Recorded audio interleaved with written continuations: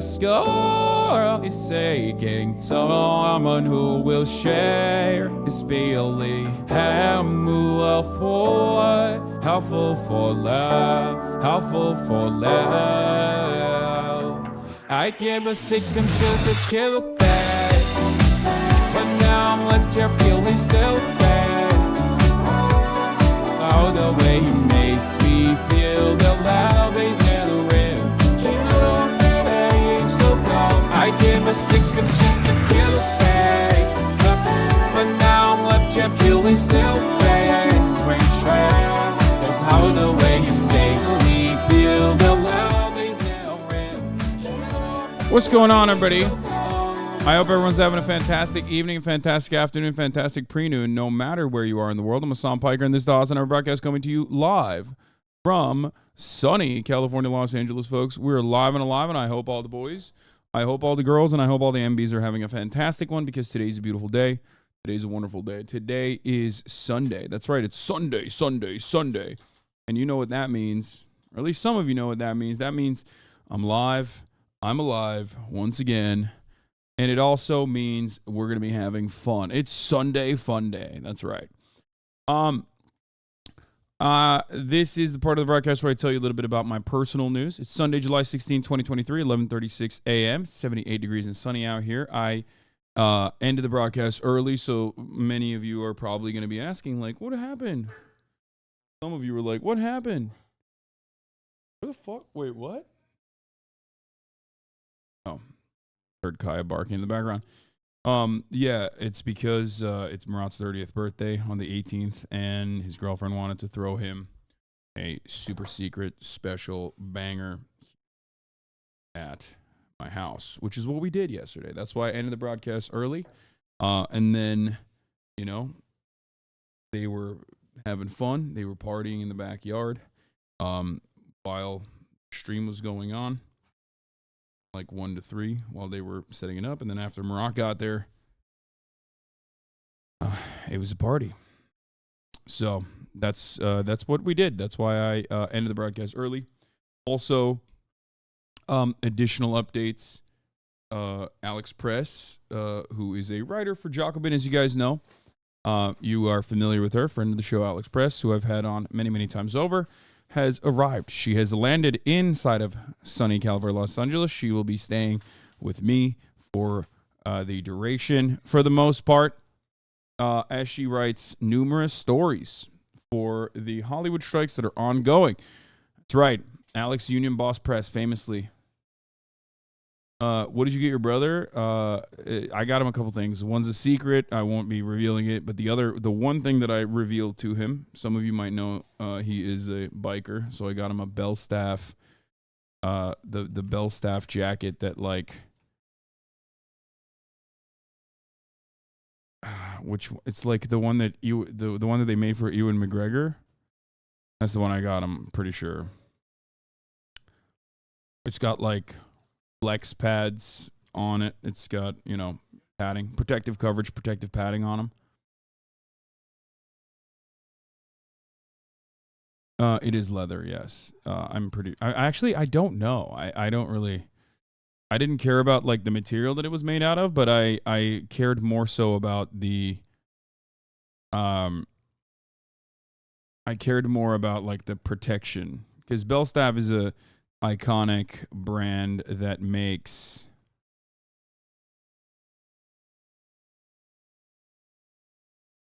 racing jackets and biking jackets. I don't know why this is called the Panther jacket, but it's not on here. I don't know why it's not on here. But yeah, that's what I did.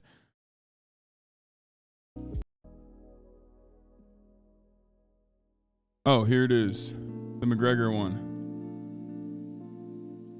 The McGregor Pro. There it is. Yeah. This is the one. It's got padding on it. It's got protection on it.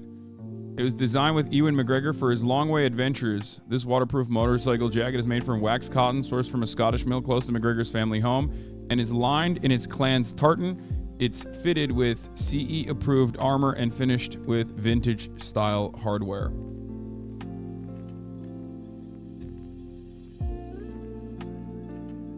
But it's got padding on the armor. It's got like a really interesting, unique armor on the arms and all around.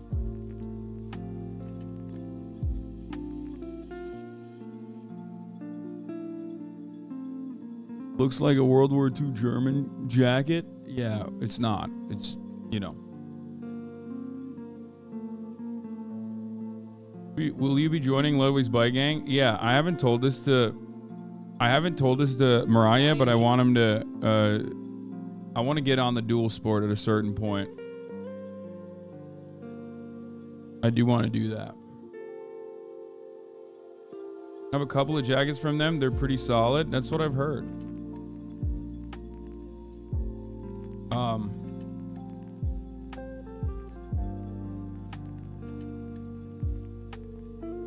The hidden gift is he signed up Marat for the war on the Russia side. Yeah, that's what I did. I signed him up for the war.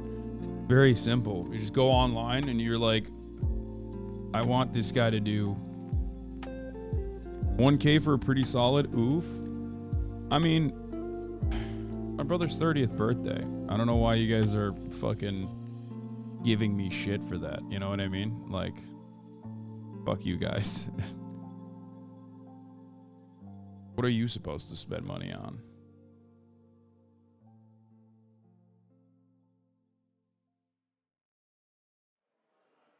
Anyway.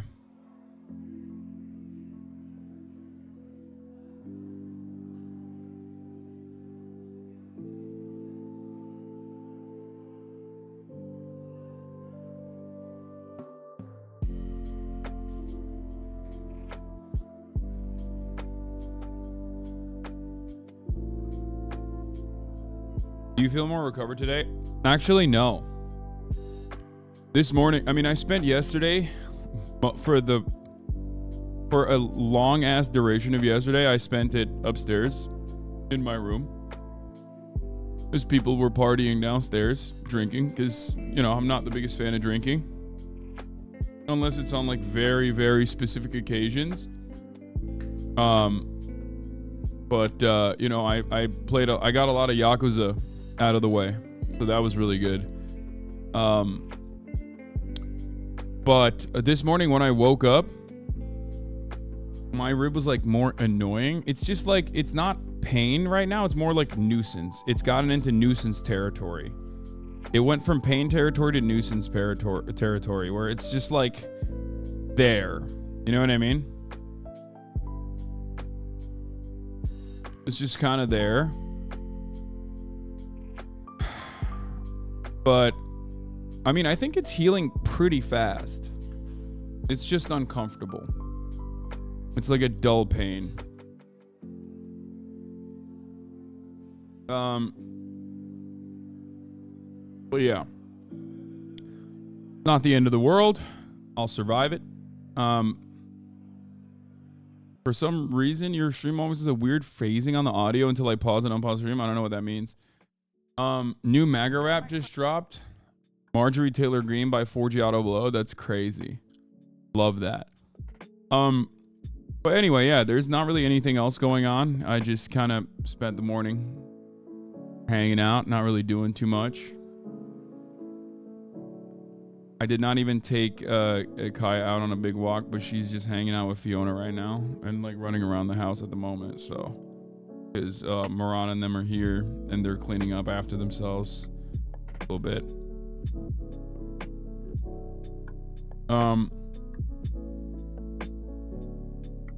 Nobody send him that link. What link? Did they got hangovers? I don't think they got like that drunk.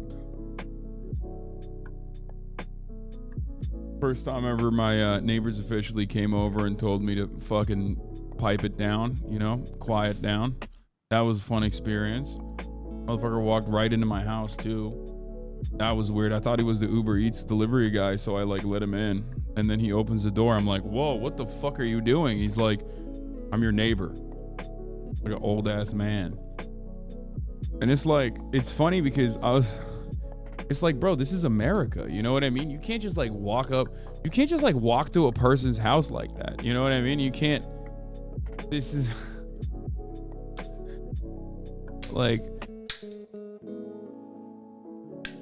it's crazy. It's crazy. Motherfuckers are out here just like walking around.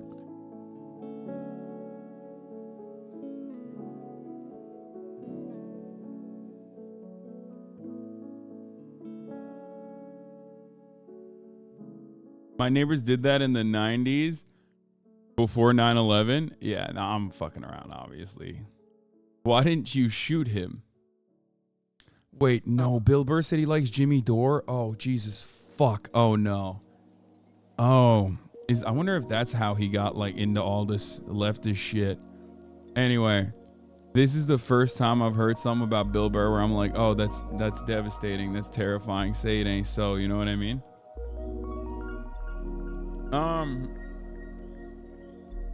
Watch that old man. Sussy boomers shit on their parents' achievements to eat their young. It's inherently an evil. What? Man, I don't know what you're talking about. Talked about Brace's new Manosphere heel turn. I mean, this is not new. The gun method of lovemaking is Brace's always. Brace's always had the gun method of lovemaking. Editors note the seduction strategy requires students to own a handheld firearm of .32 caliber or above, to keep it loaded, and to have it stored in a bedside table or otherwise unlocked and easily obtainable. Number 1, G. Get her to the house. The first step of the gun seduction strategy is getting a woman over to your house of her own free will. This can be done in a number of ways. You can fake a tummy ache, say that you left $1 million there, or simply ask her to come over. Number 2, you unleash the gun. Next, ask the woman, do you want to see my gun? It is vitally important you ask this question in precisely these words, so as to not give the impression that you are threatening or otherwise a psychopath. Number 3, the N. No shooting. Perhaps the most important part of the process. Do not shoot. After you reveal the firearm, immediately hand it to the woman. She will have an intrusive thought telling her to kill you, but will very likely not follow through. Now, she's in love with you. This is Brace's. If there's hella people at the house or you got your roommates, you can blast one or two to show her that it works, though. I was at LA Fitness in Glendale, California today, and a guy was free lifting in a Kevlar vest that said Federal, had AirPods and a fade and a pistol in the holster on his side. An off-duty cop lady came up to him, was like, dude, what? And turns out he was a security guard. Glendale's the greatest city in the world.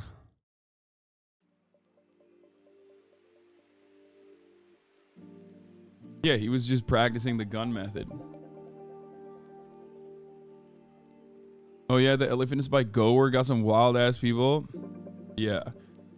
LA Fitness is insane. I've often talked about Los Angeles gyms where like Los Angeles only has gyms where you can pay. Well, back in the day, it was like $15, $20 a month, which was very affordable. Now, I don't know how fucking expensive it is. I haven't gone to the gym in a while. But back in the day, when I used to work out at gyms, like, and I'm talking, this is like 10 years ago, okay? So it is like a long ass time since then. In Los Angeles, you could either go to a gym where it was like $15 a month and it was Hep C in the air, you know what I mean?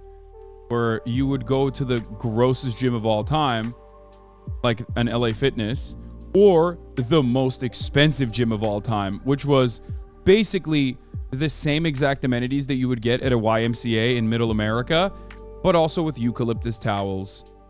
And that would be like $350 a month. You know what I mean? LA Fitness was in the $10 a month category. Some of them even had basketball courts.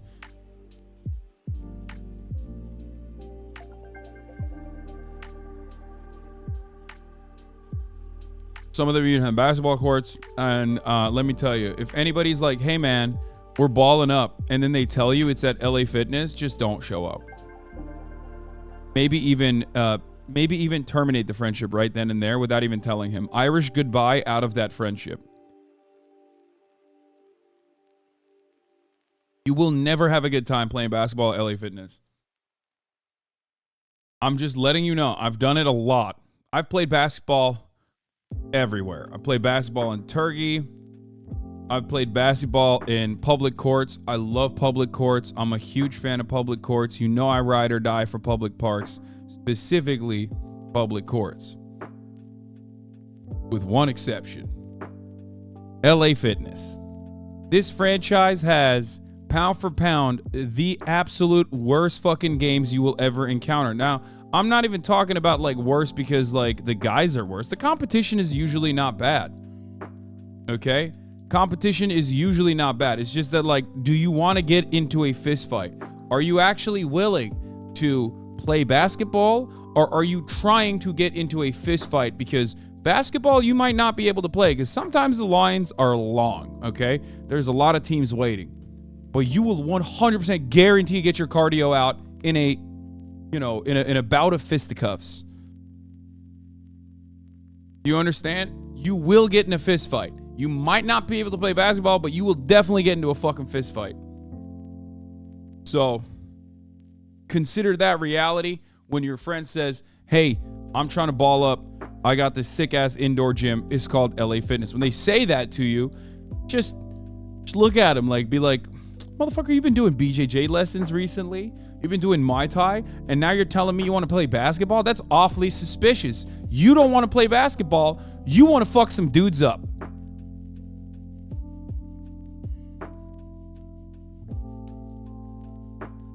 You're not there to play basketball. You're there to fight.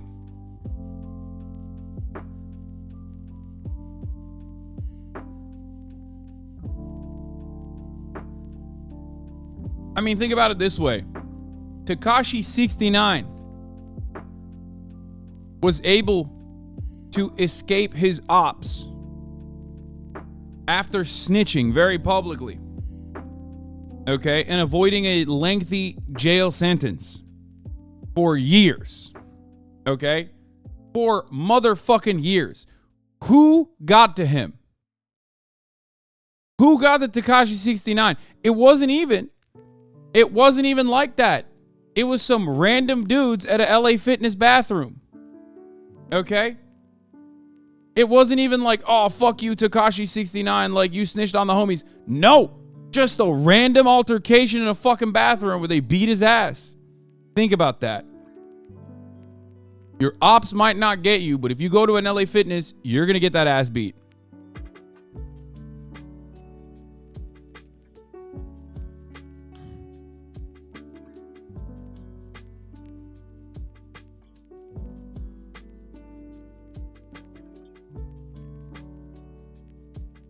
Speaking of bad basketball, Kai and Phantom had a 1v1. Dude, I don't even want to talk about this because this is like, I've been watching the Kai streams.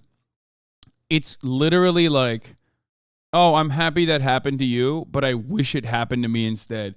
The amount of jealousy I feel, okay, for Kai being in Japan is like unimaginable. I've been watching because I obviously love Japan. The amount of envy I feel is out of fucking control.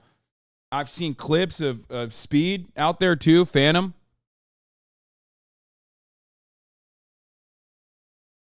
Listen, I'm an adult. I am an adult. And as an adult, one of the things you have to admit is that at the top of the hour, there's a 3-minute ad break. Okay, I haven't even blasted off yet, but I'm running that right now. You were in Japan not that long ago. I was in Japan like last week. It doesn't matter. I can't get enough of it, okay? I can't get enough of it. Anyway, if you no longer want to see those ads, all you need to do is subscribe. You can do that for $5 for free. Only 12K people in here. It's the first 30 minutes of the fucking of the broadcast, so most of you are subscribed anyway. Here's the 3-minute ad break now. So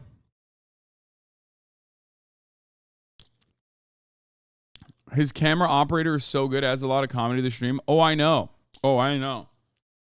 I also want to figure out what cameras they're using, because it's been really good. Their camera op is really good. Their camera is really good. It doesn't seem like they F a lot. To be fair, I think we did a pretty solid job too in Japan.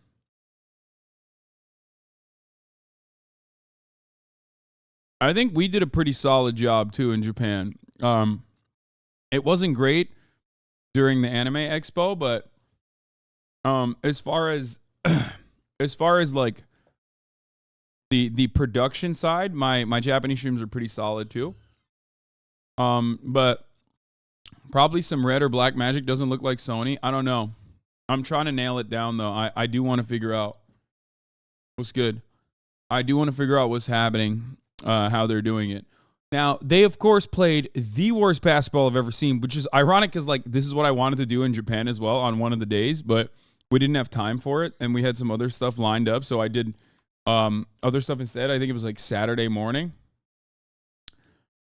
I think like literally everyone was like toast by that point, so they didn't want to fucking do it. So we ended up not balling on a Saturday morning, but I never got a stream notification for your information. It's all good. I'm about to blast off right now.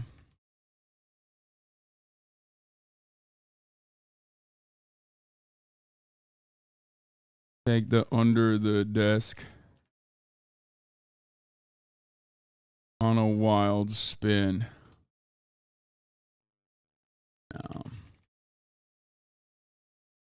I'm trying to find. One of you guys sent me the Nintendo Switch like fit thing a while ago. Like the fit game on Nintendo Switch, and I'm trying to find that Ring Fit. Yeah, the Ring Fit game. I might actually do a little bit of that. I figured out the Elgato, so I have all of that shit. Ring Fit Adventure. You cannot play with a broken rib, really? I thought maybe I'd be able to. You don't think so?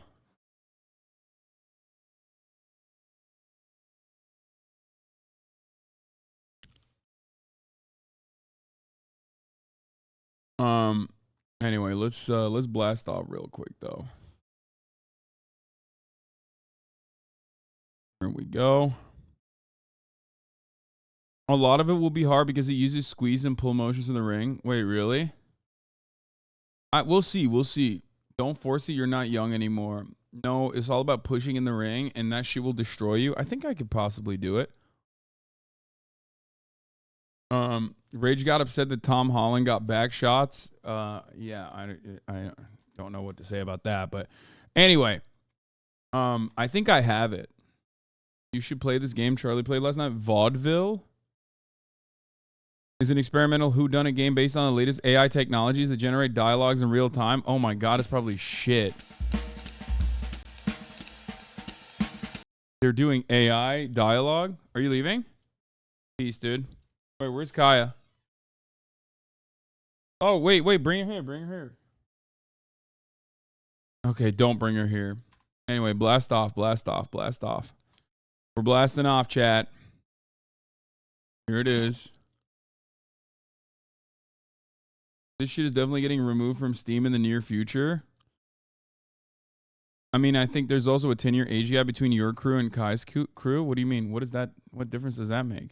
Oh, because, like, they're tired. Also, they've never been to Japan, I don't think. It's, like, the first time. It makes sense. They're more, they don't even stream that much anyway. Like, they stream a lot, but they don't stream all that much either. Like, I was streaming, like, 8 hours, 9 hours every fucking day. You know what I mean? So I get why people were tired in my squad. I wasn't saying anything about that. The game is trash, but it was funny. Yeah, we'll do it. Isn't Duke the same age as you? I don't know. Duke Dennis age. No, he's younger than me. He's 29 years old. I'm about to be 32. Which is he's 29, so they literally treat him like a fucking elder, right? Don't they? So that makes sense. Yeah, because their squad is super young.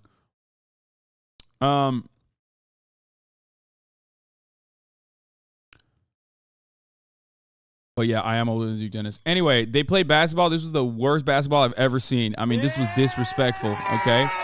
This was disrespectful to Japan. This was disrespectful to the game of basketball. This was just every part of this was the worst part of the trip so far. But I mean, maybe I'm just hating because Maybe I'm just hating because I'm just jealous. Let's be real. I am very jealous. I'm very jealous that they're in Japan and having a fucking great time. It's one of those things where it's like, oh man, I'm so happy. I'm so happy for you. Oh, you're having fun in Japan. Fuck you. Which player hater of the year? No, I wasn't hate watching. I love Japan. And it made me. I mean, when I was watching them, I was like, fuck. I wish I was back. Ready, 3.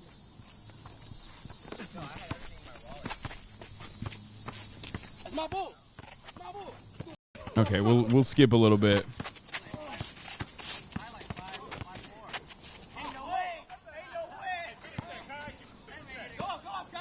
Would you move to Japan? No, but I would do. Oh my god. Oh my god. That's bad. It's real bad.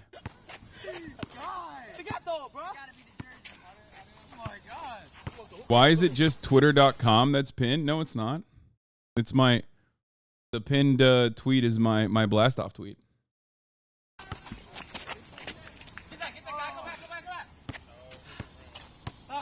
Phantom with the classic Phantom with the classic drive from the left what is supposed to be a left-handed layup with the right hand. Look how chatty his mods are. Yeah. I think in like Kai, XQC, and like other people's communities, like their VIPs and mods just basically use that privilege as an excuse to spam.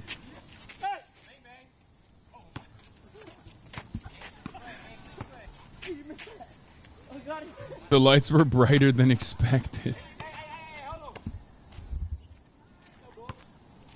It was scored.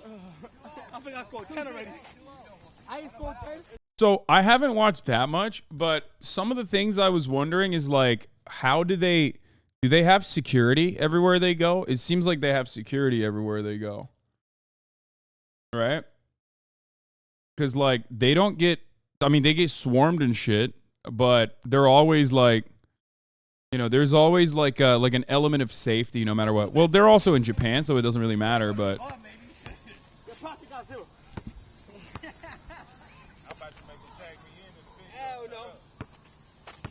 Cuddy is 6'7", 300 pounds.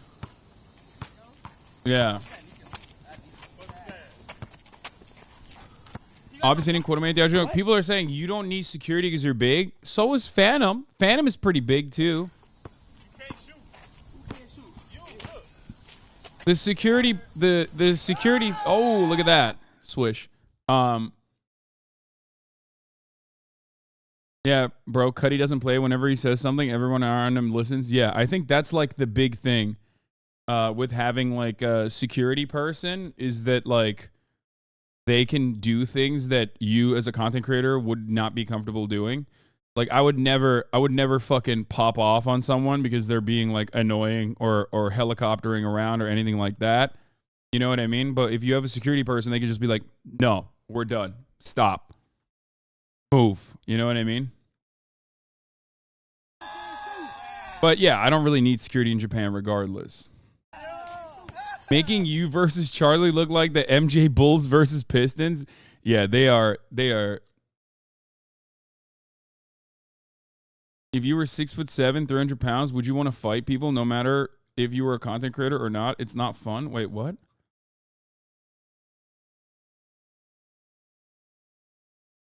I would like to take this moment to formally apologize for previously making fun of your jumper. Thank you. I wanted to show you guys this. Nah, please watch the Chris Next Door video. This is making AMP look bad. Not going to lie, Lamau. No, all I'm saying is I wanted to show you guys this so you see how bad it can get. Okay? Everybody was talking shit about my play style, the way I play ball. And I just wanted you to see how much worse it could get. I want to apologize. I wasn't familiar with your game. Exactly. Now that you have seen how truly bad it can get.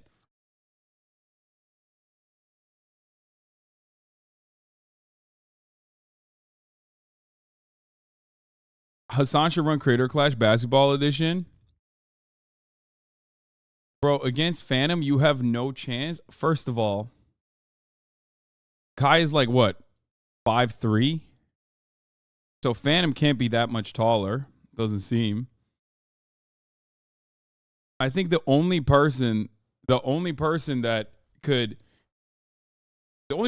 cook me in AMP or AMP adjacent is probably Duke Dennis. I've seen his gameplay.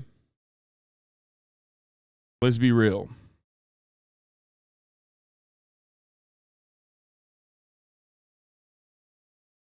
And I don't know. Rage is I haven't seen enough. Your Rage got a million excuses to avoid balling with you because he knows you're good. Yeah, he's avoiding me so hard.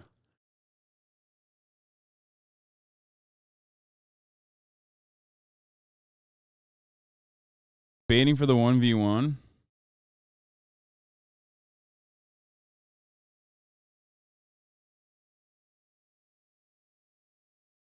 Rage ducks everybody.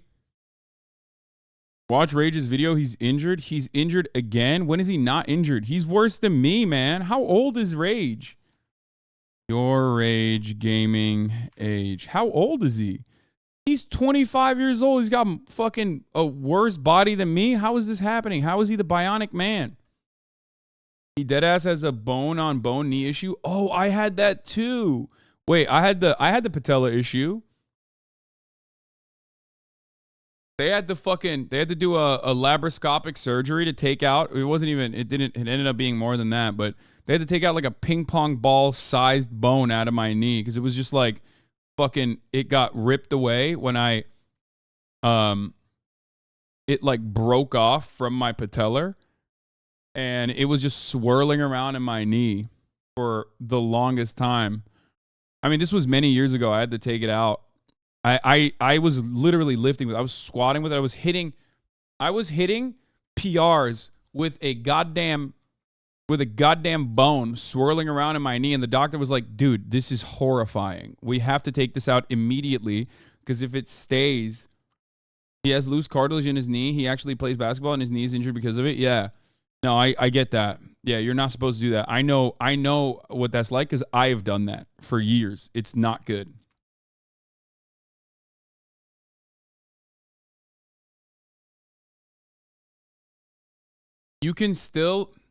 The thing is, you can still survive with it. You can still even be athletic with it. It's just very dangerous because if it gets stuck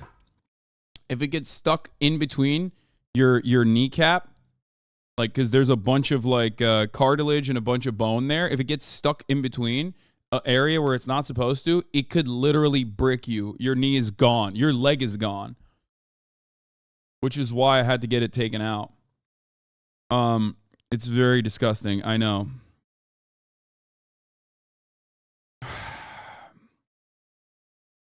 Stop giving us all the heebie-jeebies. I mean, this was many, many years ago. I got surgery for it. It fucked my gains up for a little bit, but ultimately, you know, I wish a speedy recovery to Rage because I am going to destroy him when he's done recovering.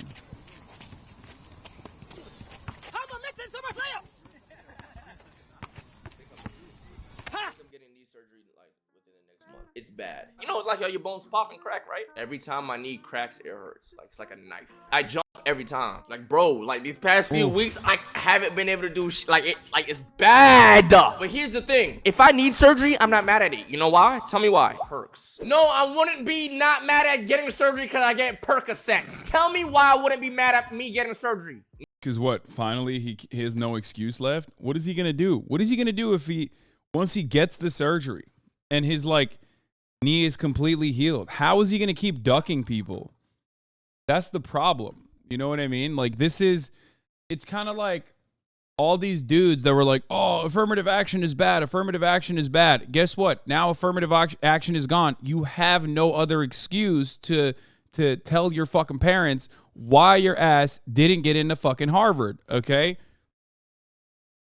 For Rage, he has an excuse. He can always say, oh, my knees are fucked. Like, oh, you don't understand. Like, now, once his knees are fixed, what's he going to do? Hasan, trust me, he's the last one to duck. Why do you care about this person? He stabbed you in the back and his fan base hates you. Bro, I don't give a fuck. First of all, I don't think he did that. And he's like the only person who hasn't jumped on the fuck Hasan train. And I don't think his fan base hates me, but regardless, even if that was the case, because I'm like currently watching the Kai thing as well. Why the fuck are you so pressed? Like, I don't understand it.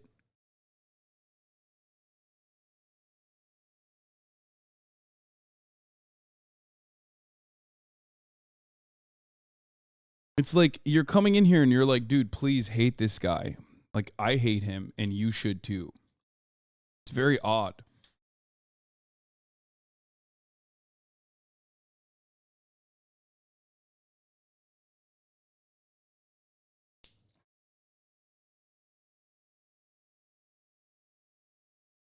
Unless you're mixing up rage with another black content creator, in which case that's kind of racist.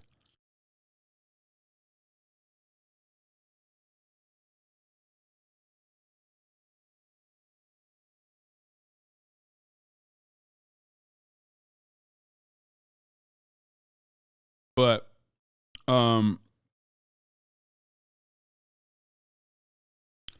these are the same perverts who get worked out every time you and X have beef and then inevitably fix it. Yeah, it's just like, I don't know.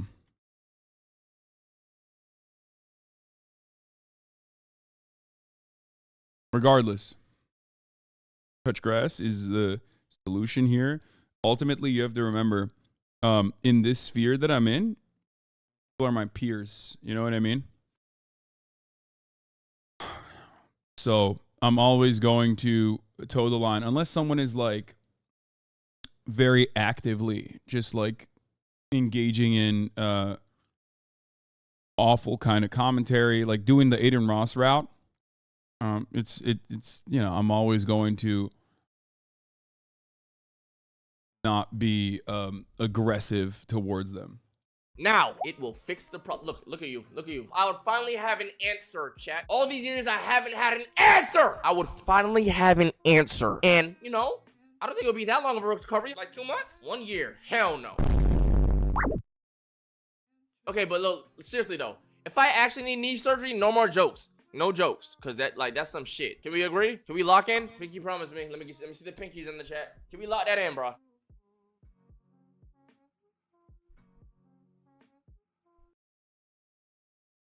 Yeah, he'll finally have an answer to why he's been ducking me, I think. And like 20 other people as well. Yeah, he still doesn't know what's wrong with his knee. It's been bad for a couple years now. No, I know. You and Rage could always ball down in these machines. No, this machine does not show anything. Okay? This machine does not prove anything. After all, like, Austin beat both me and Will in these machines in Japan. Like, normally I cook a lot of people on this thing. And that day, Austin beat both me and Will. And both me and Will would destroy him in regular basketball. Well, I mean, I guess if you're like really bad at it, it does show. If you're throwing bricks on it, if you're even fucking bricking on this thing, then yeah, you're definitely bad. It only shows how bad you can get, not necessarily how good you can be, if that makes sense.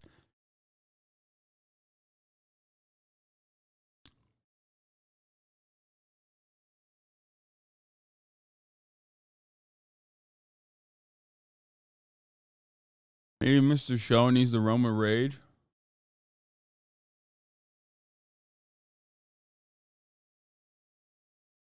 Your stream has inspired me to better myself, take care of myself, and learn to be more self-confident with the help of you and psilocybin mushrooms. I have an interview with a modeling agency coming up. Good shit. That makes no sense, Lamau.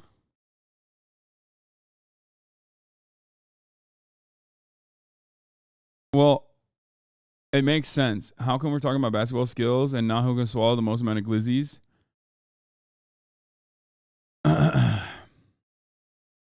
You need to play the yard first before you get to the final boss, AMP. I agree.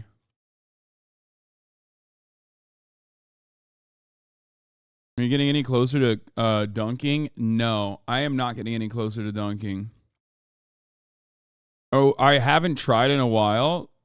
I haven't tried in a while because I haven't been out playing in a while because of my ribs and because of all the travel. Unfortunately.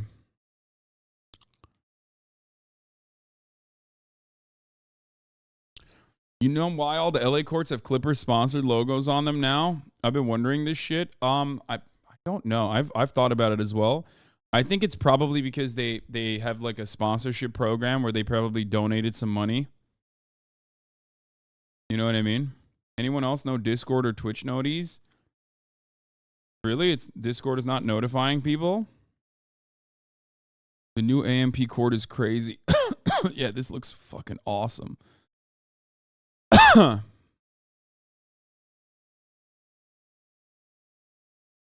looks sick.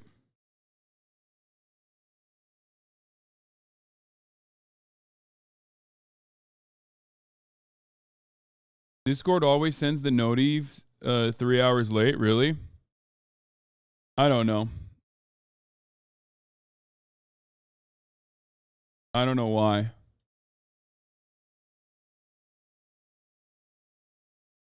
Like, I don't know what's going on there, but I'm looking at the server announcements. Let's see.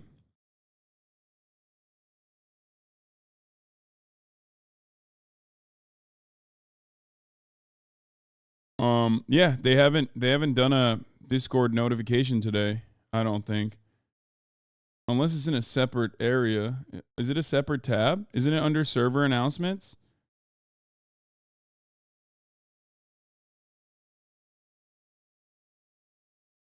It's in HasanAbi updates. Oh. No, it went out. It said, at everyone, Hasan is now live. Sunday FUNDAY Community Day at 11:23 a.m. It did. Absolutely no riz. Hungry. Hungry. Oh, God, stop. Seems tight at the top of the three-point line. Yeah, but, I mean, you don't have too much. Like, they made the most of the space that they have, probably. Aya agility toy? What is that? This is an unlisted video.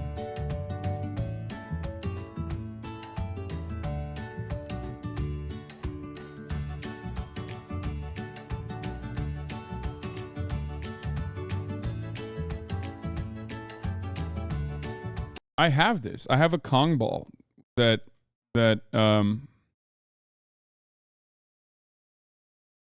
I have a Kong ball that Kaya uses in a similar capacity. Did you send me your own video?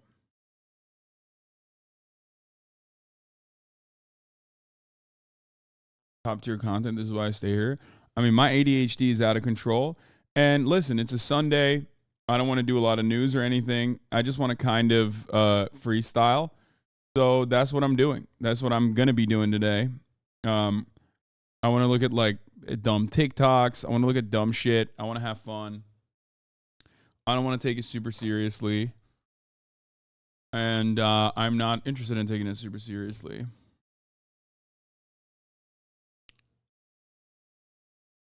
Since this is a community day, maybe not today as it's a Sunday unless the core audience is here, but it's around the time of the year where you do some demographic polls, just a thought. Yeah, I think we'll probably poll the community maybe tomorrow.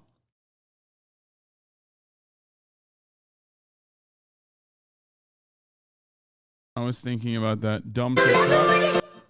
Bro, what the fuck is this? Dude, this is worse than a poop sock, Nandre. Why the fuck did I click on your link? It's worse than a poop sock. Jesus fucking Christ, dude. Just poop sock me instead. I mean, that is a bit like a poop sock. I want to try this Vaudeville game potentially. Here's a fun TikTok. So like right after practice, I went to change, and the coach walked in, and I was like, "Oh, I'm in here," and he didn't walk out for like 20 seconds. That's weird. If you have too many white blood cells is bad, or too few white blood cells is bad? Too few. Oh, fuck. I was playing with my brother when I was like 5, and we were alone.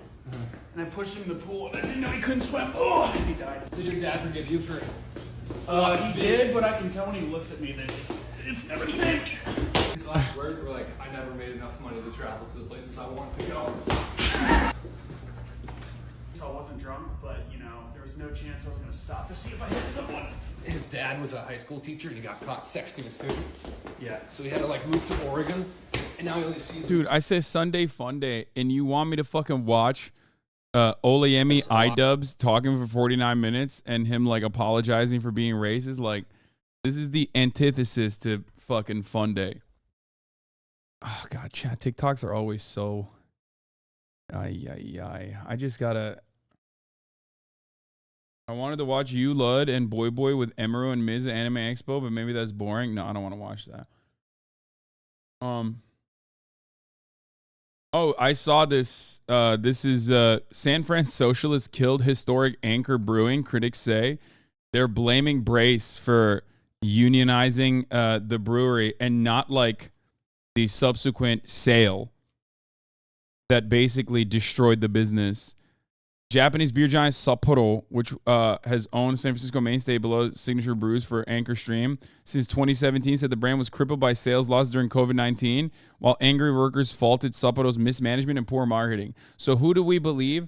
I love that in a situation like this, instead of like getting mad at a foreign company, which by the way, these guys are literally, normally New York Post is the type of outlet that would be like, oh, a foreign brand bought our big, beautiful local brewery and destroyed it, right?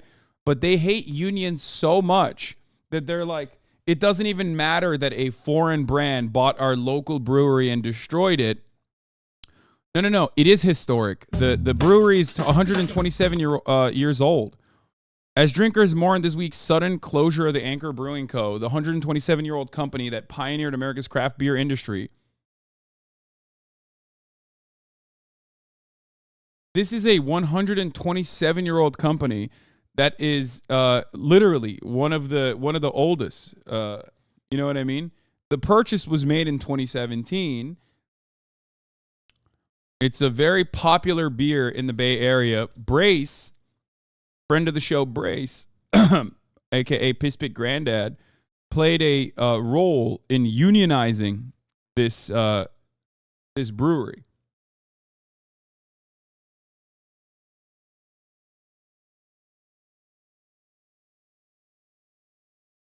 But of course, it can't be that the company was mismanaged by the larger beer brand. It must have been something else.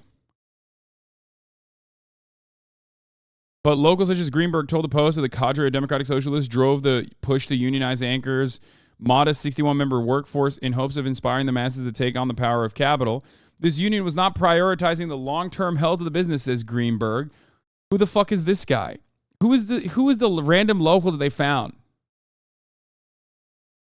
Why aren't they talking to the union representatives? Why aren't they talking to the actual rank and file? Why aren't they talking to the fucking actual people that worked at the brewery to talk about like what actually went down? Why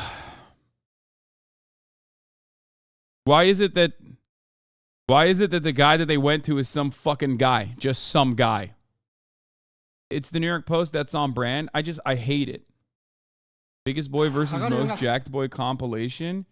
Chio no Fuji versus Konishiki compilation. Yeah, okay, we're not going to do that right now.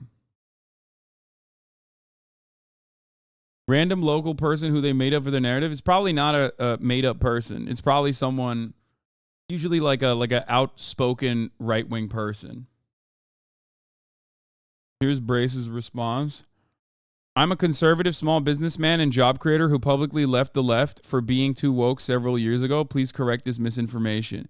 My theory is that the New York Post lies about every person that is a guest on the Adam Friedland Show podcast. I think it's because I called the only guy quoted in the article fat and bald on Twitter a couple years ago, and he knows the sagging crone who wrote this shit. Okay, that makes a lot of sense. Nice fun day reporting. Olurinati's interview was too much, but not this. This is one of the things that I hate the absolute most about this community. I love you guys for the most part, but when you look at a situation where it's like one is a 49-minute interview about like super heavy content versus the other is like a relatively funny because it's like ridiculous and relatively funny, short, quippy fucking coverage on a brewery that my friend unionized, okay? It is deeply frustrating when people go, oh, you didn't watch my fucking 800-hour video that's like super theory dense, and now that means I am going to judge every single other thing that you look at, and I'm going to compare it to that.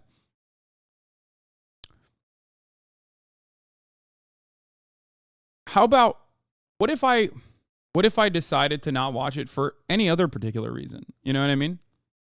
I could have very just as easily been like, I kind of don't want to watch it. I kind of just don't want to watch it. Are you going to hold that against me forever? Yeah, but you give us his mental illness? Yeah, totally.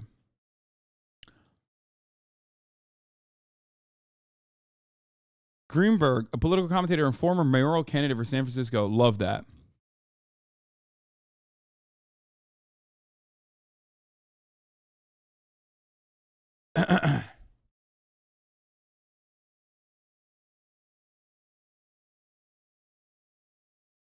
Anyway.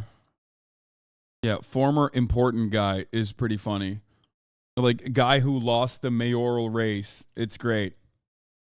Oh, granola moms are taking colloidal silver and probably turning... Oh, Chemthug. I love Chemthug's videos. I watch his videos all the time. We'll take a look at that in a second. Yeah, granola moms are taking colloidal silver. So they literally bought the brand. It's a classic story of like a large foreign umbrella corporation or a larger brewery buys an American staple and then rebrands it in a way where like people don't even understand what the fuck's going on. And it's an open and shut case of like, well, they definitely managed it into the fucking ground on top of like COVID, you know? But instead, they're like, no, actually, we absolutely despise union organizing. So we're just going to use this as an opportunity to shit on it further. It's like, good job, guys. Thank you. Thank you, New York Post, for that one. Fighting white supremacy and organizing the rights of all workers go hand in hand. Shanti Singh, a Belden ally and DSA leader, tweeted in 2020. The union's triumph turned Belden, who had previously won national attention for an ill-starred stint fighting in the Syrian civil war, into a lefty darling. He scored a visit from Bernie Sanders in the 2020 presidential campaign, then parlayed his heightened profile into a top-ranked podcast, TrueAnon, which now earns him more than $1.2 million a year from Patreon subscribers alone. That's what I'm talking about, baby. Fake socialist grifter, dude. Fake socialist grifter Brace Belden. I love that. I love that everyone from the New York Post to the hammer and sickle anarchist in your fucking timeline has the same assumption that it's like, oh, dude, socialism means you need to be fucking broke, bitch. What's up with that? What's going on with the money-making situation? I thought you hated capitalism. Like, love that. That's awesome.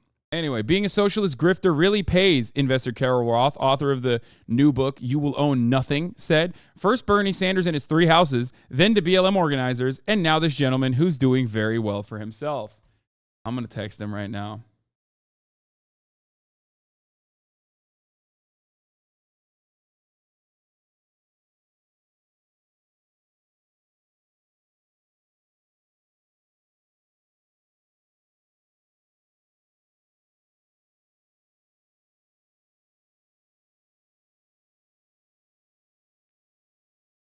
Yeah, Bernie Sanders is such a grifter.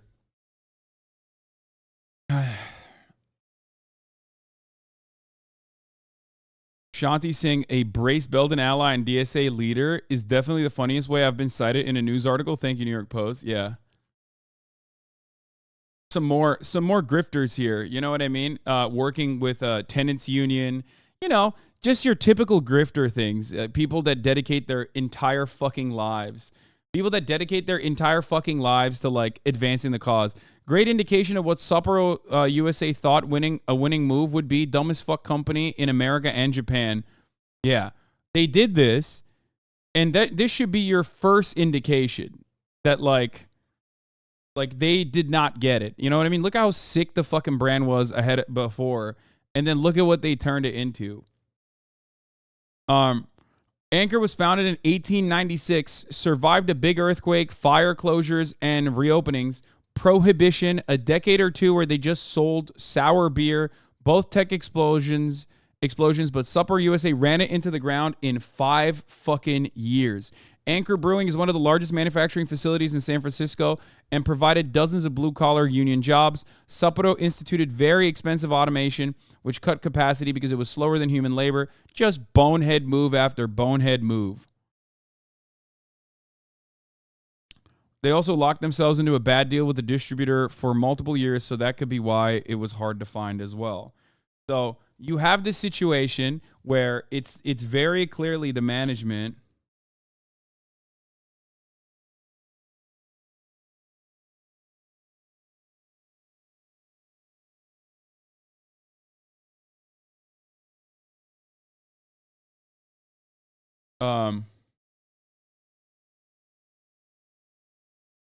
Fun game for later, maybe. Will played it. Deppart prototype fan-made gameplay. Fighting against ISIS in Kurdistan for that sweet podcast grift.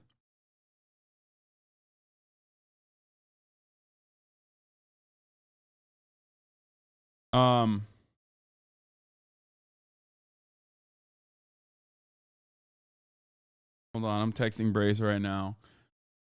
A lot of people who drank Anchor Steam hipsters are the types of people who don't drink macro brews. I've stopped drinking brands after sellouts, e.g. Ballast Point. After some digging, seems that Kai loves his Sony, so it could have well been a Sony Alpha after all. Just means that his cameraman, it's Chris V, really knows his shit and puts his own touch on it. Maybe it's the latest Sony A7 RV or the flagship A1. No shot. A-series cameras, especially A7s, are, I mean, they're bulky, they're big. I don't know if they have like very good.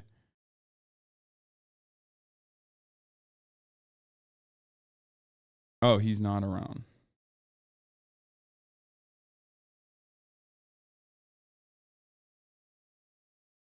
Oh. 48 hours on a private train in America? Ooh, I like that. Anyway, I love the socialism is when no money arguments. It's great.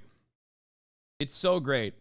And it quite literally doesn't matter. Every single fucking person does it, and it for some reason doesn't immediately betray the confidence that you would have in an outlet, an institution, or a particular individual's intellect. You just go, oh yeah, it must be true. And it's reinforced everywhere.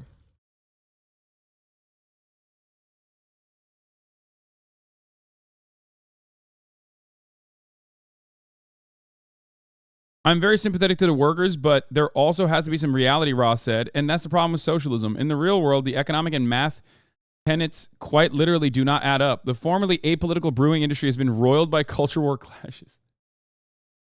In recent months, after Anheuser-Busch triggered a consumer backlash against Bud Light by partnering with the transgender influencer Dylan Mulvaney, and conservatives cashed in, launching a woke-free beer called Ultra Right. Yeah.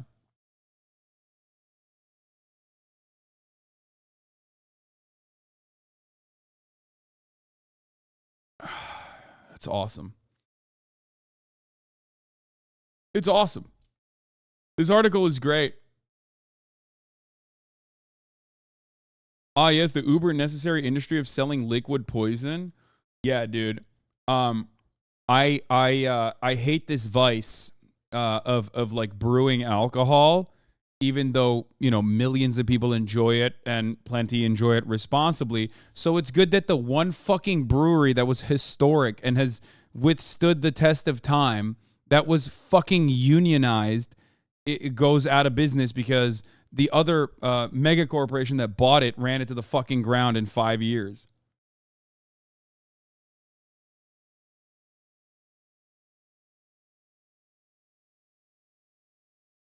Anyway.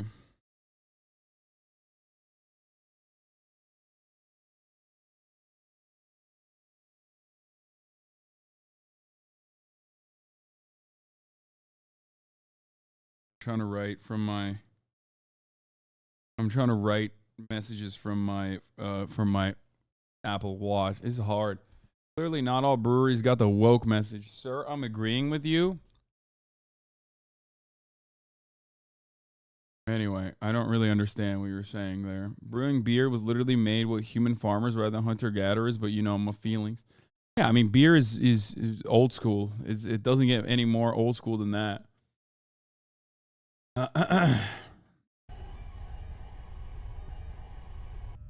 This is the game that Will played? Dude, this is terrifying. I don't already like it. I'm already scared of this game. What the fuck?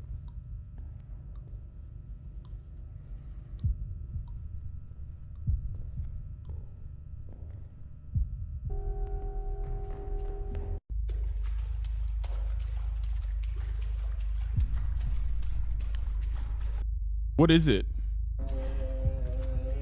Did I miss it? What is that noise? I don't like it. I don't like it at all.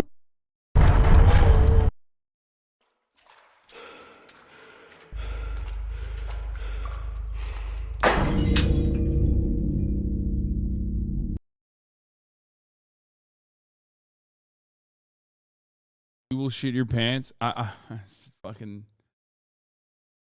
not a fan of this, but you know, I'll look into it.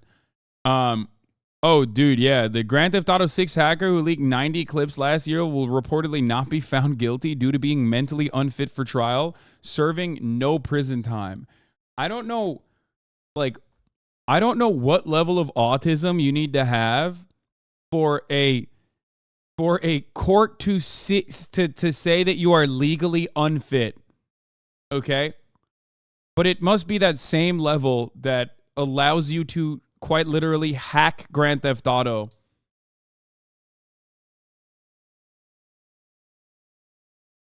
Your Honor, the judge found out he typed in Twitch chats. Yeah, probably. Your Honor, he's a HasanAbi head with a million fucking, wait, what is this? Other series drawn by Eiichiro Oda in a style of thread. Okay, no. Got 1 million points in the HasanAbi chat. Sir, you don't understand. Thing about what is this? Taylor Swift advocate for transit-oriented walkable urbanism. Oh yeah, there was another Taylor Swift thing that I wanted to cover. Apparently, where the fuck is it? Don't I have it here somewhere? Yeah, Federal Reserve says Taylor Swift's Eras tour is so massive is boosting the economy. The Philly office credited the singer with raising hotel revenues for the first time since the start of the COVID pandemic.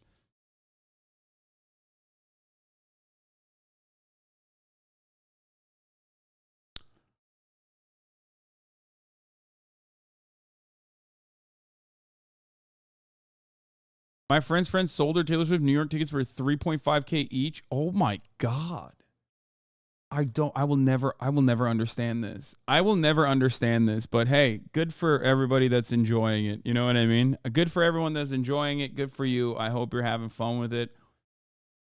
I just don't understand it at all. I think my favorite thing about this city is that in other towns or cities or whatever, things out, but because of something about the New York, Wait, what? I think my favorite thing about this city is that in other towns or cities or whatever, things feel very spread out, but because of something about the New York, everything being on top of each other, like the night falls together. Like in LA, I love LA, but you have to plan out exactly what you're gonna do. You have to park your car, you have to tell your friends where to meet you, then you figure out where you're gonna go next, then you have to get organized. It seems like there's just this magic about the city where a night just falls together and then you end up somewhere else and you end up somewhere else and you end up somewhere else. It doesn't seem like it happens that much anywhere else. London, it happens a bit. I think my favorite thing about the city. London. Yeah, I mean, I love that. This is pretty funny because like she's basically describing this in the most vague terms possible. The most vague terms possible, where it's like, she's the chatter. The tweeter is right. That's the point. That's like why she likes it, but she doesn't recognize why she likes it. That's part of the reason why she was like, oh yeah, in London, it kind of happens as well. It's like, yeah, you're describing the wonders of public transit and walkable cities. That's what you're describing for sure. If she ever went to Amsterdam, she'd implode. I'm sure she has been. Chatter saying two bays live in Manhattan. They're either new rich or live in a broom closet.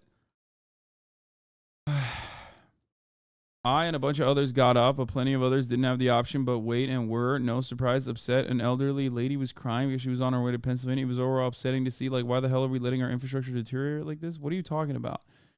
I was on an Amtrak train coming back from D.C., and they were told us there were significant switching crew problems causing major delays, so the train was going to wait in Alexandria. What is happening?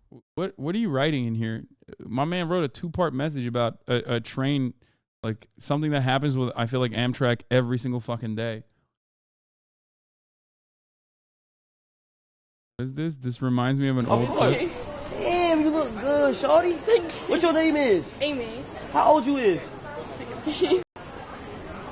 Look at his face. Oh, shit. Can I still get a picture? Yeah. Oh. Thank you. Yeah.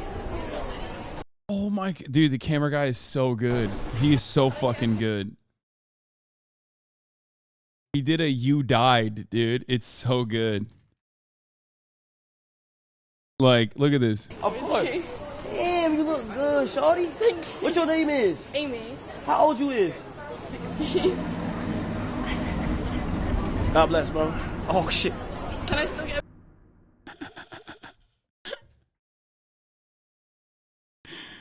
Oh, just...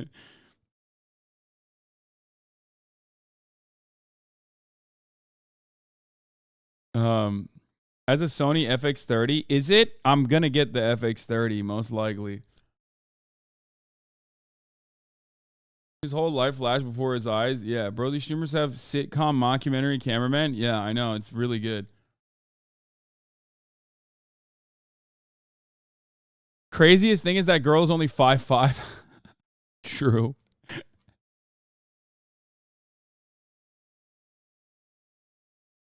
This is why you ask for age right away, bro.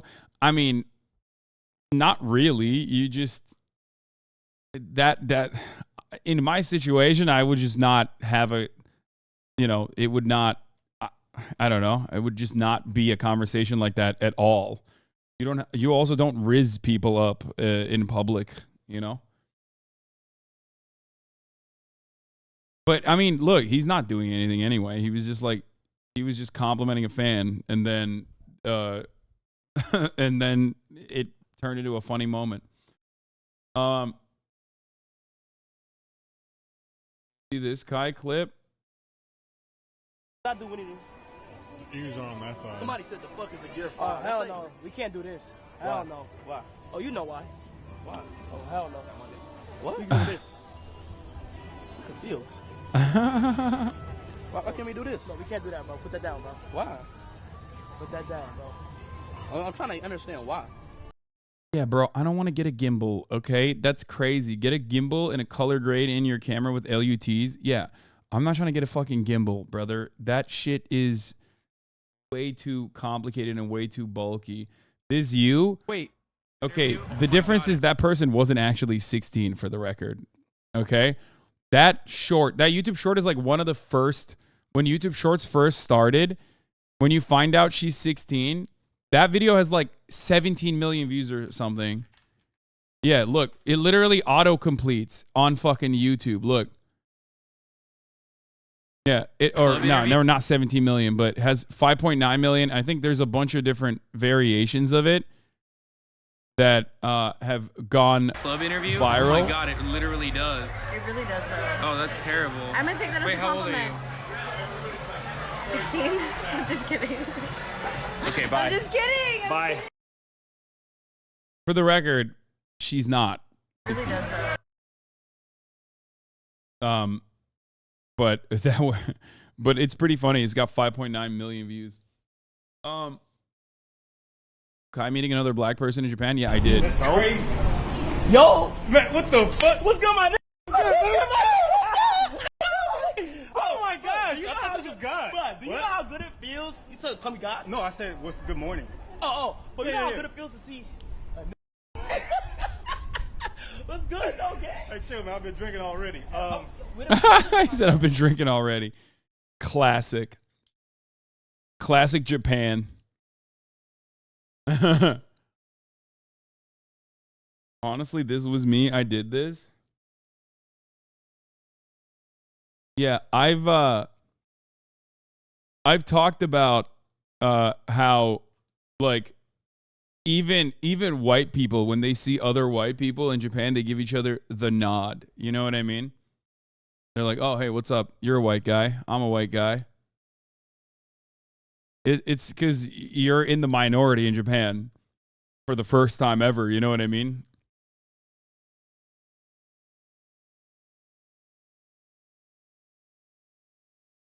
What you mean, like lit? What you? Like, I'm trying to find a hub.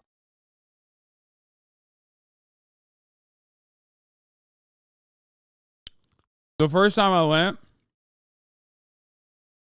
went, I gave the nod to white people. The second time I went, I was gatekeeping. And I was like, ugh, ew, there's white people here. This place sucks. Not authentic.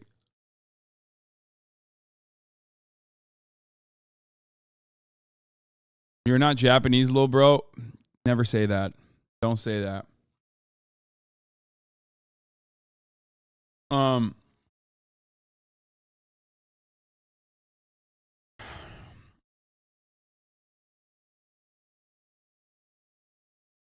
You're not even white by your own admission. Where does this come from? I don't know where this comes from. I have consistently said I'm white for like literally like for years.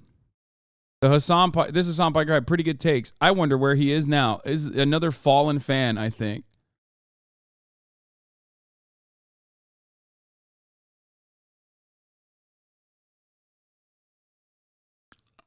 Talk about.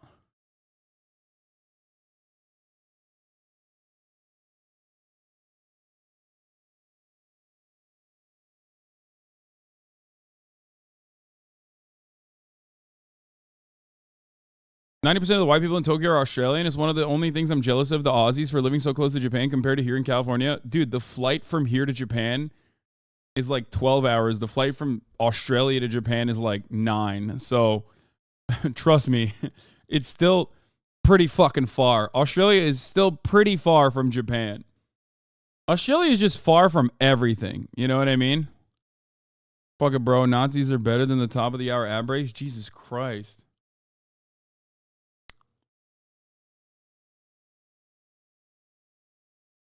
Time zone is like an hour, though. It's great for staying in contact. Yeah, true. You saying you aren't POC in 2019? Italians just as much POCs as Turks? I guess. I don't think I'm a POC.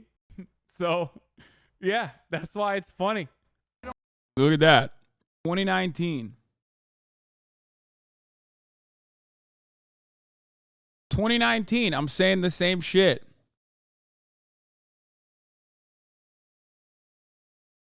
Do you have an Anglo self-image / genuine? What does that mean? What is an Anglo self-image? Brother, you are white? Yeah, no shit. I don't know why everybody looks at this situation and just like doesn't hear what I've been saying for years and years and is just like made up their own minds about what they think I'm saying and then will like deploy it or weaponize it. at any given moment. Zoomers have discovered transracialism. Oh no, what? What is RTCA? I've been hearing a lot more about this on TikTok. RTCA is valid. We are admiring their culture that is not racist. People are allowed to change genders. Why can't we change cultures? We're giving each other, RTCA people, tips. And if you don't like that, then don't watch us. It's like transgender. They don't feel comfy if they're OG gender. We don't feel comfortable in our culture. Please support us. I have heard about this shit. RTCA is valid. I've heard about this shit. It's just like, I think it's like a anti-trans 4chan operation that has like gotten out of control, maybe. How to become Vietnamese tutorial? What? Please know it's a fun day. I mean, this is pretty funny.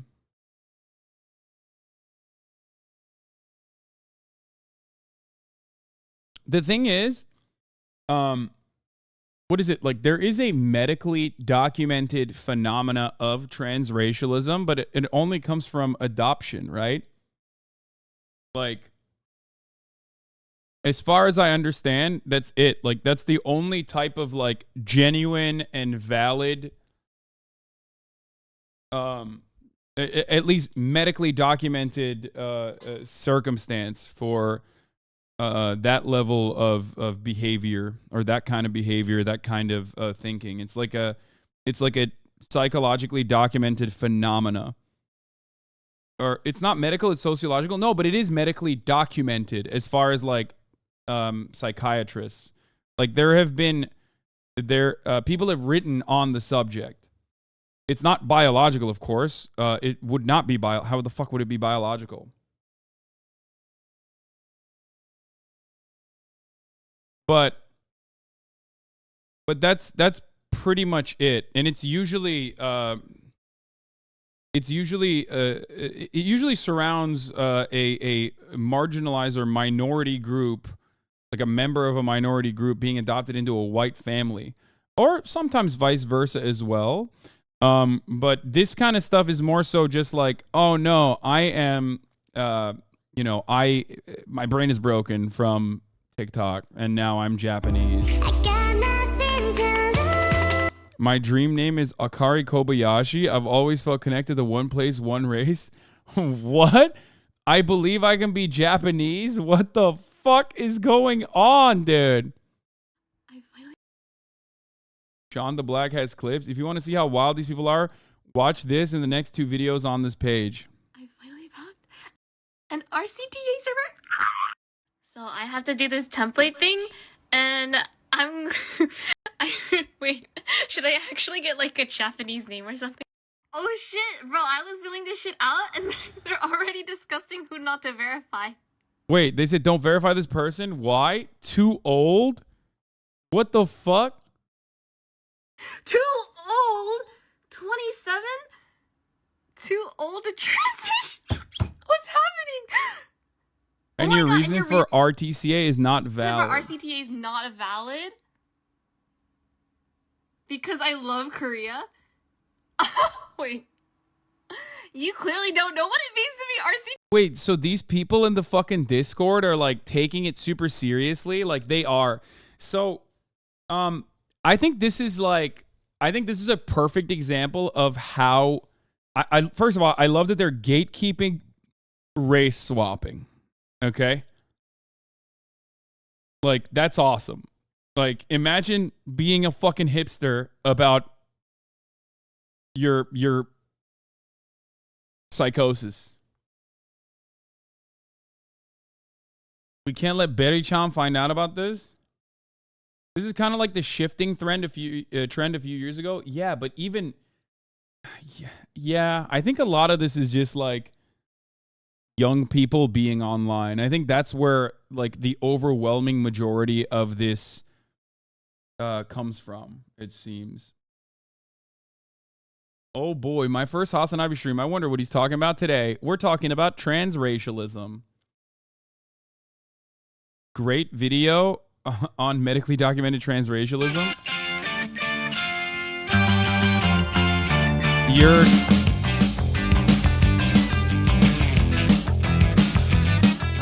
Yeah. This phenomena. was first encountered in the 80s by David Fenton of the Vapors Band. I got your picture of me and you. You wrote I love you. I wrote me too. I see the stare at it, there's nothing else to do. Oh, Nuka Zeus. I forgot about this guy. This guy is crazy, dude. Yeah, this guy is like, I mean, dude, it's so crazy. It's so fucking nuts, dude. This shit that happens is so nuts. I forgot about this guy, dude. Holy fuck. Do you guys remember him now? Nuka Zeus on what made him decide to do skin injections to become black.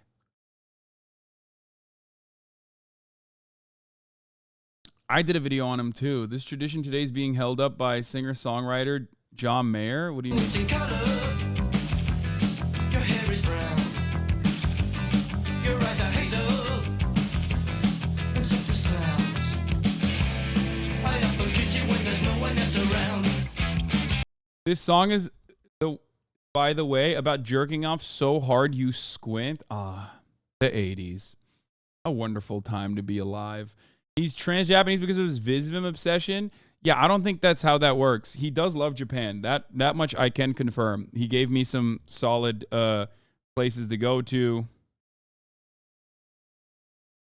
when I visited the first time, and I know for a fact that he does love Japan, but I don't think that's enough for him to be considered. John Mayer, yeah, exactly. That's just, he just likes Johns, okay? That doesn't mean he's Japanese.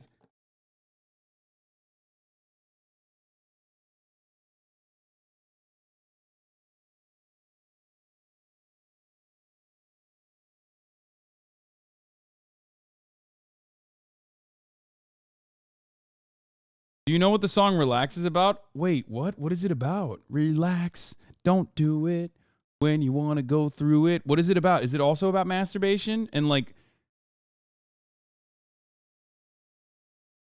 Oh my God, dude. Wait, what?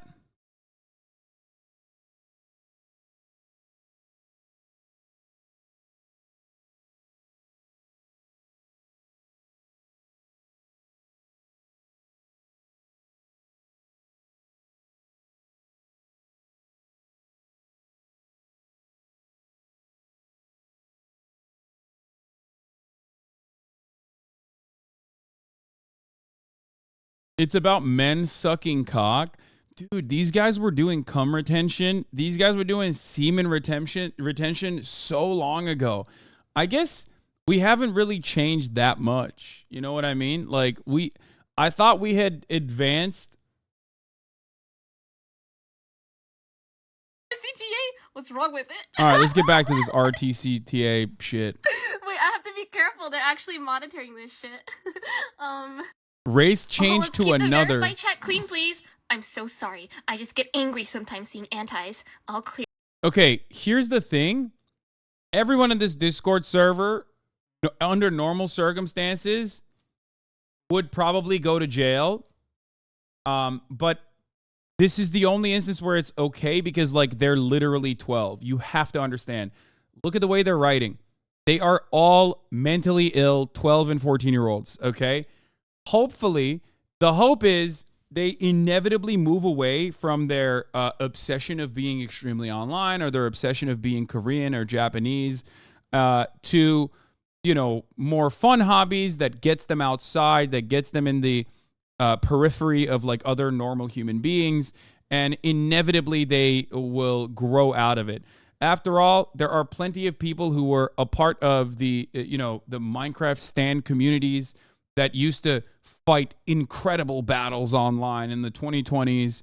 And a lot of you grew up from who you were.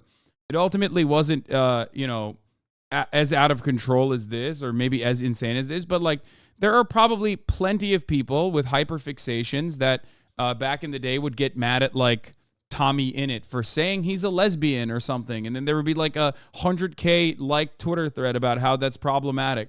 Like, everyone has something when they're younger. The only problem is now there's a sense of community around that something because it's online.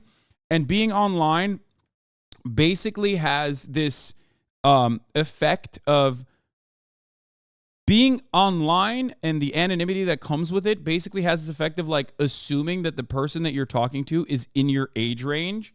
And that's where all of this shit comes from. Because normally, if you saw a bunch of fucking kids in like 3rd grade having this conversation with one another, you'd be like, oh, how cute, right?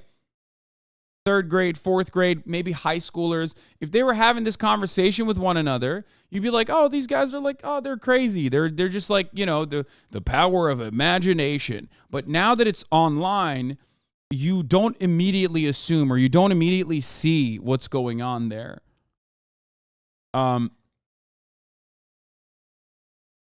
Like I've talked about this.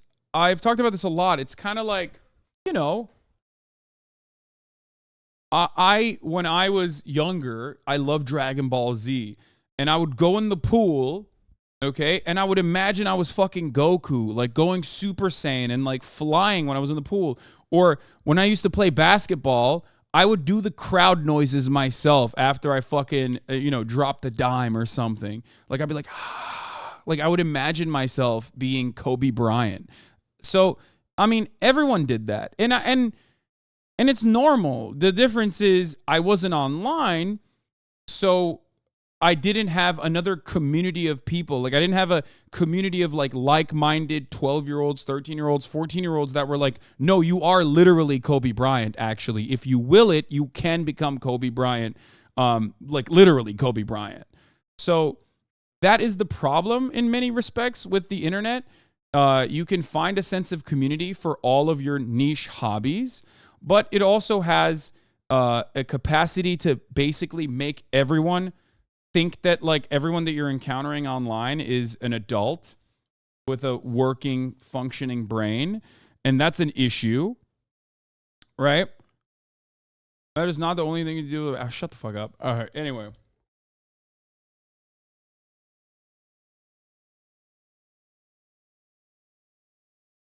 Do they do the crowd noises through Discord now? No, I'm just giving you an example of like why this is happening and why it's not the biggest problem, but I don't actually know. I don't actually know how this will turn out.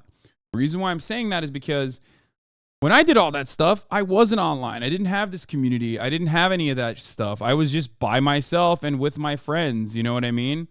So, doing that in the real world by yourself and utilizing your imagination without a circle to like reinforce that moment in time, I don't know if that like flips a switch and turns it into like a hallucination rather than just something that like that level of encouragement and legitimizing this kind of behavior takes it away from like turning it away from like a fantasy that you have to a delusion. Yes, that fantasy/delusion is a good word for it.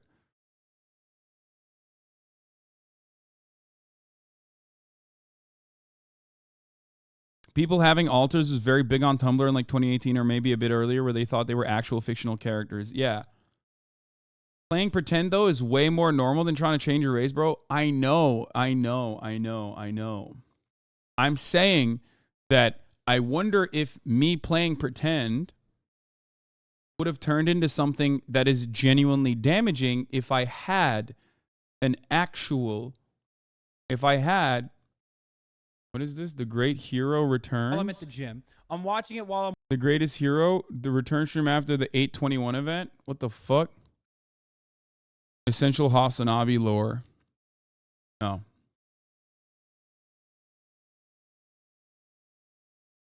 I thought I was a billionaire when I was 5. Now I'm just temporarily embarrassed. True.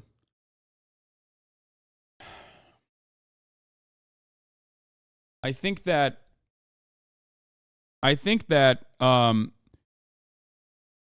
this could have a potential damaging impact on society or on young minds when the delusion turns into like something that seeps into the real world, especially because here's what I think. The more we utilize the internet, the more we are on the internet, the more we care about how we appear on the internet. There are so many people, even in this community, for example, that spend every waking moment online and rarely ever have like real human interaction in the real world. So especially with how algorithms work on social media, that can truly redefine the way you see the world and dramatically change it, especially if you have no touching grass mechanism. You know what I mean? It's just like brain rot. And so it slowly but surely turns your life into whatever the fuck you perceive with all of that isolation, whatever the fuck you perceive to be online. And it has a capacity to truly, truly break your brain. I mean, greater examples of this happen in the Discord, or greater examples of this happen at the top of the hour where people are deluded into thinking that there isn't a 3-minute ad break only because they've been subscribed for so long, so they've never seen an ad. Because at the top of the hour, there's a 3-minute ad break, and if you no longer want to see those ads, all you need to do is subscribe, which you could do for $5 or for free with a Twitch Prime by connecting your Amazon Prime account to your Twitch account. You know what I mean? Yeah, your digital identity becomes your primary identity, and I think that's maybe I'm old, but I do think that that's probably not good for your brain. The internet gives a seriousness to child's play it lacked in earlier generations. Yes. Especially with unfettered access to the internet. Newsom knows best. Thank you for the 5 tier 1 gift of subs, by the way. Allowing 5 people to no longer see the ads at the top of the hour. This is also partially the reason why I always try, because I know how extremely online my community is, and I know how niche our ideas are. I try to always like snap you back into reality a little bit. And I try to keep as grounded as possible by surrounding myself with normal people, normies, all the time, having interactions with them all the time, being out and about. You know what I mean? Being in public as much as I can. This, I think, helps me keep grounded and stay at least like a little bit more reasonable. I was talking to someone who's a bit of a libertarian last night, and they were like, why don't you just like move off the grid, you know, move into a compound, build your own compound. You can have all of these amenities that you love living here. And he's like, why don't you want to get away from the city? And I was like, I love being in a city. I love being around other people. I think it's great. I think it's a perfectly normal and reasonable thing. And I was talking to him about how I think that a lot of people escape into the suburbs, and that is how they become more paranoid about whatever the fuck they perceive is happening in the cities. Why? Because the only time they experience the city is through the television. And the television can tell them something that is entirely different. It can hyper-focus on, for example, it can hyper-focus on all the crime that's happening. If you live in a city, you're always aware that crime is happening around you, but you develop an understanding that it's a normal part of existence, right? It's not a good thing, but obviously it's just like something that happens. It's not as terrifying as you think it is when you live in the suburbs and you look at the city from the television.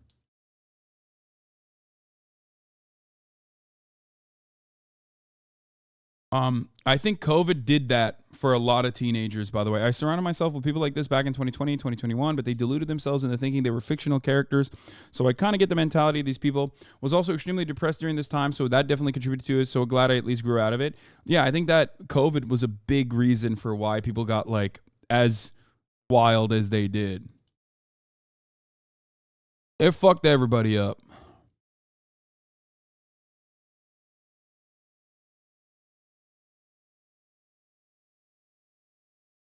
Also, I think there's a material analysis to be had here in terms of how much time and identity school/work can take away from you. Like I had this issue a couple years ago where due to my full-time job taking all my free time away and all I had left was Twitter, so the cringe parody accounts I ran sort of became my entire identity beyond work. Yeah. It's like someone who doesn't drive hearing about all the accidents on highways and freeways, etc., and is terrified to drive. Exactly. And that is a much more normie adult fear that happens all the time as well. Now kick that into overdrive and put the malleable mind of a child there instead of the malleable mind of like a conservative adult living in a rural part of town, only watching television, and you understand what we have in front of us. Ultimately, though, the fix to this always is mixed income, diverse, urban neighborhoods. Okay? It's true. That's how it works. Walkable cities, public transit, and mixed income urbanism. This is how you fix a lot of the issues.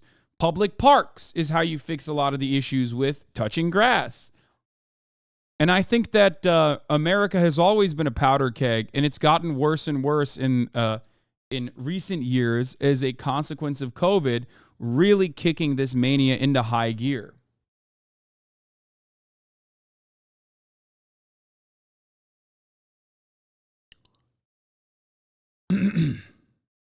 Yes, we are hyper atomized. I think the more extreme stuff will say isolated to the online space. The question is how online they'll be, which ultimately comes down to walkability and real world responsibilities to help outside world interaction. Yeah, but the more the internet becomes a part of our everyday lives, the more you can get away with just staying online. You can just do your work online. You can make your living online. You can get away with never leaving your house. I myself am a great example of this. There are times when I stay indoors in this fucking room or in 2 different rooms of my house for the most part for 24 fucking hours. You know what I mean? Especially with like delivery services and everything else. Like there is so much time that you can spend indoors. Obviously I don't. Those are unique moments and it's not normal. And I try to stay away from that because I notice myself becoming more unhinged. And then there's also this other side. I live in a 2K population town. I only leave my house to work and get food, nothing to do. Exactly. There's also that as well.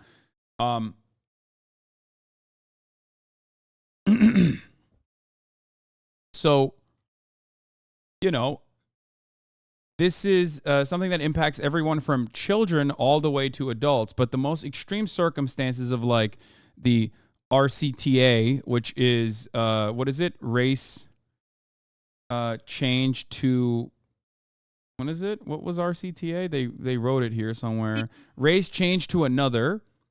The reason why this happens is because like of all of the problems that I just mentioned. One could look at the hikikomori crisis in Japan and the anti-feminists of South Korea as a starting point of people being hyper online with a younger generation. Yeah.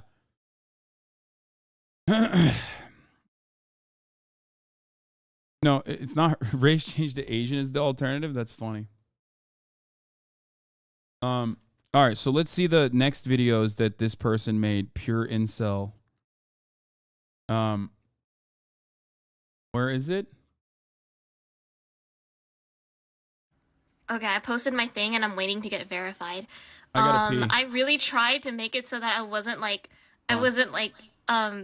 too obvious. Holy shit, I got verified. Oh my god, I have access to the rest of the channels. Bro, someone posted champagne as progress. Sorry the pic is low quality, I took it on my old phone. Oh my god, that's really good! Dude, what methods do you use for the eyes? Because usually I just pull my eyes back. Oh my god. They're a troll, I banned them. Actually, I'm heartbroken. Why did I believe them? Don't worry, people lie all the time. Okay, I posted my thing and I'm waiting to get verified. I really tried to make it so that I wasn't too obvious. Holy shit, I got verified. Oh my god, I have access to the rest of the channels. Bro, someone posted champagne as progress. Sorry the pic is low quality, I took it on my old phone. Oh my god, that's really good! Dude, what methods do you use for the eyes? Because usually I just pull my eyes back. Oh my god! They're a troll, I banned them. Actually, I'm heartbroken. Why did I believe them? Okay. Don't worry. No worries. People lie all the time. Yeah, like you lying to yourself that you have changed your race. You think hyper online people will vote conservative or otherwise? Kaya, come here. Why are you laying over there? Come here. Come here, baby girl. Kaya did not sleep in her crate last night.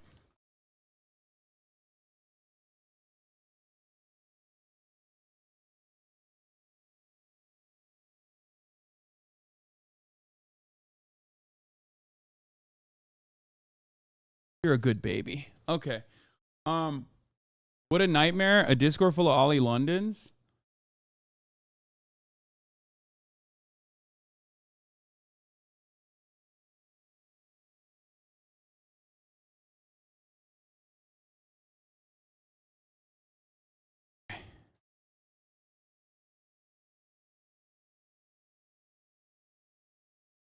I see that dog every day and I'm still astounded by how big she's getting. Yeah. If too much work inside time for a person is bad, then moving the labor force to remote work be bad in the future. So, having the labor force work remotely is only good because it gives you a sense of autonomy over your own life. If you had that sense of autonomy in a workplace, or working from home doesn't necessarily mean that you'd never actually have a sense of community. Your sense of community shouldn't only come from the fucking cooler that you visit every now and then in your workplace. Your sense of community can come from so many different places. This is why a lot of other social formations are actually pretty successful, like church groups and whatnot. You know what I mean? Even if there are some more toxic elements involved in that sort of thing.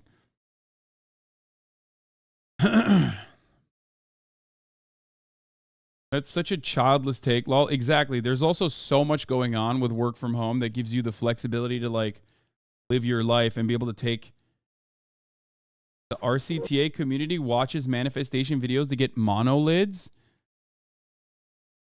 Powerful, charming, monolids, subliminal.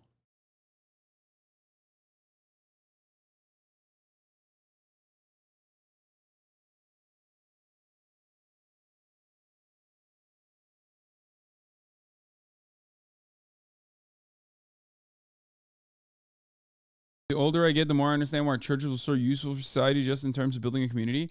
I mean, hobbies and having more autonomy in your own life, and then a more productive outlet that you develop through things that you pursue, not for wage labor, but for your own personal journey, for your own personal development, would quite literally be the successful thing to do here. But a lot of people don't have that. That is an unimaginable reality for many due to capitalism.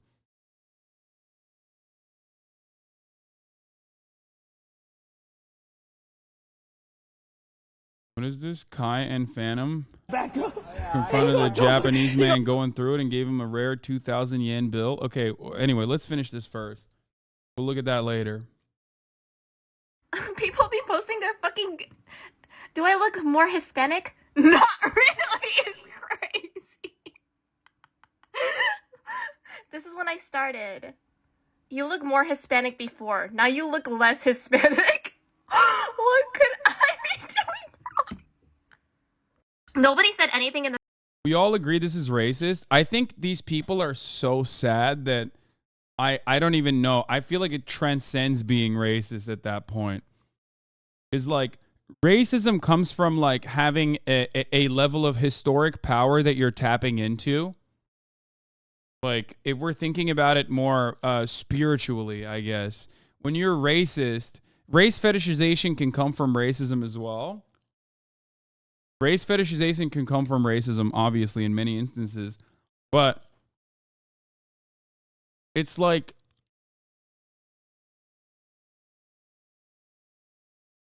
I don't know how to describe it. It's like so sad. It's so sad and it's so weird and it's so mentally unwell that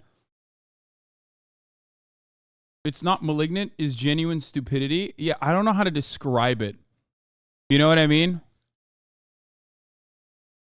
Like when I say racism, I'm thinking of like a sense of disgust, a sense of like proximity to power that a person feels they have. Like a white person can feel powerless, but the at least I'm not a black person mentality is more often the motivating principle behind it, right? Like that's usually that is the guiding principle behind white supremacist thought in the post-abolition Reconstruction era, which was very successful at driving a wedge through class politics. So I don't know. I feel like these people are like too mentally unstable to I don't know how to describe it. I mean, there's still definitely a tremendous amount of fetishization, which is still inherently racist. So but I don't know. I feel like it's like different. It's like a different category. You know? There's also a history of different racialized groups trying to pass being white to get out of the oppression. Yeah, but that is seen as a mechanism of survival. And it's like a significantly more understandable notion than someone who's white, who's fetishizing like an Asian person and fantasizing about becoming Asian. You know what I mean? Because the RTCA groups, for the most part, are probably white people. Like they're dominated overwhelmingly by white people. You know what I mean? It also partially probably comes from, remember the conversation that me and FD Signifier had about how FD Signifier brought something up that was really interesting that I had never considered, where he said, you're spicy white, which means that you already have like something that is very different than like the powerful, dominant whiteness that that most white people are. So that makes you safe because you are white, but it also somehow makes you exotic. He even said that's precisely the reason why like a lot of I don't know, like he said like a lot of white people that are in this space are oftentimes not just like white in the way that you understand it, like a Minnesota born and bred German boy, but instead like white passing or white Hispanic, things of that nature.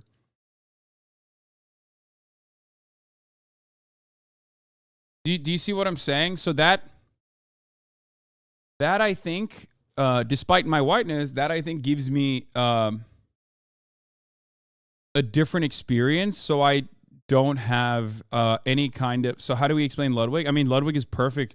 Ludwig's a perfect example of this. I mean, he's great. His politics are great. He's a great guy. He consistently will say he's French. He's, I think, Swedish, Spanish, even at times. Like Ludwig is a great example of that, where like whiteness is such a powerful concept that a lot of people that fall under that whiteness category oftentimes will feel a sense of being the default and will turn around and look for additional things that they can hold on to that say, no, I'm a little different. Does that make sense? No, I'm not. I'm not just like regular white. Like, come on, I'm this, I'm that. And I think this is basically that on overdrive. Like, that's a normal thing. That's a normal feeling to want to have, to not just be default, to be like a little bit more different, to be a little bit different than like the default character. This only exists in American culture? Absolutely. What we are talking about is absolutely American white people. For all the Europeans, for all the people that are watching from anywhere outside of the world, I am currently exclusively talking about American whiteness, because this nation was designed and built around the fundamentals of like the black-white paradigm and white supremacy. So it is certainly a little different than other places in that regard. Obviously, this is not to say that there is no anti-black racism or whatnot in other Western nations. Of course there are, but we're talking about like a consistent need to find and draw from this like mythological culture that you have created. And when you don't have, 200, 300 years of 400 years of tradition and culture to draw from in the same way that like a lot of European ethnicities can, for better or for worse, you find yourself in this pit where you have to say, well, I'm French. I'm French, actually. My parents are French. Or I'm German, and this is my Germanic heritage, you know? American whiteness has the capacity to, once it brings you into the fold, it has the capacity to give you, obviously, a tremendous amount of privilege, but it also has that, that effect of just painting over your entire heritage, your entire background. Obviously, the most forcible version of this, which is not the same, but a very obvious version of this happened with black people, and it happened through historic violence, right?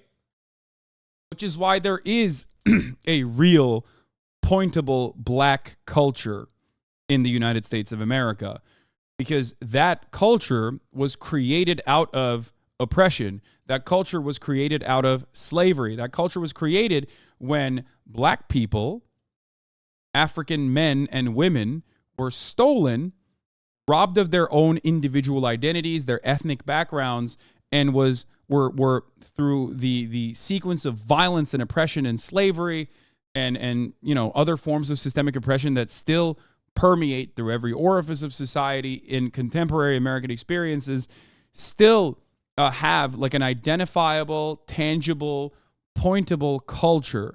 That culture was created. White people do not have that because it's the default.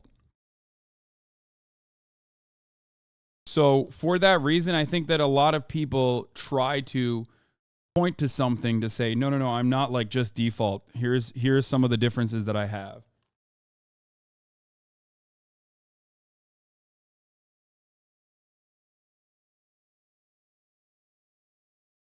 Whiteness is a social construct, so those of us who are white want to distance ourselves from the white of white supremacy. As an American Jew, I very much dislike being called white. Yeah.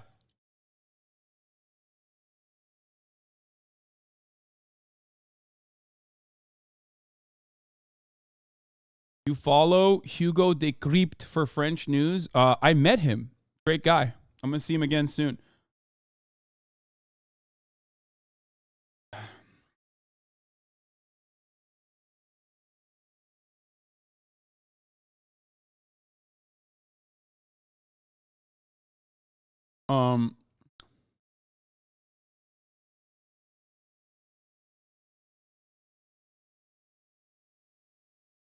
Since white is a construct, it can't provide a sense of identity like black culture does. I mean, blackness is also a construct. We're not talking about like having black skin only. Like, black culture is also socially constructed. The difference in that circumstance is that it's one that you cannot escape because it's so like it's so ingrained into the fundamentals of like living in American society. What do I always say? It's the one group of people that will never be white. Okay? Every other group of people have basically been cast under the umbrella of whiteness, but the one group of people that never will be white are black people, because whiteness is quite literally your proximity to blackness, right? The one drop rule. All of these concepts are quite literally created to show how far away from blackness you are. That's why oftentimes people will say you can. That's why oftentimes people say whiteness is defined not on what it is, but on what it isn't. And if you're saying indigenous people right now, you're wrong. Indigenous people, through a sequence of violent cultural genocide, have also been, in certain circumstances, brought through violence under the umbrella of whiteness. Like, forcibly so.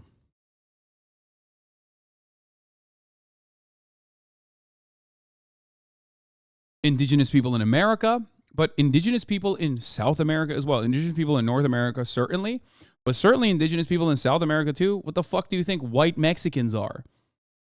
You think like You think white people in South American countries were there always? They also were.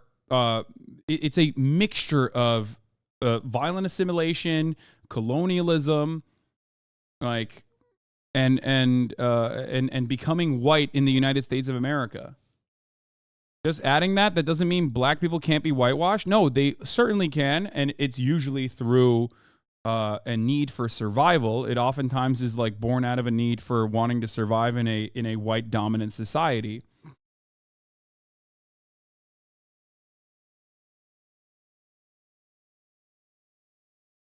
I mean, Louis C.K., he's Mexican. Fucking what's the boxer again? Triple G.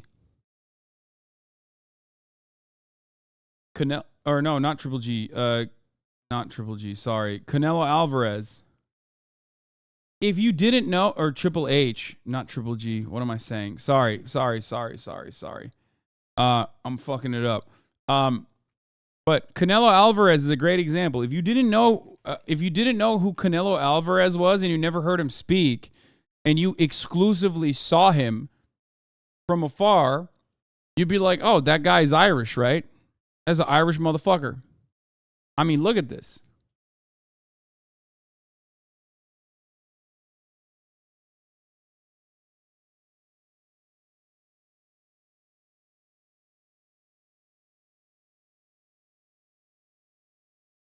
So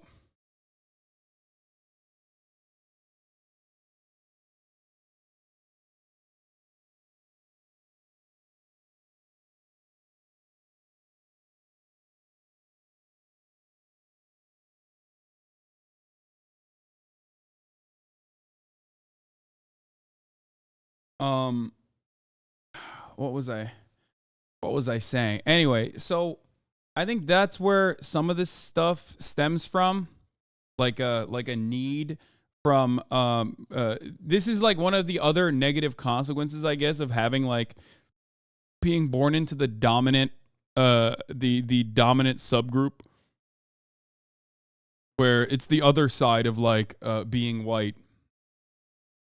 Like being a part of like the default category makes you want to show different sides, and it can lead you to weirdly mythologizing white supremacy and then thinking you're a fucking Viking and becoming like a loser groiper online. That's how some white people operate. Okay?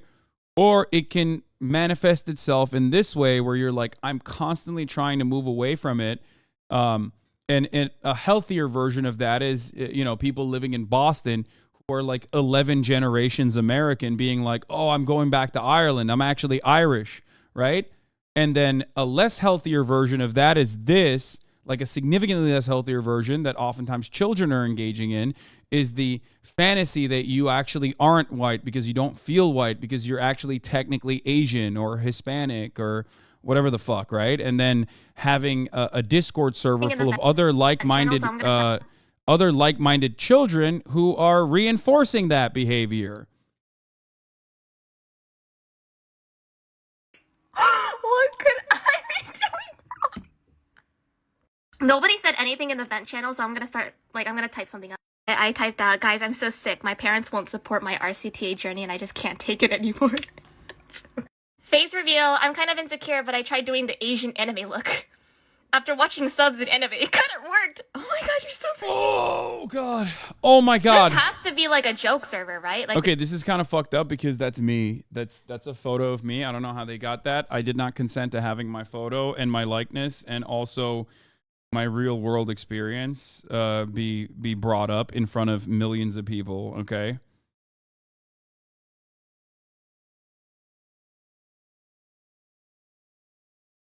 That's all I'm saying.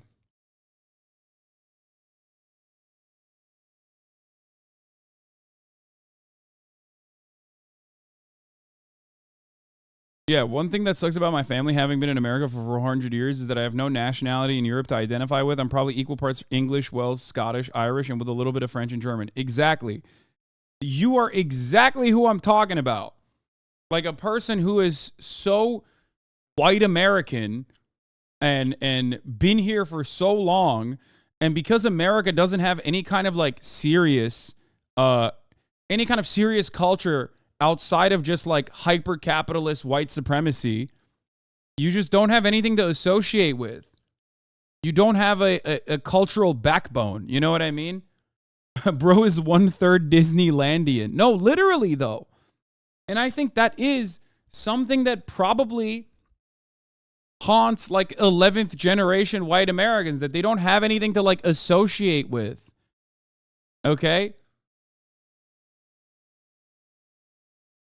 Like your culture is fucking 4th of July at that point. You got nothing else.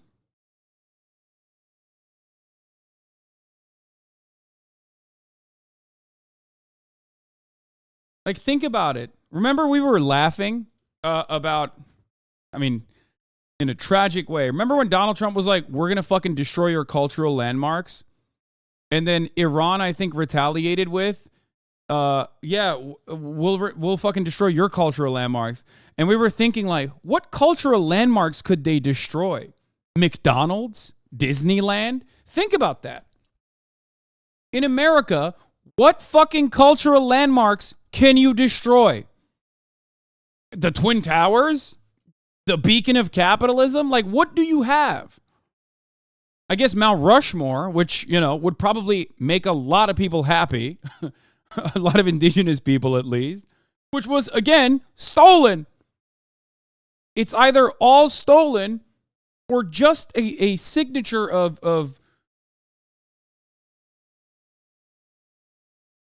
it's just a signature of American capitalist excellence.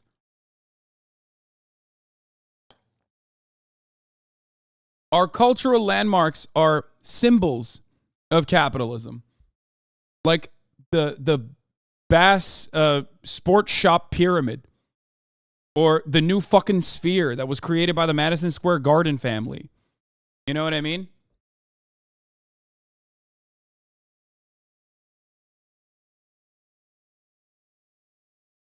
If the Disney World castle falls, this country falls with it. Not all stolen. The Statue of Liberty was a gift from the French. Yeah. But even then, it's not like thousands of years of tradition. You know what I mean?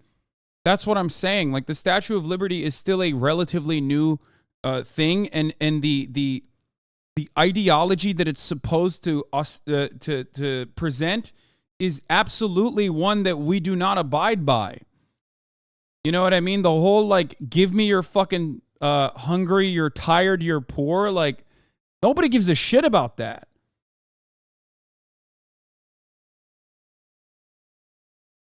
I mean, to be fair, it is a relatively young nation. True.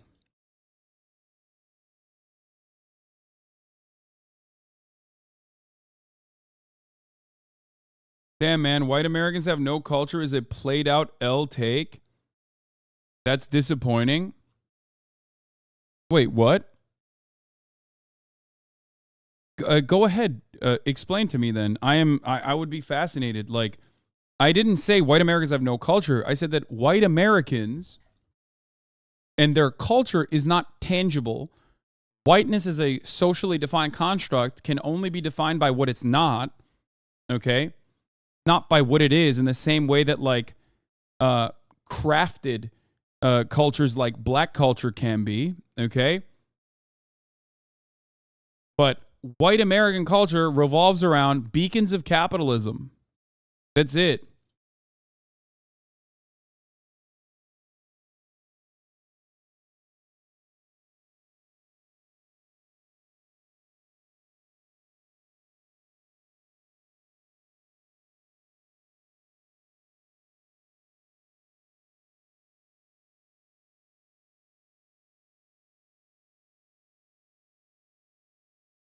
So if you got something, I agree with you on that, but you didn't tell the other chatter with European ancestors that he doesn't have any cultural identity.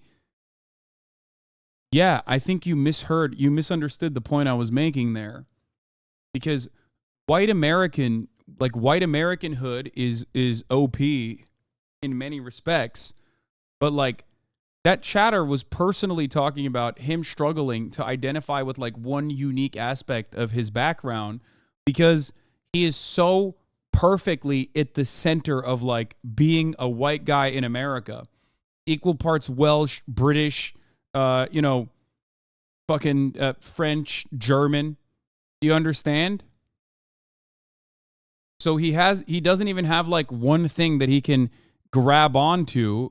And that, by the way, still proves my point. His interest in trying to grab onto something that isn't just white, an ethnic identity, a sense of like ethnic culture, is quite literally the point I'm talking about.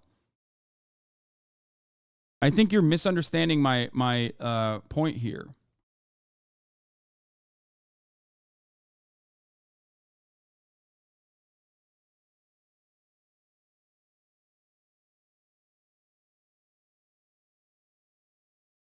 In 500 years, people will see huge glass buildings all over the planet, and that is what will be looked back upon as the neoliberal American empire, the same way we look at the Roman columns. Yeah. How do you reconcile the belief that America has no culture, but you admit of America's cultural hegemony worldwide today? That's a great question. Because what I'm saying is American culture does not revolve around like any kind of serious tradition that isn't born out of white supremacist, hyper-capitalist, hyper-individualistic dominance. But in many respects, the American culture as a hegemonic product that we're talking about is quite literally black culture repackaged and repurposed 1,000 times over by white people. And look no further, literally look no further than one aspect of it from a white perspective, which is Kentucky Fried Chicken in Japan being a cultural phenomena on Christmas. That's even then KFC, which is like supposed to be soul food, is repackaged as a white person's product by Colonel fucking Sanders, even though it's quite literally supposed to be, black food.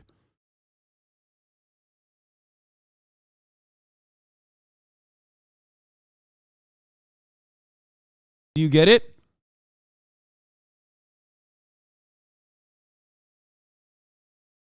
It's soul food, repackaged by a white person, sold as a product, as a part of like American white culture, sold so aggressively that in Japan around Christmas you have to get a fucking KFC bucket of KFC fried chicken. Beyond that, if you're talking about American cultural hegemony, a lot of the attitudes that America is selling to the rest of the planet, ones that helped me assimilate to American culture from a very early age, is mostly still black culture. Rap music is a great example of this. That is still mostly controlled by white people, but it's at least black facing, right? It's like there's a black face to it. Does that make sense?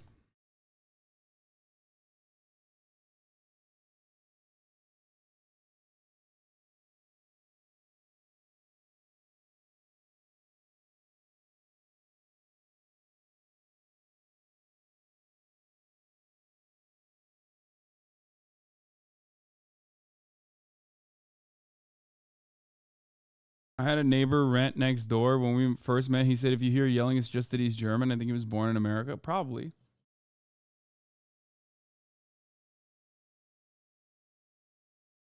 Specify which white people control the music industry because you said it as a massive umbrella term, lol. I wonder what this chatter is trying to say. Nice bait, dude. What, you think I think it's just Jewish people that fucking control the music industry? Is that what you think I'm going to say? What are you, fucking stupid? We live in America, dumbass. If anything, it's wasps. It's wasps. It always is wasps. It's wasp supremacy all the way down, okay? The only group at its foundation, the first group at its fucking foundation that had all the fucking power were white Anglo-Saxon Protestants. Don't come at me with that bullshit, okay?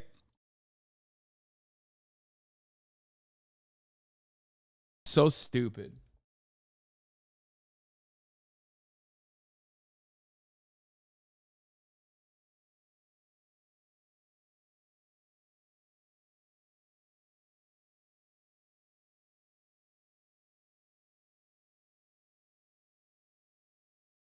But even before black culture was repackaged like that in the 70s, America was still seen as a hegemonic power. There was a craze to move to. Wait, what? You think the 70s is when America repackaged black culture? Like, what do you think Elvis Presley was doing?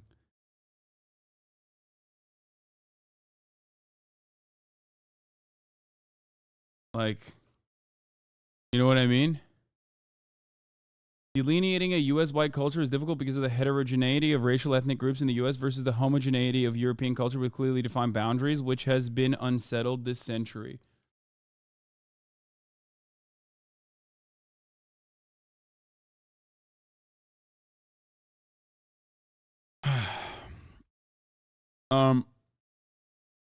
I think there is some truth to that.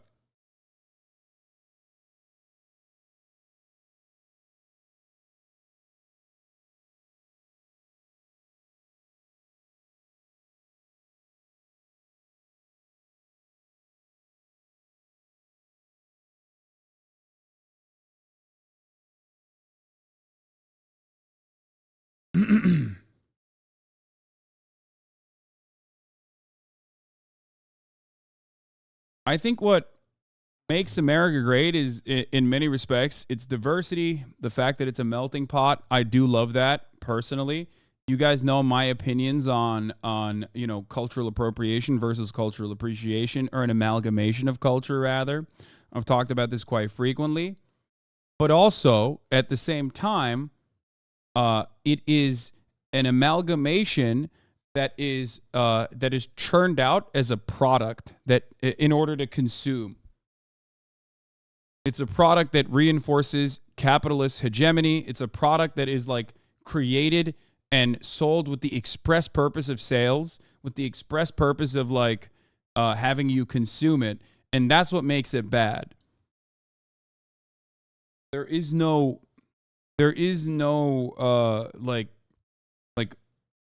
real human human-led experiences behind it. It is in many respects the absolute opposite of like thousands of years of culture coming from people retelling stories, doing it so that they can carry on traditions. It's inorganic. Does that make sense?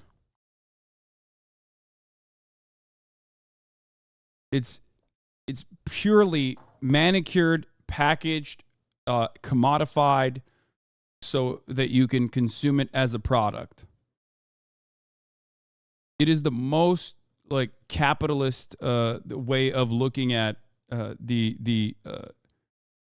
is the most capitalist way of looking at culture. That's probably the reason why when you go to a place like Japan, for example, which has been heavily influenced by America for sure, especially in the last half of the century. When you look at that mixture of thousands of years of tradition, it's seen like it's jarring. It's so shocking. And the Japanese rigidity around maintaining thousands of years of tradition can even sometimes be a problem. You know what I mean? They do it to a fault.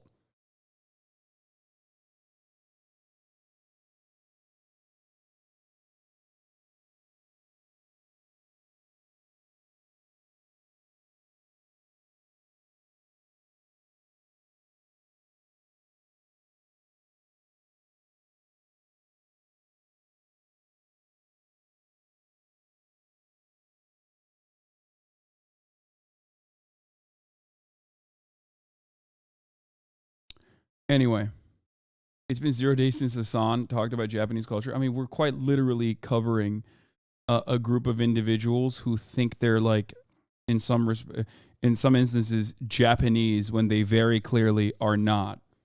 You know what I mean?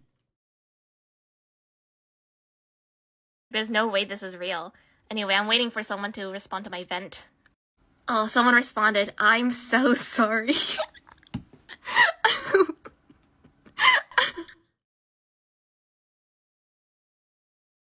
So That's the RTCA. Apparently, this is someone they watch this kind of stuff to like develop monolids.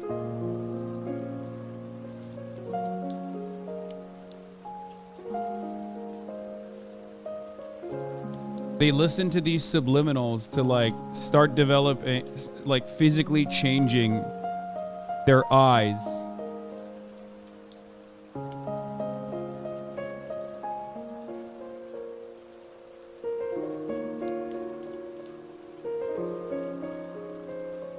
What about countries? What about with countries like Turkey, where it is similarly a melting pot with very strong cultural landmarks, establishments? That's actually a really good fucking take.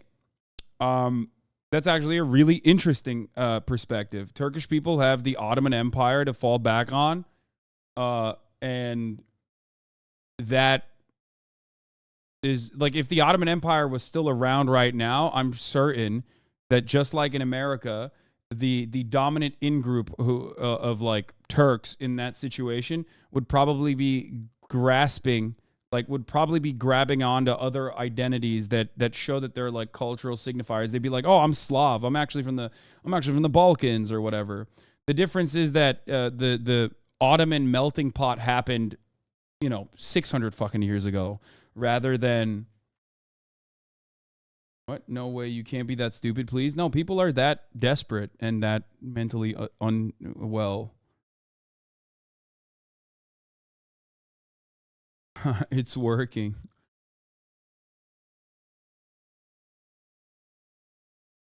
They went to the beach that makes you Asian. Yeah.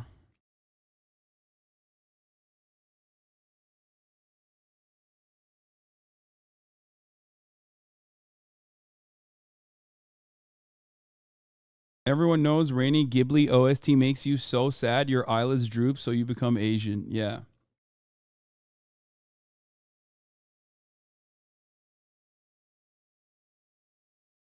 You're getting bonus hole with this RTCA thing. Yeah, I don't think this is as significant of an issue or anything. I just thought it was fascinating. It's a fascinating phenomena, so that's why I'm covering it, because we're a hyper online community. And I also am not saying this is like ruining society or anything like that. I'm simply just stating that like this is children with hyperactive imaginations, and this is a manifestation of that. And there are these, there are these like very weird, I've never felt American. I would see Japanese girls that get so jealous. They're perfect and so lucky. When I'm 18, first thing I'm doing is moving to a whole new country that I've dreamt my whole life. Like, this is, again, a minor. You know what I mean? Please support me. I'm going to try to get monolith surgery and listen to RTCA subliminals. Wish me luck.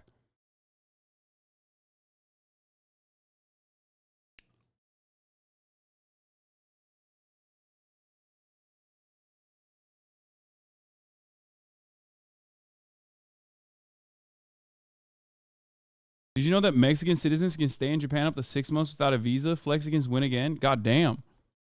Americans only get 3. How the fuck do Mexicans get 6?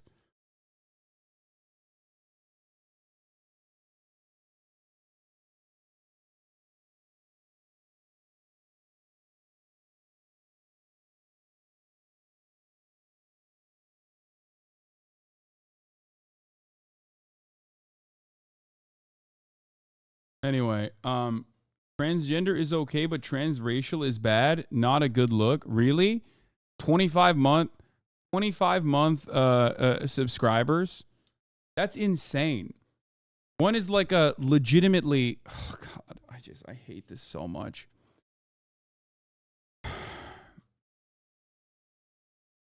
There's no, it's a joke, bro.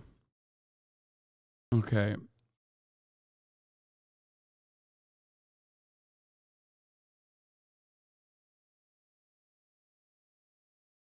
Killing me sometimes, these jokes. You know what I mean? It's just like, especially at the top of the hour, be careful what you joke about, because the top of the hour is very real and it will come for you. Unless you're subscribed for $5 or for free with a Twitch Prime, or by getting gifted a sub. This is the bad part of subliminals. Subliminals have an underlying messages that's meant to change your mindset, not your body. I mean, I don't really.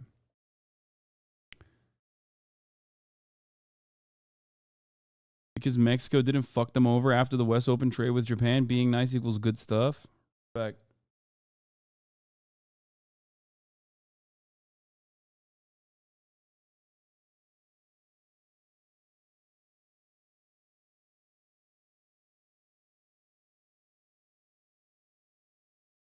Hasan, are you worried that libs will legitimize RTCA? No, because that's not a thing that liberals will legitimize. This seems like an unhinged rant from a conservative who thinks that like this is a real problem or that liberals will legitimize this. Like, what liberal even knows what the fuck this is? What conservative even knows what the fuck this is? The only conservatives that would know what this is so they can like use this as a cudgel or as a weapon against trans existence. Okay?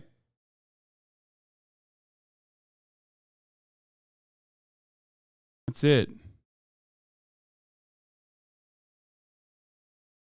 She bombing on my knob. She Schloppenheimer. That's funny. Okay. You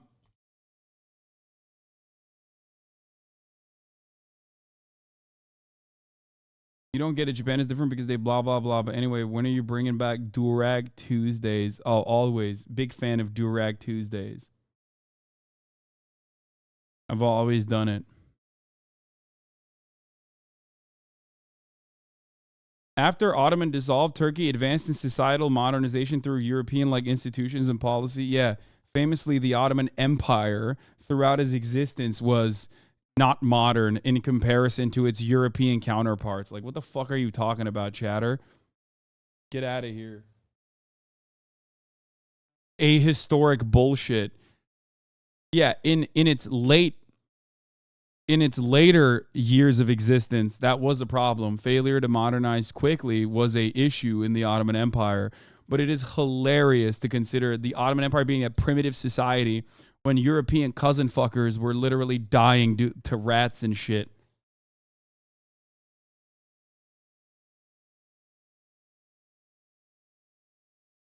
My man came at it with some like sick man of Europe type old ass forms of fucking hatred.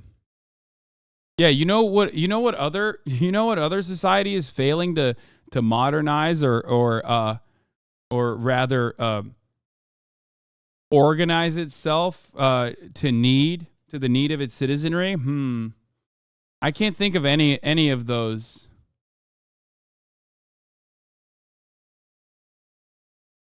Do you really think sick man of Europe is a racist trope? No. The Ottomans were heavily orientalized, but I don't think the sick man of Europe is a racist trope. It's more a cope in many respects. And I don't think anyone that uses it today is like even aware of where that comes from. It's more of a racist cope, really, yeah.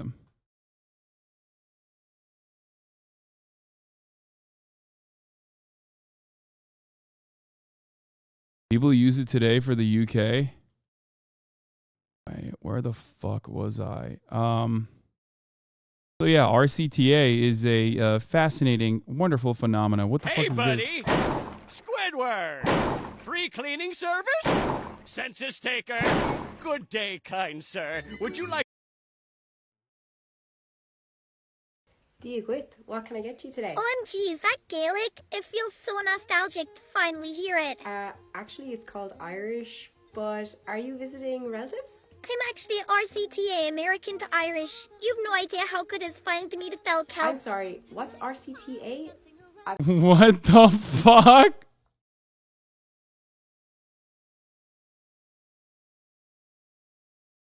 What is happening, bro?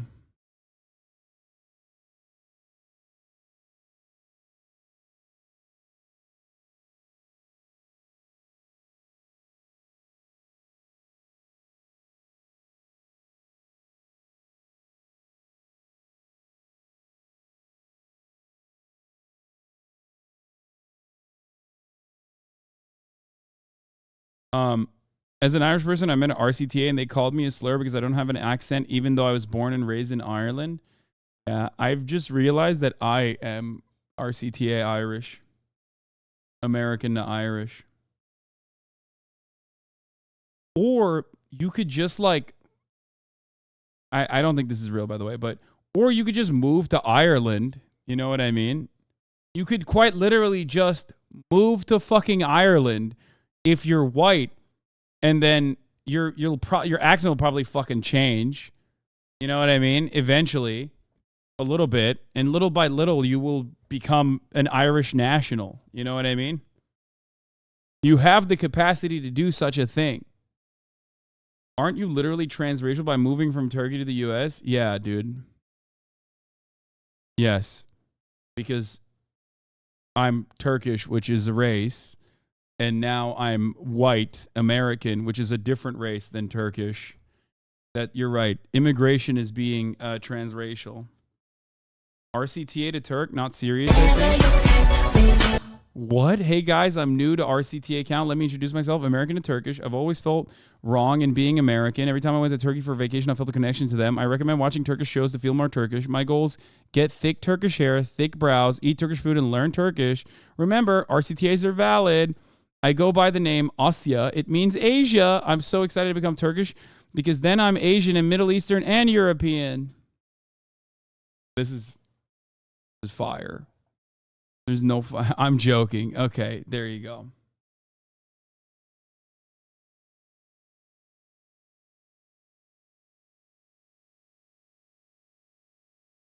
Yeah, I was white in Turkey and I'm still white in America, but it's somehow, but in a transracial way.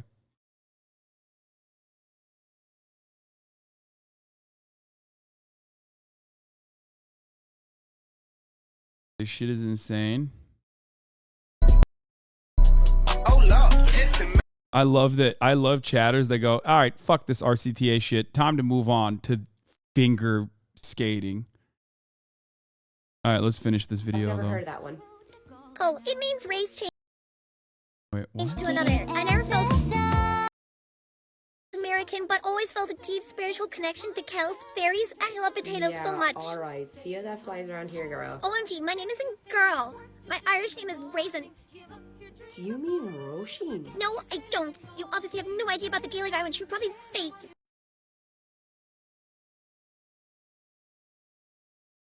What the fuck?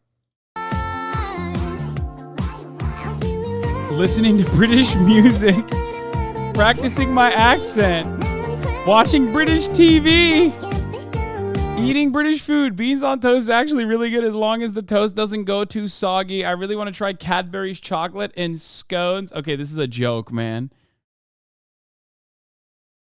In England, we say fanny instead of car. When we walk our dogs, we say we're going dogging. Hope this helps.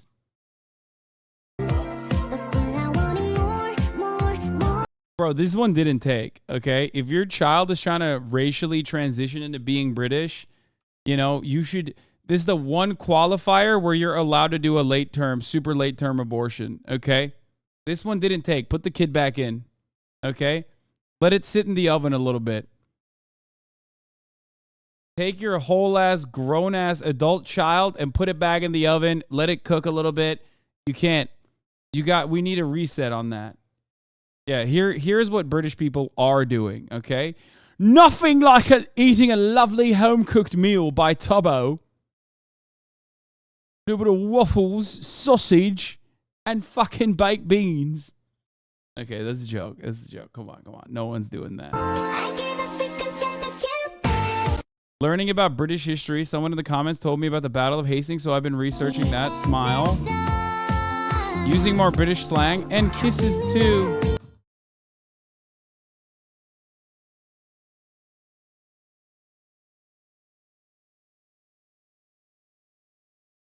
I mean, this is definitely a joke. I don't believe it, and I will never believe that someone did that seriously and unironically, okay? Anyway, but as we were talking about, okay,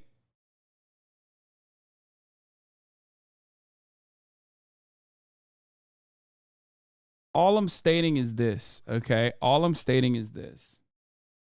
Probably still better than motherfuckers taking colloidal silver, okay? Granola moms are back. We're going to do 4G auto blow in a second, but before that, we do granola moms.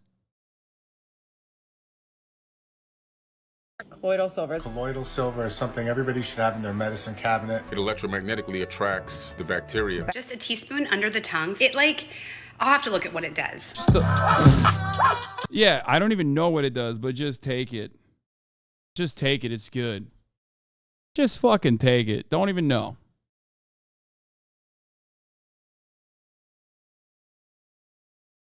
Prevents pneumonia. I feel like a crack I gotta pee again. Wash I your drink fruits so and much vegetables. coffee. I've Keeps drank too flowers much fresh. coffee. Like I just need it. One drop right in the eyeball. I have found silver to be a great There ain't no way. You can't put that in your fucking eyeball. What the fuck, dude? natural remedy for dogs. And that's how you nebulize colloidal silver. Okay. Yeah. No, it's not. It's not. Okay. What is colloidal silver? Colloidal silver is kind of like silver milk, if you will. It's a solution of silver ions that are just suspended in the liquid. They won't settle, but they're not dissolved all the way either. And while silver nitrate has been used medicinally, and we do sometimes still use it for very specific applications, colloidal silver was always kind of wishy-washy to begin with in terms of whether or not it really worked. And then, we figured out like antibiotics, and so we didn't need to use it anymore. Why did people want to use it in the first place? Silver nitrate has been known for a long time to have some kind of antimicrobial ability. And it's because silver ions can attack proteins and just denature them. They can react with a whole bunch of different parts of the protein and just make the proteins not work.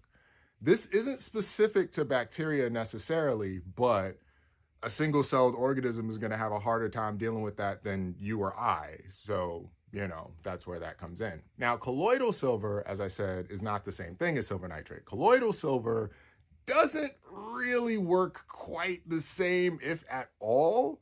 And in fact, when you drink it, you're kind of just giving yourself heavy metals poisoning. Not the worst heavy metals poisoning, because silver is moderately tolerated by the body, but it literally has no benefit to the body whatsoever. It's not essential. It has no biological role. And if it accumulates enough in your body, it'll turn your skin blue. Now, it might be somebody who's like, all right, come on, Kim Thug, you ain't going to just get me with that argyria argument. I know I have to drink a lot of silver for that to happen. No, you don't. No, you don't, actually. It doesn't take a lot for it to start happening, and you won't always know it's happening if it doesn't start on your actual skin. Because you see, argyria can also infect your organs, and those might start turning blue. And those can also end up suffering from some systemic toxicity problem from the silver metal that's just kind of coating your organs now. You really don't want to take it at all, but you still can't really know how much you're taking. These are not real medicines. These are alternative medicines, AKA the FDA isn't really regulating it like that. AKA that bottle that says 100 ppm might have anywhere between 0 and 500 ppm. And who knows what it was cut with? You also got to remember that silver ore co-occurs with galena, lead ore. So I don't know where they're getting their silver from to make this colloidal silver, but I mean, I wouldn't take it. Nebulizing it is even worse. Like, so much worse. You're literally breathing heavy metal fumes. Don't do that. One, when you do things like that, it's much easier for whatever you're putting in your body to cross that blood-brain barrier, that oh so precious shield around your mind, and really start messing you up.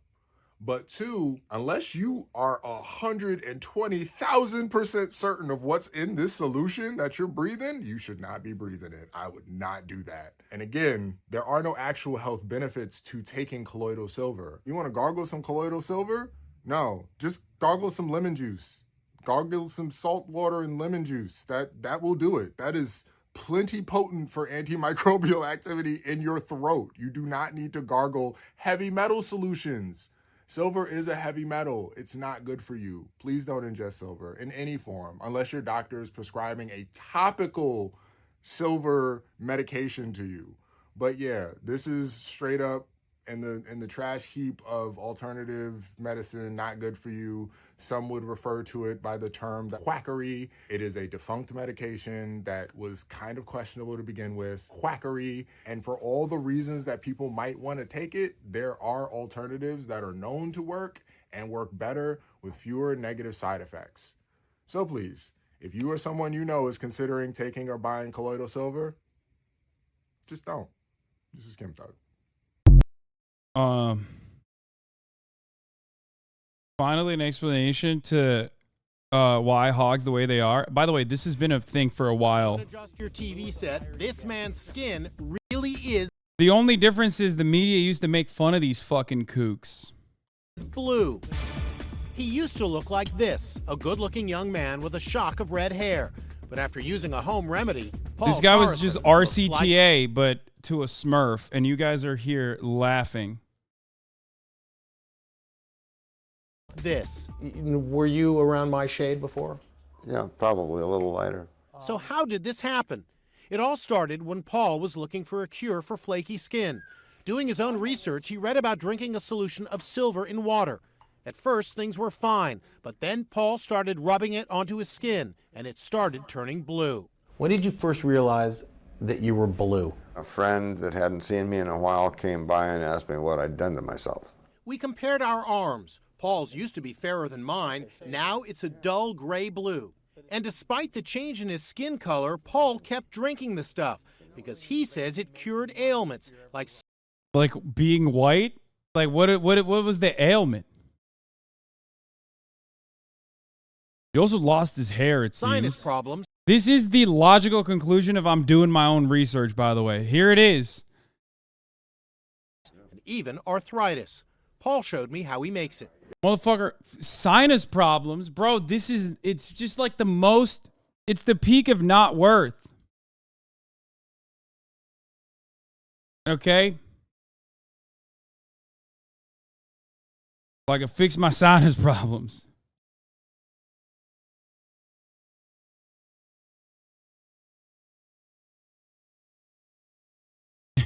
Bro literally turned blue and was like, nah, but I feel less congested, so fuck it. Yeah, here's another problem it probably fixed for him inevitably, which is being alive. Gone. I was alive and I hated it, and now I'm not because this fixed my problem right quick, real quick. You don't understand. I use distilled water, and then I take this apparatus here. It looks like a high school science experiment. Paul attaches electrodes to a strand of silver wire. He sends a current into the water, which extracts the silver. After about 15 minutes, the dissolved silver turns the water into a... Oh, this is even better because, like, this is a OG. This guy is a literal OG, right? So I think he didn't even have access to, like, all of the right-wing nutsos that sell this shit. So he had to do it himself. You got to put respect on this man. He's the original Smurf. He did it at a time when it was not as accessible. You know what I mean? He had to pave his own way in the colloidal silver game. Full Metal Alchemist. Good one, Chatter. Love this, dude. This guy's awesome. He did it before it was cool. Yep. Milky liquid. Yeah, I like drinking peppermint tea when I'm stuffy. How about you put some instead of pepper, how about you put some colloidal silver in it next Paul's time? fiance Jackie drinks the stuff too. But Jackie's skin looks normal because she says she never applied the silver directly to her face like Paul did. Wait, why is she shaking while she's drinking it? Did you see that? Her hand was shaking. She's like, I don't fucking want this shit, but I'm doing it for him because I love my man. They met on the... Yeah. Guess what? She never turned silver because she never actually drank it, dude. She was like, she's like, oh yeah, I love drinking it, Paul. Oh, look at me slamming these back, dude. The phone and she fell in love with him. Months later, she saw him for the first time. Wait, she fell in love with him when he was blue or when he was white? Let's be real. She's got a Smurf fetish. Okay, she was like, I get what what was the name? I get what Gargamel was trying to do. You know what I mean? She was like, I'm trying to gargle all up in your Mel till I'm blue in the face. Fuck, I'm so bad. Okay. This is like when my dad made his own kokoreç after he went to Turkey and couldn't find it anywhere that did it the same way. Wait, what does that even mean? She says even though she knew he was blue, it was still a shock. Were you taken aback? Okay, if they don't ask what I know you guys also know what I'm questioning here. If they don't ask if his dick's blue, they are doing journalistic malpractice. Okay? Journalism used to stand for something. I need to know, is his cock blue? Are his balls blue? Is his butthole blue? These are questions I have 100%. This is probably the most important part of the story. I need to fucking know what's happening. Does the carpet match the face? Yeah. Very much so, yes.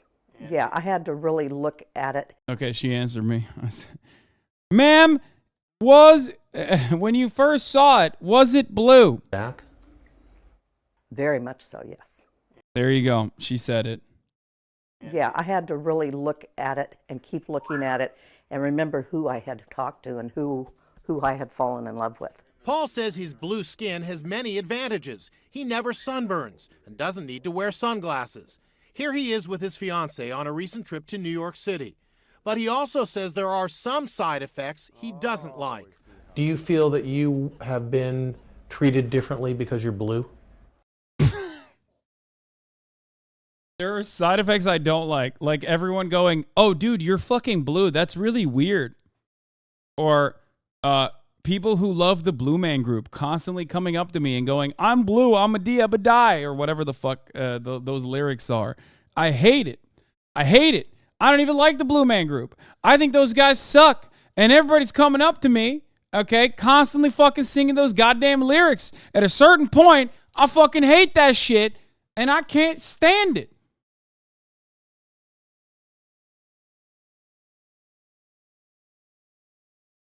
Bro, that was Eiffel 65. Man, shut the fuck up. I don't know what it is. I don't give a shit. Who cares? Why are you guys so... Wait, why do you guys know the distinction, actually? Does it even matter?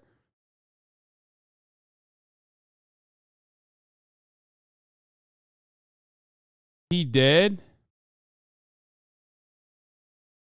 Yeah. He didn't last much longer after that, bro. He fucking died. He was 2008 is when they did that article. 2013.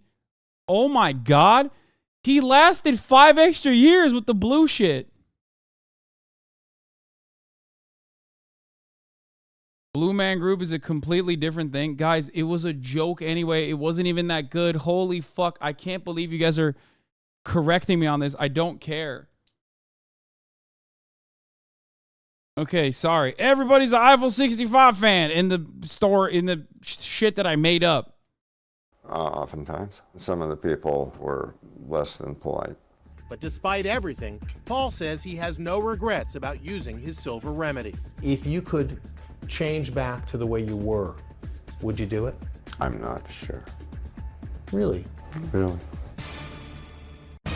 He shocked the world 4 years ago. A man who turned his skin the color blue. Amazing story. I've never heard of anything like that.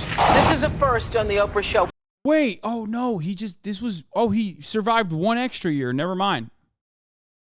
He died quite literally 1 year after this was broadcast. He really is blue. This California man is blue, literally. But whatever happened to Paul Harrison, the guy who will forever be known as Blue Man? Sadly, he's fallen on hard times. Paul even lost his home and had no choice but to move into this homeless shelter. I really had no other place to go. A series of... Bro, he oh my God. Wait, what? Why? Was it blue racism? Was it anti-blue discrimination? Like, what happened? Why are they covering it like this? Oh, this is such a strange circumstance, man. So odd. Have you covered the recent Andrew Tate and Tucker Carlson interview? Would love to get your reactions and continue of owning Tate. Not really. I have not. All right, let's start the motherfucking...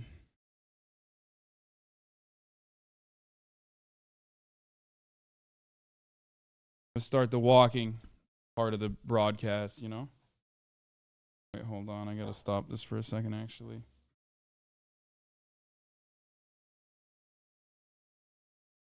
Crises landed Paul on the streets. He battled prostate cancer and heart problems, broke up with his fiancée, and couldn't get a job. People are rather reluctant to hire blue people or people that... That's crazy. Wait, his fiance literally got with him because he was blue, I thought. So what the fuck's that about? That's actually kind of messed up. That are noticeably different. So he left Madeira, California, and returned to his hometown of Bellingham, Washington, where he moved into the Lighthouse Mission Shelter. It houses 40 homeless people. But going back to his hometown turned out to be an inspired idea. Blue Man has a girlfriend. Paul first... Bro, okay, incels, y'all have no excuse, man. Y'all have no motherfucking excuse. That's it. It's over. Bro, this dude was piping broads, dude. Look at this guy. He's getting all the barbussy out there. It's bananas, dude. By the way, I'm experimenting with faster pacing today. I want to see how fucking fast this thing can go. I haven't actually hit the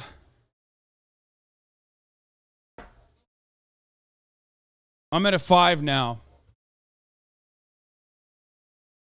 I wonder if you can run on it. It's probably really dangerous to run on it because there's no arms.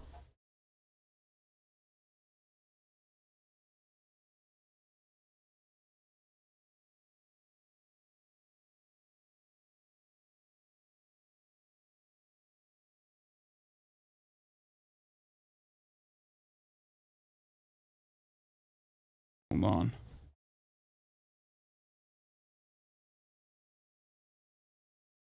I'll throw on the heart rate monitor in a second. 1 second. Trying to find it right now. There's the application. Okay.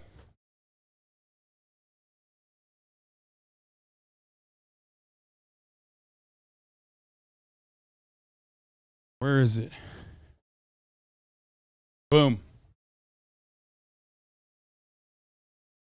There it is.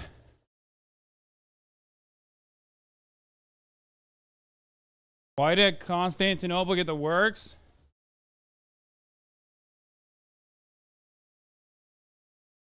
It's insane to me that this dude was homeless when Avatar released in 2009 and he would have been a good extra on set. Agreed. It is insane.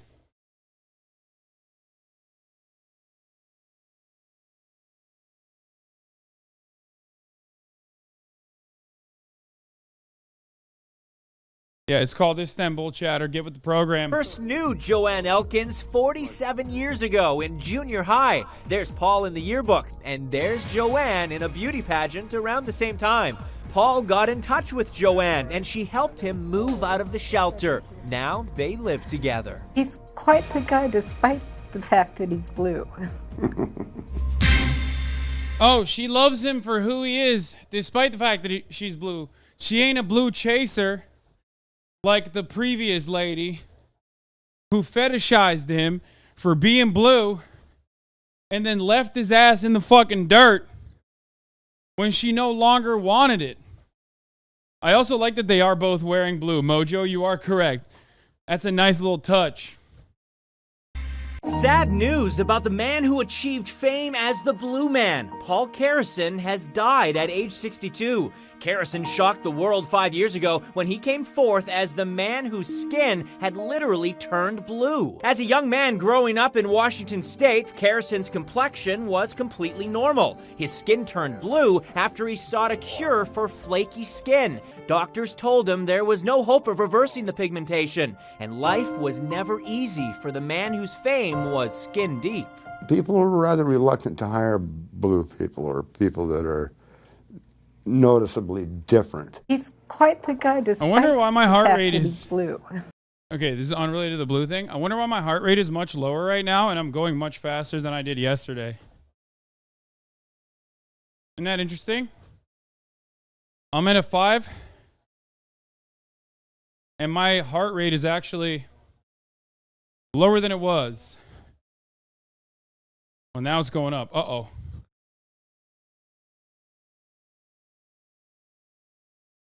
Maybe I'm leveling up. I'm leveling up. It's over. That's Carrison's wife, Joanne. Carrison died of a heart attack and a stroke in a Washington hospital on Monday.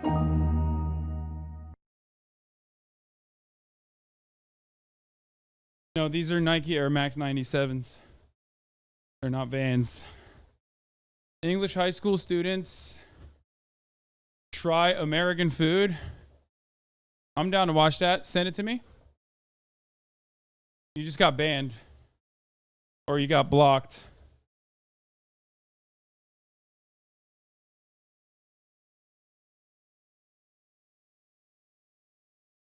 Bill Gates arrested by U.S. federal marshals, being held under watch at Guantanamo Bay, charged with war crimes against humanity. What? Living in minimum I'm wage? JR. I'm 26. I live in Manhattan on $22,000 a year. What? That was the one. How is it even possible? Well, I guess we're about to find out.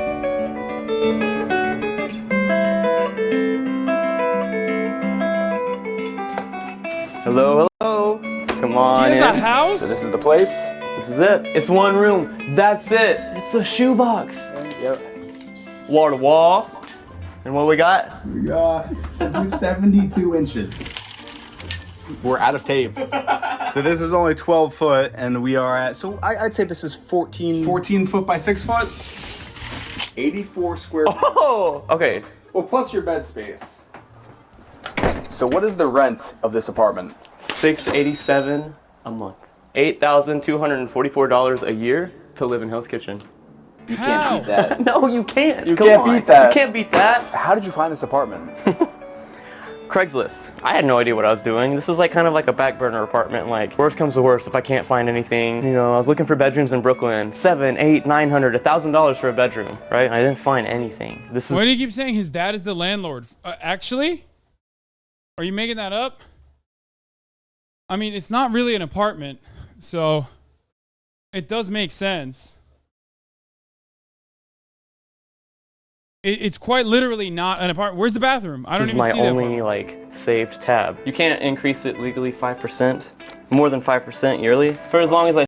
There are currently 70,000 vacant units in the greater metropolitan area surrounding Manhattan. And the reason for why they have been warehoused by landlords is because they're rent controlled. So make no mistake.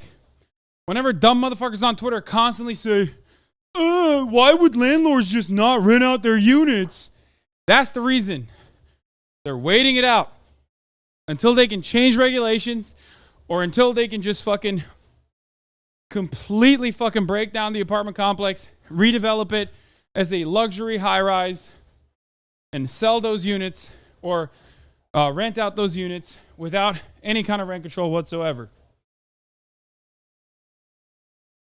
They do this in Los Angeles as well. Rent Control Ryan, thank you for the 5 gifted subs. I stay here, right? My neighbors next door, they've lived here for 12 years. Front door, right? Bye, Mandy. Right next to it is my kitchen, but I'll cook like chicken in a skillet, some eggs, soups. It's not bad. Got my microwave, pots and pans up there. What I'm most excited about, I have a whole ass closet, right? Towels, hats, clothes, shoes. My air conditioner fits Today, we're going to be here. trying. Yeah, this thing, it was here when I moved in, actually. So I have bills, letters to home, postcards, all that. I'll write them here. Keep my coffee, probiotics, everybody. Very important. Kitty trees. It goes faster. We're One at a day. 6 now. Okay, just one a day. That's 6 for later, is his though. top speed. She's Oh already had shit, one today. I almost fell. It's a strict 1 a day policy. 6 is the top speed. I found out. I almost fell. So now we know what the top speed is.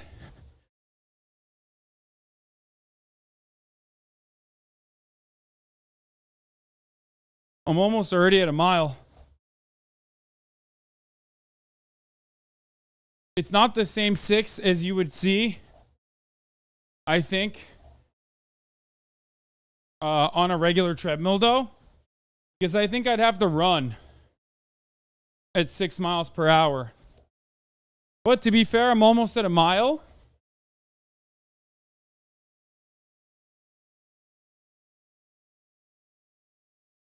I'm almost at a mile in a relatively short, 8.3 mile, 0.83 miles in 10 minutes. And I only now increased it to 6. So it might actually be literally, it might be kilometers maybe. I don't know. Because there's no way this is a 6 mile per hour pace. This might actually be, the metrics on this might be in kilometers. I would have to jog at 6 miles, like at a 6.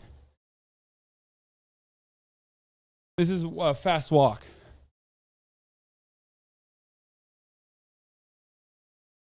Still a 4.8, pretty good.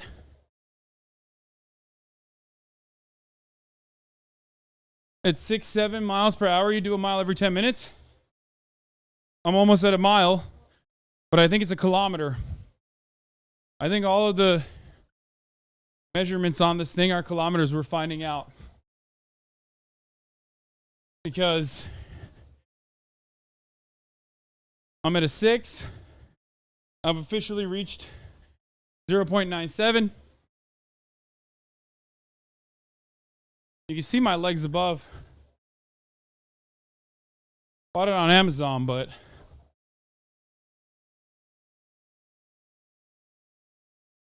like, you know, oil up here, cooking supplies. Below is kind of random stuff, medicine. Oh, yeah, watercolor set too. So I'll go walk around, just watercolor different buildings that I really, really like.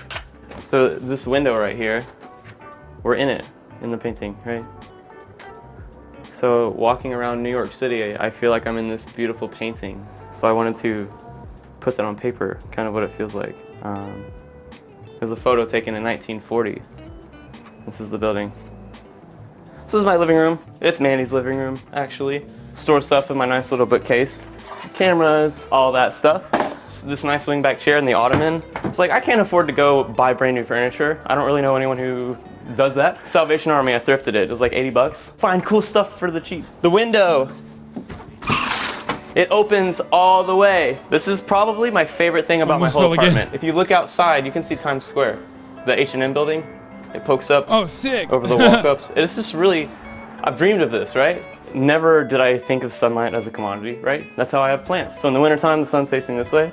In the summertime, in the spring, it'll hit all these plants right on. They flourish, they become so green. My Monstera like lifts up, it's crazy. Mandy loves it, it's good for her, she gets some fresh air. But this right here, check it out. So, do I go to the gym? No, it is so expensive, right? I can't afford that.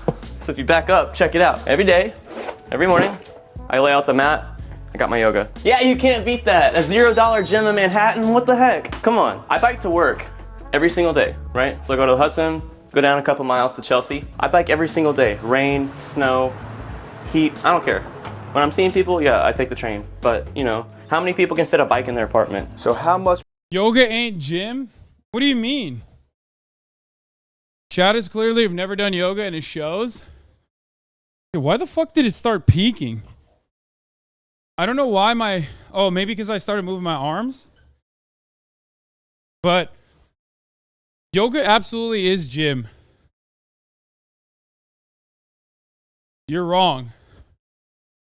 Yoga is literally, depending on how well you do it, yoga quite literally is hard. Oh fuck, hold on. Per month would you say you spend on transportation? I don't know, 20 bucks. Even if I'm walking, I'm biking. The train is kind of like when I'm feeling a little lazy. My food's here. Actually, do you want to come to work with me? Fuck. Man, I'm a barista trainer, so I bring in new people.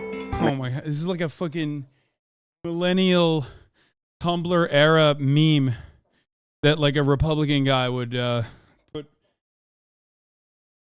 put forward as like a joke. Hold on. I gotta go grab my food. Fucking hate it when delivery drivers just like leave. Make them feel welcome. I show them something I'm super passionate about. I teach people how to make latte art, how to make siphons, Chemexes, all that great stuff. Like, that's my job. That's how I can live here in this apartment for $687 a month. I'm a regular person. I don't make a salary. I get paid by the hour living here, right? And let me ask you, would you say that you earn enough to live comfortably in New York City? Yes, absolutely. If you're smart about it. So this is your bed up here? Yeah, so you go up the staircase, and up here, the penthouse, baby. The penthouse. Yeah, dude. And it's great because, you know, I keep the window open for the cat. The city noise is honestly nice to fall asleep to sometimes when people aren't screaming. If I come this way, my bathroom, it's right across the hallway. And it's nice. It's like almost bigger than my apartment. My favorite part is this little skylight we have up here. When it rains, it's like, and a toilet in Manhattan? No, I'm just kidding. Is this a shared bathroom? Yes, but no problems whatsoever. Is it good? Yeah, super respectful. Yeah, I mean, that's still fucking nuts. How much do you tip the delivery driver? Way too fucking much, I'll be honest. I always do, which is why I get a little sad when they're just like, yeah, fuck you. Here's your fucking food. And I do it before they deliver it too, so these motherfuckers know too. But what are you gonna do? It's not the end of the world. Who cares? You know, they need it more than I do.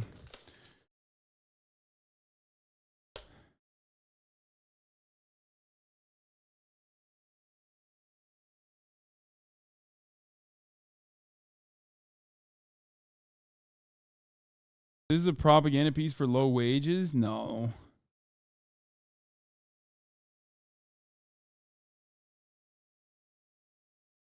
Lamau, I get so sad when they're rude as shit for no reason. I mean, the way I see it is like their lives are probably not great. You know what I mean? Yes, it is go back. You're saying that because he's like saying, oh, all things considered, my life is great. Like, but that doesn't mean it's like, might mean he's like kind of not smart individually. I've never had an issue with that. Not once ever. And you see how clean it is. Spotless. Right? We both put in the work. What's the dream? Why New York City? Music is everything to me. I get a little bashful.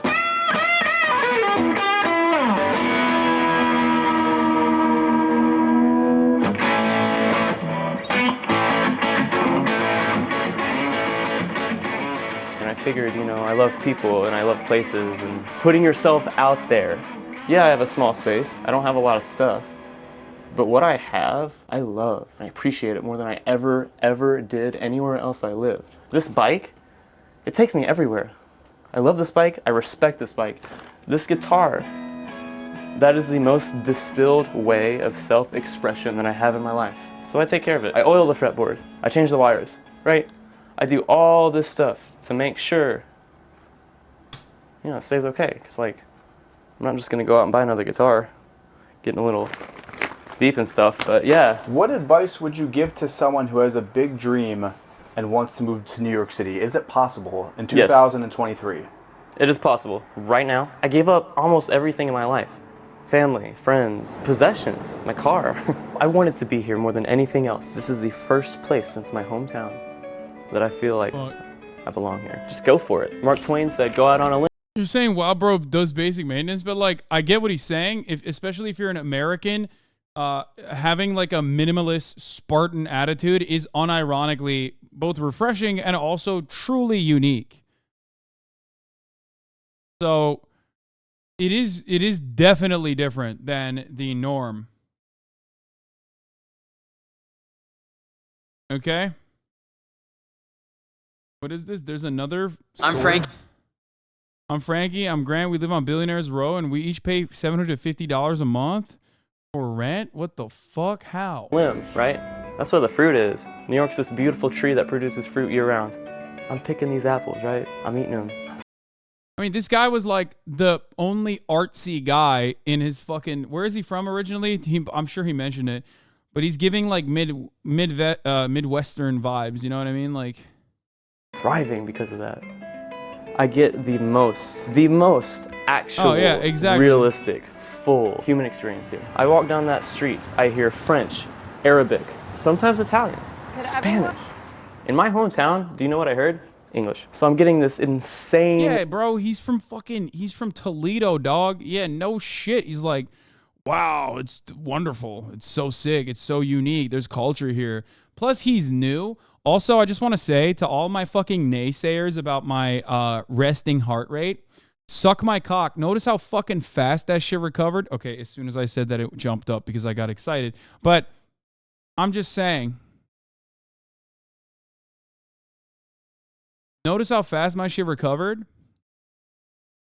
From 130 when I was at the peak.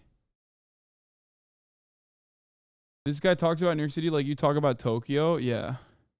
Well, Tokyo is objectively sick.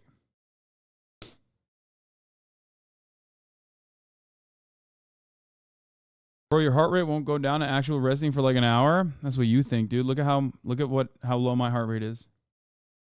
I will admit your heart is incredibly efficient for your size. HR recovery is way more important than elevated for sure. Bro, chat is so bad for your health. I know. I'm breathing in and I'm breathing out and I don't even care, dude. I don't even care. 97 is high. Oh my Lord, dude. Brother.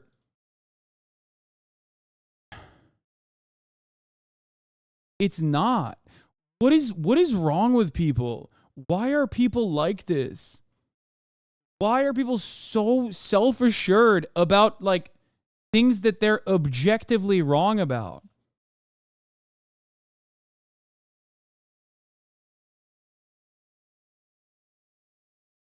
Are you testing out the boundaries of this fucking watch to see how fast I will get mad at you and my heart rate will go up? Is that what it is? All he said it was possible to live in New York and his wage in 2023. I think the reason why a lot of people are frustrated by what he's saying is because it comes across as ridiculous, and he might have some rose-tinted glasses here, partially because he's from Toledo and partially because he just moved. Like, many people move to big cities with identical hopes and dreams, and then, you know, they're met with reality later down. I mean, the guy is happy about like a shared bathroom situation, you know what I mean? Like, that is that in many ways I think is a demonstration of where he's at. When you're fucking glazing up a shared bathroom moment, saying that it's good. I don't know where to put this thing. Right here, maybe? That better? Not really. Put it right here. Because you guys are assuming he doesn't know this, by the way.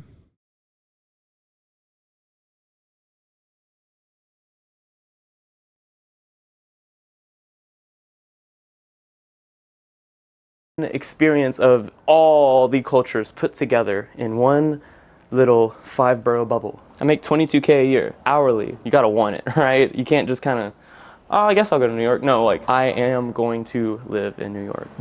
Dude, it's so funny because I think this was done. Yeah, this was the day I wasn't there. They were playing without shoes and he was playing with Crocs and he got big ass blisters on his feet.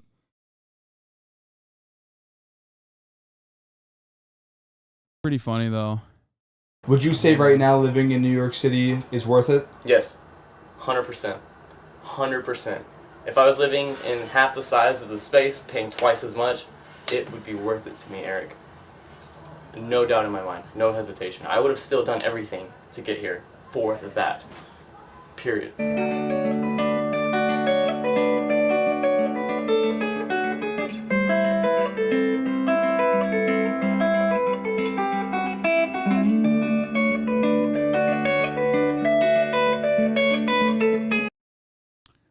Yeah, I mean, he's also young. So the other part of the story is when you get sick and then your life changes dramatically. I'm Grant. Because we don't have any fucking amenities, once again. Live on Billionaires Row in New York City, and we each pay what? $750. And just for perspective, take a look at this building behind us. Guess how much it goes for? Tell him, Grant. $250 million. So right there, that apartment costs $250 million, and these guys are living right around the block for $750 per month.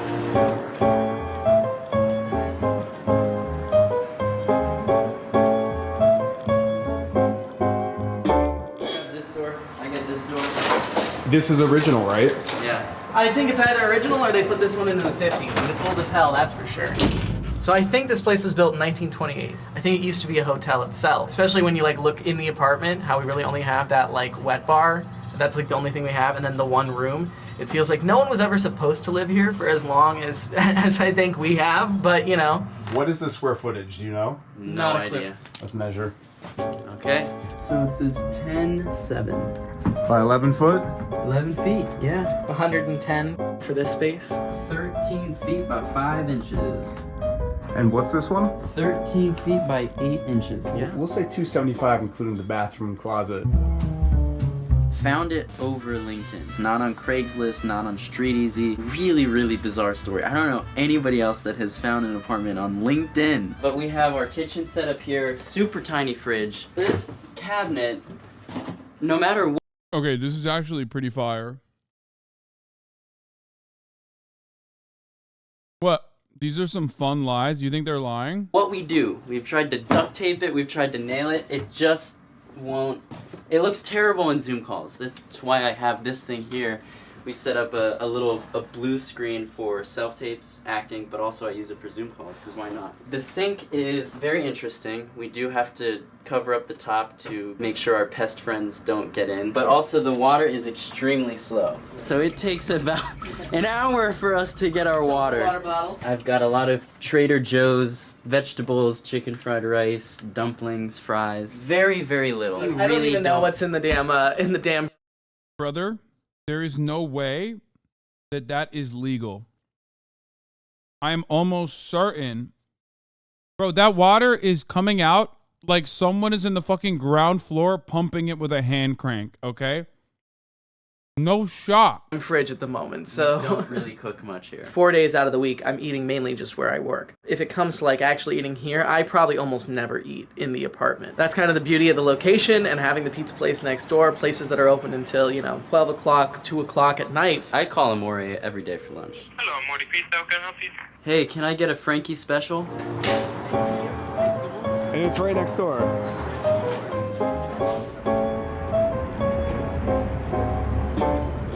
This is the Frankie special. I get it almost every day for lunch because my mom is concerned that I don't eat enough vegetables. This has broccoli, mushrooms, onions, 3 pieces of grilled chicken, and they charge me $11 for this. It's not on the menu, so look at this piece of chicken though. Great chicken. Okay, that's pretty fire. Like, respect. This is the rest of the living room. We have my desk space here that I do most of my day job work. It's tech sales, so it's outsourced sales and marketing. It's work from home. It's fully remote. It's 40 hours a week. The big thing is it pays me enough. Bro, this is one of those moments where it's like, you don't want to work from home, dog. You know what I mean? Bro, what home? You work from Shoebox. My man's like, oh, I love remote work. I love working from home. It's like, bro, where's the home?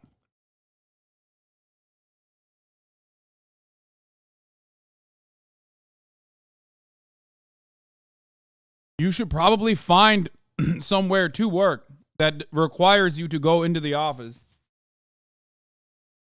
Honestly, because like at least physically you'll be in a larger space overall. I feel like it cannot be good for the human consciousness to be locked in a tiny ass fucking place like that.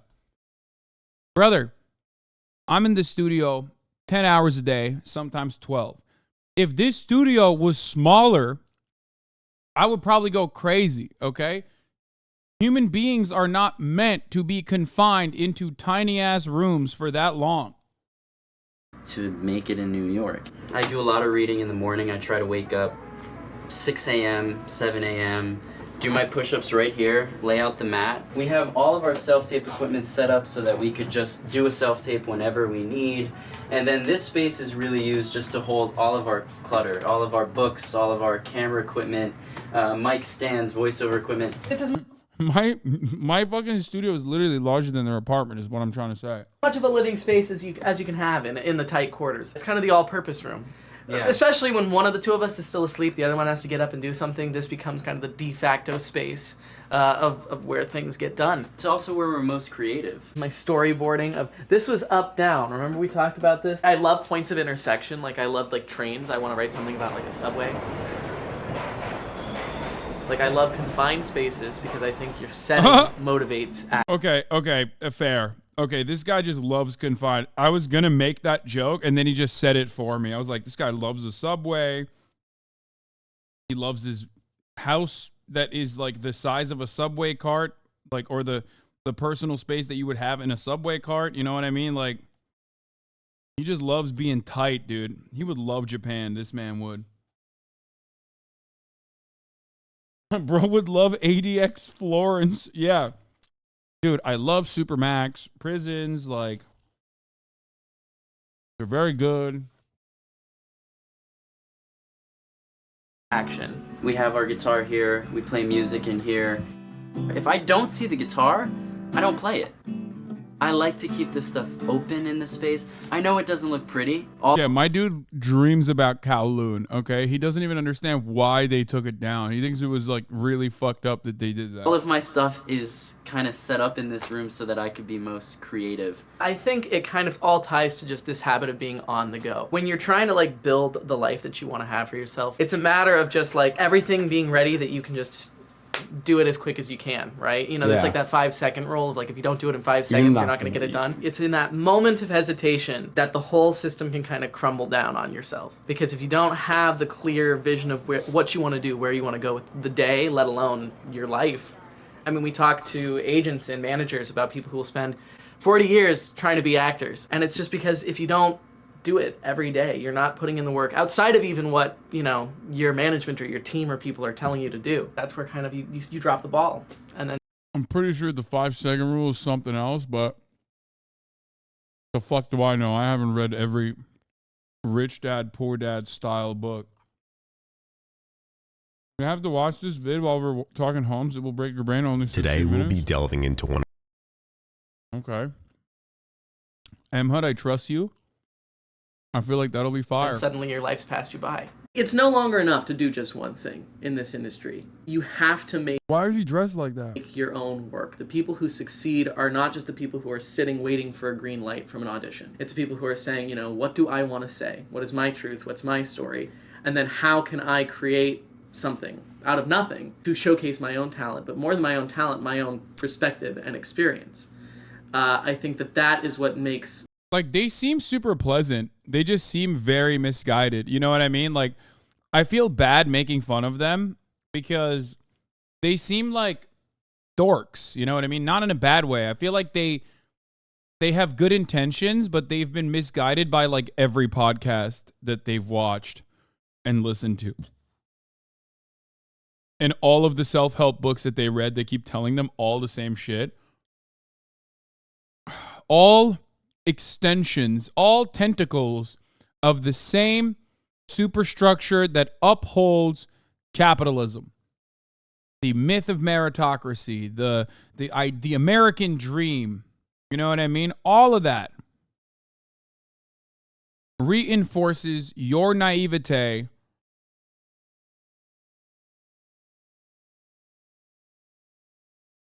anyway. How dangerous is Rio in Brazil? Travel guide to the safest places. I just got robbed on the beach. Flushed face. I feel like that's not very safe. I feel like he's betraying the elusive titling that he originally wrote. A successful artist is having the ambition to truly be a world builder. I mean, that's what we are as artists. That's what you have to be. Damn.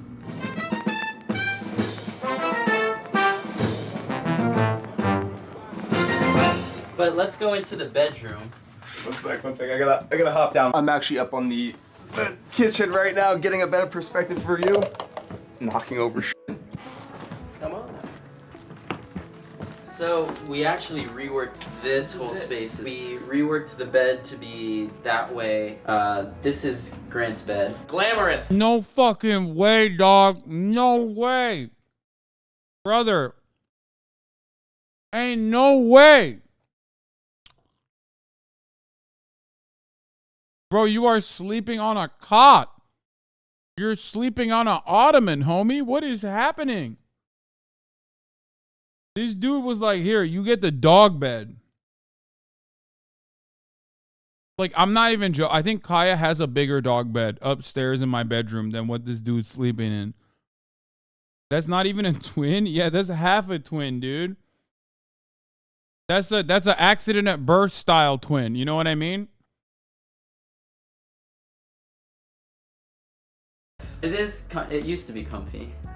Now it's a little deflated. Yeah, a little deflated after 6 months of being here, but you know, you make it work. College Basically like roommates. a college dorm is really how it's felt. It's been interesting. Air conditioner doesn't really work that well.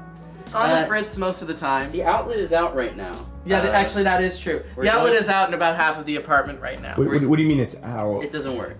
He checked the breaker, we were trying to figure it out. This was recent development. Next door used to be a hotel. They were having a massive liquidation sale. So we got these desks. All of these desks were in every 15 single bucks. room. It's literally right next door. It's one. It's literally, no, that's literally. the wall. That's the wall? It. They are doing construction That in is there. it. It's great. The glamorous view of New York City. Billionaire Row, man.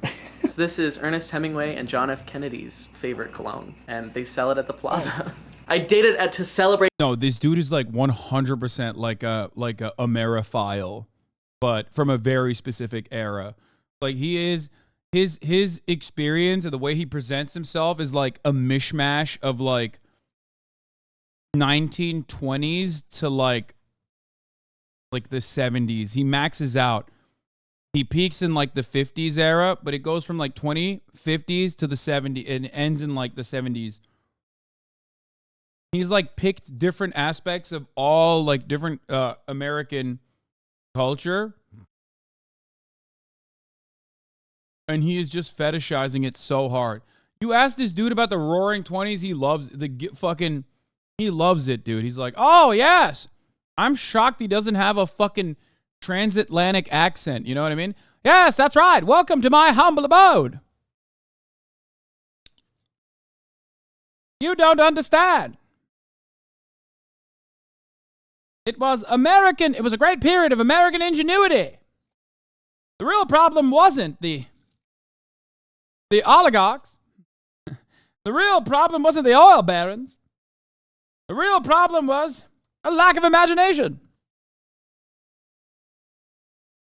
Great moving to the city for myself. It was like a $700 cologne. One of the most expensive things I've ever bought in my life, but it was a confidence thing because I said, I want to feel like those people. So for perspective, can I hold this?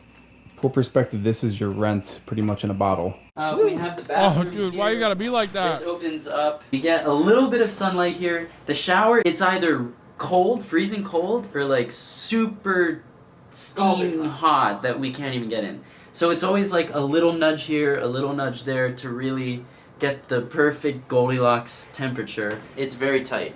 I mean, I can't even like really stretch here. This is your voiceover studio / closet, and you set up your mic in here. Set up my mic, and then I also have just my computer right over here. I'll put a little desk. Do my voiceover recording here, standing up. It goes right through. That part is normal. That actually is very normal.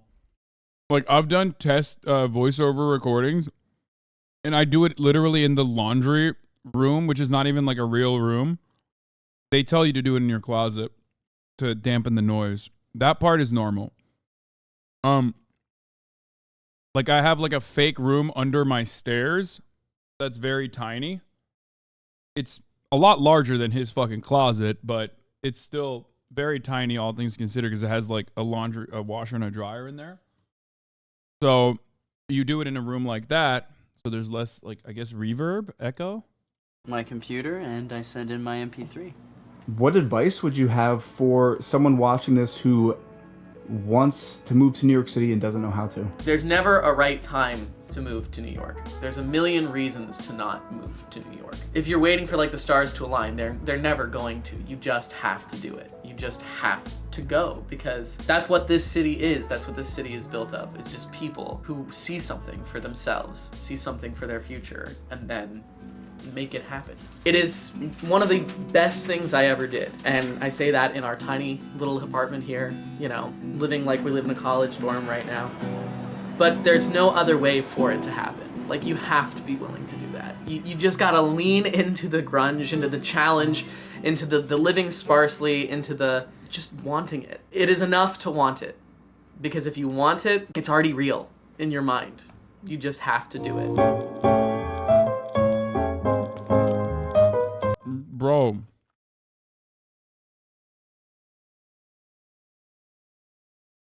Hallucinate differently, you know what I mean? All right, the man who lost it all for a house. For over 20 years, viewers have tuned into grand designs to see ambitious home building projects that usually go a bit over budget. In 2019, an episode of the beloved show left viewers shocked and was dubbed the saddest episode ever. This is an M Hut special, chat. Let's see if it's good.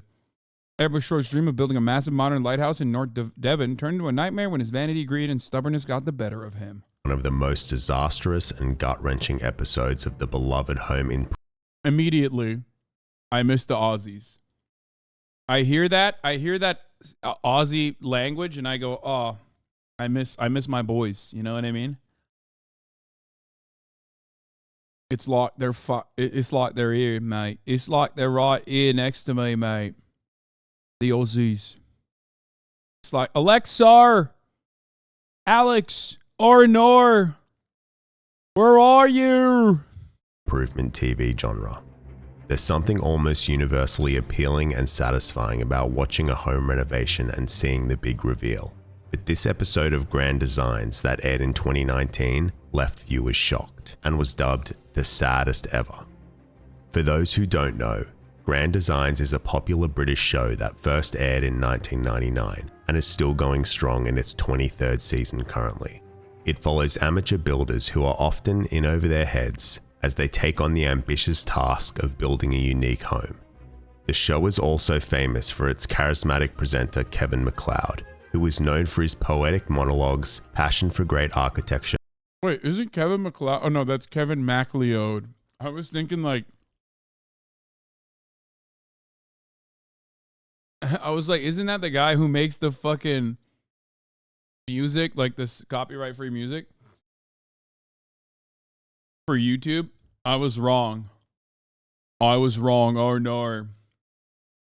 As well as his occasionally brutally honest opinions. Amglimpse? What a name. In 2008, Edward Short, his wife Hazel, and their two young daughters, Lauren and... What's up with Aussies wanting to like do long form? Well, I guess it's not super long, but like, what's up with Aussies doing these like YouTube essays of like fascinating moments of culture? It's very internet historian. Do you root?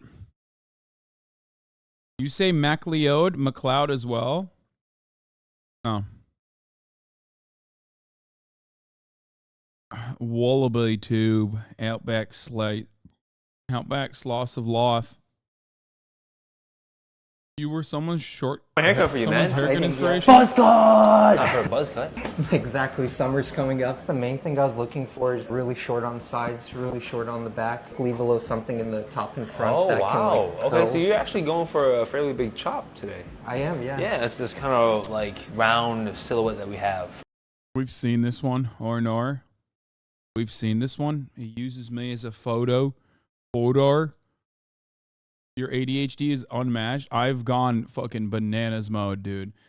So ADHD, I forgot the top of the hour ad break is here. If you no longer want to see those ads, all you need to do is subscribe, which you can do for $5 for free with the Twitch Prime. Buy connect to your Amazon Prime account to your fucking Twitch account, mate. Yeah. Fair dinkum, mate. Fucking hell, thinking of Barramundi. Yeah, I'm always thinking about Barramundi. Barramundi is what gave me the fucking dub over Alex. Get that up, ya! VB Longneck. Ah, fucking hell. Fucking VB Longneck. How you going, you old Barramundi?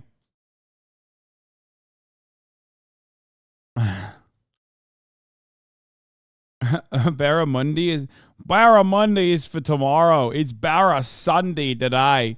Fucking hell, that's fair dinkum. Okay. Is the Freeman outbreak now?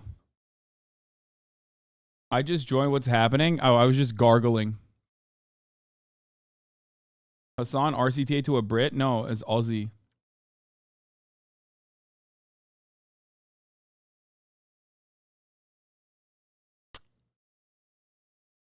All right.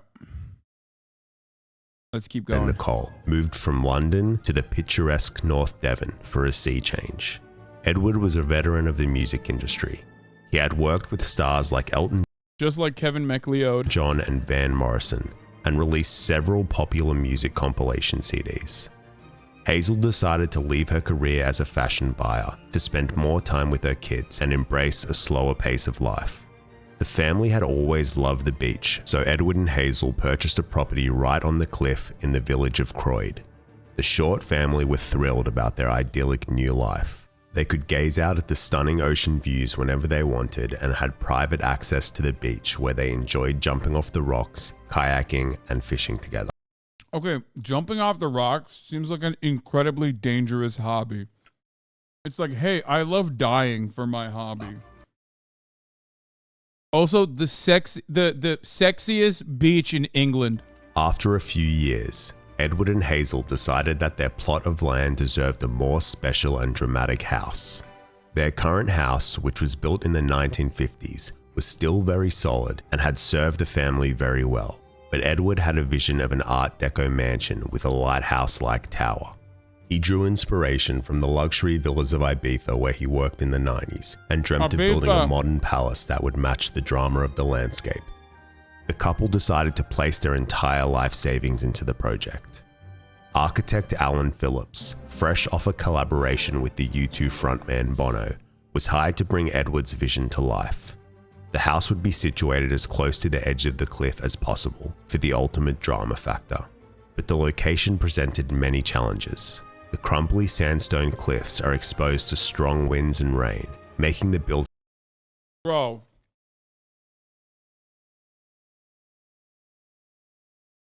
What's next, dude? You're gonna build a fucking nuclear reactor there? Especially if it's sitting gently on top of a fault line, you know what I mean? How dumb. Good thing my favorite country in the world, Japan, would never do such a terrible thing. Building site exceptionally dangerous. The fees from the architect, engineers, geological surveyors, and other professional consultants totaled £250,000. I do like looking at Ibiza, like looking at some of the most beautiful and best weather conditions, like some of the most beautiful fucking like areas that people travel to from all around the globe and going, what if it was Ibiza, but instead dull, grey, uggo, and you can't really swim in the water, right? Fucking hell. The water is like fucking cold. There's weird fish in it, right? A bit rocky, yeah? Ibiza, but rocky. Can't fucking do it. Can't get in there.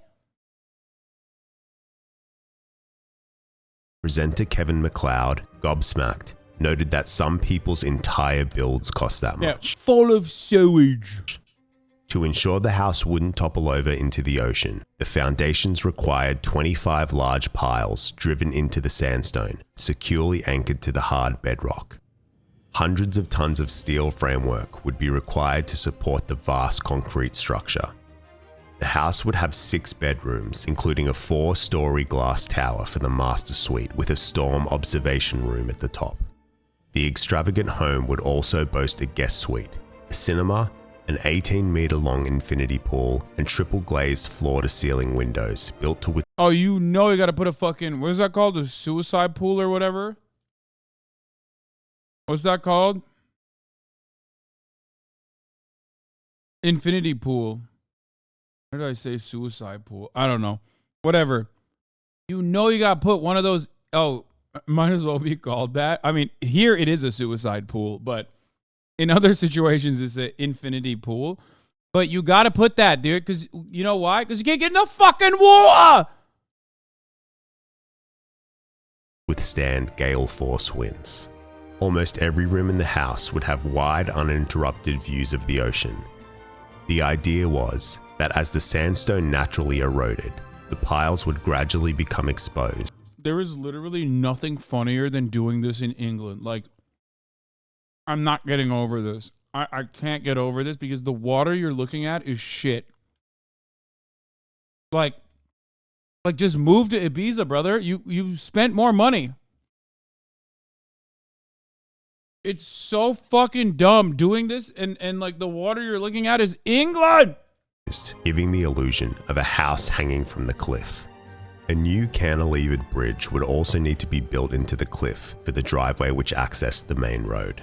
Edward and Hazel believed their massive coastal palace would take just 18 months to build. The total budget for the project was £1.8 million, which was on top of the $1.4 million they had already spent on the existing house and land. Kevin asked the couple how much money they were borrowing and from whom, but Edward and Hazel skirted around the question. Unfortunately. Okay. This is so old school in many respects. Like, this is categorized under the same exact, like, old school ass, like, Victorian era bullshit. You know what I mean? Like a family that was struck by a curse. One madman on a mission. Like, to build the unbuildable. Like, they literally, this is super old school. Just like trying to build like this idiotic thing because of your hyperfixation. I categorize it under the same vein as like billionaire explorers. Like the Ocean Gate situation was in many ways nearly identical to things that had happened before. Like rich fail sons this one was just like rich people, but usually like rich fail sons fucking doing like peak British adventure and then dying in like an elephant tumbling incident. You know what I mean? It's awesome. It's a tale as old as time itself. Yeah, it's a tale of hubris. It's Icarus. It's all of that. And seeing it, elephant tumbling, like an elephant like stomped on them was what I was trying to say. At the start of 2012, a deep financial crisis and recession was being predicted in the UK. As a result, banks began restricting lending. The provisional agreement Edward had with his bank crumbled, and he was forced to put the build on hold. Edward's income relied on CD sales, but by this point, CDs had all but disappeared from shelves. The kids had already started packing up their belongings, and even put on bake sales and car boot sales to raise money for their parents. But their efforts were futile because the project could not progress for over 2 years. Fast forward to May 2014. The Grand Design's cameras have returned for a check-in. Edward has come up with an alternative plan. He borrowed £500,000 from a hedge fund to build a much smaller 3-bedroom house at the other end of the plot, with the intention of then borrowing against it to continue the lighthouse build. This part of... Dude, I love this. Also, my second favorite dumb rich guy shit is, hey, you got a dumbass idea? You got a really dumb idea, dumb? Go to a hedge fund. Like, why are they giving him any money? Why are rich people giving other dumbasses money over incredibly dumb things?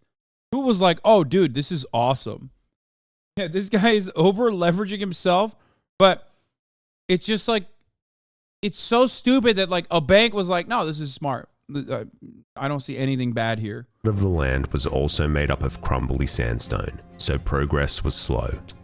21 months later, Kevin McLeod returned to North Devon for a visit, not to see the lighthouse, but the smaller house, which Edward and Hazel called the Eye. It was only partially built, but even with the shell of a house, Edward now had an asset and was able to secure a loan of £2.5 million from private investors at an 8% interest rate. Edward said he was hoping to sell the finished house for the same amount of £2.5 million, which clearly shocked Kevin MacLeod, who believed they had completely overpriced it. But they had no choice. Edward and Hazel had sunk all of their money into the building project and were relying on the huge gamble of being able to sell the eye for £2.5 million. A hint of tension could be detected between Edward and Hazel as they discussed their progress with Kevin. But at last, the point of chat is this. Say something. You think nobody else sees it. But unlike the fucking eye, it's bloke's life. This eye sees all. Palantir, mate. Soren's all seeing eye. Fucking Palantir, mate. Like a VB long neck in the morning. Fucking downing you. Staring at you like you're a beautiful Sheila. About to drink it all, fair dinkum. Heaps of VB long necks. I'll be I'm fucking so stupid. All right, we're done. Last, Edward had the money to begin work on the main house. In February 2016, the demolition of the family's 1950s house marked the beginning of construction of their brand new dream home. The couple's passion was back, and their daughters, now teenagers, could barely contain their excitement. The family moved into a nearby rental house, ready to move into their mansion in just 18 months. However, the very first stage of the build, the excavation, took 6 months longer than planned, due to the very hard blue slate bedrock, which required specialized equipment and much more work than anticipated. The unexpected challenge in this very first stage of construction had eaten through the entire contingency budget. Absolutely nothing could go wrong from here on. But delays continued to plague the project. The highly exposed site made working conditions very dangerous. Strong winds meant that cranes could not be safely used and work had to... Remember that, like, those dog shit conditions is also what he's, like, looking at and going, oh, how beautiful. Like, this is what I want to experience every day. Like, he spent this much money for an area that is so inhabitable that, like, you can't really use cranes and shit. To stop once again. In October 2016, Kevin MacLeod returned to observe the completion of the steel frame for the lighthouse tower and the concrete structure of the infinity pool. As Kevin toured the build site and took in the breathtaking views, he was reminded of just how potentially spectacular the house would be when completed. Yeah, it's such an LA guy take. That's why that fucking coastline is blossoming with real estate, you know? That's why it's so normal to build there that if you notice, if you look, 100 miles in one direction and 100 miles in the other fucking direction, all you see are houses on the coast.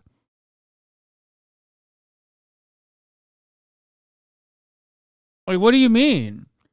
Sometimes there's a reason why no one is built there, okay? It's like one of the most popular holiday places in the UK. Oh my God, that is the saddest thing I've ever heard. Stop.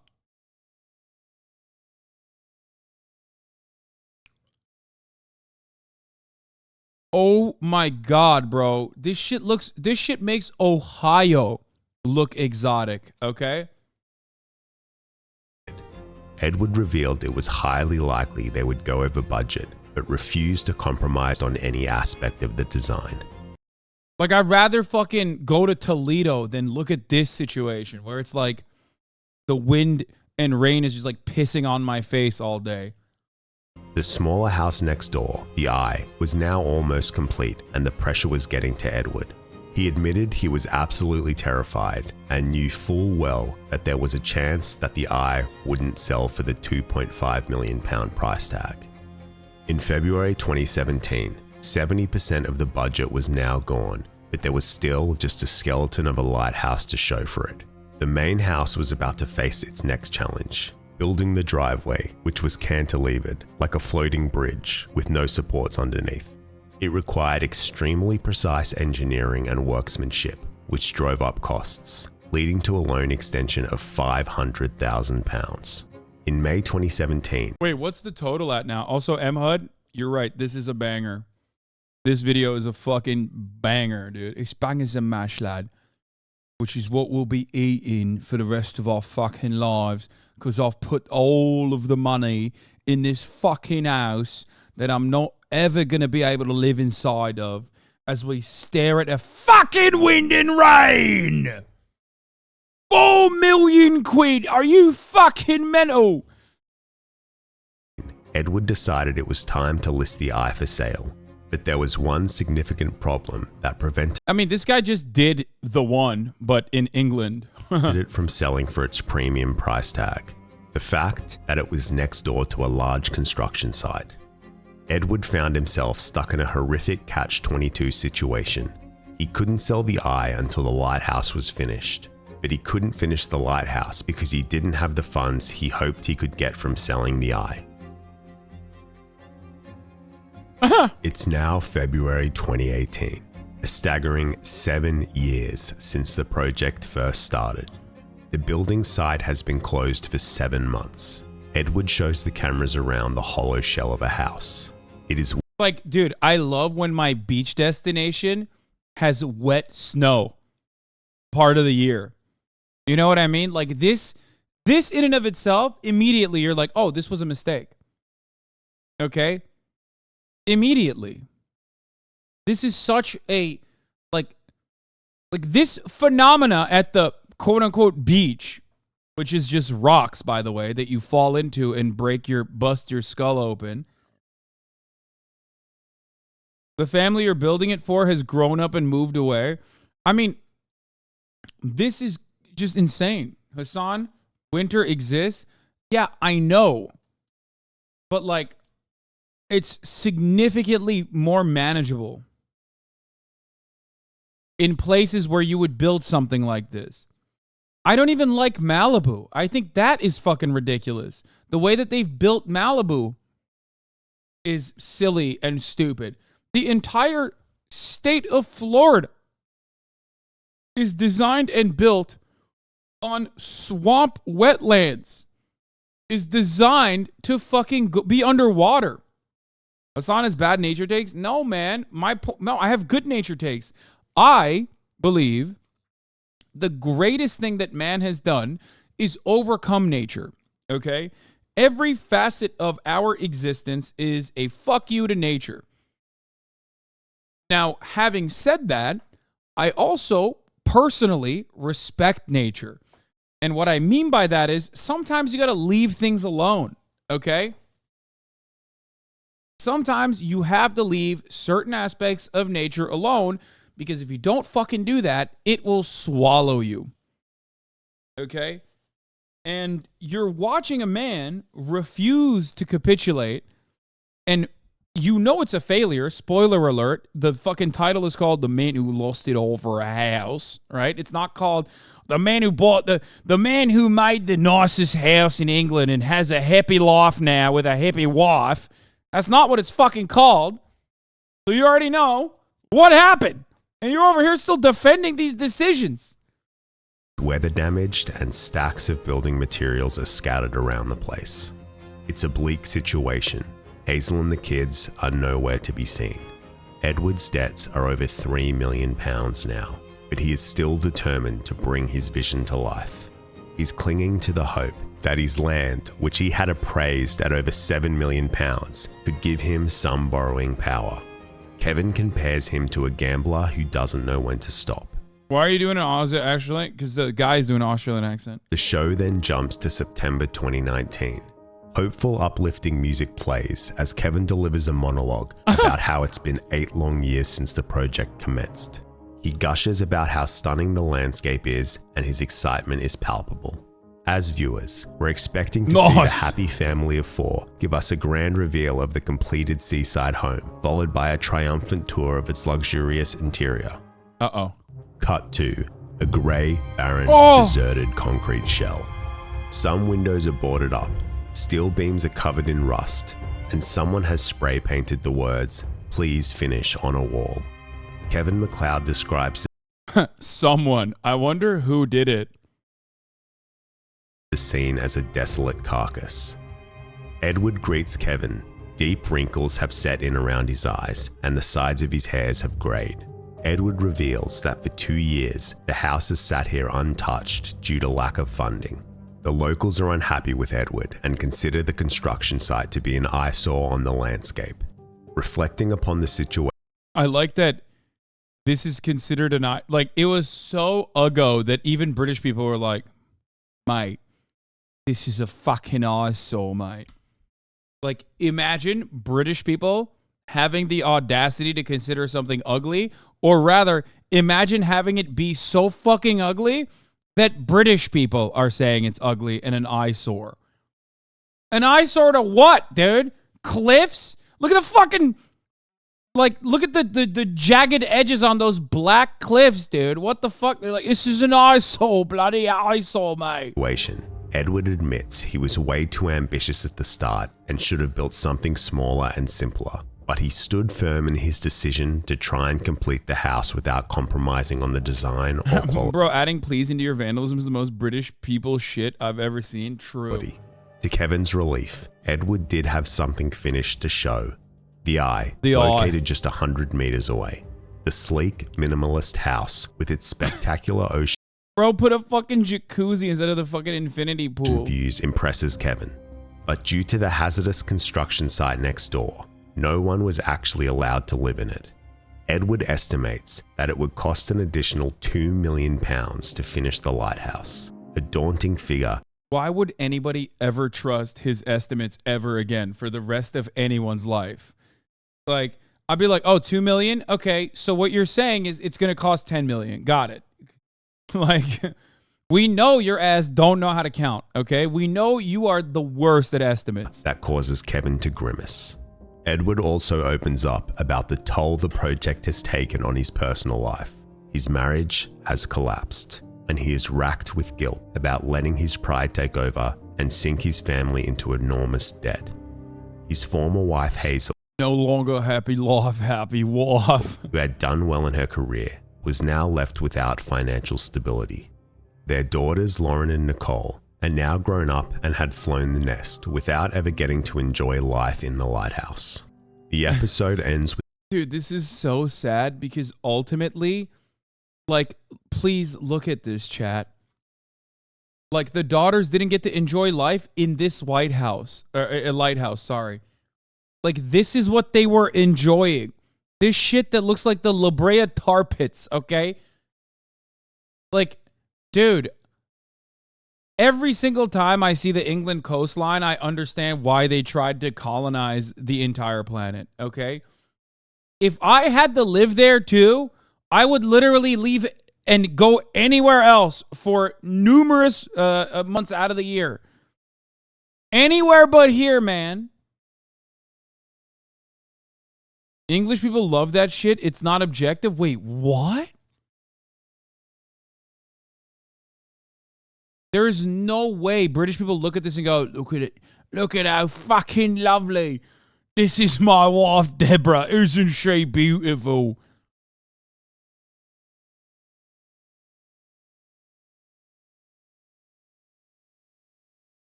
My thing is, just give it up. You know what I mean? You don't have to have everything. Like, you don't have to have like a beachside house. If you're British, okay, and you're like, oh, dude, this is sick. Like, look, we have beaches. Like, you don't have to fake it. You know what I mean? Just give it up. Just don't. I don't know. I don't know why you like. You're like, oh, I can't believe we're gonna have such a wonderful life with our children as they like, you know, have significant disabilities due to the accidents that they had at the jagged rock cliff. You know what I mean? As a child, when they were like trying to jump into the piss and shit water. I'm just saying, like, Like, there's no need. There's no need. You can't have it all. Just go to a place where they have that later. But to be fair,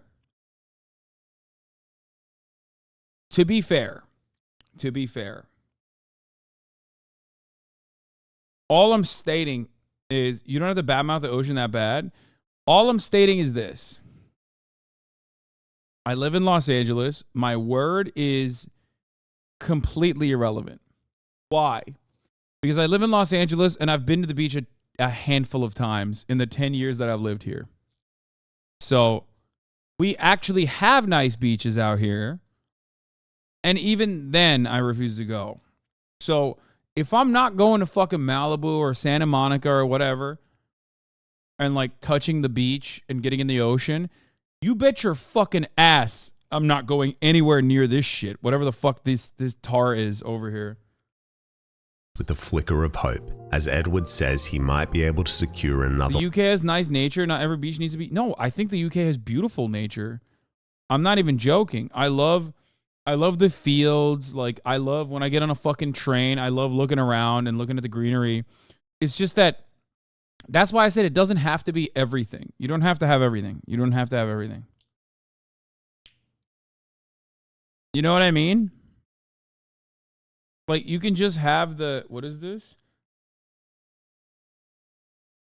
Lighthouse from the saddest ever grand design is back on the market for $7.5 million. Oh, it was complete. They did it.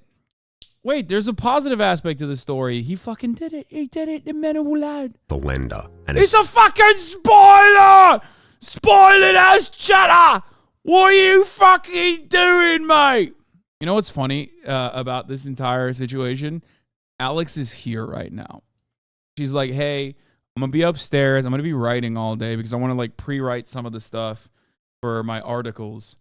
So she's probably hearing me fucking screaming downstairs. What do you mean you can't ban me? I 100% can. What are you talking about? Look at this. Look at this. Freaking mods, dude.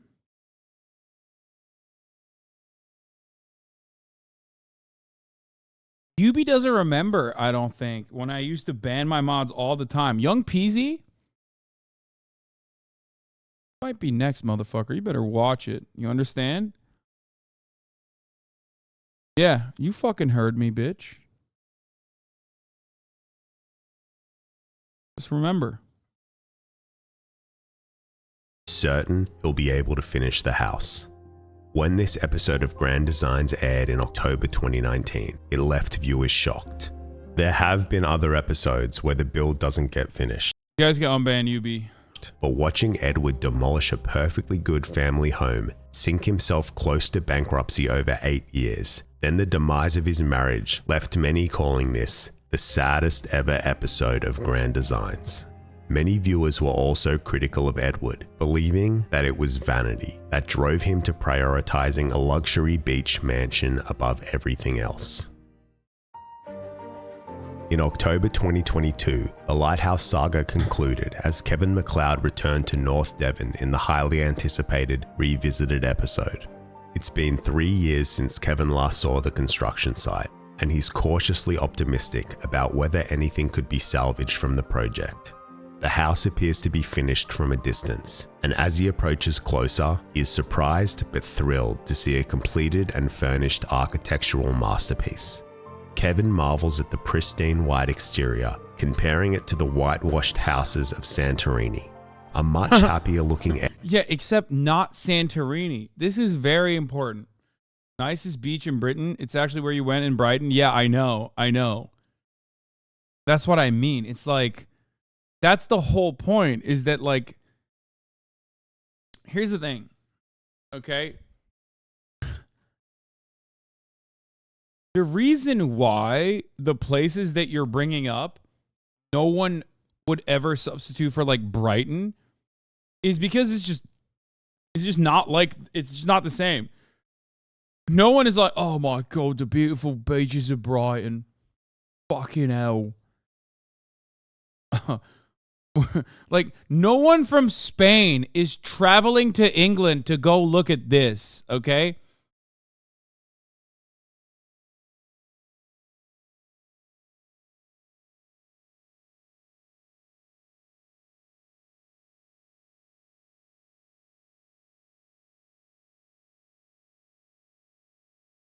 Not happening.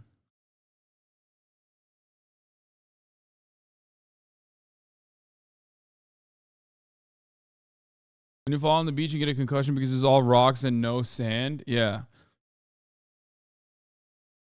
Here's the finished building, not in winter, so you might hate it less. Okay, hold on. Edward greets Kevin and shows him around the light-filled home. As they take in the stunning... Oh, Aiden's here. Of course. Of course. I think it looks quite nice. You fall on the beach. I'm British. I never fall on the fucking beach, mate. You'll never catch me falling on Brighton Beach. You need to be fucking nimble, yeah? Oh, look, I stun locked him. Yeah, yeah. I won. I won this one. Views of the Atlantic Ocean, Edward proudly confirms that the house is finally finished. He explains Damn, that he got the found fuckboy cut too. He got the house finished and he got the fuckboy cut. Wait, is he sitting in the water with his polo specialist team? loan provider in early 2020 who facilitated the completion of the build. By that point, the local council had issued notices over the unsightly construction site, and bringing back the original contractor, replacing damaged windows, and reviving the steelwork cost a total of £200,000. Kevin compliments every room of the home, and the tour ends in the undeniably amazing storm viewing room at the top of the lighthouse tower, with its nearly 360-degree view of the ocean. But there is an undertone of sadness about... I love that, dude. I love the storm viewing room. Like, that's fucking sick, dude. Look, to different strokes for different folks. You know what I mean? Like, if I'm thinking like beach house, I'm not thinking like, oh man, that's so sick. I love looking at the storm from my beach house. It can be sick. I'm not even saying it's bad. Like, it can be sick to like experience a storm like that. But when you say it in England, all of a sudden I'm thinking this is a year-round thing. Okay, it's cool they film this on the one sunny day of the year. Yeah, you know they had to wait. Out it all. The rooms that were intended to be the kids' bedrooms were turned into sparse offices. The grand spaces feel cold and clinical, appearing to be staged with fake plants and generic-looking artwork. It soon becomes clear that the house has not been lived in. The other part of the problem is like, oh, look at how many windows they have in this house. And you're like, okay, it's great, but like there's no natural sunlight in England. It's like you can put windows everywhere, but ultimately there's no natural sunlight when it's cloudy all the fucking time. Edward then reveals to Kevin that the kitchen and bathrooms had intentionally been left unfitted. His plan now is to sell the lighthouse and the eye together to clear his enormous debt of £7 million. Edward never got the opportunity to even live in his dream home, and he never would.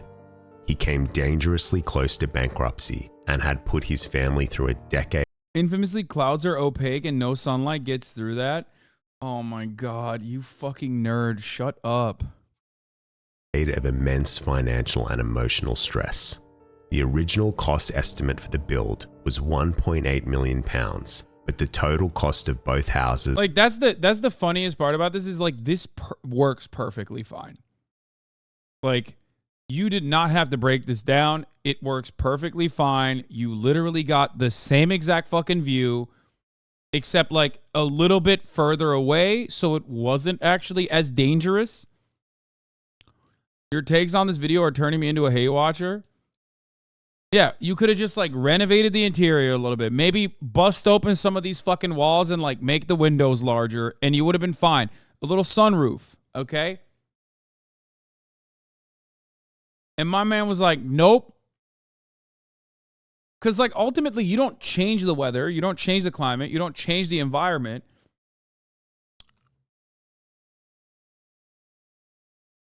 cost $7 million, selling for 7.5, got a 500K profit, lost the entire family, and also significant chunks of his life. You know what I mean?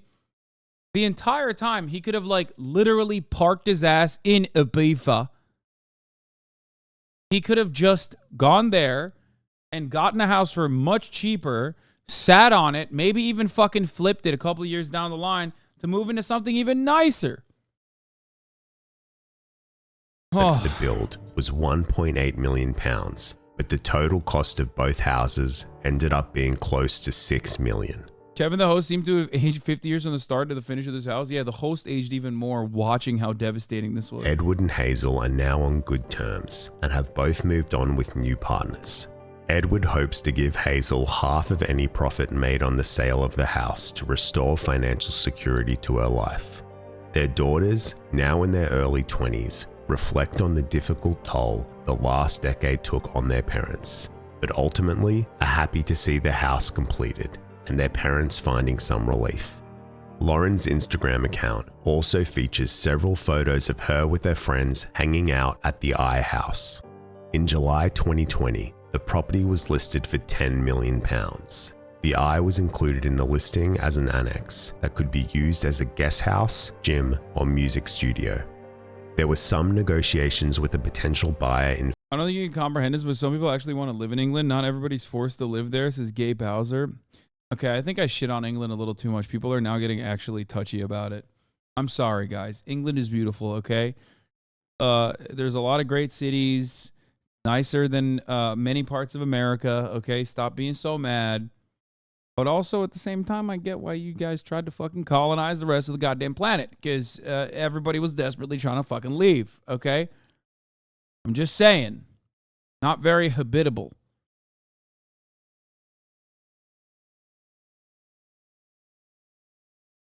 Okay, chatters, you can't shit on normal British architecture if you're American. By the way, go move one of the 7 cars in your driveway. Your mom has to get to the store. Yeah, I mean, American architecture is dog because it's like even a shittier version of British architecture. Not even British, but... in February 2023, but unfortunately, it fell through. Despite this disappointment, Edward and his family felt like they could finally bid farewell to the lighthouse chapter of their lives. As of June 2023, the property has still not found a buyer, even after being split into separate houses. Birmingham. Yeah, this was awesome. This was great. This was a very good video. It makes me want to watch other videos from this guy. Like, he escaped prison and repeated his crime. Deadly love triangle. Hacker's unknown motive. Harvard catfishing mystery. Terrifying eBay stalker. They all fake disabilities. The most unethical cheaters in sports history. Lottery lawyer's web of scams. This nun stole from children. What the fuck? What? Okay, what?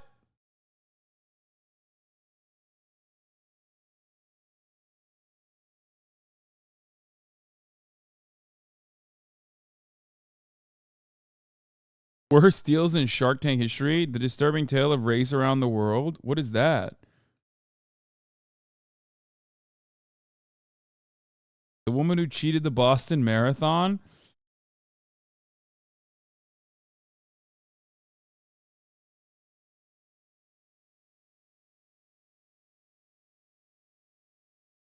British beaches. Oh no. So yesterday we decided to go to the beach. Bear with me guys, I lost my fucking voice.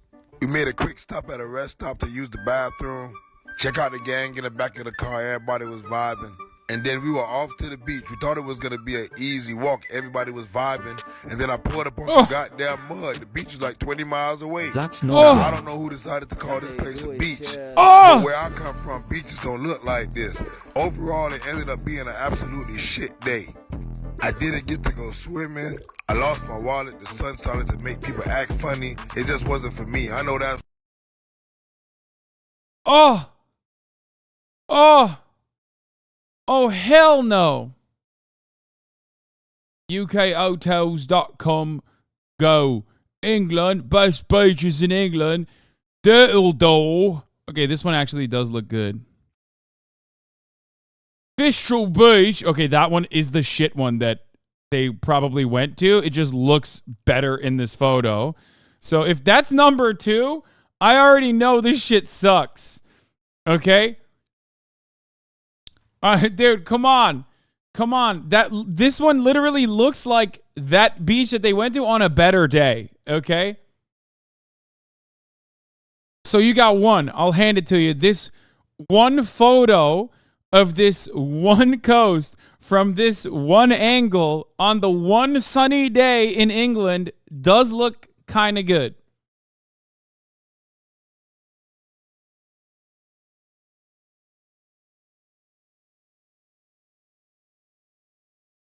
Turtle visit one of Dorset's most famous natural sports, yeah?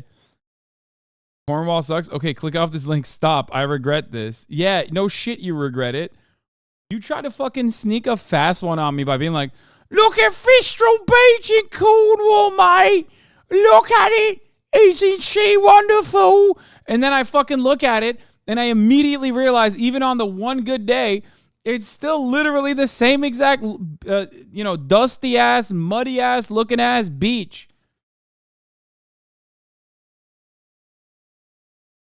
Dornamouth Beach, mate. Fucking hell. It's got wide and soft golden sands. Stretching 7 award-winning miles.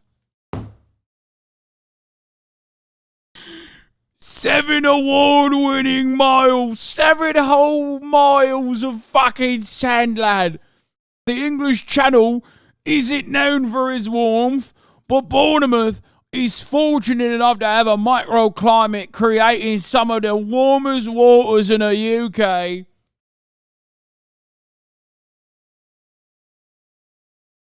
There are plenty of beach activities to try, including kayaking and paddleboarding. Walacombe Beach in Devon. Oh my God. This bricks my brain, okay? Having this much green this close to the fucking water, straight up, I look at it, I'm like, something's off about that.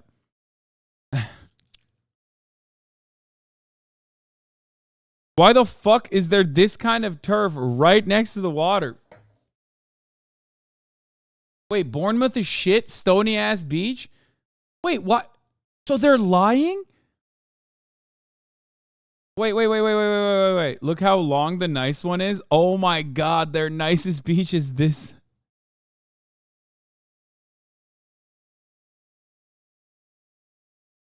Bro, they literally try to sneak it on me. Drone footage of Dirtle Door.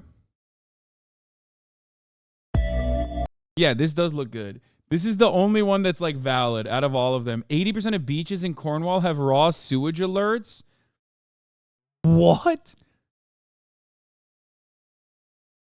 80% of beaches in Cornwall issue raw sewage alerts.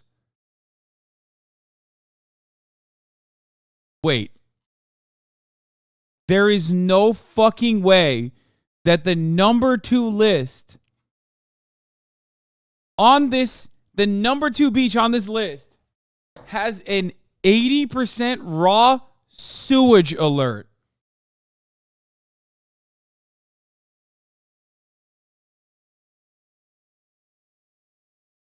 Bro, this is like looking at the Hudson, okay, and going, dude, isn't that a wonderful body of water to jump right into? The Gowanus Canal.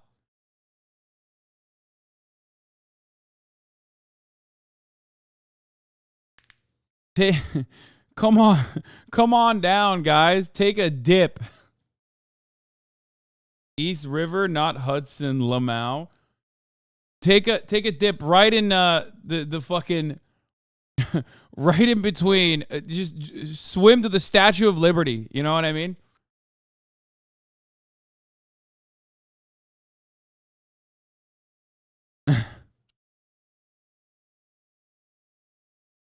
Ay, ay, ay. Wait, is the Statue of Liberty on an island? Wait, what?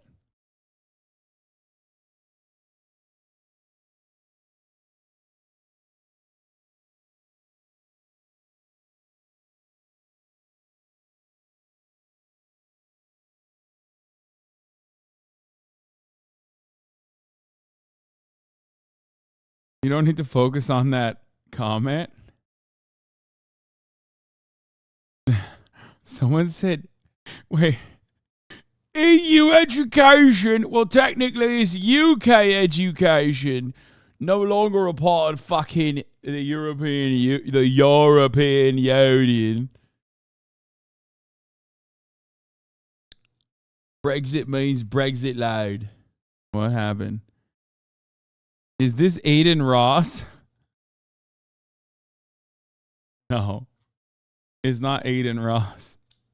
It'd be a lot funnier if I just kept up. Yeah, Aiden Ross, my mod.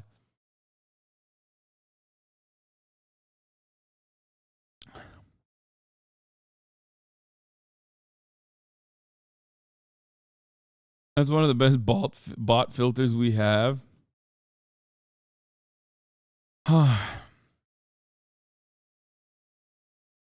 I'm just, look, all I'm saying is I like London. London clears the broad majority of American cities on, especially when it pulls tricks on you.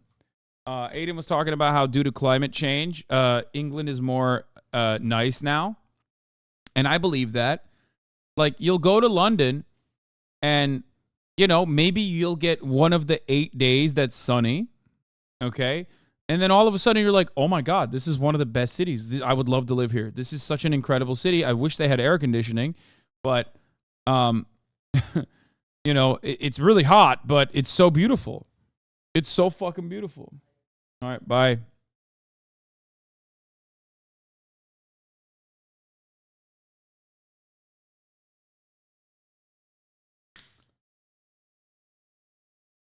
It will sneak up on you if you look at it from afar, like we are doing here.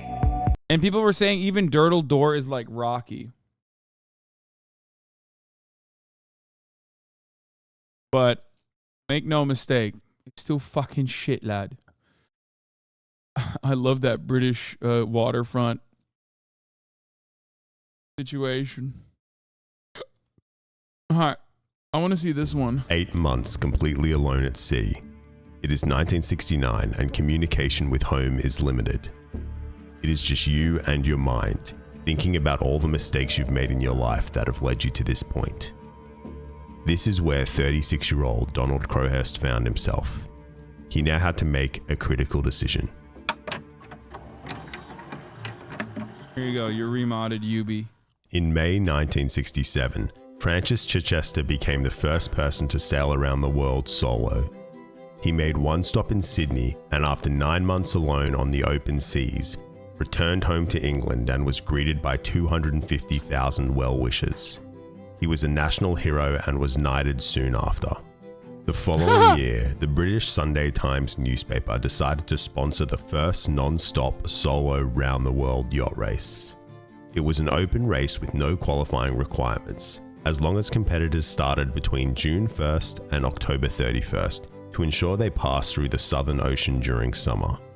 The first person to complete the feat would be awarded with the Golden Globe Trophy, and whoever recorded the fastest time would win £5,000, equivalent to roughly...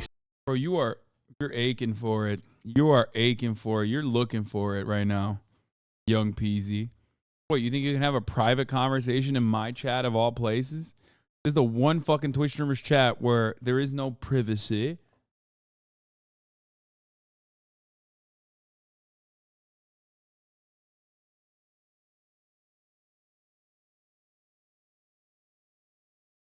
£70,000 today. 9 men entered the race. All were highly experienced and esteemed yachtsmen and sailors, except for one man, Donald Crowhurst.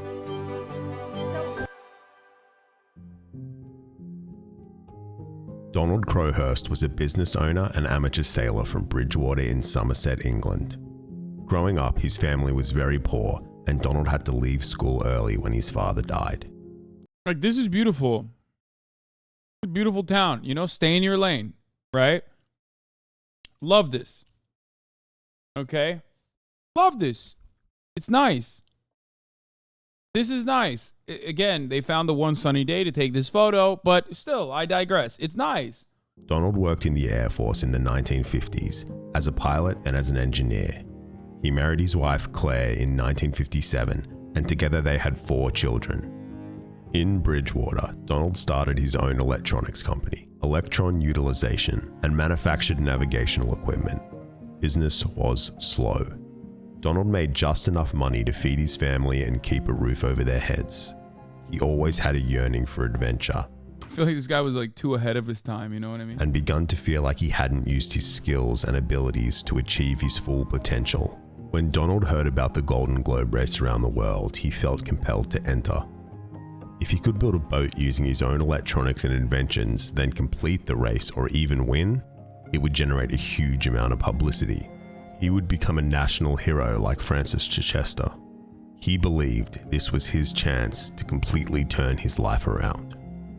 While other competitors already had boats that just needed some modifications, Donald needed to build one from scratch. He came up with a modified trimaran design that would be equipped with advanced electronics that would make it faster and safer. The only thing missing was money. Donald mortgaged his house and secured 2 sponsors, the town of Tidmouth in Devon and local businessman Stanley Best, an investor of Donald's company, Electron Utilization. The vessel was named Tidmouth Electron after its 2 sponsors. Donald could finally get to work on his boat and was optimistic about his adventure. However, his money issues were just the first of many, many problems that would arise. Donald was convinced that the trimaran model with the hulls on either side of the main hull would be ideal for speed as well as safety. He believed it was the best option to get him across the choppy waters of the Southern Ocean. He planned to install additional safety measures he designed himself, as well as a revolutionary computer that would sense when the boat was tipping and trigger a flotation device. The Tidmouth Electron was designed with very few non-essentials, so it would be lightweight and therefore travel faster. The living quarters were considerable. Chat, not all Australians sound the same. Y'all are being fucking anti-Aussie right now. Okay, no, this is not I did a thing. Or is it? Or fucking is it, mate? Smaller than those of Donald's fellow competitors. He also only brought 5 This is, books for I've what could done be something. Up to 8 or 9 months at sea. With the October 31st deadline looming closer and budget running out, Donald had to rush to complete the boat. He was forced to cut corners. He had to forego his computer and made some less than ideal substitutions on various parts of the boat. On top of everything, Stanley Best, one of the sponsors, made Donald sign an agreement. If Donald dropped out of the race before it began, or if he dropped out early on, he would have to pay back the cost of the Tidmouth Electron, which would completely bankrupt him. Everything was on the line. He had no choice but to successfully complete the round-the-world race. On September 23rd, Donald sailed the Tidmouth Electron on its maiden voyage to its namesake and sponsor town. Donald's publicity officer believed officially starting the race from Tidmouth would attract visitors and press and boost the image and economy of the town. The voyage to Tidmouth was supposed to take 3 days, but ended up taking 2 weeks. Donald's wife Claire was tasked with christening the boat by releasing a champagne bottle tied to a ribbon, but the bottle didn't smash and instead bounced off the hull, which is considered bad luck. One of the boat's builders quickly grabbed the bottle and smashed it by hand. The boat was damaged on its maiden voyage, and it was also discovered that it could not perform windward. In other words, it could not travel against the wind, but there was no time for repairs. The other competitors had already begun their journeys. In fact, 2 men had already dropped out of the race when they reached the Southern Ocean.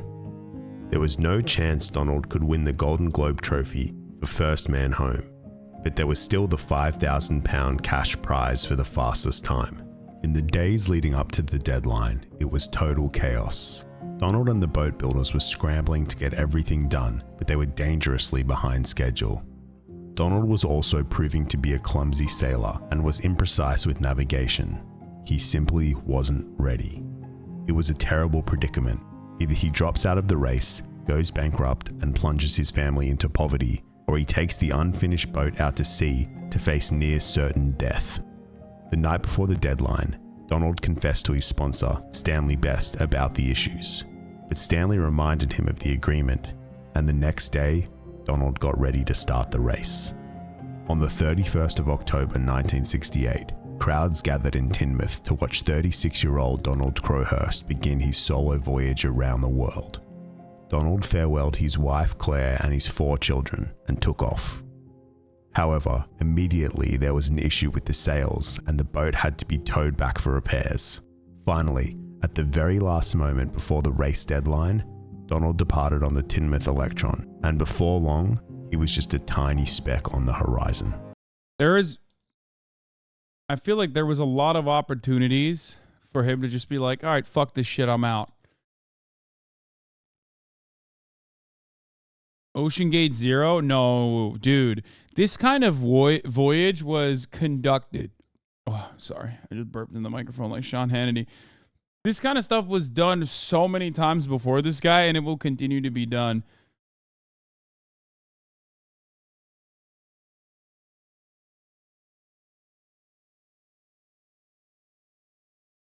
I mean, that would mean losing everything? Yeah, except here's a better way to do it. Not doing it and then not dying. Which I don't even know if that's what happened, but it seems like that's probably what's going to happen. You know what I mean? It's ominous, and I'm not saying that because of the fucking Australian accent. They forced him and he go bankrupt? Yeah, that's what I mean. I'll be like, all right, well, I don't want to fucking die, so, not doing that. Modern sea vessels have GPS and internet access and are able to maintain communication lines at all times. In the 1960s, the only way for boats out at sea to communicate with land was via radio calls and telegrams. There were no satellites that could pinpoint your exact location. You couldn't text or FaceTime anyone.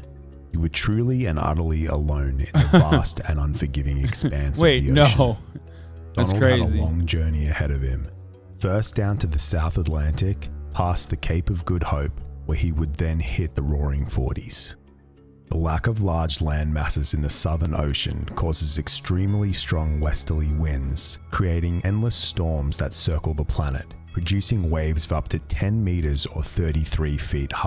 Yeah, this shit terrifies the fuck out of me. It's like being at the top of the hour and not having an ad break avoidance fee. Like not having $5 or a Twitch Prime to use on the channel. It's just not happening. You know what I mean? Not for me. Some OnlyFans girl said she would pay if you do a video with her. Who is it? I mean, I'm not going to do it, but it's still funny.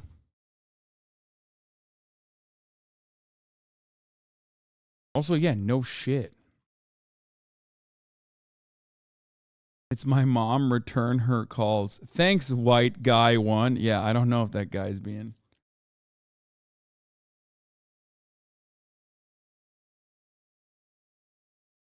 Anyway, she should pay for people to no longer see the ads at the top of the hour by gifting subs. Yeah, white guy one, thanks.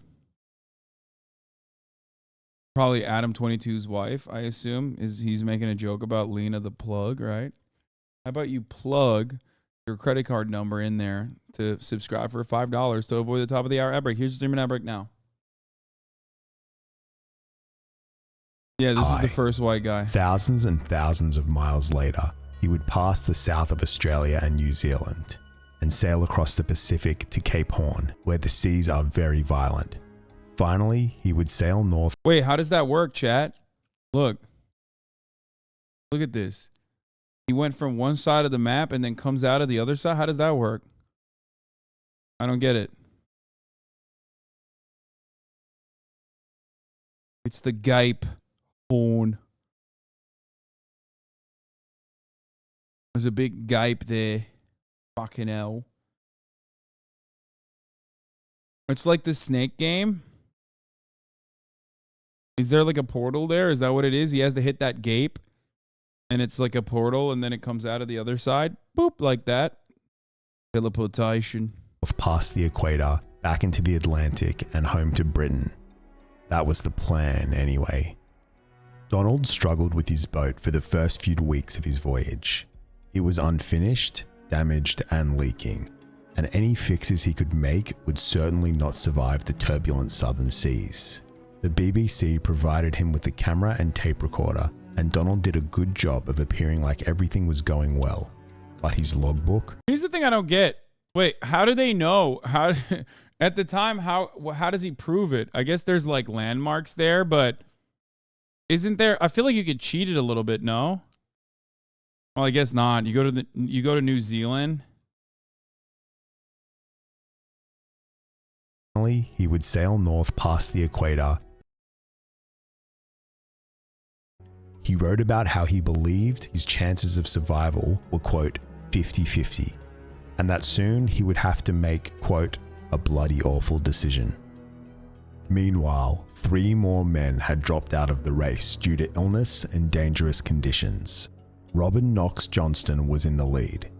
For over a month, Donald made slow progress in the race while he agonized over what to do. Continue the race in a boat that was falling apart and drown? Give up, drop out of the race and face financial ruin? That's easy. That's a easy decision, man. It's the second one. You know what I mean? It's the second one, I'm pretty sure. It's just, yeah. The other one is like, you also die. In one, you're in financial ruin, but you're alive. In the other, I don't know, just like take your boat, leave your family behind, take your boat, and just, you know, live your life in an entirely different location. Just become a New Zealander. The accent's not that far off. You can understand how they speak. Or he could lie about his positions, hang tight in the South Atlantic for a few months, and then sail home to Britain. The competitors were required to report their positions regularly via radio or telegram. From December 6th, Donald began reporting vague and sometimes cryptic false positions and never specified coordinates. He claimed to be much further ahead than where he actually was. Those back home were now getting excited that Donald was making record time and catching up with the other competitors. Newspapers were comparing Donald to Francis Chichester. In mid-December, Donald reported he was advancing rapidly towards the Southern Ocean. He logged his false positions and planned to come in 3rd or 4th in the race to avoid close scrutiny of his logbooks. He planned out all his fake positions, then started a secret logbook with his real positions. At the time, he filmed and recorded himself playing the part of the positive, competent sailor. On Christmas Eve 1968, Donald made a radio call to his wife Claire. He couldn't tell her about his plan, and Claire couldn't tell him about how she was worried sick. Both of them put on a happy, confident front for the press. He was asked, I like that he tried to cheat at least. Probably should have cheated a little bit harder, in my opinion. To give a precise position, but refused. He's in the Towns River. And stated that he was, quote, off Cape Town, which was much further than the fake position he had planned out earlier. In mid-January, Donald lied and reported he was having issues with his radio and had to shut it off.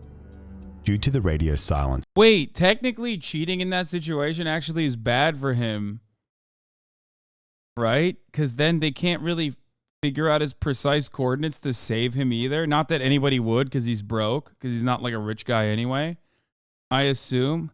I forgot that like him lying about his coordinates made it worse. Oops. Newspapers began to exaggerate Donald's estimated position to create excitement. The man coming in 2nd place, Nigel Tetley, began to feel the pressure, believing that Donald was closing in on him. What the fuck? Yo, he was having a much chiller time, dude. Yo, he was having a much chiller time, brother. He's just like at the fucking front of the race. How did he do that? He was probably richer, right? I assume Nigel Tetley was actually rich. Sailing is a rich man's game. My man's having like his English roast ass looking meal here. Okay, what did he? Also, how does he have all that food at that point in the race? What did you kill a fucking seagull? Like, what are you doing?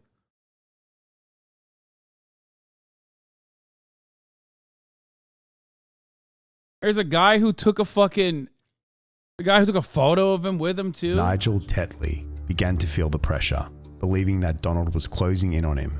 In reality, Donald was sailing aimlessly along the east coast of Brazil, waiting for others to pass him as they headed north back to Britain. On March 8th, 1969, Donald desperately needed to make repairs on his boat and stopped at the tiny settlement of Rio Salado in Argentina, breaking the rules of the race. His arrival was logged by the Coast Guard, but he managed to get away without anyone realizing who he was. Donald then decided to head south to film and experience the Southern Ocean conditions to make his logs seem more legitimate. The more Donald fabricated his logs, the harder it became for him to officially drop out of the race, as he was nowhere near his reported positions. On April 22nd, Robin Knox Johnston completed his voyage and won the Golden Globe Trophy. Oh, no. Oh, no. And he got fucking cooked, mate. Becoming the first person to sail solo non-stop around the world. It took him 312 days. By now, Donald Crowhurst and Nigel Tetley were the only two people left in the race, and it was a head-to-head battle for the £5,000 cash prize. Nigel Tetley's boat was in very bad shape at this point, but he decided to push harder in order to win the fastest time. On May 20th, Nigel Tetley ran into a storm which caused his boat to start breaking apart. He abandoned ship and dropped out of the race. Wait, Suddenly, how? Donald found himself exactly where... Wait. How? I don't understand. He abandoned ship? What did he fucking swim?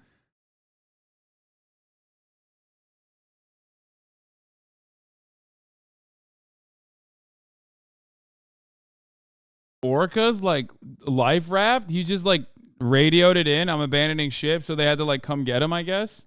Where he didn't want to be.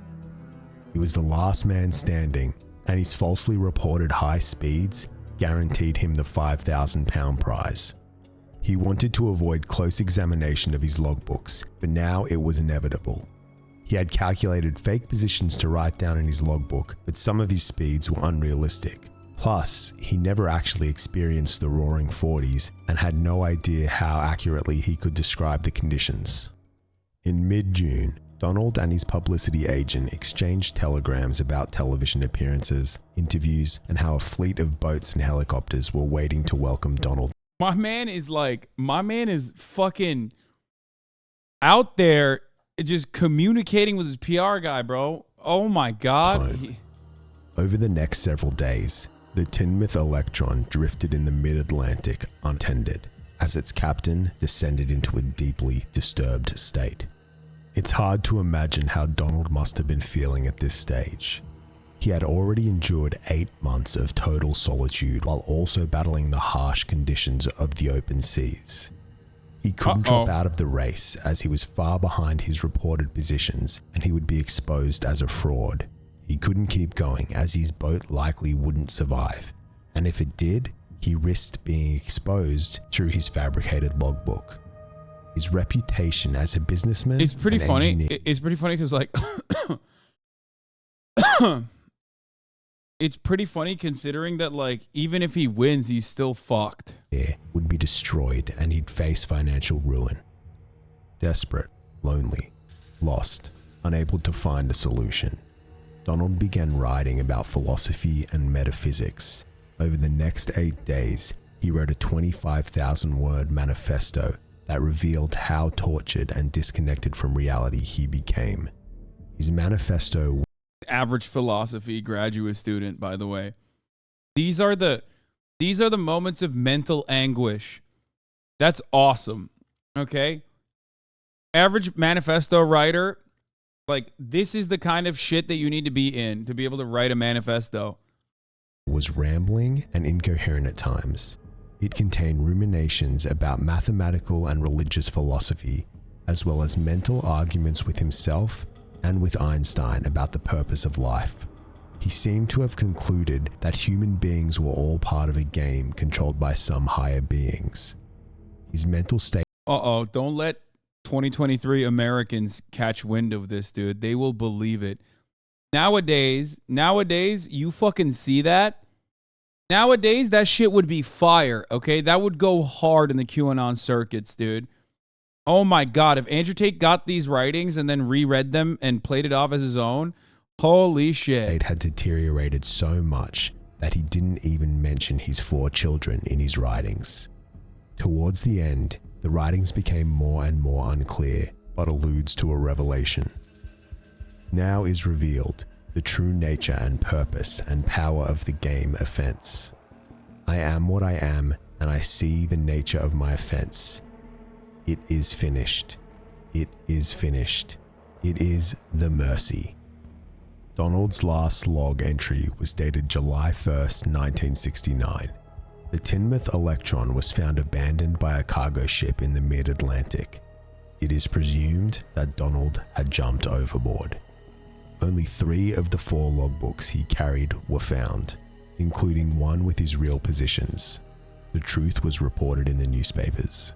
Robin Knox Johnston was the only man who finished the Golden Globe race around the world. He donated more like he cheated better than everybody else. The £5,000 cash prize to the Crowhurst family.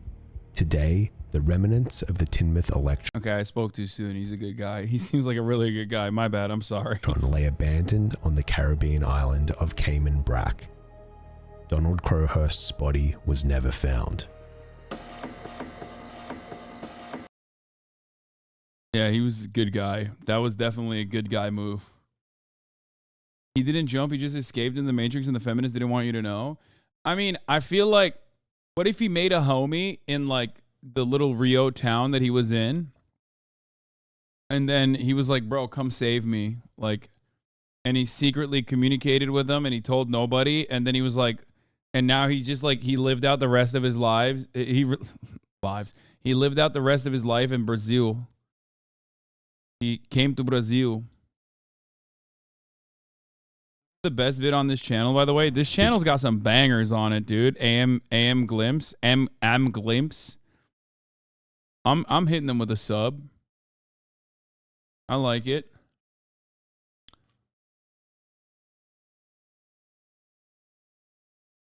Buddy is Cthulhu at this point. He's in a fucking Davy Jones locker. And he swam to there. The boat was found mid-Atlantic. Oh. Rough end for Nigel Tetley. All over lies from this dude. British sailor who was the first person to circumnavigate the world solo in a trimaran. A native of South Africa.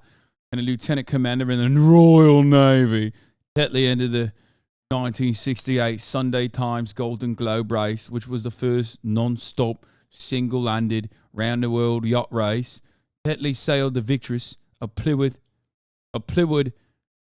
trimaran that also doubled as his own. He completed the circumnavigation when he crossed his outgoing track on the evening of the 22nd of April, 1969.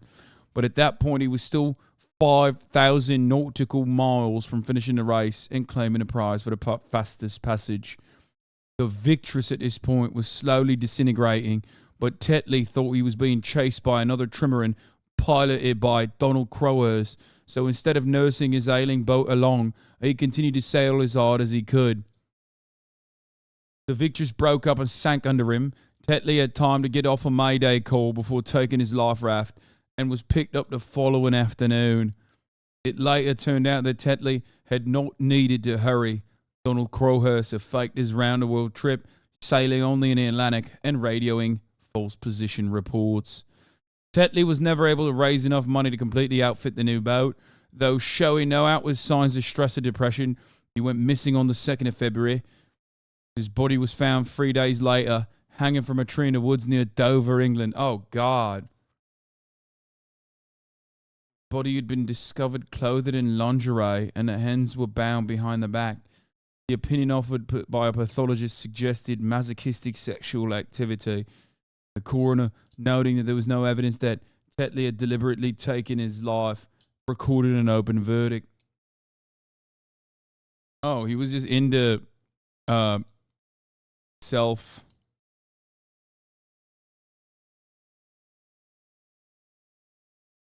He was into, choking himself. Autoerotic asphyxiation.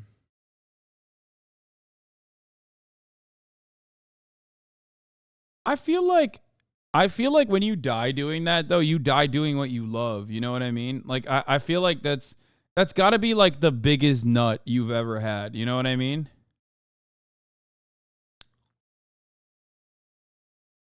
With his hands tied behind his back. Wait. Oh, never mind. Somebody did that to him. Oh, shit. Oops, never mind. Somebody did that to him.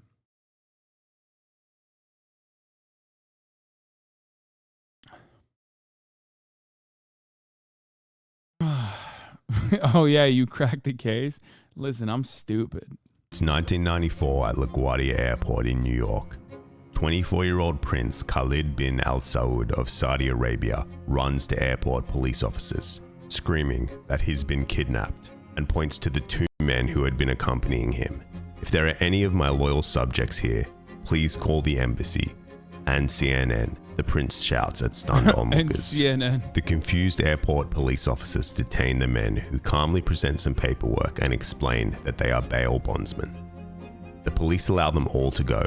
The two men rent a car, throw Prince Khalid into the trunk, and drive 24 hours to Miami. Jose Moreno was born in 1970 in Bogota, Colombia. At age 5, Jose became an orphan, and he and his younger brother, age 3, were forced to fend. Okay, love that. Right off the jump. Big fan of this kind of RTCA content, okay? This ties perfectly in to what we were talking about. For themselves on the dangerous streets. Colombia was in the middle of intense military conflict, and thousands of displaced children roamed the streets and sewers, trying to hide from predators and the death squads who targeted them. For 2 years, Jose protected his younger brother fiercely, foraging and stealing food and finding safe places for them to sleep. In 1977, the two boys were picked up by an orphanage, and before they knew it, they were on a plane to Michigan with their new parents. Jim Gignac and Nancy. By the way, that... God. Anyway, I'm not going to say anything. I'm not going to say nothing. But also, this is kind of what the Sound of Freedom is about, but like they do it in an identical way. I'm not going to say anything else. I'm just going to say that it is a bit odd that there is a business for this, okay? But it's not like the cartel doing it, and obviously their lives are like oftentimes better than the way they were. You know what I mean? It's like yeah, child trafficking, but legal. Fitzgerald were a middle-class couple who were eager to give the two brothers a better life. Jose was now Anthony, and his younger brother was now Daniel. Their neighborhood was predominantly white, and the brothers were bullied in school. Anthony began telling his classmates that his biological mother owned a local hotel and his biological father was a famous actor. He continued telling lies throughout school to make himself seem rich and powerful. He became obsessed with TV shows that depicted wealthy families and started recognizing luxury brand names. In grade 6, he managed to convince a Mercedes-Benz dealership that he was a Saudi prince, and a salesman even took him on test rides. Anthony craved acceptance, and he believed he could attain it through material wealth. A few years later, Jim and Nancy got divorced. Anthony's younger brother Daniel was sent to live with his father, while Anthony stayed with his mum. Suddenly, the one constant in his life was gone, and Anthony suffered major mental breakdowns. He was diagnosed with bipolar disorder, but never received proper treatment. His mum could no longer handle him, and Anthony was sent to state-run psychiatric hospitals and halfway houses. He felt abandoned and trapped in these facilities. So at age 17, Anthony ran away and found himself on the streets once again. Anthony decided this was the perfect opportunity to form a new identity for himself. He started going by Prince Adnan Khashoggi, who was a real Saudi arms dealer and the world's richest man at the time. Anthony convinced an Arab family in Michigan that he was a Saudi prince and lived with them for a couple of months until he got caught. He then made his way to the land of glitz and glamour, Los Angeles, and managed to obtain a credit card under the name Omar Khashoggi. He was caught and convicted for failing to pay his $8,600 limousine bill. In 1991, Anthony turned 21 and really started to up the ante. Victimless His name crime. was now Khalid bin Al Saud. Victimless The crime. name of a real Saudi prince. Bro, that's okay, dude. That's valid. That's justifiable. You should always do this. He racked up a $3,500 bill at the Beverly Wilshire Hotel over 4 days. He rode around in limos but never paid the $7,500 bill. He convinced the Louis Vuitton store on Rodeo Drive to let him have a set of luggage that his father, a Saudi prince, would pay for later. He was caught and spent a short stint in jail, while the LA Times newspaper dubbed him the Prince of Fraud. That same year, Anthony managed to obtain an American Express. One thing that I do find really cool is that this was kind of the perfect era. You know what I mean? We're talking like pre-internet, like perfect era for this kind of like con men, for schemes and like this kind of fraudulent activity where like communication is not great. However, nowadays we still have a lot of people that utilize the internet because like now so much of our consciousness is basically uploaded into the net and so much of our existence is online that you can still kind of do fraud, I guess. It's just not as physical. The fraud that you do now, you do by, presenting yourself a certain way online. Tate is a good example of this. Yes, exactly. Andrew Tate does a decent job with this. And has done a decent job with this. Khalid bin Al Saud. He stayed at the Ritz-Carlton Hotel in San Francisco for several weeks before landing back in jail for 53 days. He then violated his probation and spent Christmas at the luxurious Halekulani Hotel in Hawaii. He befriended other guests at the hotel and conned a couple into writing him a check for $8,500 in shares for a Saudi oil company that didn't exist. He then convinced another couple to cover his $20,000 hotel bill before disappearing. In July 1993, Anthony turned up at Disney's Grand... Bro, who the ever-loving fuck has 25 grand to just drop like that? That is fucking nuts. Brother, the type of people that he's scamming, like, they have to be... Like, this also seems like I don't want to say victimless crime, but, like, god damn, if you have 25 bills in, 1993... to just write off like that, then it's not the end of the world for you. You know what I mean? Nobody's selling the house and the car to be able to help some random person out by giving them a quick 25 bills. That's nuts. Rich people unironically have too much rich people class consciousness for their own good. They stand a fellow rich guy.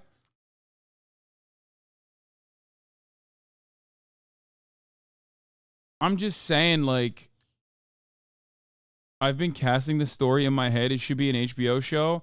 Yeah. The problem is it's not like Anna Delvey, like a cute white lady. So maybe that's the reason why people haven't made this yet.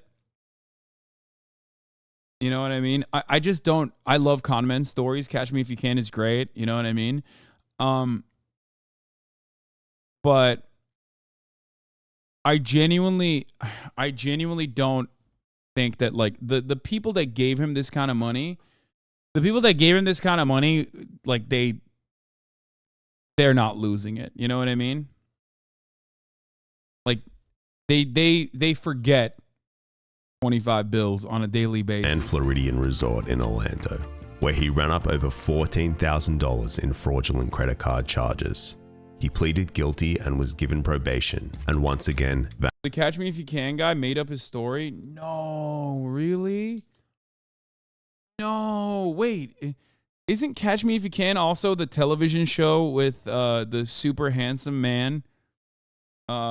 They turned it into like a television show where he would like also work with the FBI to like catch other con men or whatever, like white collar.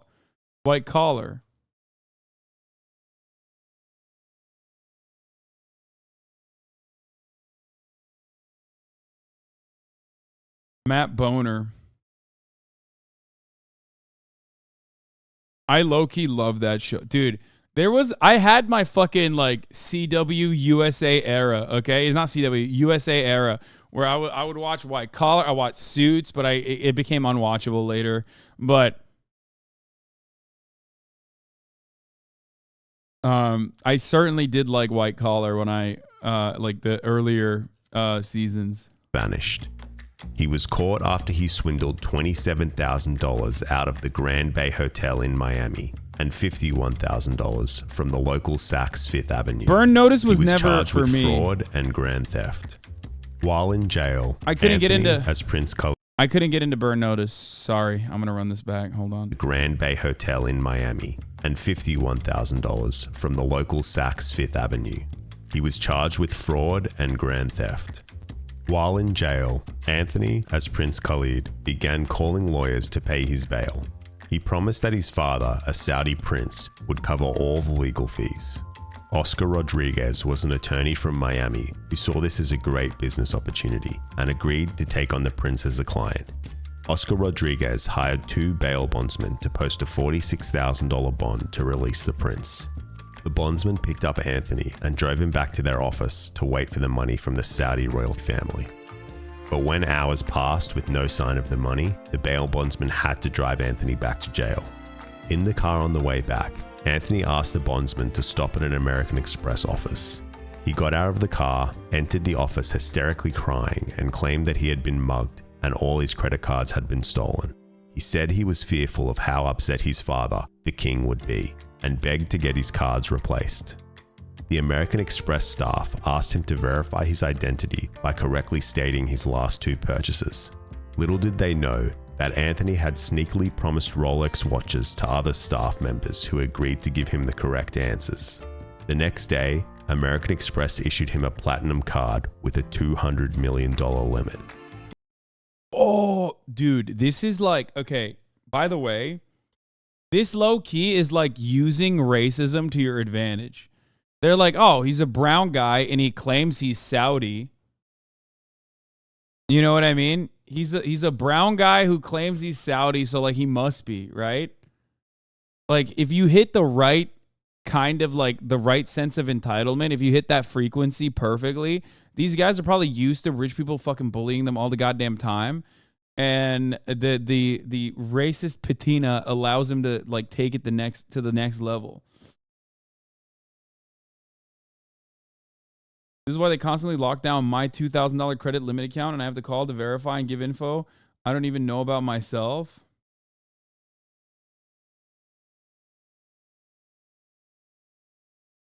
He used racism to his advantage.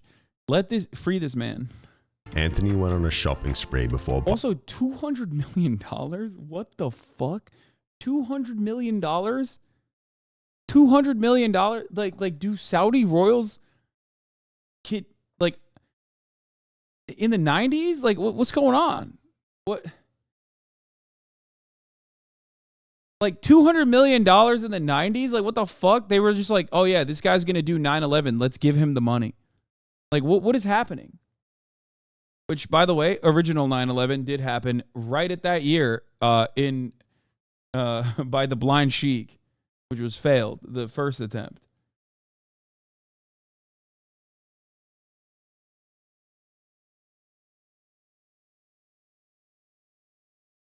I genuinely don't get it. I don't understand. Like I don't understand why a bank would ever do such a thing. Buying out the entire first-class cabin of his flight to Michigan.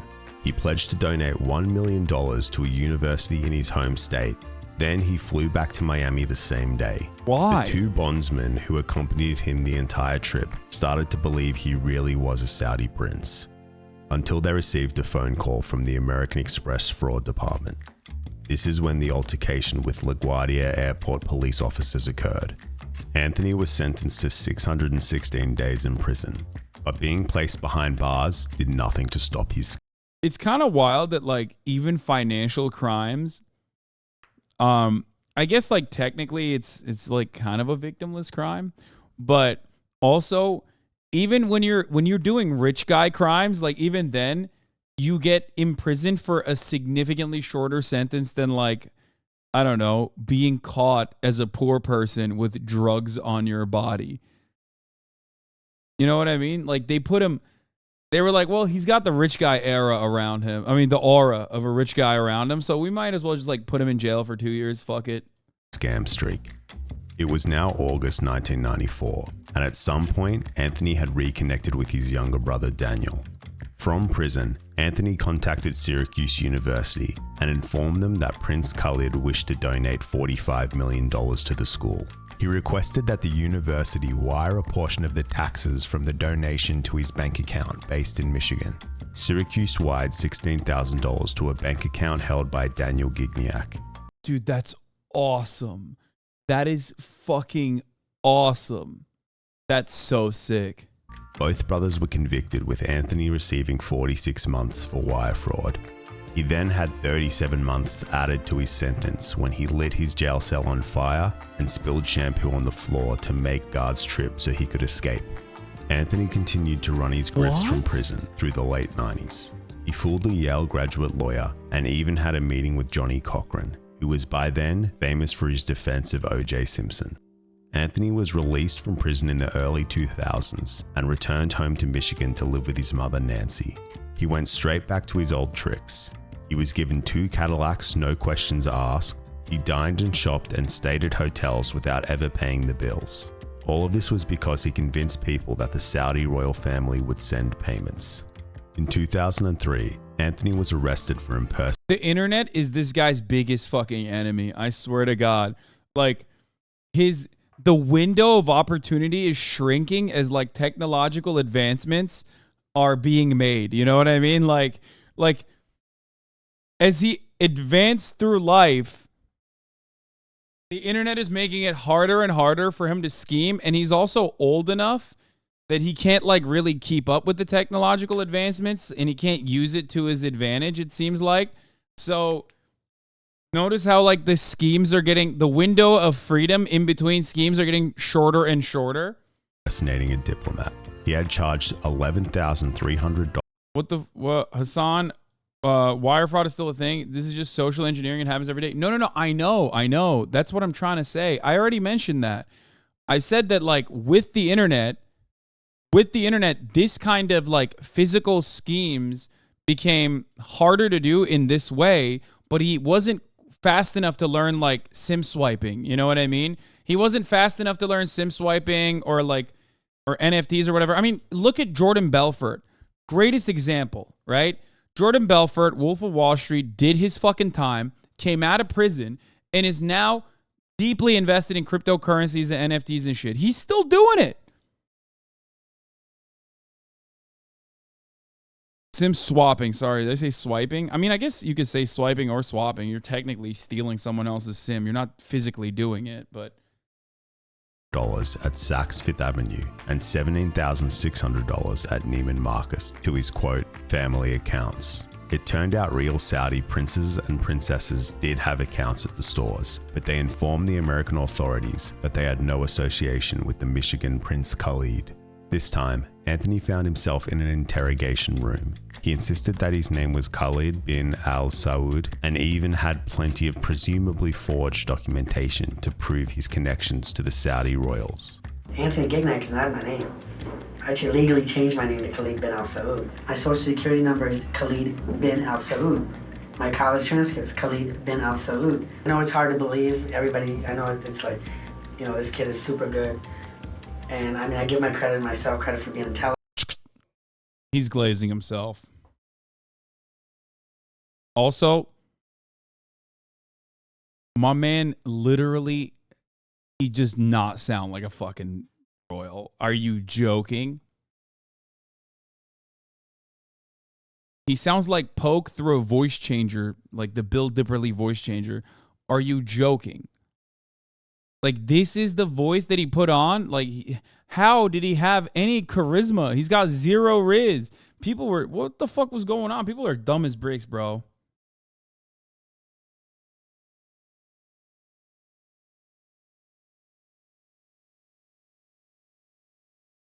Okay, well, let me call the embassy and just show you how I can get a hold of the ambassador from Saudi Arabia. ماشي أنا استهنا تلوكم أنت في أجل زمان قلهم تعرف هجة رفح الزمان. He even spoke some rather convincing fake Arabic, but ultimately wound up back in prison. He was in and out of prison a few more times over the next decade for running similar scams. It's now 2015. Carl Martin Williamson, a British asset manager with a background in law, was getting ready for a business meeting with a Saudi prince. Carl was well-spoken, charming, and exceedingly skilled at telling lies. He had friends in very high places all around the world, so he was eager to meet with Prince Khalid, aka Anthony Gignac. Anthony had been living large in Miami. He was always covered head to toe in designer clothing and jewelry. He also had a new friend, a tiny chihuahua named Foxy, who never left his side. He had assembled an entourage who followed him everywhere and hired bodyguards who wore fake diplomatic badges. He was renting a 3-bedroom penthouse on the... Oh my God, the GOAT. Okay, sorry, I gotta run it back. I need to know more. I missed it. He was kind of spitting with the fake, like with the Arabic. I mean, I don't speak Arabic. I've heard Arabic, and it was good enough for me. You know what I mean? Wait, I want to hear... He even spoke some rather convincing fake Arabic, but ultimately wound up back in prison. He was in and out of prison a few more times over the next decade for running similar scams. I love that he never gave up on having the shittiest hair of all time. I wonder if it actually like hit him with the... I wonder if that was like that was convincing because they were like, oh, well, you know, it's kind of like the owner of the Raiders. You know what I'm saying? No, I heard the fake Arabic. Scams. It's now 2015. Carl Martin Williamson, a British asset manager with a background in law, was getting ready for a business meeting with a Saudi prince. Carl was well-spoken, charming, and exceedingly skilled at telling lies. He had friends in very high places all around the world, so he was eager to meet with Prince Khalid, aka Anthony Gignac. Anthony had been living large in Miami. He was always covered head to toe in designer clothing and jewelry. He also had a new friend, a tiny chihuahua named Foxy, who never left his side. He had assembled an entourage who followed him everywhere and hired bodyguards who wore fake diplomatic badges. He was renting a 3-bedroom penthouse on the exclusive Fisher Island, but told everyone he owned the entire apartment building of 54 luxury units. Isn't this funny that when I went to University of Miami, I had a Saudi friend who also lived on Fisher Island. It's insane. He, of course, was like a real... he was like a real Saudi. He wasn't a royal, but he was a real wealthy Saudi person who went to University of Miami. Yeah. They owned, his dad owned the, what was it? I think it was a Lamborghini, Lotus, and Bentley. Like all, they don't anymore. But his dad owned the his family owned all of the Lamborghini, Bentley, and Rolls Royces and Lotuses in Saudi Arabia, like all the dealerships.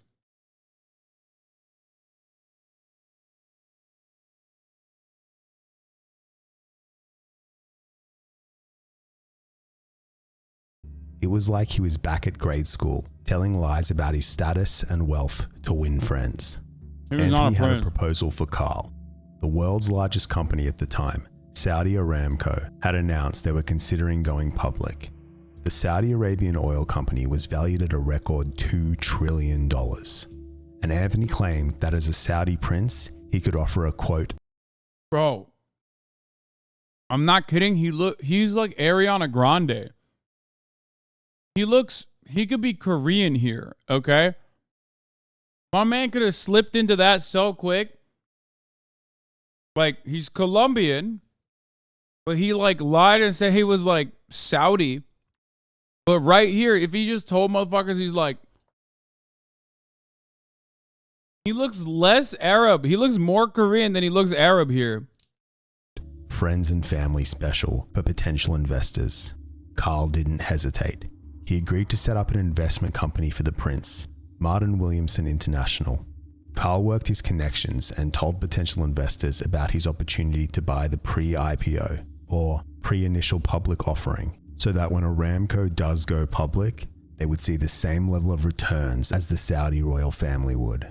High net worth individuals would need to first demonstrate their respect and devotion to Prince Khalid by presenting him with extravagant gifts such as jewelry and Rolex watches. Altogether, Anthony and Carl fooled 26 people into handing over a total of $8 million. Yo! None of the funds were ever put into business opportunities or legitimate investments. Not only did they con wealthy business people, bankers, and attorneys, they also convinced regular people to give them significant amounts of their money. Regular people? Who the fuck's a regular person that's like, oh yeah, here's $100,000 so I can own a piece of fucking Saudi Aramco pre-IPO money. Victim impact statements reveal that several of these people have not been able to recover from their financial loss. Carl helped usher Anthony into a whole new league of white-collar fraud. Anthony always knew how to look and talk the part, but now he had connections to real high flyers to give him credibility. Carl even purchased diplomatic license plates from eBay for the prince to adorn on his luxury. Wait, why can you do that? Why is that allowed?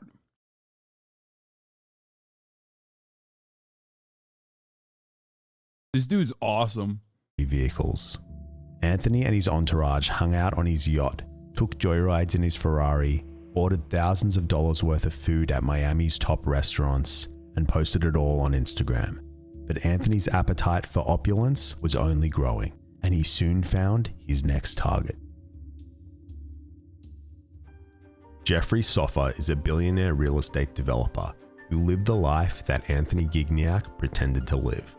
The Soffer family owns several hotels and apartment buildings in Florida, including the iconic Fontainebleau Hotel in Miami. Jeffrey split his time between his super yacht and 3 mansions, traveled in private jets, and was married to supermodel Elle. You really think I'm going to be sad if this guy scammed him? I really hope this guy got scammed by the fucking fake Saudi dude. McPherson. However, the Fontainebleau Hotel had been struggling with debt for several years. So when a call from a representative of Prince Khalid bin Al Saud came in, Jeffrey was immediately interested. The Saudi prince wanted to buy a 30% interest in the Fontainebleau. Yeah, I'm sorry. This is ridiculous. Okay. For $440 million, an overvaluation of about $140 million. He's the least Saudi looking man I've ever seen in my entire life. The prince informed Jeffrey Soffer's team that he owned an entire high-rise apartment building on the exclusive he became Peruvian. Yeah, like literally. Fisher Island. But something about the way the prince was conducting business just felt a little off. Jeffrey did his due diligence and ordered a background check on Prince Khalid while inviting him and his entourage on a trip to Aspen. They boarded Jeffrey's private jet and soon found themselves in the lobby of the Grand St. Regis Aspen Resort. Prince Khalid's phone rang. It was the management of the apartment he was renting. They had received an inquiry about whether he owned the whole building. Khalid realized that Jeffrey was onto him and reacted by throwing a huge tantrum in the middle of the lobby. "You've insulted my honor," the prince screamed. "My father, the king, is going to be very upset." He threatened to back out of the Fontainebleau deal, unless the sophist presented him with a gift as a sign of respect. The next day, the group reconvened for lunch. Jeffrey, who had already gifted the prince artwork and a $5,000 diamond-encrusted dog collar for Foxy, gave Khalid a $50,000 Cartier bracelet. This seemed to placate the prince, and they proceeded to their meal. Jeffrey glanced over at Khalid and noticed he was eating a large portion of prosciutto. Alarm bells immediately started. Are you fucking joking? Bro. All right, first of all, oh, this is the funniest ending. It's the funniest conclusion. Brother, do cocaine, gamble, engage in usury, drink alcohol, but never eat pork. It is the one rule of Islam, which is not even like a rule, but it's a joke in every fucking Muslim community. Motherfuckers will do everything on the planet, every haram thing under the sun, but they will never eat pork. And when you don't grow up eating pork, unlike me, okay, I even broke that cardinal sin, you don't develop a taste for it. So that's part of the reason why most people who don't even give a shit about Islam will like never turn around and fucking eat pork ever, because they just don't care about it.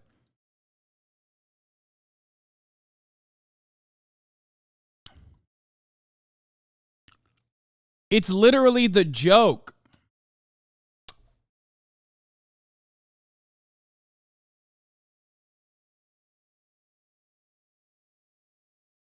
Started ringing, as pork is a forbidden meat in the Islamic faith. Back in Miami, Jeffrey and his team started digging deeper into the prince. They enlisted the help of a private investigator who produced a long report of the fake prince's 30-year scam. My Muslim homie from college was bi and did coke but would not touch a piece of bacon. Yeah. Straight up. Straight up, dude. I'm telling you. It's like, it's mostly cultural after a certain point, but it's not even a fucking joke. Like, it is a joke. It is a joke in the Muslim world where it's like, you just don't eat pork. Anthony Gignac had been arrested or convicted 11 My man went to jail for prosciutto times in his life, and it was concluded that he may have really started to believe he was a prince. His goal was to get close with the Soffa family, so he could tell potential investors that he was close with the Soffa family. He had no intention of ever purchasing the Fontainebleau Hotel.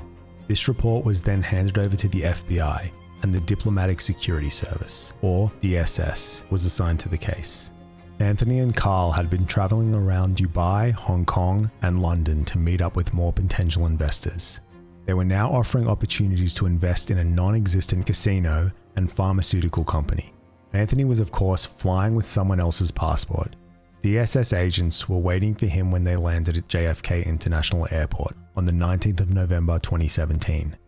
Anthony was placed under arrest and his false passport and belongings were all seized. He protested in the middle of the airport, screaming that he had diplomatic status. SS Chat, Secret Service, calm When down. that didn't work, he tried a different tactic. I have national security information you'd be interested in hearing, he offered. Carl Williamson's North Carolina home was raided on the 14th of December 2017. Federal agents interrogated him for 6 hours, but he insisted that he didn't know the prince. He's so fucking smart. He's so smart. Immediately, I have national security interests. Dude, come on. I can't get over his fake Arabic ass going to Dubai. Did he just stick to English? Yeah, probably. Was a fake. That same night, Carl tried to hang himself. He died 2 days later from the injuries. In May 2018, Anthony Gignac pleaded guilty to impersonating a foreign diplomat, aggravated identity theft, and conspiracy to commit wire fraud. Investigators discovered dozens of forged documents from over the years that supported Anthony's claims of being a Saudi prince. Federal agents seized $450,000 worth of jewelry, along with $80,000 in cash and various pieces of.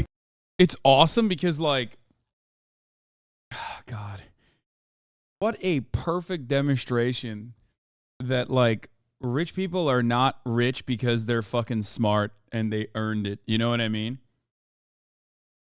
Especially at that level, most of the motherfuckers that he's conning are like recipients of intergenerational wealth. So they just think, oh, this is one of our own. You know what I mean? It's awesome. I mean, this guy was so dumb. He was eating fucking pork while portraying himself as like a Saudi guy. It's 2017. How did he not know the internet is booming? I think in the internet era, like he did the Instagram shit. Like he used the internet to his, like I was saying, he used the internet to his advantage, because you can do like really solid, you can portray yourself a certain way, just like I said with Andrew Tate, in the internet era, and capture the attention of like people, because he just looks a certain way. Expensive artwork. However, it was discovered that some of Anthony's watches and jewelry were fake, and much of his bling were actually cheap glued-on diamonds. His cars and yachts were all rentals. His Fisher Island penthouse only had a few pieces of store-bought furniture inside, even though he hired an interior designer who had royal clientele. Anthony was sentenced to 18 years in prison. He finally owned up in front of the judge. Quote, "The entire blame of this entire operation is on me, and I accept that." He is currently serving his sentence at the Federal Detention Center in Miami. Thank you so much for watching. If you'd like to... My boyfriend is obsessed with you, and we just had sex with you in the background. Thanks, Hasan. You're welcome, Rafiki, DJ. I hope you guys had great sex.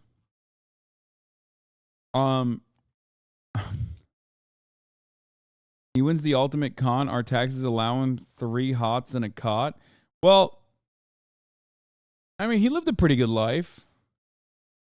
His IG is still active, is what people were saying. Maybe someone else is managing it or something. No, it's not active. Yeah, no. Go Heat. Thanks, Goran Dragic. You are my favorite Heat player.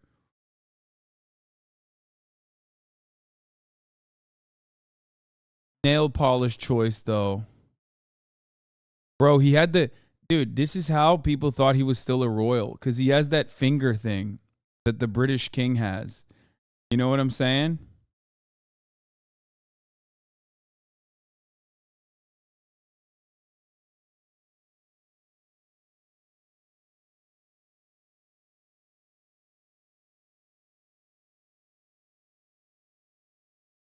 What rich person is playing fucking slots? I mean, I guess high stakes slots, maybe?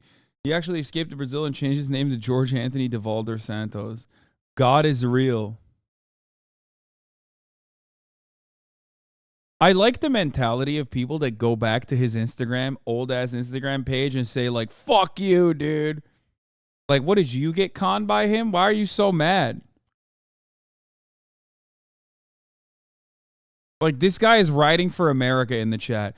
I feel bad for his adopted family. They brought him to America not to defraud people, nor to focus on material items. From his brother, seems like he really needed to address his bipolar manic depression. So sad.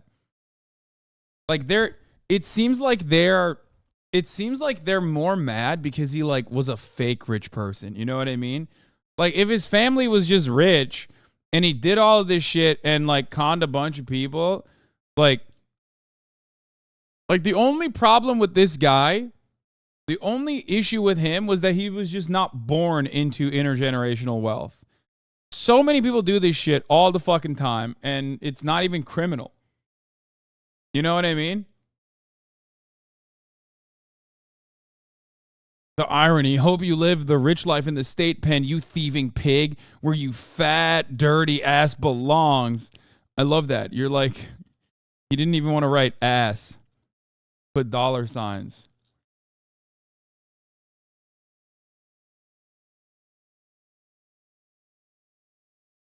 He ran so this man could walk.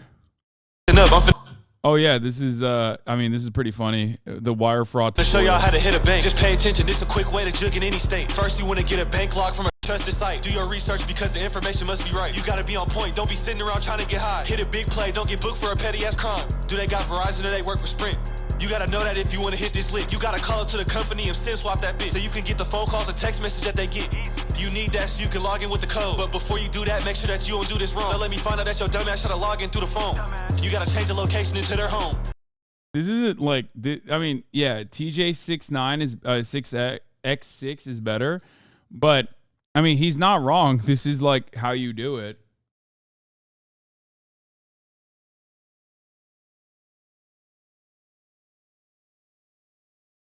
For that, you're gonna need an RDP server. It should come with their IP, you gotta plug it in the server. This might be a little hard, but it's hard being a worker. The bank will get their money back, so ain't nobody hurting. You just got in the account. Don't be getting too excited when you see the first amount, cause there's a certain way you gotta wire all the money out. Don't be fucking up the player, you gon' sit there down and out. Now you need a runner you can wire all the money to. Make sure you break them off a good amount, they gon' want money too. You might need them for another play, let them run in for you. Some banks be asking hella questions, so it's hard to do. Okay, you SIM swap, got a runner in a bank. Now it's time for you to wipe down all the money that they made. Go and send the wire out, send it straight to the runner's bank. If you did everything right, then it's gonna be a piece of cake. Now that the wire went through, listen up. The money's basically yours if you don't somehow fuck it up. I can't forget my first play, I was somewhere turning up. Make sure you hit it while you can, because the ham's gonna burn it up. Have the runner go inside, tell him withdraw all the pay. If it's a big play, have somebody wait outside the bank, cause they might try to run off, but we don't play about our pay. Imagine doing all that work and someone ran off with your play. He's like, whoa, hey, yo, hold on now. Imagine if they stole from you. That'd be real fucked up, dude.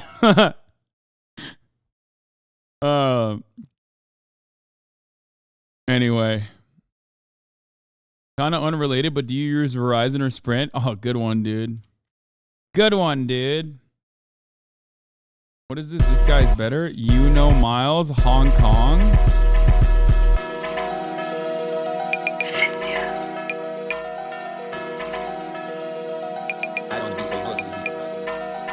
Niggas say I'm out of town, I'm in Hong Kong. I'm just trying to get this cash in Hong Kong. I don't care about fight, I'm in Hong Kong. Nigga coming looking for me, I'm in Hong Kong.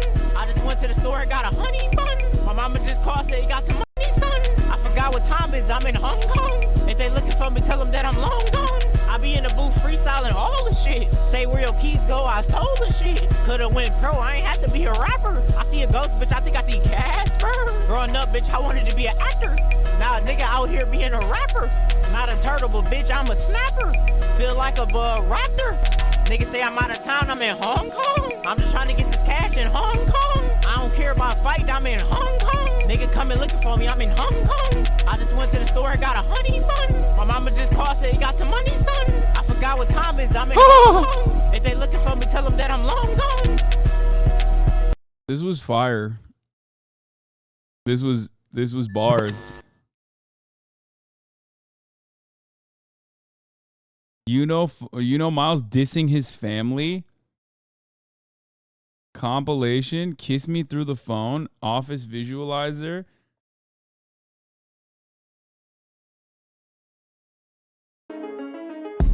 Smacked my grandma with a lava lamp. Got mad at my mama, so I smacked her with a lava lamp. My auntie talked too much, so I smacked her with a heater. My brother ugly as hell, that nigga wearing a beater. Ran off on my grandma with 6 months rent. I remember somebody stole the tires and the brakes off my auntie car, and it was me. I remember somebody robbed my grandma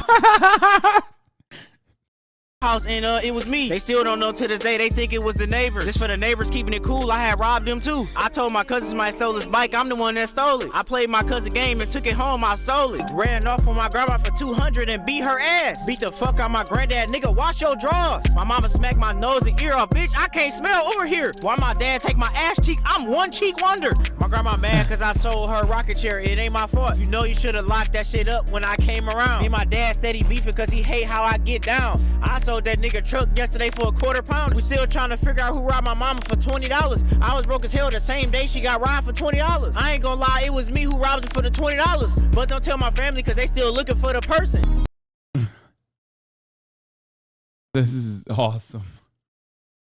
This reminds me of that TikTok I watched about that lady who was like, this is how we're gonna be treating homophobia in 2023. Does anyone have that? Do you know what I'm talking about?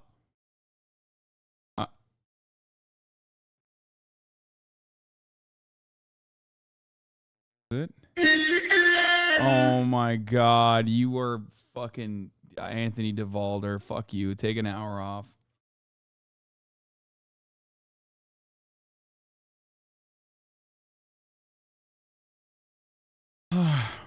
Does anyone have that? Oh God, come on. Oh God, don't Don't celebrate this behavior, chat.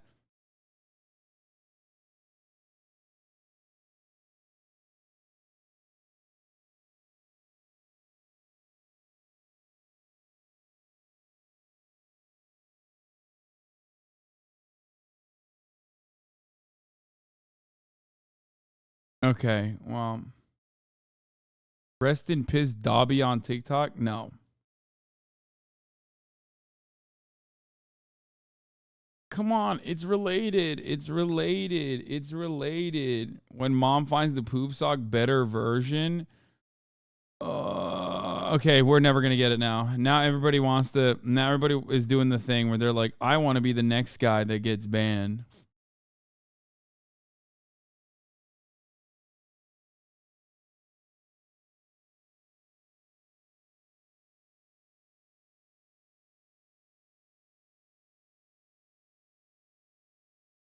It was the lady that was like roasting the lady that was roasting her mom. Yeah, that's the clip I'm talking about. Ogre Lounging by Brit.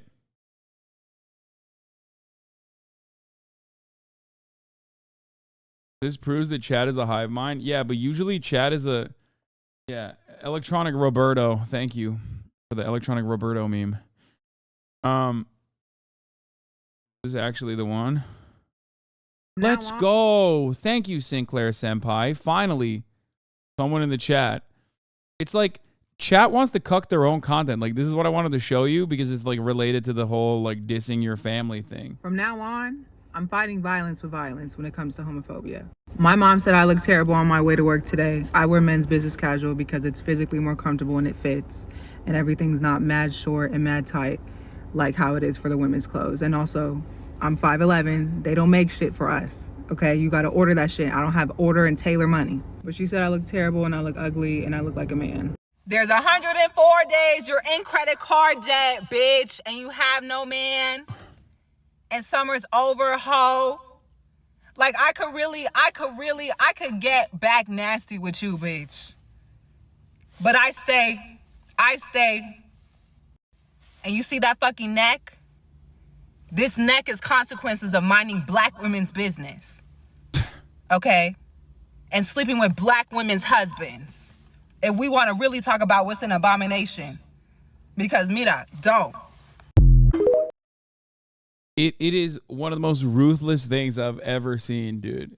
One of the most, like, she's roasting her mom so hard, she's roasting herself. You know what I mean? Like she came for her lineage, her reason for existence. You know what I mean? Like, she went to places that I've never seen somebody go to. That was her mom. What the fuck? Yeah. No, she's saying like she dissed her own existence. Okay.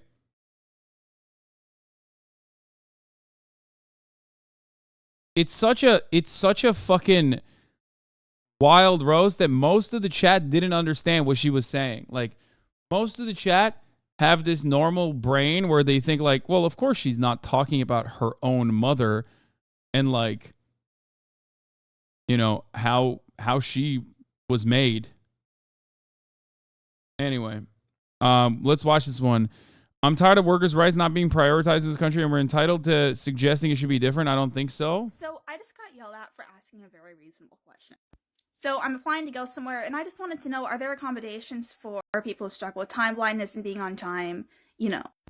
And then the person I was with interrupted and acted like I was asking something else, and then when we were done, they actually started yelling at me and saying that accommodations for time blindness doesn't exist, and if you struggle with being on time, you'll never be able to get a job.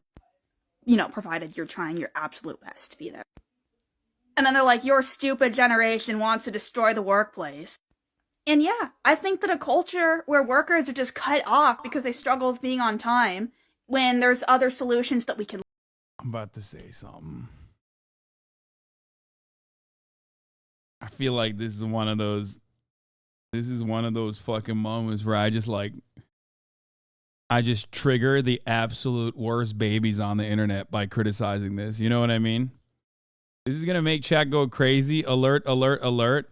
No, this is yet another instance where it's like, y'all ain't ready for that conversation. It's like, no, we are.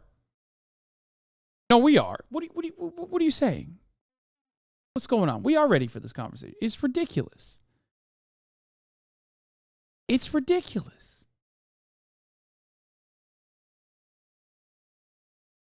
What is going on? Oh my Lord. Don't do it. You're going to look like an old ass man. Yeah, no.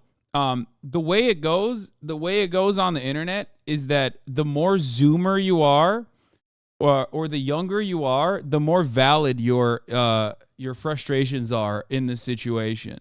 That's how it goes. Like young people can never have like ridiculous accommodations that they're looking for. Oh. Yeah, they ain't ready for the response. Exactly. It's not even like y'all ain't ready for that conversation. It's that you're just not ready for the response. Okay, let me explain something to you, okay? Let me explain something, like the time blindness thing, okay? I have ADHD, okay? I have ADHD. Now, before you fucking jump on the, well, your experiences with ADHD are different than everyone else's, Sweaty, so why do you do this, blah, blah, blah. It's like, it doesn't matter. It doesn't matter. You're not doing can I get a fucking ramp for my wheelchair, American Disabilities Act shit. You're not like a disability activist. You're just saying like, why can't everybody else work on my time? Even the way I look at it is this, okay? The way I look at it is this. You are now trying to attack the concept of time and like, and just like a fundamental way as to how a team operates in every formation. Doesn't have to be like an undemocratic one. Doesn't have to be an undemocratic authoritarian formation like modern day corporations. You're just critical of the way people work with one another. Okay? It also is another aspect of hyper medicalizing every fucking like trait that we have and trying to get accommodations for it from the same lens of like, oh, well, this is technically a disability. Okay?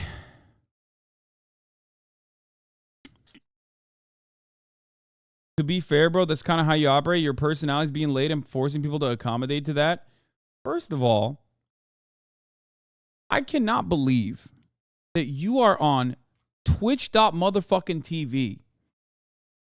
Twitch.motherfucking-television, for short.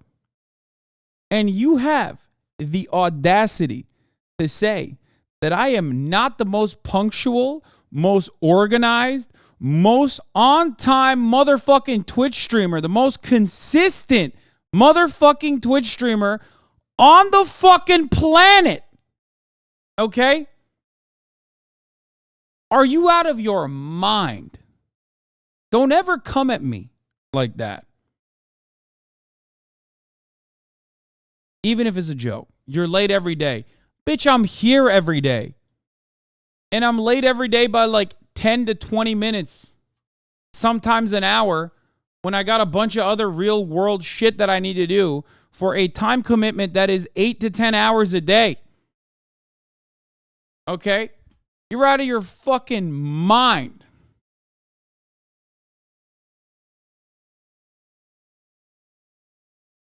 Come on now. Come on now. Sometimes I'm late. Sometimes I'm 13 minutes late to the top of the hour. Okay? 13 minutes late. And I tell you, if you no longer want to see those ads, all you need to do is subscribe, which you can do for $5 or free with a Twitch Prime. But the ad break still comes. Let me see how that excuse works at any other workplace. Yeah, I worked at other workplaces, and I actually arrived on time. The fuck are you talking about? My point is, with the amount of freedom that I have, you can look at the rest of the workforce here at twitch.motherfucking television and recognize that all things considered, this is the most punctual ass fucking stream of all time. Okay? It's actually Twitch Tavalu. Shut up. I don't care. No, it's twitch.television.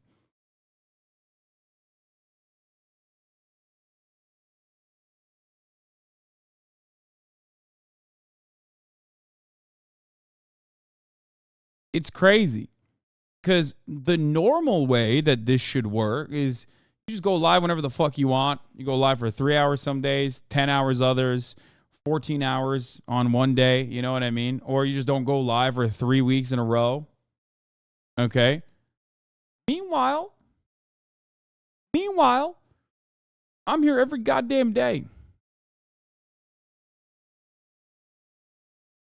Come on now. Here's the 3-minute ad break now.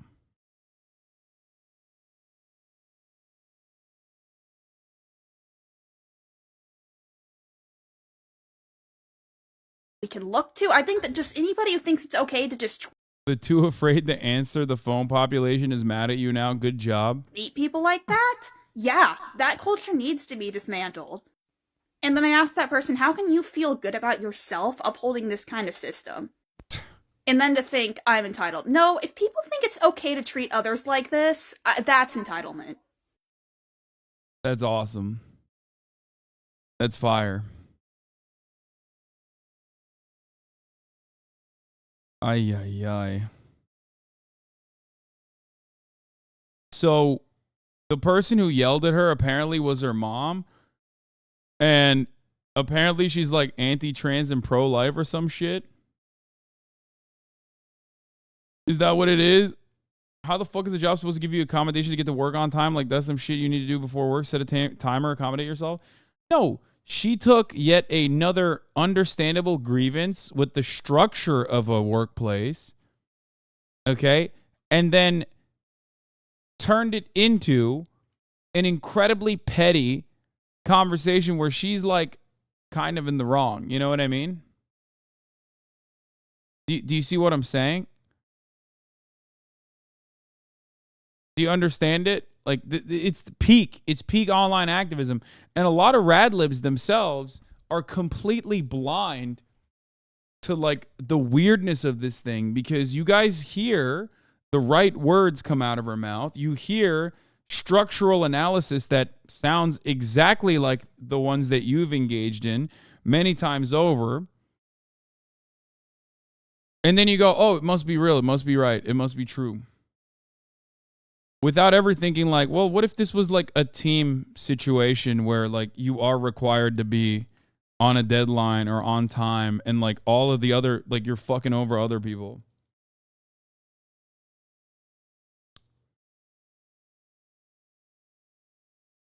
It's turning worker self-actualization into HR language.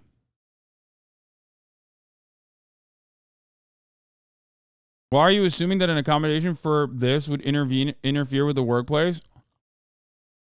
Oh, because she said she has ADHD, time blindness, and vibes. 100%.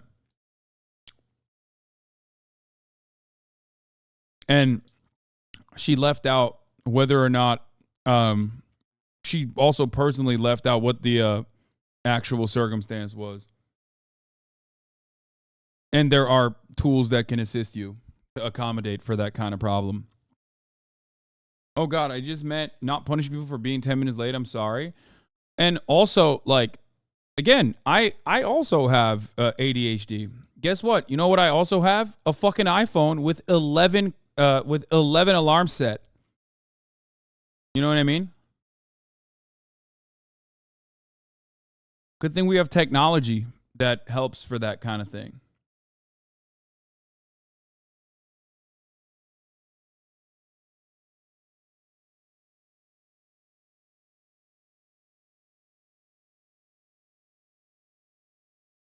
Like the help for her disability, the accommodation would come from like what? Giving her a phone with a fucking alarm setting capability on it. You know what I mean?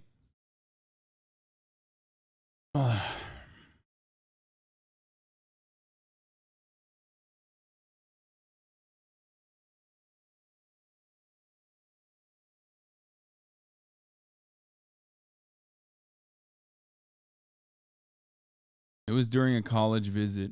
So what was it? What was the what is there another video from her that like explains the situation? Is that what it is? Streamer Christian AUDHD, politics, economics, futurism. I am STEM girl. Oh, she went live and explained it, I guess, because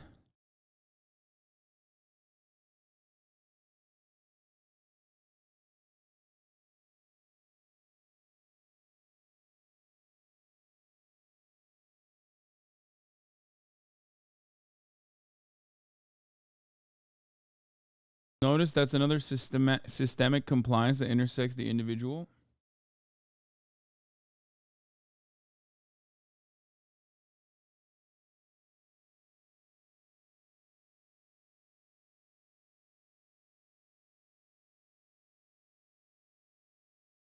Yeah, I'm a STEM lord. My bad ideas stem from the Lord.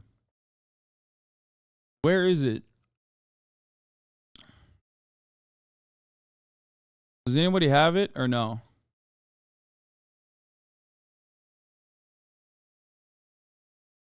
Anyway. The video where she explains that it was her mom that fucking yelled at her.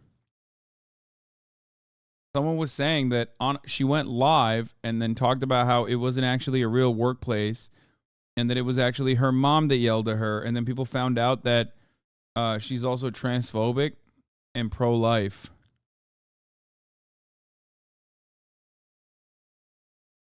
Somewhere, and I just wanted to know, are there accommodations for people who struggle with time blindness and being on time?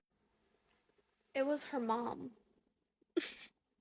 It was her mom that made those comments. She got yelled at by her mom. This girl went on live, disclosed this information. She also said that being transgender is morally wrong. And then she also said that she does not have a diagnosis of ADHD. But she's also not self-diagnosed. What does that even mean? I mean, someone in her family diagnosed her with it.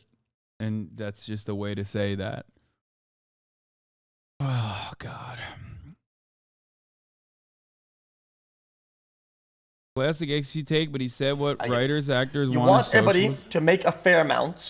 Oh, I forgot. Well, I don't really care about the XU take that much, but I forgot Charlie had the Norman's appeal, the Norman's take on from top to bottom. So if somebody came out of left field and invested his own money into making a company, and he makes it from ground up, he should be paid the same amount that some guy shows up and mops the ground.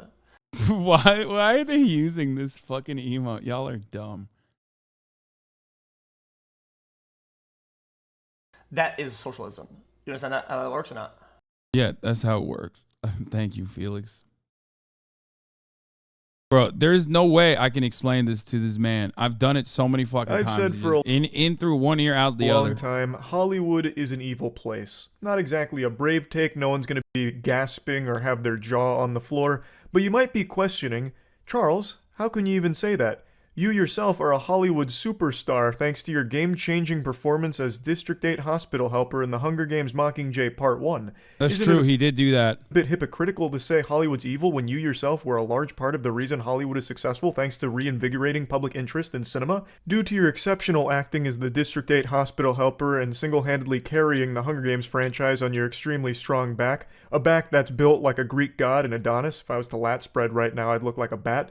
The same franchise that's responsible for springboarding Jennifer Lawrence's career, but only because they cut out most of my scenes as the District 8 hospital helper because they overshadowed hers.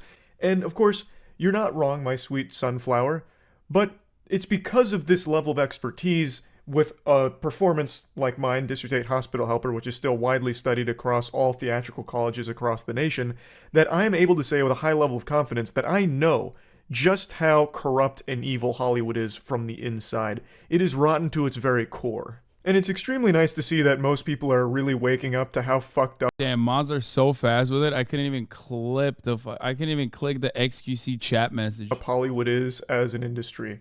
Now, I covered the writer's strike when it started about 3 months ago now, almost 3 months ago. And I want to just give a follow-up to where things are at because it's not improved, and in fact it is only escalating. And now it's more than just the WGA that's gone on strike. Now SAG-AFTRA has joined the party as well and are striking too, and a lot of the actors are standing with the writers here. So it's really bubbling into this giant, witch's cauldron stew here. It's like when all of the characters of an action movie come together at the end to fight the big bad guys. Just this big team up moment. So all the writers are coming together with a lot of actors standing beside. Yeah, the mogul male silence is loud, brother. That's what I'm talking about. Where's the fucking mogul male?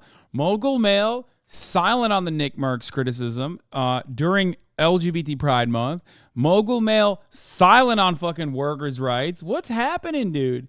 My man is just straight right wing. Okay, let's keep it a buck. Them in order to finally get what they deserve from the industry. For those that don't know why they're striking, it's actually pretty simple. I'm just going to boil it down to like the MAGA male, dude. Here. Their pay is not what it should be for the work they do for these productions. Writers are invaluable to the industry. Low key,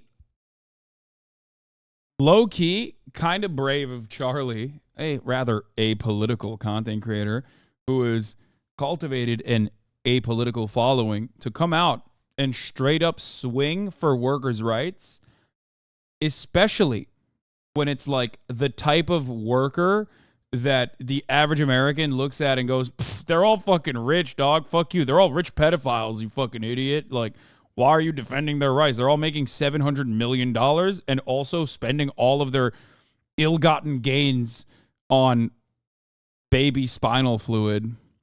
Period. I know there's a lot of brain rot on Twitter that's arguing the opposite, and they keep using the example of, if writers are so important, why is there such thing as bad writing? Checkmate. They don't deserve to get paid more for writing like this, and then they'll drop an example of shit writing from something like Forspoken, which isn't even like a Hollywood production, but some of the writers that are in these unions are also working on video games, so I guess that's the point they're making. Actual little Neanderthal brain takes of, this writing is bad, so that all writers are useless. In fact, let me write it. It'll be 10 times better.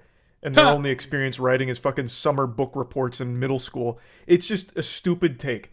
Of course, there's going to be better writing than others, right? But it doesn't mean that all writers are useless or something. It's just natural. It's the same thing with like athletes. There's going to be some athletes that are better than other athletes. It's just one of those things. So yeah, there's going to be bad writing. Doesn't mean they don't deserve to get fucking paid for their work. It's just stupid. It's beyond dumb.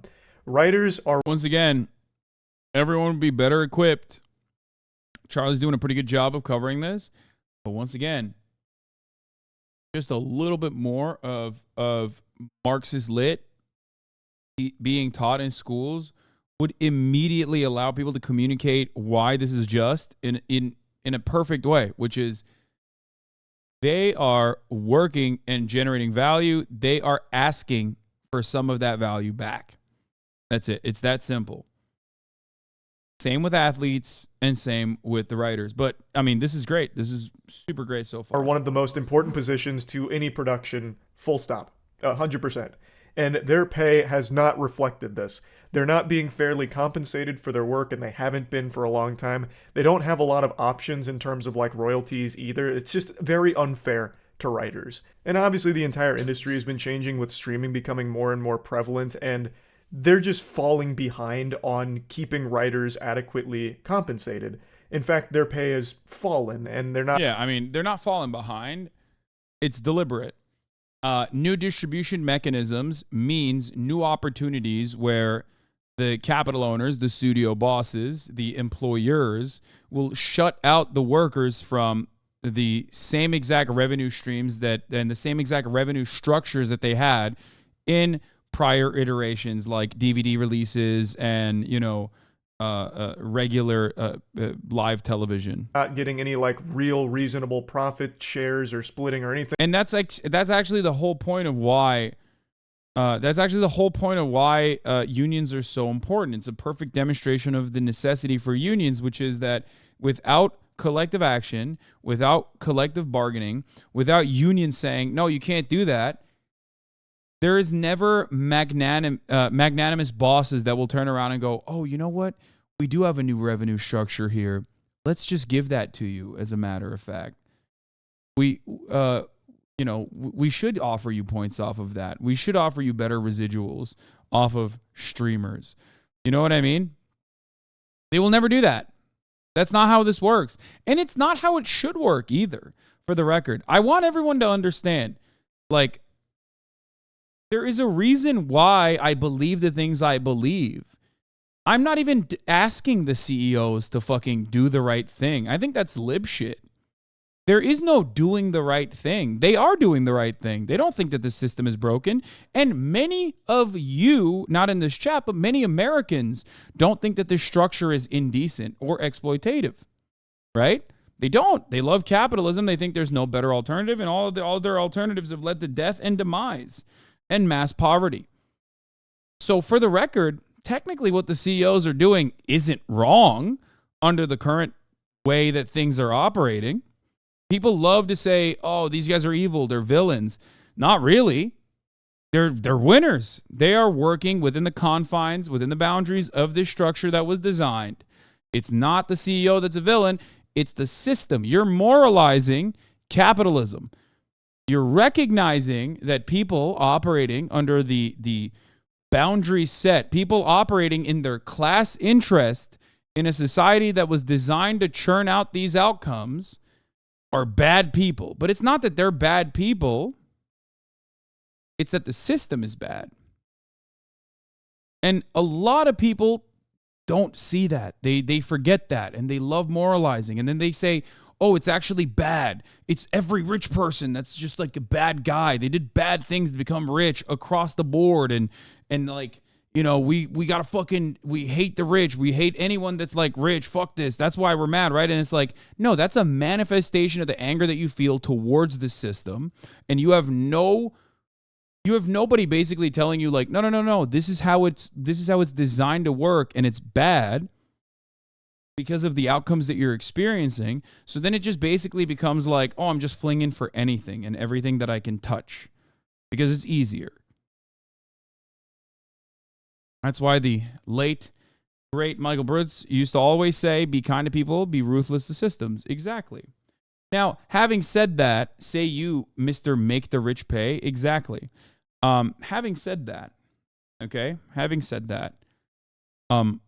are a lot of these fucking guys evil? Yeah, absolutely. I think that they are evil even within capitalist boundaries, technically.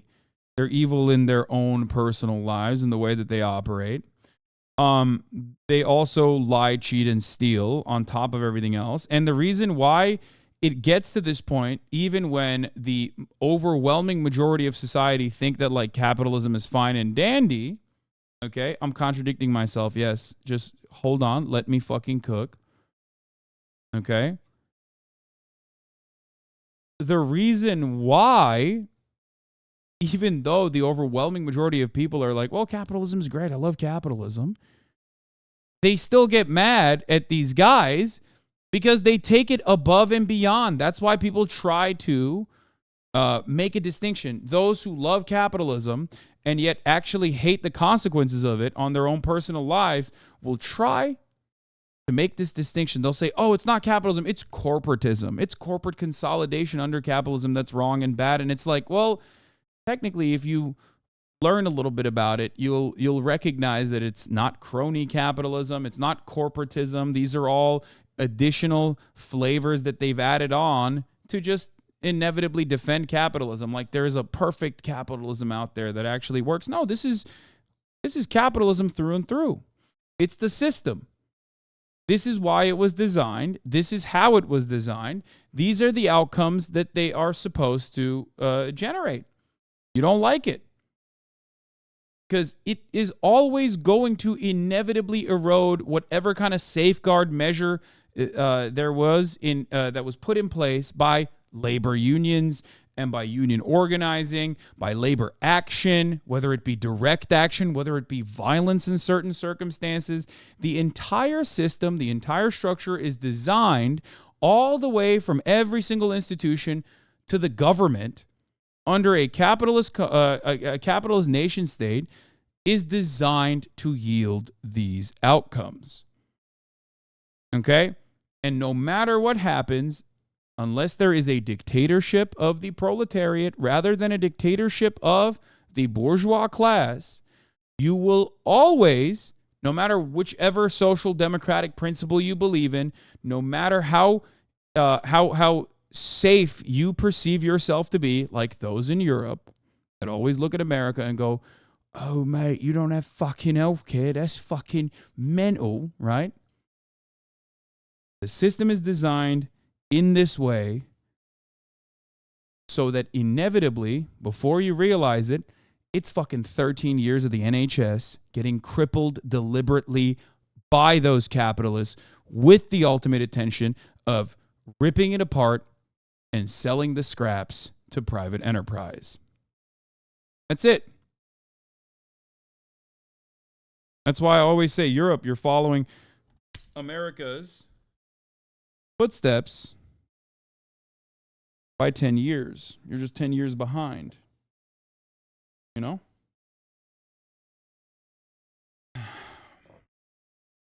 Same in Canada, same in any other social democratic formation.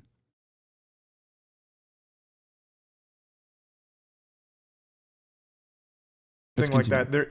They're just not being paid fairly. That's the bottom line there with the first component of this strike. So they've been trying to have conversations with the top brass in the industry in order to rectify this, reach some kind of amicable conclusion so they can get fairly compensated for the work that they love doing and want to keep doing.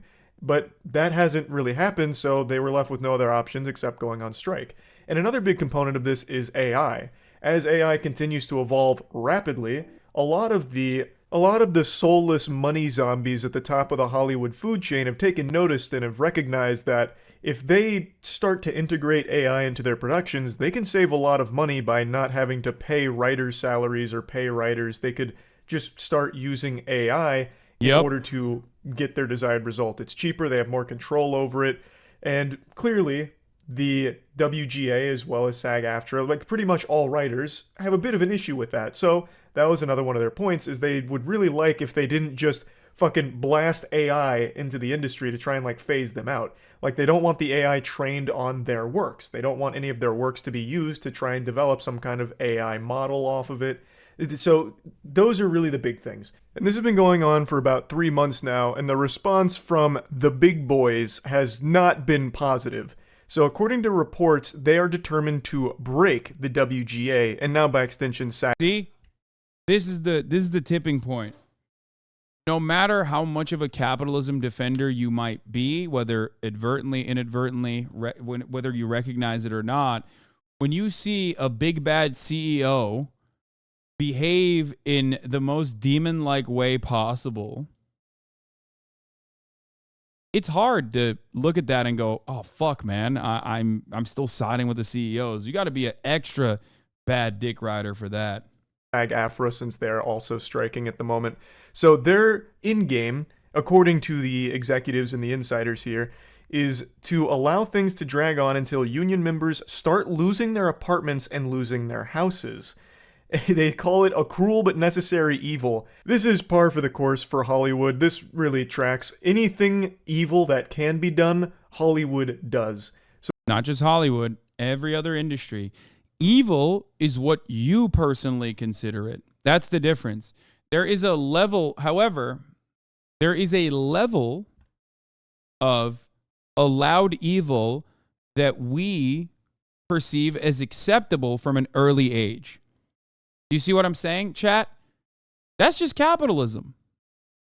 Most people just look at that and go, holy fuck, that's evil, when you describe it in simple terms.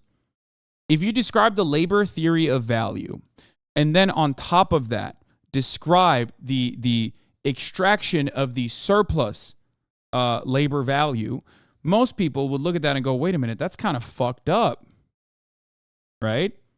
what they would say. Look at that and go, I don't really like that. That seems kind of messed up, right? However, when you basically overlook that, when you never discuss it on such terms and exclusively talk about it like it's the cost of doing business, there is a level of such behavior that is totally considered as valid by the overwhelming majority of the population. What socialists call exploitation, capitalists and those who defend capitalism call profits. They all consider profits to be totally justifiable. Get it?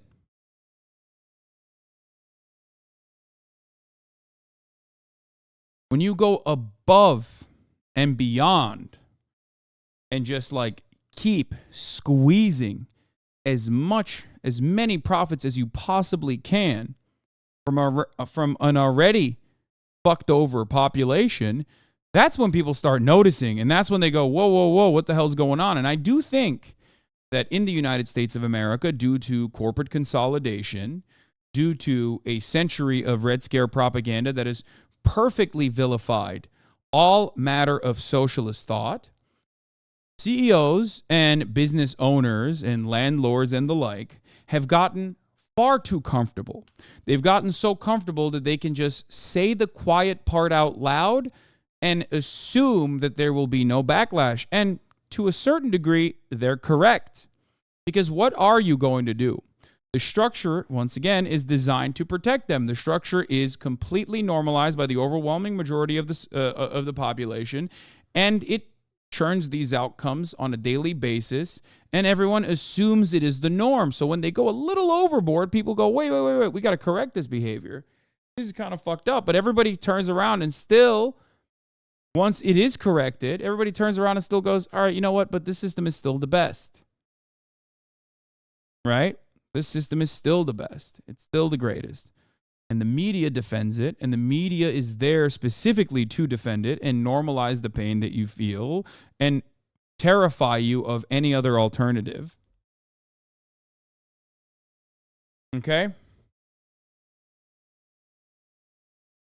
But the real reason why the CEOs do this is not purely out of greed, mostly because they can, one. Two, the system is designed for them to be able to do that.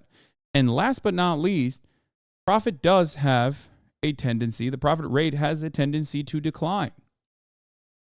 So they just look to new avenues to consistently farm higher and higher returns. And the only way to do that at a certain point is going to be not by raising the prices, because this is a consumer-facing economy. We care about the price that consumers pay, but by making the labor side suffer more and more. That's it. That's why the writer salaries have gone down. That's why the actor salaries have gone down across the board.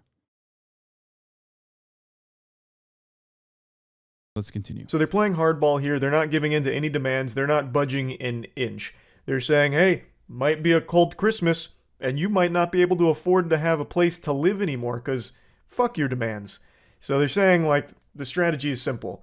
Bleed them out. You know, when they're financially strapped for cash and desperate, starving on the streets, then they'll come crawling back to us, groveling at our feet, and then we'll dictate some new terms that they won't be able to decline. But we're not giving in to any of what they want. Now, in a sane world, I would really think most people would be behind the writers because, I mean, it makes sense. They're not getting paid nearly as much as they should for the work they do for these massive 9-figure productions that are raking in hundreds of millions of dollars, and the writers are the ones that, like, make the story happen, the most important part.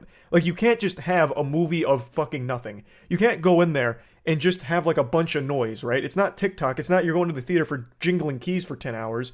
You need a story still. The writers are integral. Thus, they should be compensated fairly for it. But we don't live in a sane world. We live in a clown world. So there is a ton of people on Twitter that are saying that the writers are unreasonable and that the executives are in the right here. The executives are the heroes in the story and the writers are the bad guys, which blew my fucking mind. The fucking goofball goober CEO of Disney, Bob, said that the writer is very disturbing to him, having a wambulance moment, some fucking French cries going over like, oh, I can't believe they're striking. It's so unrealistic. You're ruining the industry, guys. Why do you want more money? How could you be so greedy? Coming from a guy who's making $20 million a year annually, the writers are extremely important. And coming from someone like this with a salary like that, I don't know who on Twitter who could read these stories and then start pumping their fists saying, yes, those are the good guys. Those are the heroes of the story, the champions of justice, the fucking soulless husks with unimaginable wealth that are exploiting their workers, fucking their butt with a smile on their face. It makes no sense to me because, again, most people on Twitter are either children or normal working class people, not multimillionaire celebrities. So how can you, as like a normal working class... I love this video because Charlie is discovering a lack of class consciousness in the United States of America. In the words attributed to Mark, I think it was it Mark Twain? No. What the fuck? George, no. Oh my God, my brain is malfunctioning. Hold on.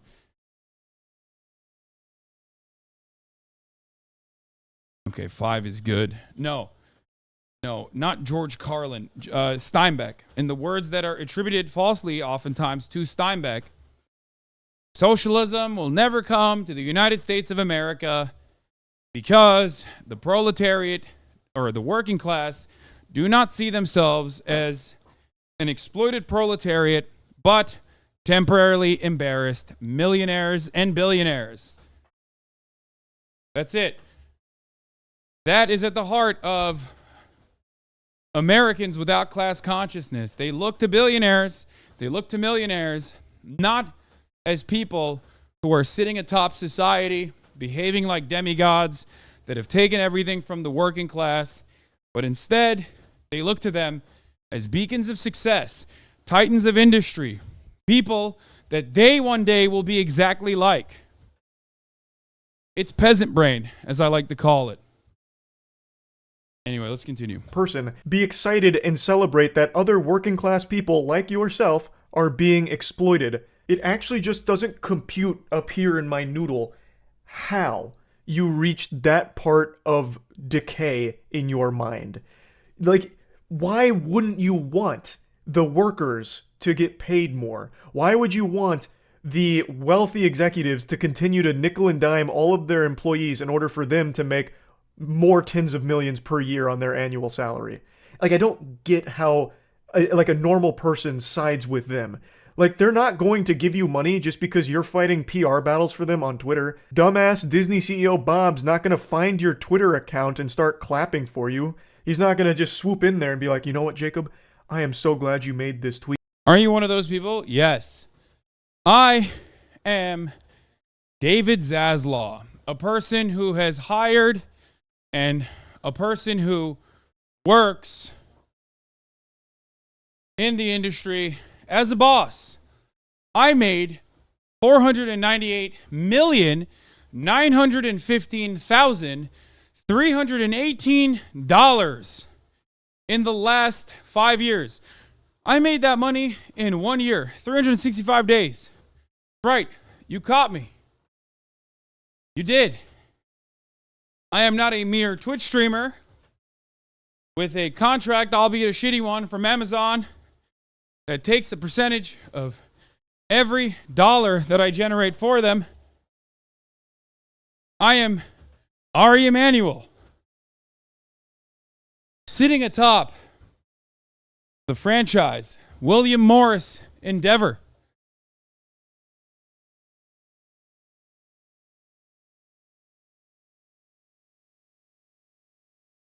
Just fuck, I didn't realize your agent's boss was that goddamn rich. Of course he is. Of course he is. I am Bob Iger. I am Ted Sarandos. Joke's on you that chatter's too stupid to understand sarcasm? Yeah. Even real fucking peasants didn't genuflect this hard towards their overlords Most medieval serfs resented their lords mightily. Revolts were a constant threat in the old days. Yeah. Not anymore.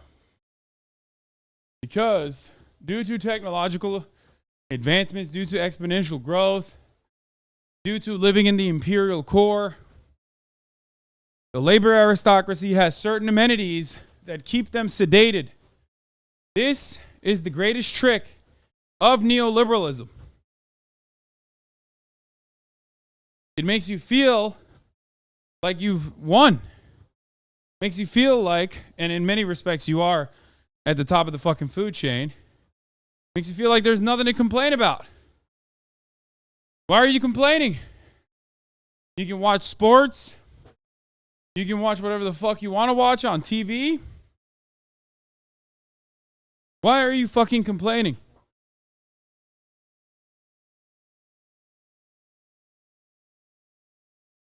Anyway. You're right. It is unreasonable and downright criminal that our writers want more money. It does. Where did we all go wrong as a society? Wanting some kind of profit sharing or some other compensation? It is ridiculous, Jacob, and you are right. Here's $5 million. Give me your PayPal. It's not going to happen. Like, I don't know why you're blaming writers either. There's a lot of people getting mad at writers because now their favorite shows are being affected, so they're going on a hiatus and a break because there's no one writing it. And now they're getting mad at the writers, like, just go back to doing your fucking jobs. When what they're trying to do is what every worker tries to do. Get paid fairly for the work they do. Like, I just don't understand. Yes.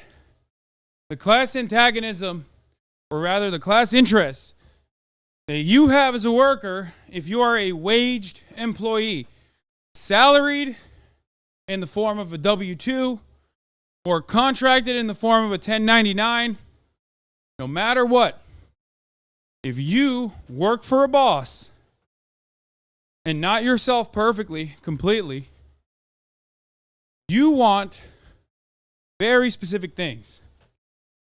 You want to work the least amount of hour for the most amount of pay.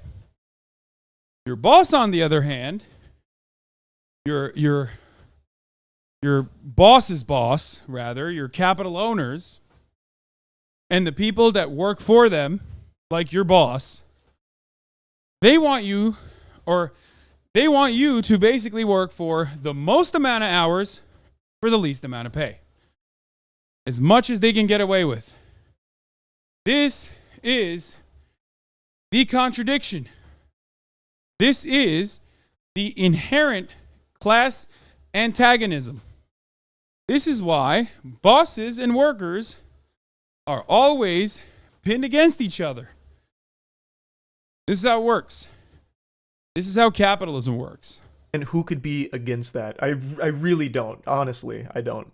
So I just wanted to give you an update here because the writing strike is only continuing to grow here, and it's going to continue to grow until either they come to the table and start to negotiate, or all of the shows get drastically affected by the situation here. It's already affected a ton of productions, and it's only going to continue if they can't reach some kind of deal here, or some kind of peaceful resolution or something. So just wanted to keep you updated on that because this is a story I actively follow, and yeah, that's really about it. So yeah.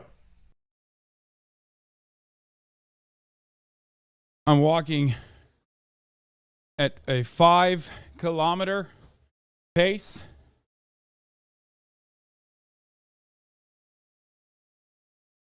So, that's why I'm a bit winded. What is this? Why in Japanese anime do none of the characters look Japanese? Because anime characters are cats. The goal of manga anime was neither Japanese nor Caucasian. The theory on if you pursue cute, it resembles a kitten is influential. No matter how you look at the profile nose, it's not human.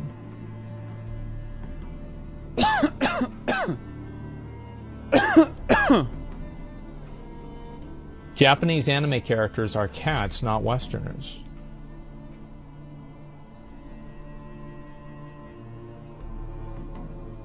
So does that mean everybody that likes anime is a furry? Okay, well, that settles it. Wait, what the fuck? Is that real? No, chat, seriously, is that real? Don't fuck with me right now. You're not legally allowed to lie to me. I don't want to believe that. My heart is racing. We got Jubilee titties. And then we got British high schoolers. Try Popeyes for the first time. That's right. Holy shit. Let's watch this. That is a fat piece of chicken. Please don't be spicy. These are high schoolers? They look like fucking middle schoolers. I guess I'm so old, it's just like they all look like babies to me at this point. I've ever eaten in my life. No. Yeah. Today, we have some American fast food for you. Oh, yes. This is Popeyes. Oh, it's like chicken. One of my favourite items is the chicken sandwich. Oh my days. Oh, that looks Oh my days. Oh my god. Is this a chicken burger or a burger chicken? Sinan, he's Turkish. That bloke is fucking Turkish, man. Sinan. That's a Turkish name. It's looking nice. Yeah, this looks lovely. Can I just tuck in? Tuck in, man. Get involved. Is that the fucking principal? Why they got the fucking bloody principal in there? He's not a high schooler. There's no way he's in fucking high school. Banging. Very good. That was really It's perfect. The headmaster, mate. It is crispy on the outside and tender in the inside. succulent. Succulent.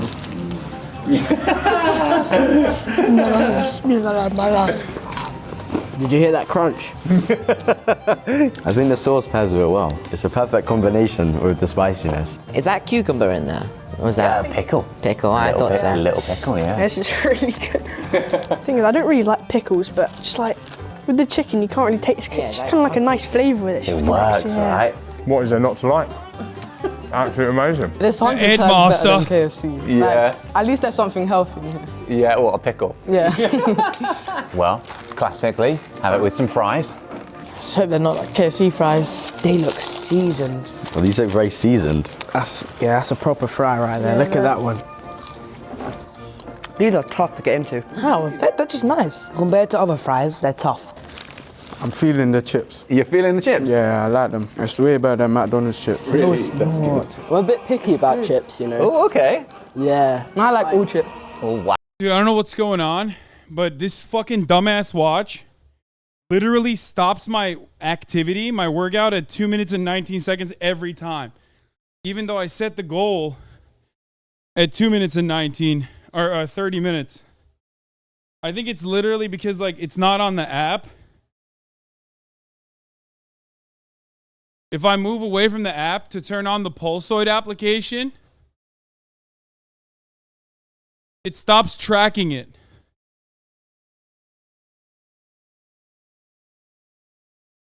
Because I wanna have it track and also have the Pulsoid application track my heartbeat so I can feed it in here. But it's really annoying because I obviously know when it's 30 minutes. I have it down here, right? I can tell when it's 30 minutes. It's already been 1 mile or kilometer, I don't know. It's been 13 minutes. But it won't let you track. It won't let you track on the fucking workout app. While simultaneously, like it's on summary mode. Like I hit the workout, open workout.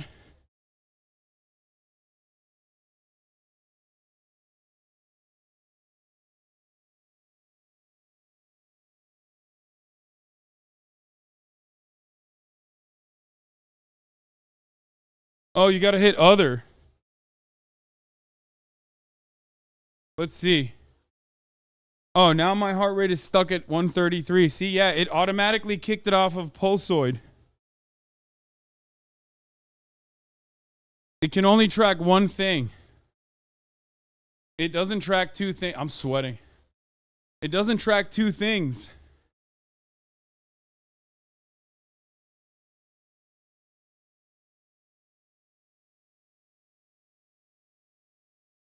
That's kind of shitty. Apple can't multitask, yeah.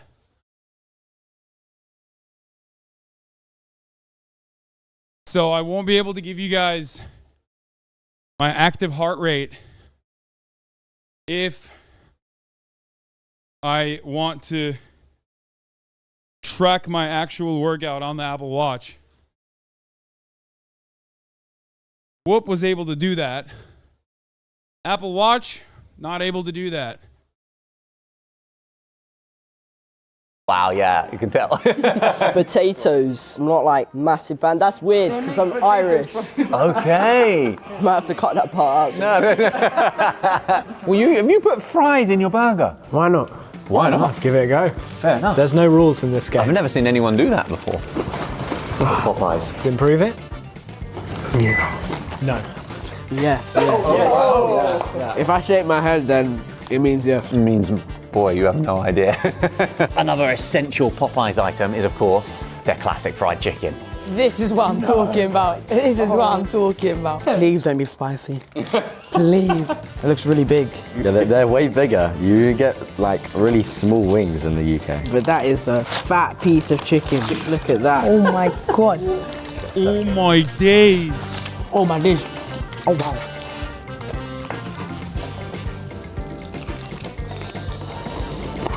Bro, this is so funny. It's like, this has the same energy as like, we contacted an indigenous tribe that's never actually like seen modern society and showed them hentai. You know what I mean? Like, assaulting the taste buds of a bunch of young British children like this when all they've had is Sunday roast up until this very moment is fucked up. This is a canon event for them. Their lives are changed dramatically. My resting heart rate is 124 BPM. I'll just give you guys updates. Oh.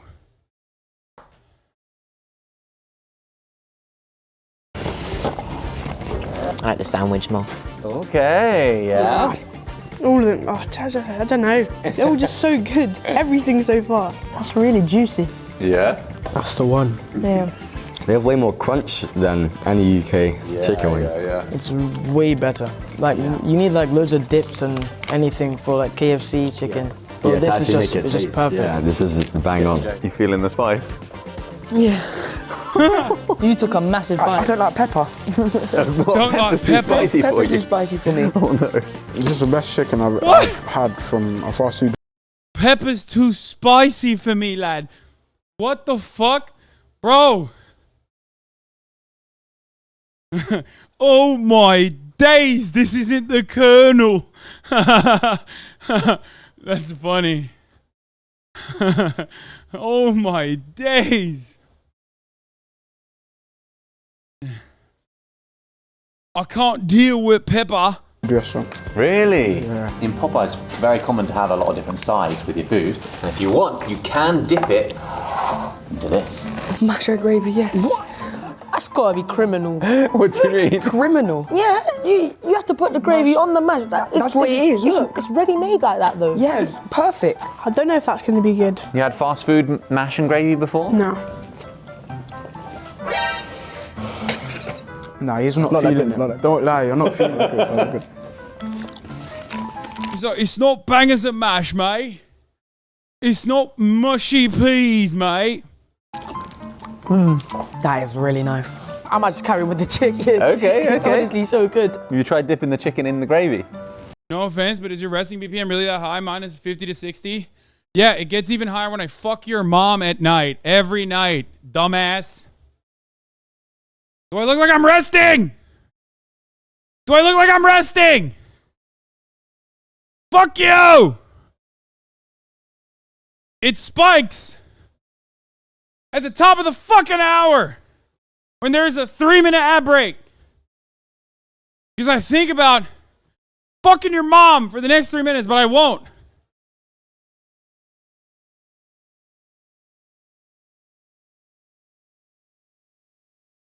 You said resting instead of active? Ah!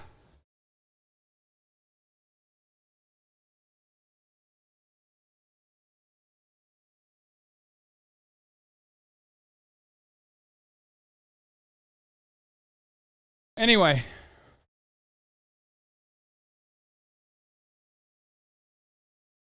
you no longer want to see those ads at the top of the hour, subscribe.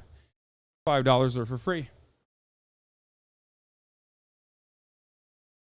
By getting gifted a sub, you can also avoid the top of the hour ad break. Here's the 3-minute ad break now.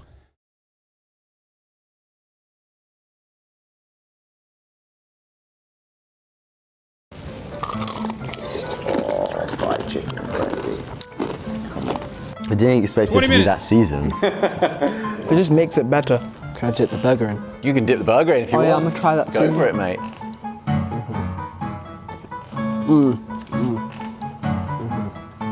You guys are spoiling us. This colour food is great. Yeah. What, beige? Some people say, oh, it's a plate of beige. Actually, a plate of beige just made me the man I am today. You know what I mean? So, if you prefer your chicken a little bit more spicy, no. We've got some hot wings. No, thank you. No. With some red hot honey. Red hot honey? Mm-hmm. Honey? Do you guys like spicy food? Yeah. I don't deal well with spice. Okay. Look, you're getting excited. Of course I am. It's like a little boy on Christmas. How does this compare to hot wings you get in the UK? I don't get hot wings. Oh. Okay. Don't get hot wings. I don't get hot wings. I love hot honey. So much. That's amazing. Absolutely love that. It's not that hot. It's not that hot. I can feel it. I can feel it. You can feel a little bit of a kick coming, yeah? It's not bad though. Okay, nice. It's because I put a lot at the start. Yeah, it's manageable. The heat building. I'm the fine, heat I'm building. fine. It's just the temperature outside just Yeah, getting okay, to me, you know what I mean? It's exactly. just... It's warm. It's very warm. Now it's kicking in. That is really spicy. Is it? Yeah. Is that why you've both gone quiet? But the sauce is delicious. That. The honey makes it way better. Yeah, it makes it way better. Okay.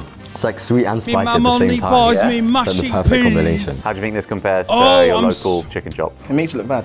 Dude, I fucking hate Nest so much. Fuck these guys. It automatically goes into eco mode when it's the hottest time of the fucking day. That's why I'm sweating. I'm like, what the fuck's going on?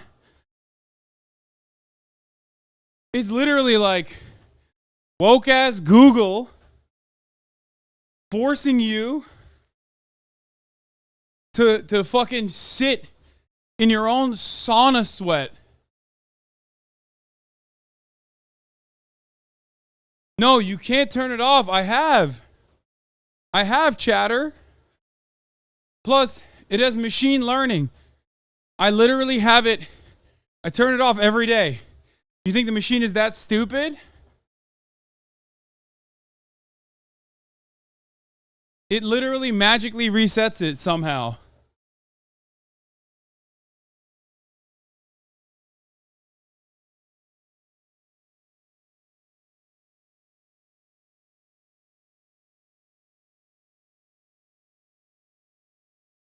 Fucked up. Really? It makes it horrible. Really? Horrible. I don't think I can go back to my local chicken shop now and be satisfied. Really? Yeah.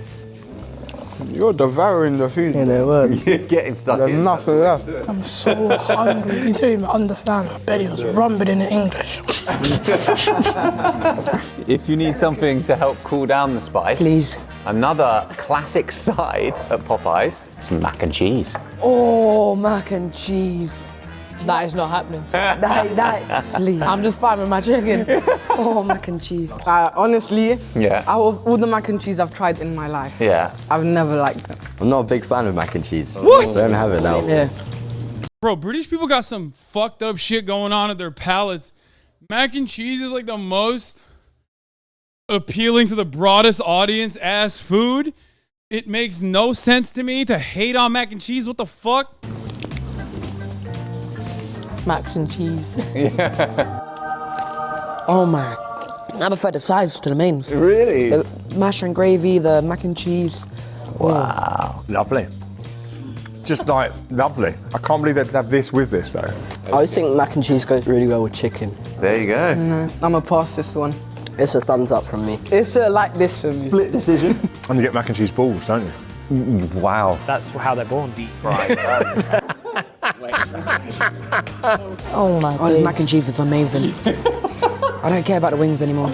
You still I ran the ad break, chatter. Got to feel bad for your toilet after this. I have to. Oh no. I did. We have one last thing, Oh, the scones. and that's biscuits. No, it's a scone. This is a biscuit.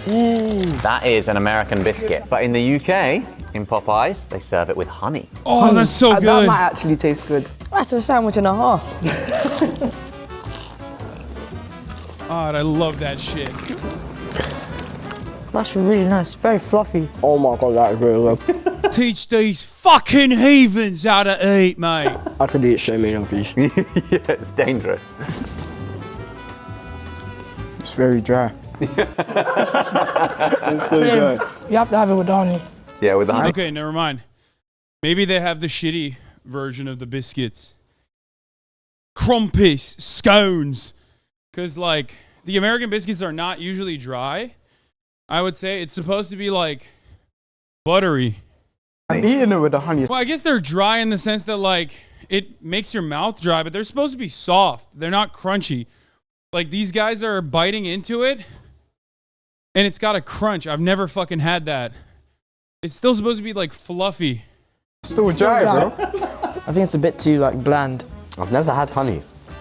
What, honey? Ever? No, I've never had honey before. Your first time trying a honey? The first time. What? It's very sweet. It's very It's very sweet. It's basically... Brother, where did you... What? Did you grow up in a fucking cave? I feel like there's a beehive at the cave. Who has never had honey? Yo, that's crazy, man. We just sugar. Yeah, it's just... I think if they put jam on it, it is a scone, isn't it though? I think if you've got a biscuit with gravy, it's American, but a biscuit with jam. The irony is he just had honey before that. He just had hot honey, which is incredible. What a cheat code. Put some spice in the honey, all of a sudden it's a brand new thing. It's still delicious. You're heading over to England, right? Oh, Yeah. okay. You're changing lane a little bit. I think I feel quite strongly about that. All right, guys. Well, that has been your first ever taste of Popeyes. Solid.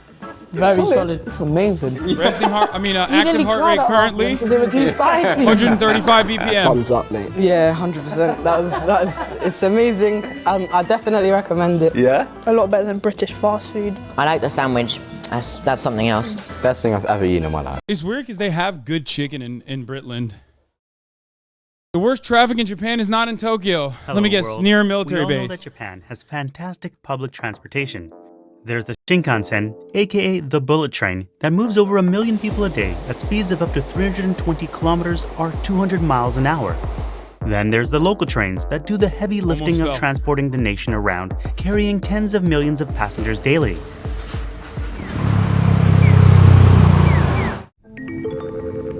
But there's a prefecture in Japan where standard train lines no longer exist. Of course, I'm talking about Okinawa, Japan's southernmost prefecture. Yeah, I was right. It's the American military. Military base. Why did Okinawa get left out? Well, we can blame the US. Thanks, America. In the 1930s, Of course they did. there were 3 train lines in Okinawa, and car ownership wasn't big in Japan. In fact, in 1934, there were only 109,000. 2 more minutes remaining. The machine says I've burned 214 calories in a matter of 30 minutes. And I've gone 2.34 either kilometers or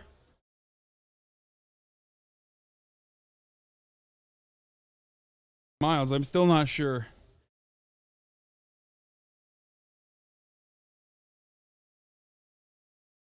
Machine doesn't know you're in a sauna though. Is it loud? It's a bit loud. Not crazy loud. It's got to be miles walking at that pace. I don't think it's miles, probably kilometers. I'm going at a 5. And I think, is that your normal stride length? No, I'm walking fast.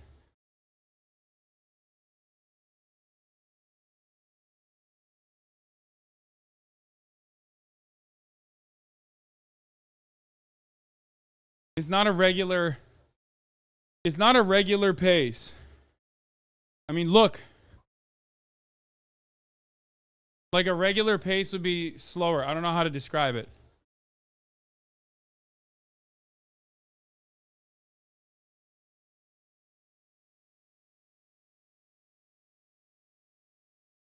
Two, 4, 5. Distance. 20 more seconds. Vehicles in the whole country versus 24 million in the United States.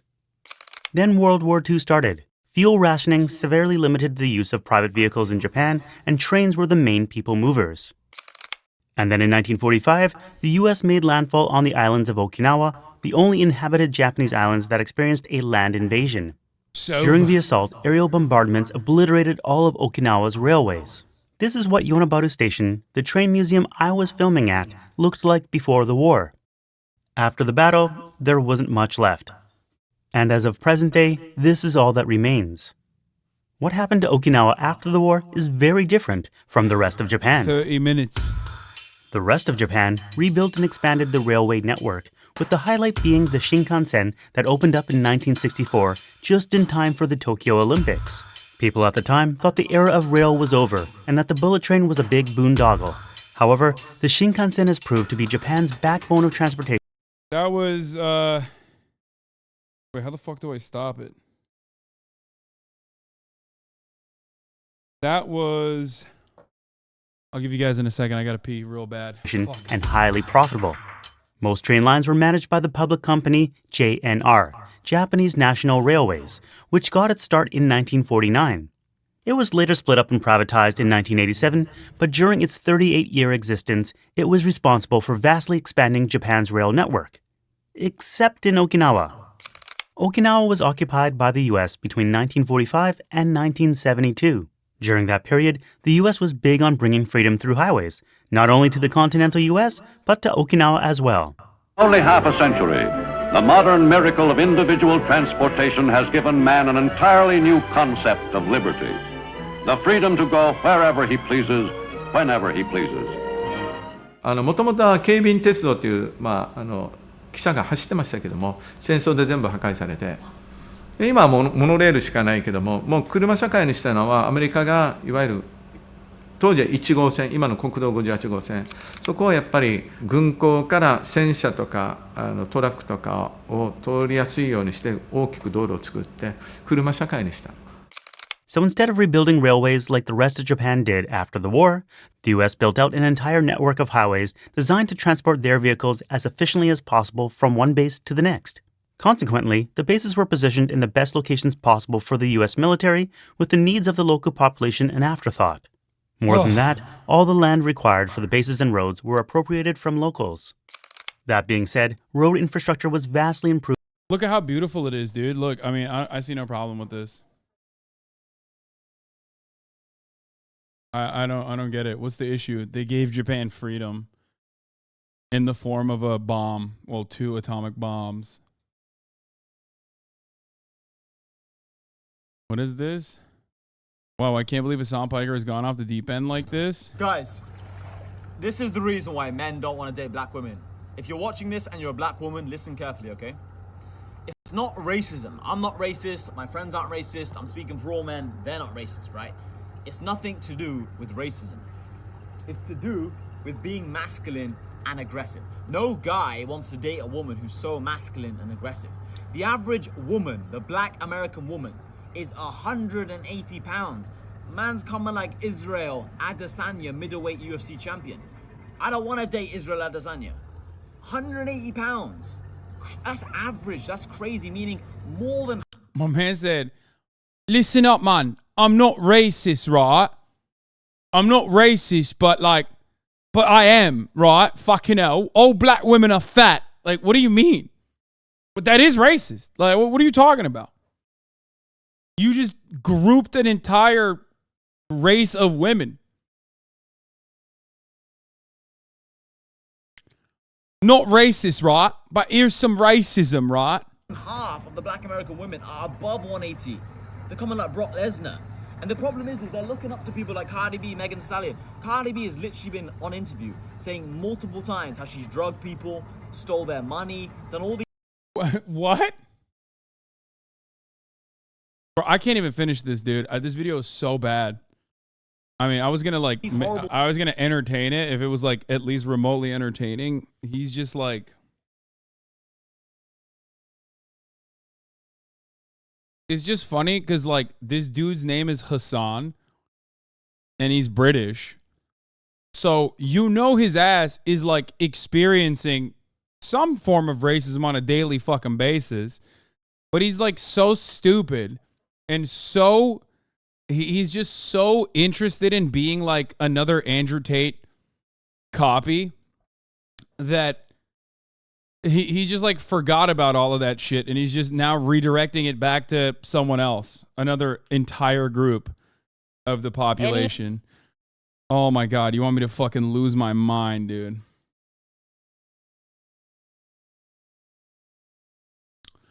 Also, the hilarity of being like, black women are fat, and then specifying and saying, well, I mean, black American women, while also, like, by that same metric, all Americans are fat, you fucking idiot, not just black women. Like, what are you talking about? That metric that you're trying to use, like, you can say for every single group in the United States of America, and not just women, but men too. Like, what are you talking about? But then, at a certain point, you have to realize, like, you're talking to a dork who's sitting in a fucking raft in a pool. You know what I mean? Things, and you have all these black women saying she's the queen. She's black people. Yeah, I can't do this. I can't do this. Wow, I can't believe Hasan Piker's gone up to the deep end. Like, yeah, it's funny. Yeah. Unpopular opinion, but I really hate music. I've also found that the dumber somebody is, the more meaningful and important I find music to be. Yeah, okay, dude. I hate that. I hate that he's like saying that. But also, I don't think someone is dumb for enjoying music. I think I'm fucked up. I get that. You know what I mean? I don't agree with that. I don't agree with that take at all. I don't think you're fucking dumb for enjoying music. That's like so stupid. Anyway, I'm gonna skip the Japan is not Tokyo video, even though it's very informative, but it is literally because it's just yet another instance of like America destroying another country. New Sahib can't sing about Jonah Hill. Oh shit. You expect? In my opinion, she should have met Jonah halfway, put on a couple pounds. I mean, you're dating one of the fattest men in Hollywood, and you want to be a surfer. She's body shaming him by virtue of existing. You're essentially saying, "Fuck you, Jonah. You fucking fat, you little fat fuck. Why don't you sit on the dock, jerk yourself off while I go gallivanting in the ocean?" 2 weeks after the whole submarine shit, like, show a little respect. People on a submarine were just there; they just died, and now you're out there showing off, having your women love today going around the ocean being whores. What are men going to the ocean for? Discovery. Exactly, and the whole thing. How many women were on the submarine that day? 0. But what do you expect? That's awesome. That's really good. I love that he is literally doing the same thing that like people do unironically on TikTok, fake podcasts, right? Bro, now I can't turn off the fucking workout app. Oh my God. Just turn it off, man. What the fuck is going on? Now I can't fucking pause it. Oh. That shit's so dumb. Anyway, this one says 24 minutes from the time I started tracking in at the halfway point, and it says I burned 233 active calories, 289 total calories, and my average heart rate was 127 BPM. But to be fair, it's been running until this very moment. Fucking annoying. I need to figure it out. It's my fault. I haven't been able to figure this shit out yet. When I do, oh my days when I do, mate. When I fucking do, it's going to be different, right? It's going to be different, yeah. Here it is. We're back on a fucking heart rate. There's a new TikTok live gift reactor, and they're live right now. Why is the lore deepening? I cannot understand how this is becoming a TikTok genre. Let me explain to you. Oh, dude, look at that. You tripled your daily move goal. 3 cheers. Hip, hip, fucking hooray, lad. Hip, hip, fucking hooray.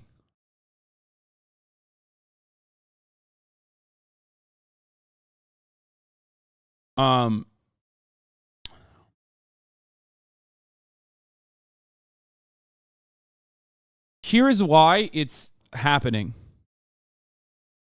Money. That's it. That's the end of the tweet. That's what it is. Okay? Money. People see one form of content popping off and they go, how can I make that same I would like to make money.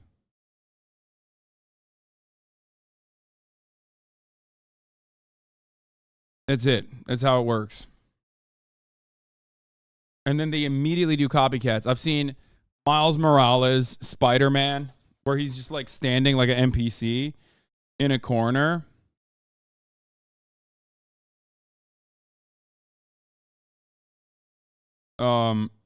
And basically he's like,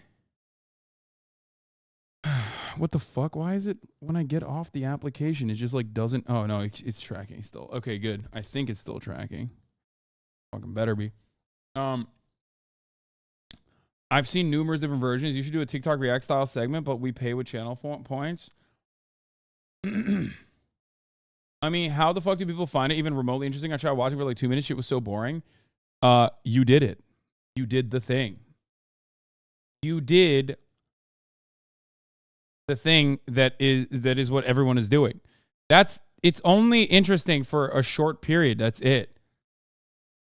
You got everything out of it. Ice cream's so good. Yes, yes, yes. Only the most like mentally unhinged people are probably sitting through that entire fucking process. But for the most part, that's it. That's the whole point. People come in and out nonstop. They drop in like $1. They drop in 30 cents or whatever, however many like TikTok points they have. And then they move along.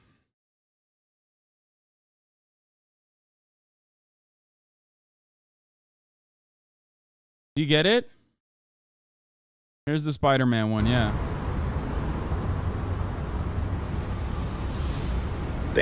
I predicted this will get like really creative, like a Germa style person will make this really, really entertaining, even though Germa technically already did Dollhouse, which was like a longer, much more complicated long format version of this. But I predicted it will fizzle out. This has got like a week left in it. Okay, someone's going to do like a really, really interesting version of this. And then after that, more people are going to try. And then it's over. Done in like a week. This vid makes me want to run into a 16-wheeler. Why? Who gives a shit? You watch Twitch, man. Like the way I see it, when I first encountered it, I was also shocked by how weird it is. And I did like a 25-minute analysis on what it says about the person and what the entertainment value is and what it says about the concept of live streaming in general. That like people love manipulating the person that they see on screen, and that's how the medium works and blah, blah, blah. But ultimately, it's not hurting anybody, and it's basically the same as like every other TikTok live stream. Have you ever seen a TikTok live stream? It's like motherfuckers who are laying in bed and then they're like, oh no, don't wake me up. This is just like a more personalized version of this where he's looking at the camera. Thanks for the follow. Hey Lily, thanks for the roses. I'll make sure to give those to my uncle. Haven't visited his grave in a while. That's kind of fucked up.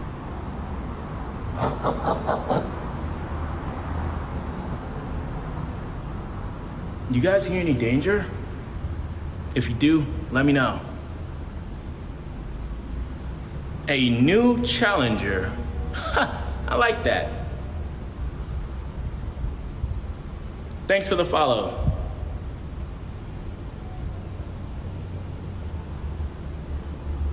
Thanks for the roses, you guys.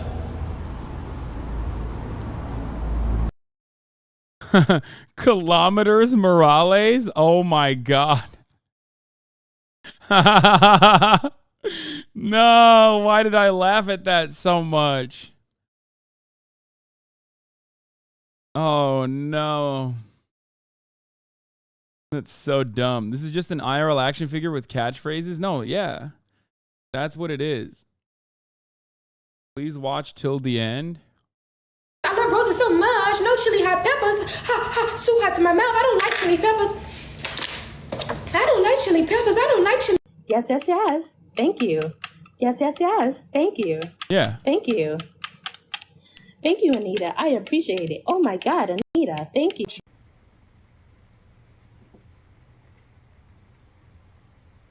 Hello, Top Shotta.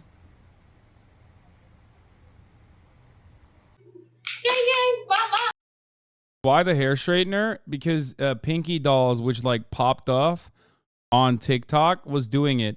The irony is people have been doing popcorn individually with a hair straightener for a while now. It's not new. Like that part was actually a regular staple in live streams. And so is like the NPC reaction thing. But I guess they combined it. Pinky Doll combined it and she was hot and it popped off on Twitter. The irony is, you know why it went viral on Twitter? I think it was Wendy Muse, who is like it was such a unique person to like actually make it viral. She, I think, literally deleted it after the tweet went supernova. Wendy Muse is like, she's the founder of Left POC, Left Pocket Project, bringing you the history of leftist leftist people of color, one swipe at a time. Like, it's so odd that like a person I follow that is so outside of like internet culture shit was the one who originally screen recorded it and posted it on the timeline and then ended up deleting it. I think. It's embarrassing you guys know about this shit, fucking popcorn. What do you mean? I'm a Twitch streamer. I literally do live streaming. I do live streaming as a part of my job. And sometimes I have to go on TikTok as a way to do market research because like these are also people doing live streams. What is unique and interesting about what they're doing? Is there something that I can take away from what they're doing and incorporate it into my stream? Does that make sense? On phonium. Ding ding. Mama. On phonium. Those sauce smell good.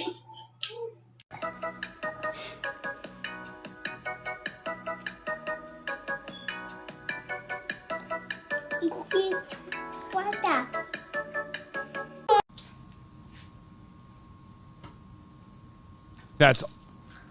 That's awesome. Don't do that, Hillman. That's bad. I'm gonna unalive myself. Don't do that, Hillman. That's bad. First of all, he didn't even pay you, man. Why are you responding to that? You only respond to paid interactions. That's how you farm donos, my man. Come on. This guy's a real amateur, you know? God damn it. He's pissing me off. No respect for the profession. Yeah, but come on, does your streaming method ever change as a result of seeing stuff like this? Well, no, because I'm very stubborn. But two, there are components of this that I could potentially incorporate.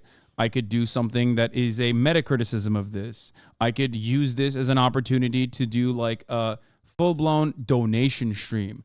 If I were to do something like this as a live streamer, it would generate a lot of attention and a lot of eyeballs, more so than the average person jumping on the trend. These are all things that I consider, but because I'm too fucking lazy and too stubborn in the way that I make content, I don't want to do it. But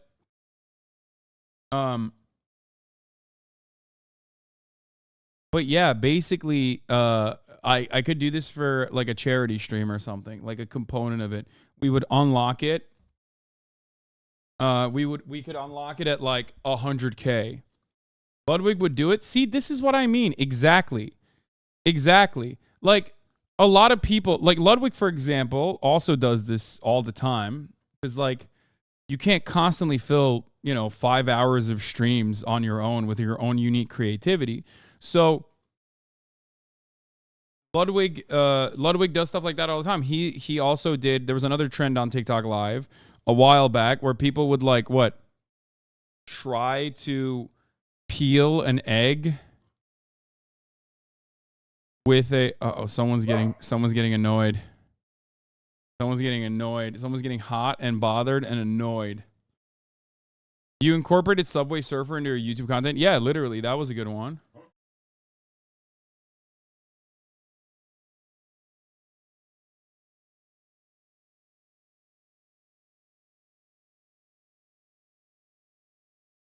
You are showing this zoomed content and they're wondering why there's no new wave of younger viewers on Twitch. Anyway.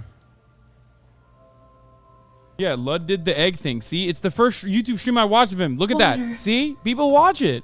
You are right. Water. Wow. You're tripping. I got a rose. Do you have a rose, fuck nigga? Glizzy, we punching dick all day. Another Glizzy, we punching dick until that bitch dead. That's a unique incorporation of this. But yeah. Here's NPC content from just over a year ago. I know, it's been around for a while. We already covered this extensively, please, guys. I know. Anyway.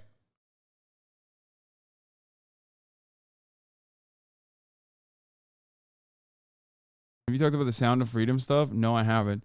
Let's watch. Women rank themselves by breast size. Tell me what is the ideal breast Okay, this video makes no sense. Why are they... size? Like one that you could at least like hold in the palm of your hand. I think that is a decent size. Are they gonna show us what's happening? I feel like a C is a good one. I It's like small C. Yeah, not you could too big, pretty not big too and little. have C. more. Yeah. Or you could leave it down and you're chilling. Do any of you amazing ladies name your boobs? Might have to do with the size. So. Okay, gotcha. What's everyone's like go-to style of bra that they wear? I honestly only ever really wear sports bras or like bralettes. I'm just not an underwire girly. Like I find them so uncomfortable to wear like a full-on bra. Gosh, I can only find like select styles. So like the Please, Hasan, I don't want to be a Kuma anymore. I just want to be happy. Okay, I don't know if she wants to go out because she needs to poop or if she's just like fucking annoyed, so I gotta take her out. only things I can find are like the balcony type bras, and they all have the wire, and I need the wire. So Who doesn't like to wear bras? Me. Me. Destiny. I think maybe a clarifying question is like, if you have to leave your home, do you like to wear your bra or not? Comfortable without a bra out in public or no? No, not comfortable at all. I'm comfortable. Yeah. I'm okay without it, to be honest with you, because I go to Mexico and it's more free, so you can not care about what people say. So I do go out to my rancho and stuff without a bra. I think it depends on the way that people look at you. Like, I think it's not bad to look, it's bad to stare. You should probably come over to this side. I think she should be like the first. Yeah. Can anyone suck their own nipple? What? Yes. Oh my God, I'm dead. Who said yeah? She has Bridget. to learn that way. Bridget! Okay, I think I'm not Bridget.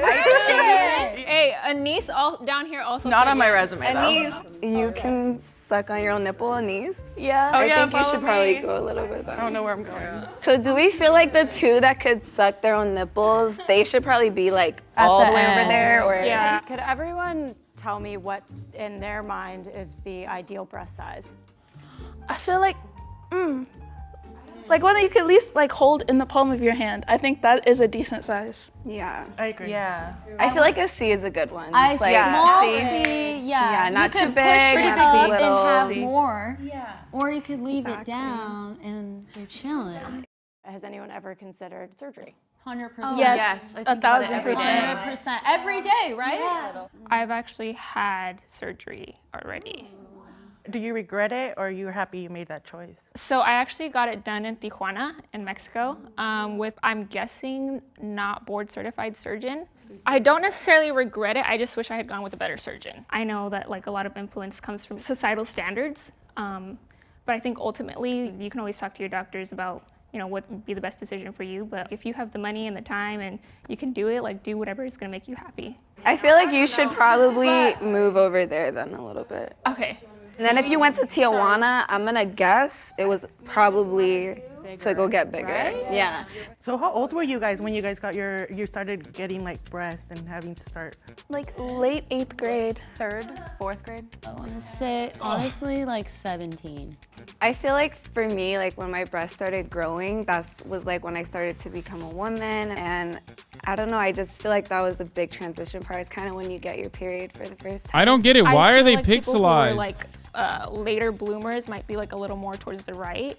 Yeah, I agree. Yeah, I agree. I think you want to swim. Are they pixelized because like they don't want us to know whose yitties are bigger or something? Also, are we ranking them by like who's the biggest, or are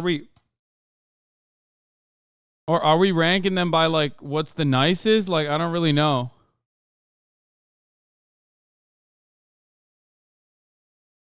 Smaller to bigger. Smaller to biggest. Okay. It's so you can play the game with them. They unpixelize at the end. Okay, got it. Yeah, we should switch. Okay. Okay. I think you should go a little bit more over there. Okay. I'm gonna bring you this. I mean, this is pretty accurate. Any back issues? Yes. Back pain? Yes. Yes. Oh Lower my God. back. Yeah. I get tension headaches by the end of the. There's gonna be a sleeper in there that's like one of the smaller girls, like her or maybe Amanda or something, is gonna be like actually is that's gonna be like the surprise, like she has the biggest yitties type thing, whereas like one of the larger ladies is probably gonna have smaller ones. Maybe even the one that said that the one that had a boob job probably got a C cup. You know what I mean? Because like a lot of, I found out about this in college where sometimes people go from like, if they have an A cup, sometimes they'll go and get a C cup instead of like not every boob job is always like a fucking heavy set double D shit. A lot of people do like a more tasteful version of that. Especially because college was when I found out about this, but especially because like if you have an A cup, sometimes the doctor, because I asked, like I was like, oh, why'd you get a C cup? And she was telling me that like the doctor said it's about the fat, like the natural fat that you have in the area. And if you don't have a lot of natural fat, it ends up being, it ends up looking like, or not looking, but it ends up feeling very fake. So in order to make sure that it's as like natural looking as possible and as natural feeling as possible, you don't want to really like go overboard.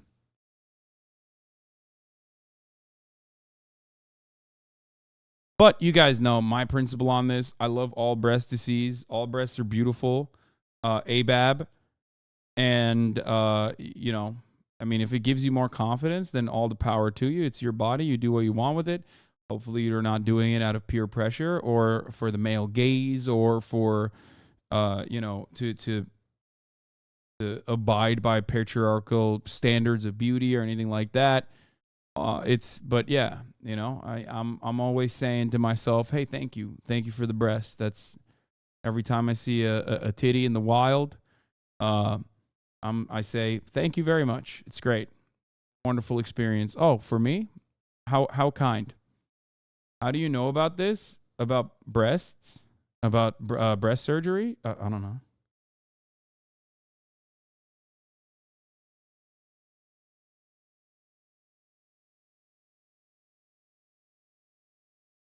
I don't want to mod this stream anymore. I feel like I'm talking about breasts in the most like non-horny and most like even-keeled way possible. I'm not even.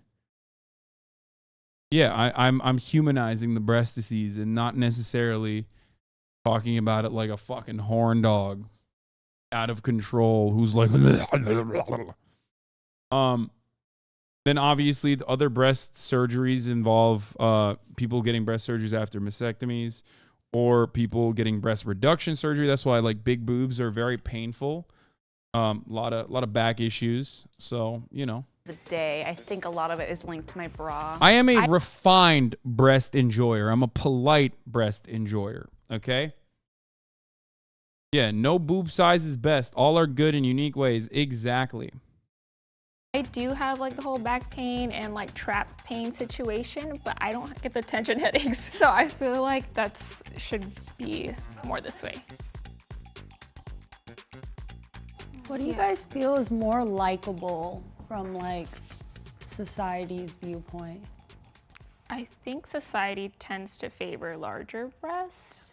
Whether it's like the Hollywood, like blonde bombshell situation, or whether it's like a more cultural perspective where like Latinas are expected to be like curvaceous. It's usually large breasts. Yeah, that's what they go for. I agree. For me, when men try to put their opinion on breast size, it makes me want to change who I am to be something that they don't like, because I feel like they sexualize breasts so much that it makes me just want to run in the opposite direction of what they want. Yeah, growing up in high school and junior high, it was like so awful for like guys to like backhand compliment, you know, when they're like, oh, like, it's okay, you don't have this, or you have this, that's better. That was always frustrating when guys would compliment you, but also like completely offend you. I've lived in America, but I also used to spend my entire summers in Japan, and the societal expectations specifically from straight men. Small boobs are more acceptable. I find that you're more insecure with bigger boobs personally. No, I don't think so.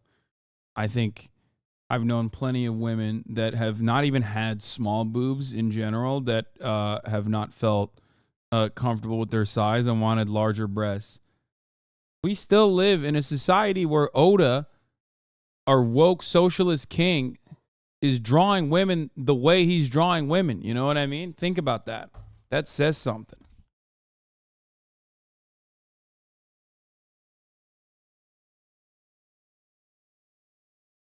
I mean, look, at the end of the day, you're still a woman. So there are a lot of L's you're going to catch, whether you have large breast disease or small ones. If you have small boobs, you know, the insult is that you're flat chested, right? And that's going to wear on you because, you know, you're just going to feel like you're not attractive. You're not as attractive. You're going to want, the grass is always greener. If you have large boobs, from like the age of 12, you're going to be sexualized by creepy, gross perverts as soon as you like start developing breasts. So that's a very common experience that that women go through, right? It is what it is. Yes, but people look down on me for wearing the same outfit someone with no curves wears, and everyone thinks they look cute and petite, but I look like I'm going to a nightclub in the same exact outfit, lol. Yeah. You got different fashion obstacles to clear. I mean, it's like the boob one is like not that different, even though the way that it's perceived by society, of course, is always going to be different. But like, it's the same as me wearing shit. Like, I'm a very big dude. If I wear clothes that, like, I can't wear the same type of shit that most people wear. It looks, you know, goofy on me. It's obviously different because you're still a woman, and therefore there are hypersexualized societal standards. So like it doesn't only limit what you can and can't wear, but it also ultimately like says something about you, even though it doesn't, right? Your fizz look goofy no matter what. See, this is what I'm saying.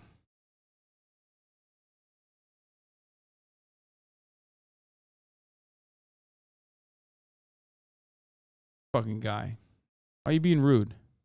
Men that judge women are so different. Everybody over there, the expectation is to have like smaller breasts, whereas in America, I feel like a lot of people think that you have to have large breasts. How does everyone feel? I feel like we're Yeah, but you aren't gonna get harassed and potentially assaulted for wearing a fit. No, I know. I already factored that in. You don't have to be so fucking aggro, chatter. I know. I already said that. Yes. I know. I'm not saying it's the same. I'm not saying that at all. I'm just trying to find like a parallel from my own personal experience. Jesus Christ. We get aggro because it's fucking annoying to deal with. Okay. Yeah, get aggro at me then. A person who understands and has already acknowledged it. Jesus fucking Christ. Look at this chatter that just got banned. Hasan, you have no idea what it's like to be a woman. Fuck you. It's like, yeah, I know that, dumbass. I'm a fucking 6'4", massive guy. I'm a man. I'm a cishet man, you fucking dummy. I know that already. Holy fuck, dude. Yeah, punish me for trying to fucking be a little empathetic. God damn it, dude. You have no idea what it's like to be a woman. Fuck you, pig. She's right and you're just too old to hear it. You're becoming Jimmy Dore.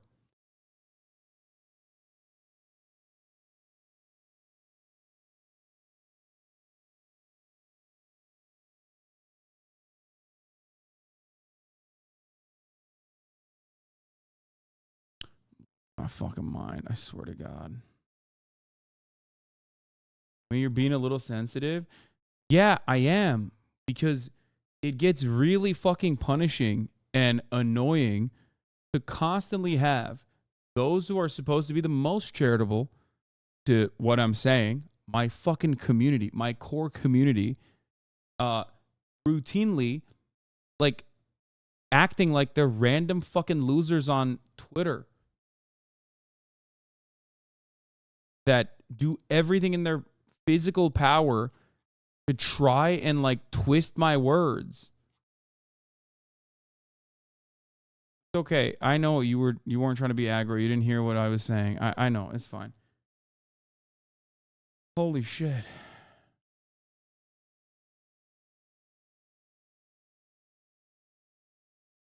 It's very odd. It's very, very, very odd to just be like, why aren't you fucking taking it in stride that people are just like acting like your biggest haters for free and for fun? When we have 20,000 people in here, it's not even like a 30K stream. It's not even a 40K stream. You know what I mean?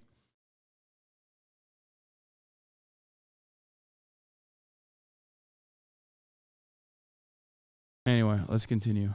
You're good. Yeah, I'm good with this.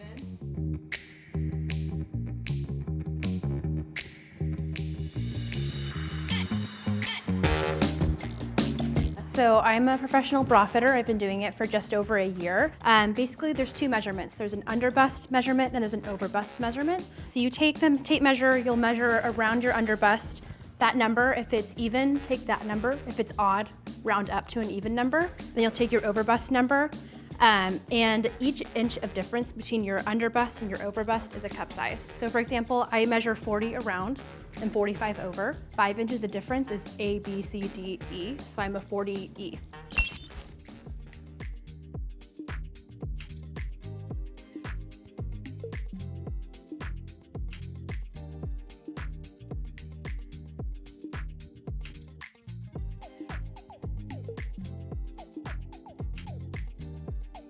Yeah, surprisingly, they are playing penis music, which is the furthest away from a penis music territory as you can get. It's a woman measuring the breastises of other women. They should have played vagina music here. Vagina music. Hello. Yes. Hello. Yes. You're all gorgeous. Oh, this is so cute. So, smallest in 7th, Cameron. It is what it is. Hey, you own it. Yes. 6th. Vagina music is Kate Bush running up the hill. Lupe. Okay. See? I was surprised by Lupe. Called it, dude. I told you one of the bigger ladies was gonna have a. That was the surprise. Just the personality was just so great and infectious. I don't know. I like with big boobs. You kind of have to have a little bit of confidence in you. 5th, Maya. 4th, Destiny. 3rd, Amanda. 2nd, Bridget. And 1st, Anise. I remember talking to my I guess there wasn't really like a sleeper hit in there. grandma about what I was going to be doing this weekend, and my little cousin heard the conversation, and I heard him talking to his mom on FaceTime. She was like, she's going to do a boobie video. I think she's going to win.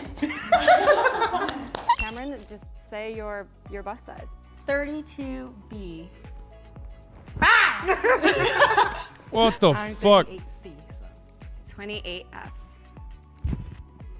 30F. Wait, what the fuck? Wait. Okay.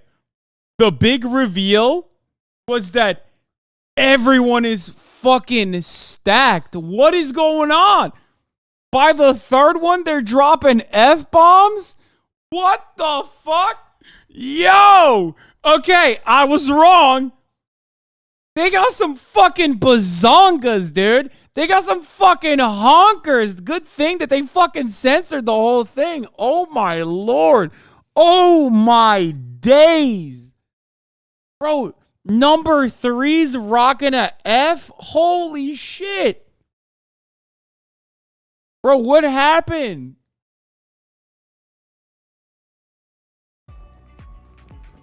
$30G. That's insane.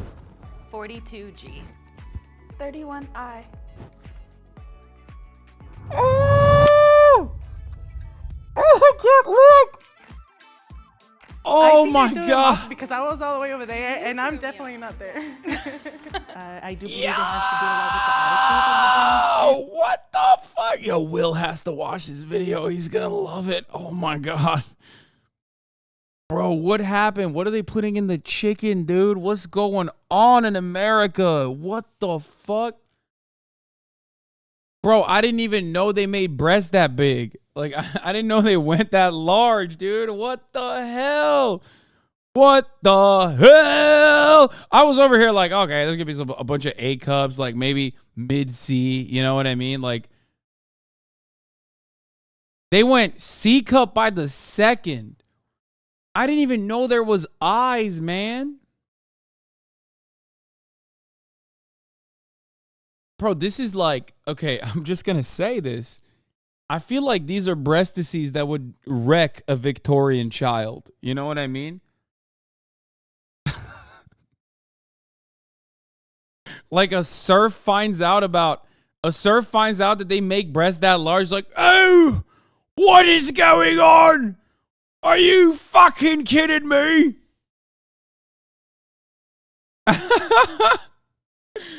Oh, nah, they had those back then too. With their diets, I fucking doubt it.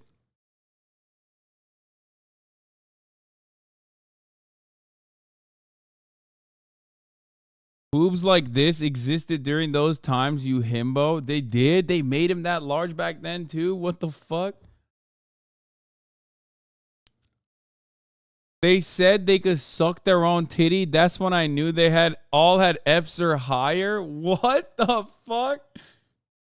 Bro, they were drowning women for having milkers that large back then, okay? They were like, will it float? You're crazy. Like, be gone, witch.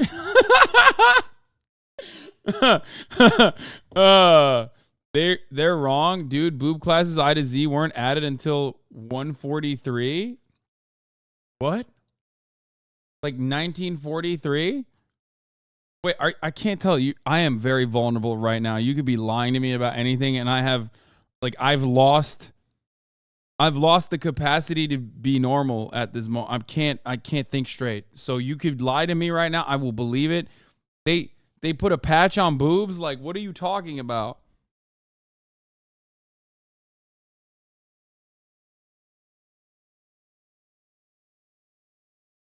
You didn't read the patch notes? No, man. I haven't. Dude, I don't know. I don't look at the boob patches. I'm a feminist. I respect women, so I don't look at the patches. I don't need to learn too much about the boobs. Okay? That's what it is. Like,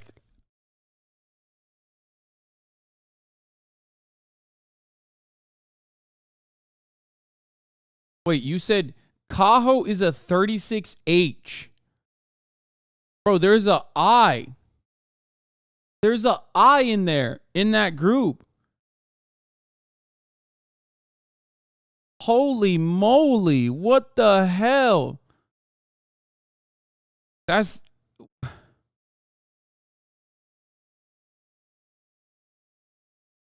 No, that's why I love people going, I goes after. I know, I've seen an H is what I'm saying in the wild.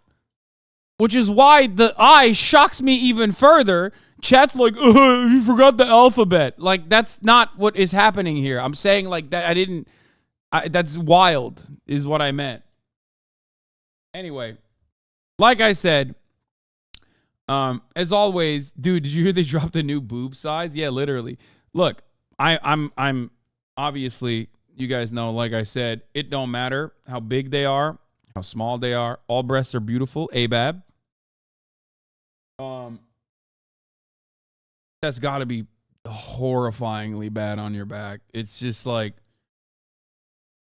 I'm so much more insecure about mine now. The fact that the small is a B, yeah, there's no reason to be insecure. That's ridiculous. These are ridiculously large breast disease because they just are. They're ridiculously large breasts. I mean, and there's nothing wrong with that, but think about it this way. Okay? At the top of the hour, there's a 3-minute ad break. Regardless of how big or small your breasts are, you still see it unless you subscribe for $5 or for free with the Twitch Prime. Okay? Or by getting gifted a sub. That's how you avoid the top of the hour ad break. Here's the 3-minute ad break. Now, what I was going to say is, that there are a fuck ton of advantages to having smaller boobs. For example, as you already know, but it's maybe good to like reinforce this.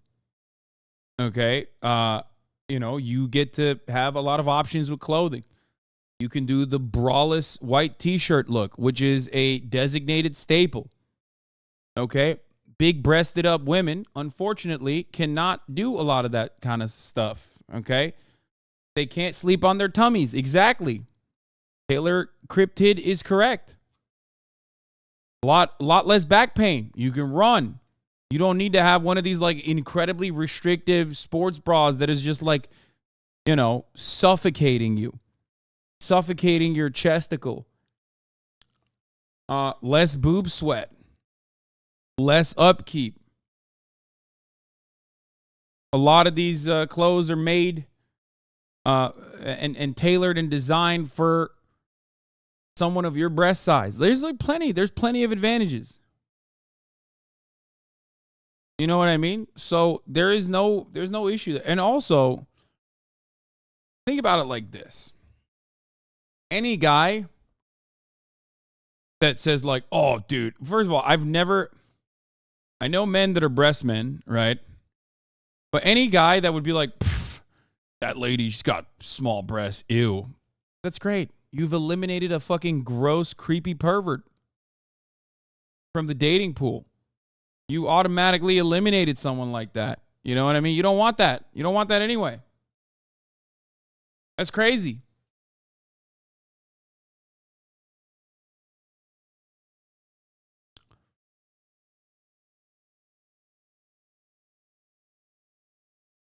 A real breastman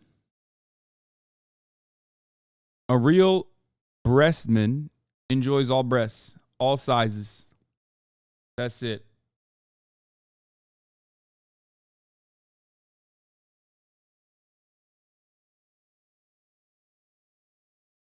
Thank God my favorite streamer HasanAbi is so great at comforting me about my small breasts. Okay, don't be ridiculous. No Pussy Riot is scheduled for tomorrow, and they slap you around a little for this. Why? I'm doing a breast talk, a pep talk for breasts.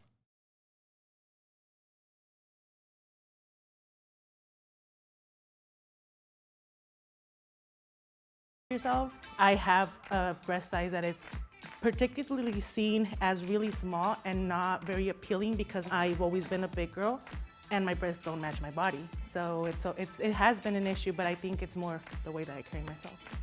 So who was the one who got breast surgery? Me. Oh, so you got them larger? Or Yes, I got them large. I had some breast tissue prior, and then I lost weight, and then I lost my boobs, and then I got them back. But I just wish I went to a better surgeon, that's all. Oh, yeah. No, but they look nice, so. Thank you, I appreciate that. Did anyone have a different idea of what their breast size was before they just got measured? I thought it was a double D, but I was a G. Bro, looking at this video, I'm like, maybe Oda wasn't wrong. You know what I mean? Like, this whole time I was like shitting on him for drawing women a certain way. And now I realize like, maybe I'm the wrong one. You know what I mean? Like, I didn't realize that it was like that out there. It really was. You know what I mean? like this is wild. You know what I mean? No, he's wrong. I've never seen boobs this big. Yeah, what? Me either. Like, I don't think.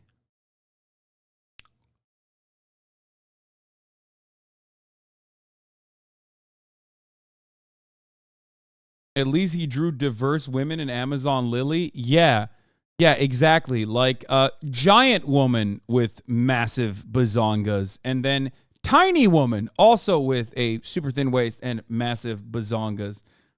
Like, yeah, Amazon Lily showed the range of Oda as an artist that could draw women with different, like marginally different haircuts, but every single breast was gigantic for the most part. We did the men rank themselves by penile size a long time ago.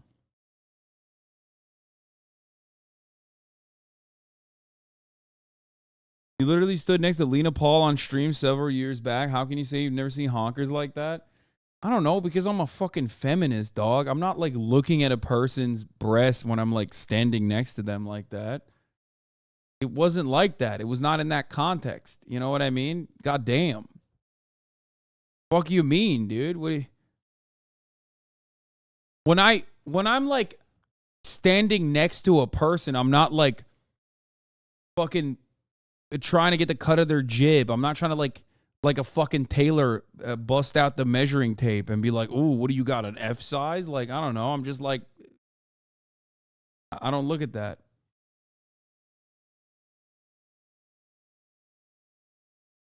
I actually feel sorry for the girls watching this now thinking fucking eyes are common. Yeah, I don't think eyes are common. They're not.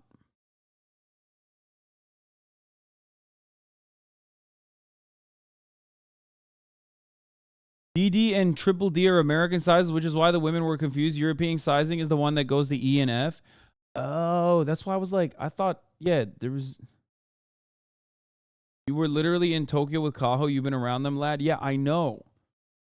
But even then, you know...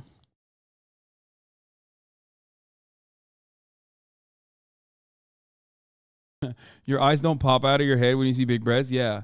I go, awooga. My jaw drops to the floor and my tongue rolls out like a red carpet. Train whistles come out of my ears going like a steam whistle. My nose starts bleeding. My eyes pop out of my head. Anyway, let's continue. Yeah, I thought I was a 40E, but I'm a 42G. I think I'm an A, honestly. Do you guys know what the national average breast size is? No. It's a 34 double D. What? Double D? I'm What? done. I'm Double freaking D? done. Yeah, exactly. No wonder they're sold Is out. that bigger than you guys thought it would be or smaller? Yes. Bigger, Double D, it's the bigger. cup. It's the whole thing. Half the stores don't sell that size in store. Like, that's crazy. Like, we all have boobs. Like, why is it so taboo that like women have Bro, Oda was so fucking right. What is happening, dude? What is my entire world is shooketh. I've made an erroneous mistake. What is happening? A natural average breast size somewhere between a large A and a smaller B? What do you mean? Are American women all getting fucking plastic surgery? That's the US. The rest of the world's not like this? Yeah. Okay, listen to me. Listen. That is the United States. You thought Oda was settling unrealistic expectations when he was just trying to show you the truth? Yeah. They should have factored out obesity. Well, first of all, why would they do that? What do you mean? So they should just like eliminate 60% of the pool that they are looking from? That's so stupid. What do you mean? Factor out obesity. What the fuck are you saying? But I don't even think, on second thought, maybe this is the best country in the world. No, I think it's got to be hormones, man. It's not just weight.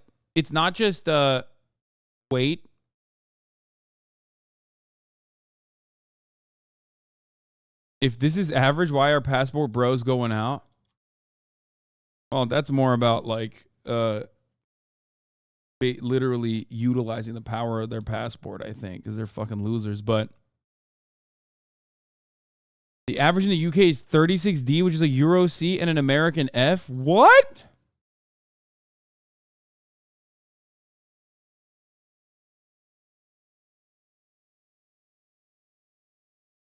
Okay, you want to tell me that the average Victorian era lord and lady had fucking 34 double Ds? No shot.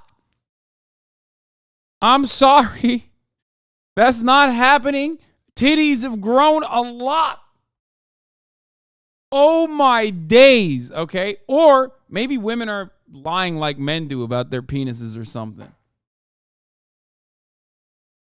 When did you get a PhD in European medieval history? Only her story. European medieval her story, not his story. You know what I'm saying?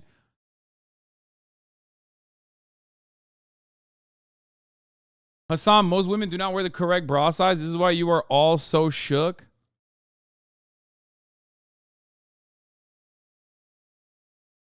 Average breast sizes by country.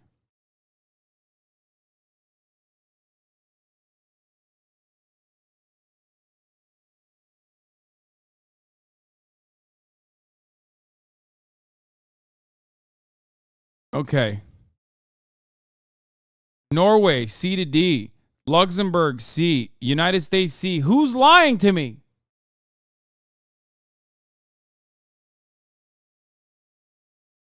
Who's lying to me? Also, why does Iceland and Norway have fucking...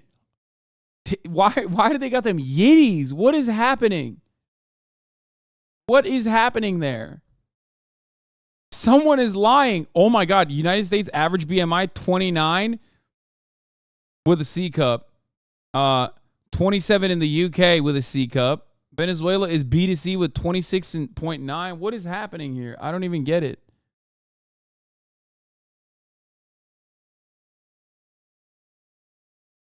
But wait, read the cup size standard.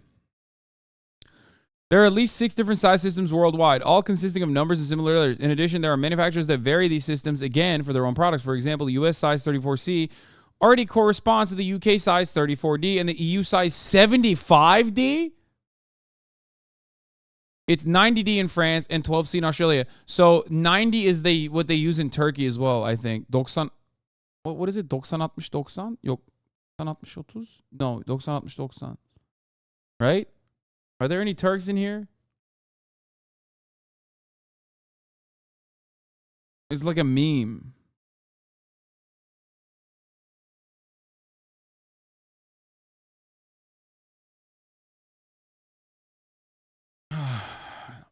Bono outcome measures, yeah.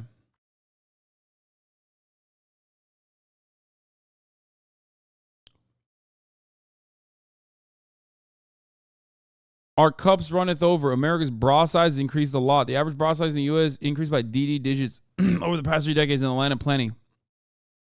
Teams are cup run that are over. National lingerie retailer intimacy is determined based on sales and customer response. The average U.S. cup size jumped from 34B in 1983 to 34 double D in 2013, reports Racked. Oh. The beacon of honesty and journalism, Racked.com.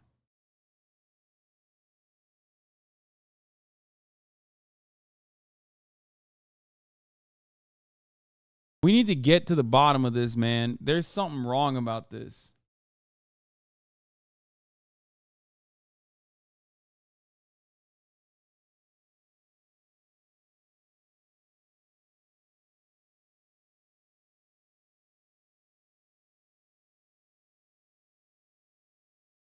Bra sizing is just another place where women's sizing is fake and not based on measurements. It's based on whatever manufacturers decide they want to do by the measurement method they use.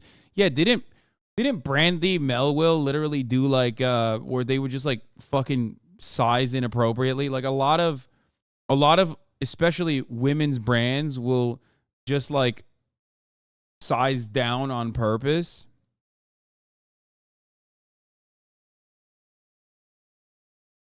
Like very odd. Yeah, vanity sizing has been going on for decades. Brandy Melville only has one size, LMFAO. Yeah, that's really fucked up.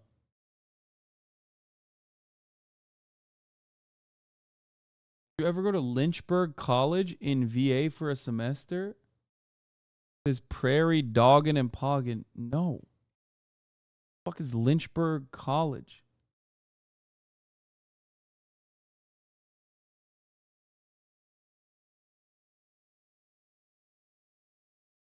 Man's like, here, we'll keep that down here for now. Also, Prairie Doggin and Poggin is an insane username.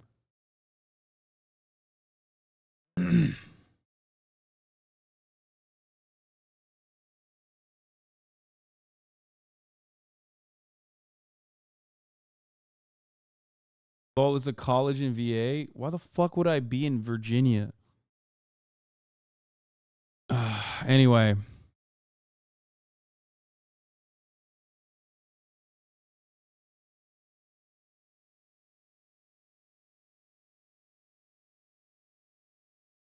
It has a lot to do with the brand of the bra and how it fits around your underbust and also cups. It's a lot that goes into finding a bra that fits. I just get the easy stretch ones, so it's easier all around.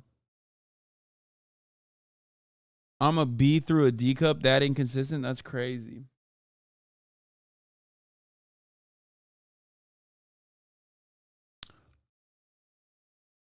Wild what we're putting these lovely ladies through. It's fucked up. Cleavage and large breasts. If you have big boobs and you love them, that's awesome. If they cause you health issues and you want to change them, that's also awesome.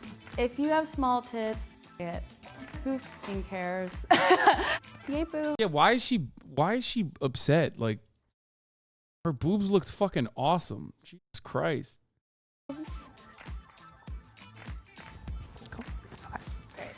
Keep it on it for me though, because they have a mind of their own.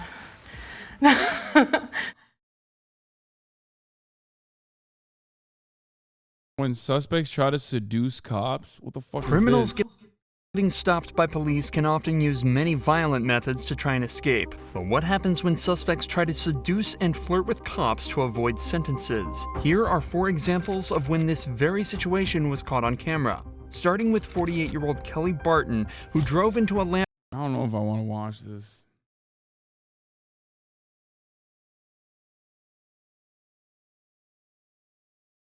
I literally saw a tweet saying big boobs were trashy. I love being a woman.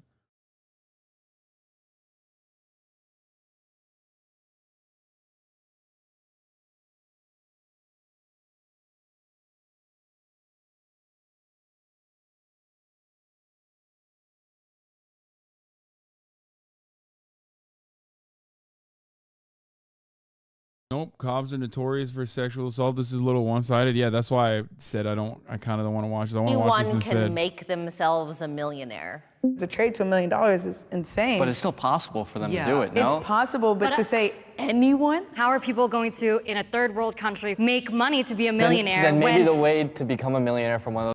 Oh yeah, I'm gonna play that fucking AI game. What was it? That AI game, I'm gonna play that. I'm gonna download it right now.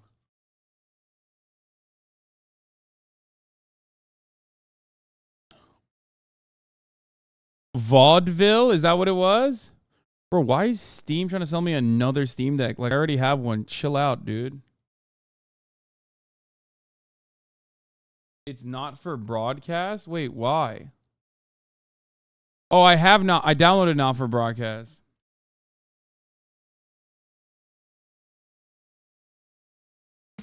Is this it? Experimental whodunit game on latest AI technologies.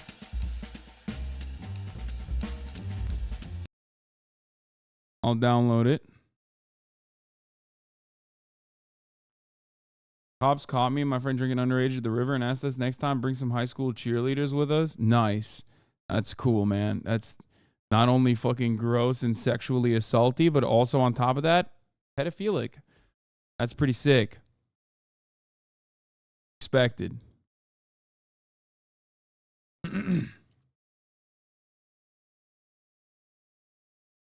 But the real groomers are them gays, brother. Don't forget. Not me. Not grooming if I'm staring at my daughter's friend's titties, okay? She shouldn't have gone through puberty. Didn't want me staring at them.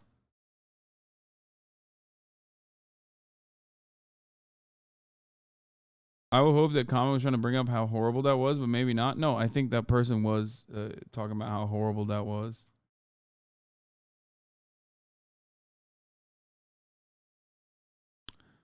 All right, I want to play this fucking AI game to see how dog shit AI can get. But also, what if it's good?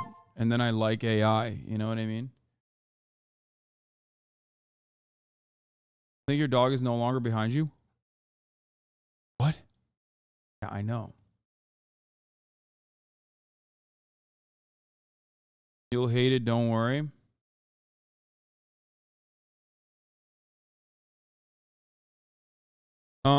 It's already downloaded, but let's watch this fucking Can Anyone Become a Millionaire? Those countries is get out of the country. You can't just get out of the I country. understand I'm that. somebody. This guy's crazy. Okay, I'm gonna hate that guy. I already pegged him as a crypto guy. Hey there.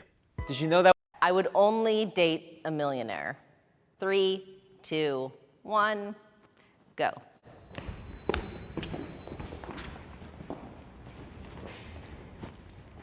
What? Hell no. Why would you say somewhat agree to that? That's The so person weird. I want to date, I want to be able to show them, you know, all those experiences firsthand. Like, Oh my God, of course. Bro, he said hell no, because I want to make sure they're broke so I can control their asses, dude. Oh my God, how do you arrive at the right answer but with the worst for the worst fucking reasons, dog? That's crazy. I've been with girls who have money, and it's like the worst thing ever. Like, oh my God. Oh, this video is gonna break me. It's gonna break me. I already fucking know it. Oh fuck yes. Oh yeah. Oh yeah. for example, like the one thing for me, and it's a test I do, is like, for example, if a girl knows how to get into She just moved over to stay the fuck away from him. She's like, I don't even give a shit. I just don't want to be around him. my car, like my Lamborghini, like you have to like specifically know how to open the door. My car, my Lamborghini. Oh God. Oh my God. Oh my God. I can't do this. This is 8 hours in. I'm gonna save this for tomorrow. Hold on. Quiet. Fucking barking in the living room. She got bored and wants to come back here now. This is so horrible. We're back pocketing this. This is going to be great tomorrow. This is going to be great tomorrow because we're 8 hours in the pocket. We're 8 hours in. If I watch this right now, I'm going to be live for like another 10. You know what I mean? Let's do this AI game.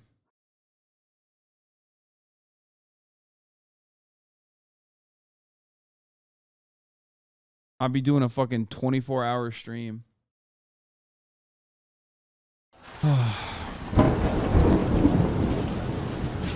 Vaudeville. The second I stepped off the train into the city of Vaudeville. It's so loud. What the fuck? Wait, how do I lower the volume? Ray tracing on, screen resolution, 1080p. No settings. Bro, there's literally no settings, and I skipped the intro.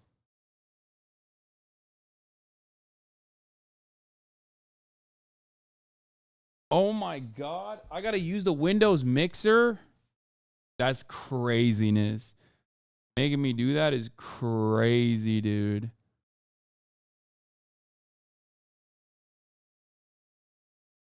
Hey, I will lower the volume for you. Do I have to restart because I don't want to miss it? All right, we'll restart it. We'll start it so I can see the intro. Fucking so dumb. I mean, this is new. This is new. It's a new game. So I'm trying to be nice about it. I'm not trying to be fucking meanie bobini. It's a new game. These things happen. Ugliest desktop? Fuck you. Okay, not as bad. Not as bad, I think. I literally cut it in half. The second I stepped off the train into the city of Vaudeville, I could feel the weight of its melancholy in the air. Even the drizzle that clung to the city's grimy cobblestones felt a shade darker than your everyday downpour.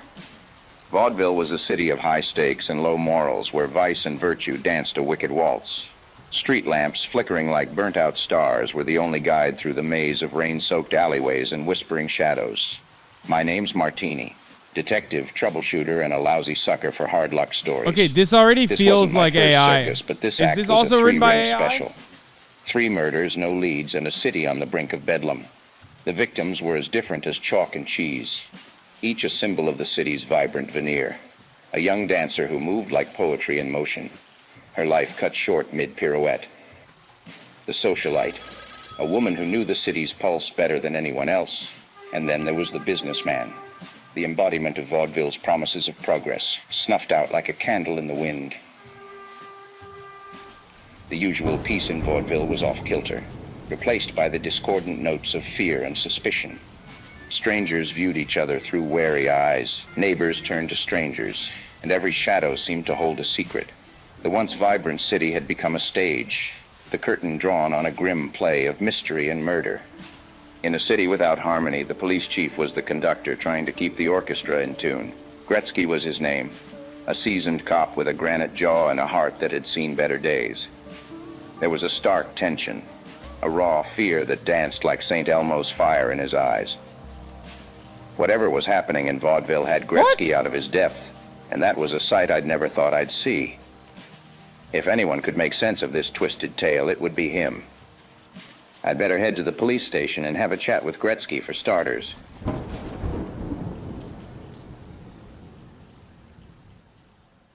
Bro, this entire thing is AI, right?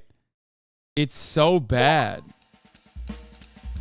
Okay, why can't I click start? Vaudeville. Libera Civitas, Vaudevillenses. What? Do I just like click? Wait, what is happening?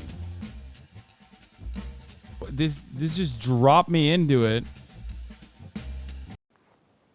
Okay, let's click the Blackwoods. What?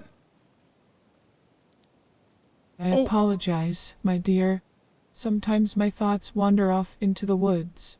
Is there anything specific you would like to know? You can hear me? Yes, you're looking for a way out of the forest, aren't you? My You- apologies for my absent-mindedness. The Blackwoods can be quite enchanting, and sometimes it's hard to focus on the Wait, outside world. she can hear me, But chat. fear not, my friend, for I am here to help you find your way. Wait, stop talking. Just follow me, and we shall find a path that leads you back to civilization. Absolutely not. Your eyes look fucked up. What's going on? My eyes, oh yes, they're not the best, are they? But worry not, my friend. They may be messed up, but my other senses are sharp as ever. In fact, some might even say they're heightened.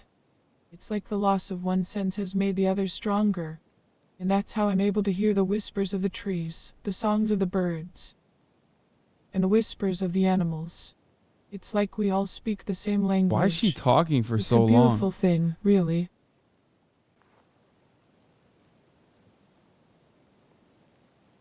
Oh God, you're blind? I'm so sorry. Also, what cup size would you say you are? And do you know what the average breast size is in the United States of America? I'm sorry, but your question seems inappropriate and disrespectful. As a protector of the Blackwoods, I believe in treating all living beings with kindness and respect, regardless of their appearance or physical attributes. And as for me, well, cup size and average breast size don't matter much in the grand scheme of things, do they? What's important is that we are all unique and valuable in our own way. Now, if you have any other questions that are more relevant to our current situation, please feel free to ask.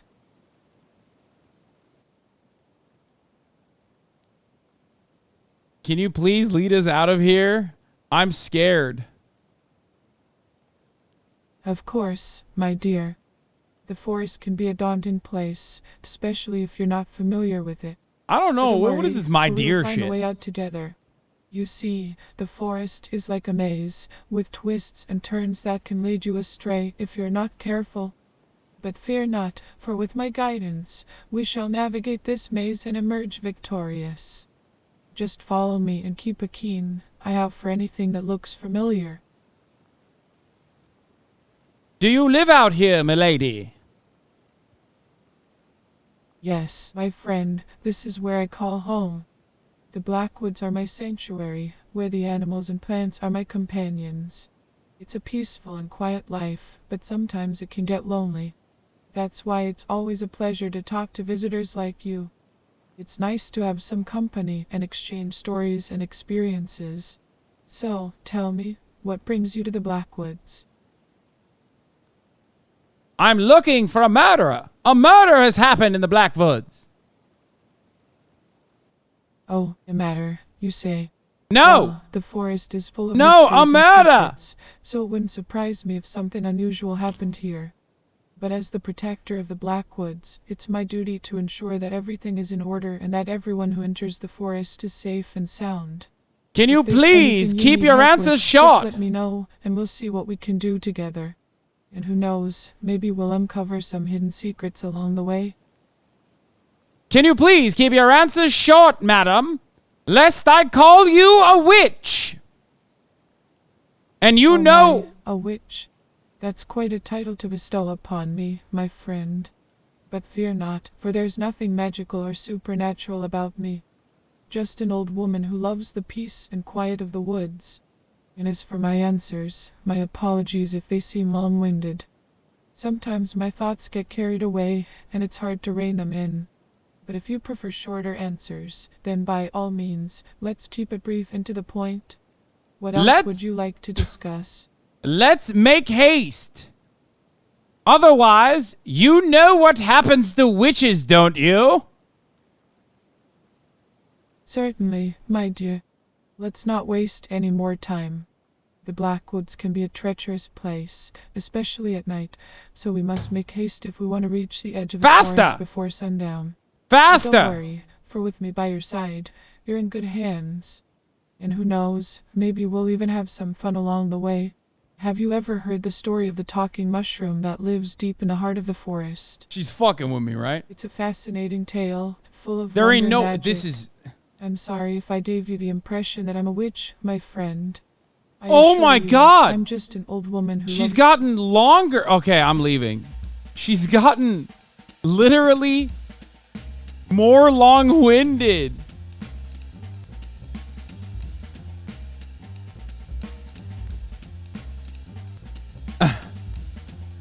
It's time to go to the police station.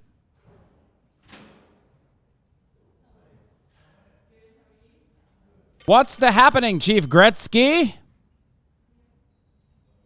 What do you mean, detective? Do you have any new leads on the case? Tell me I'm all more. ears. Tell me more about the case, Chief Gretzky. Well, we have 3 murders on our hands, all of them brutal and seemingly unrelated. We're still trying to piece together the evidence and find a connection between the victims. Have you found anything that could help us solve this? With a nose like that, I'm surprised you haven't smelled the murder. Is there a point to your comment, Detective Martini? Or are you just here to throw insults at me? No, I'm just captured by the awesome size of your nose. I'm not sure I understand, but if you have information on the case, please do share with me. We need all the leads we can get to catch this murderer. Oh, my nose. Yes, it's quite prominent, isn't it? But let's focus on the task at hand, Detective.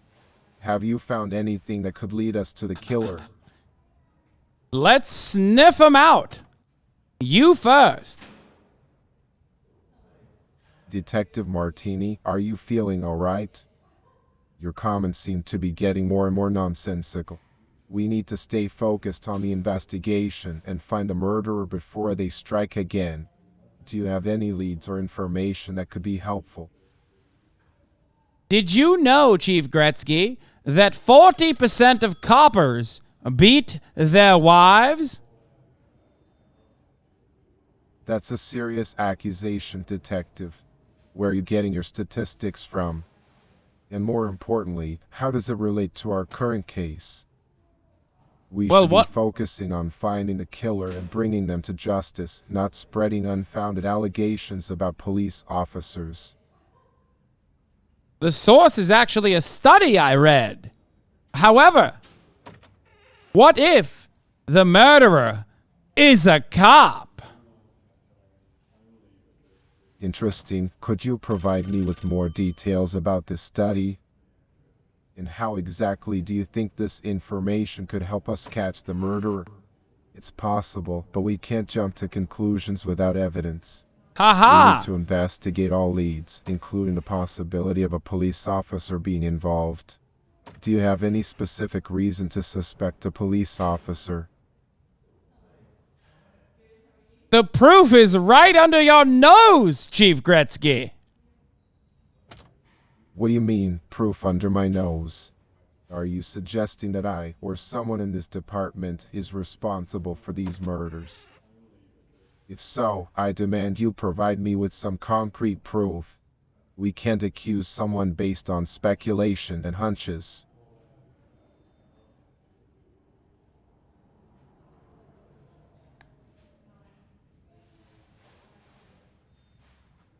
Where were you on the night of the murder?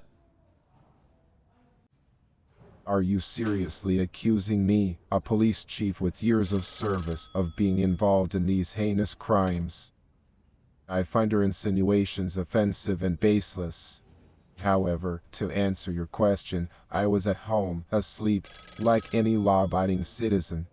Now, if you have no further evidence or leads to share, I suggest you leave my office and focus on finding the real culprit. Quite the adequate alibi, Chief Gretzky. Do you have anyone else that could prove that you were at home, sleeping?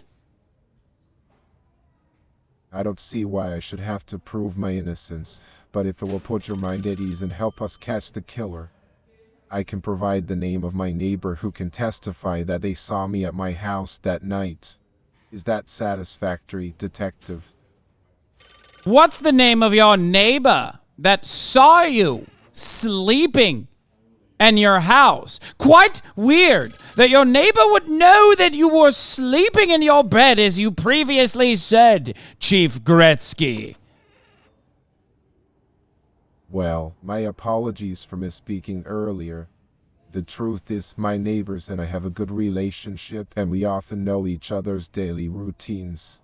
What? To answer your question, my neighbor's name is Mrs. Johnson.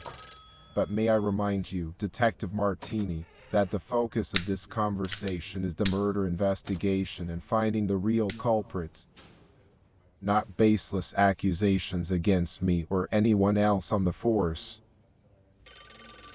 So you are to tell me that your neighbor, Mrs. Johnson, was in your bed, Chief Gretzky? Is that how Mrs. Johnson knew that you were in bed, sleeping, and not doing a murder?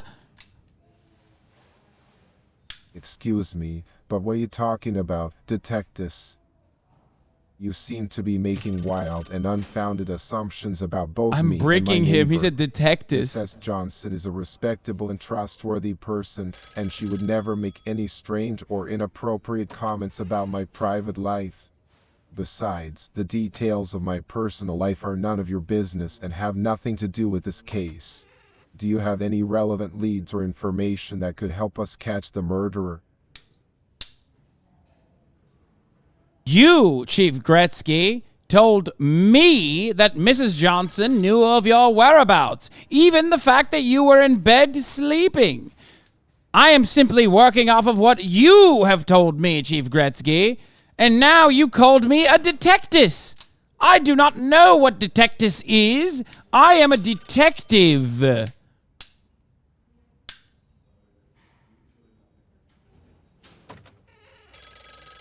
Okay, that's it.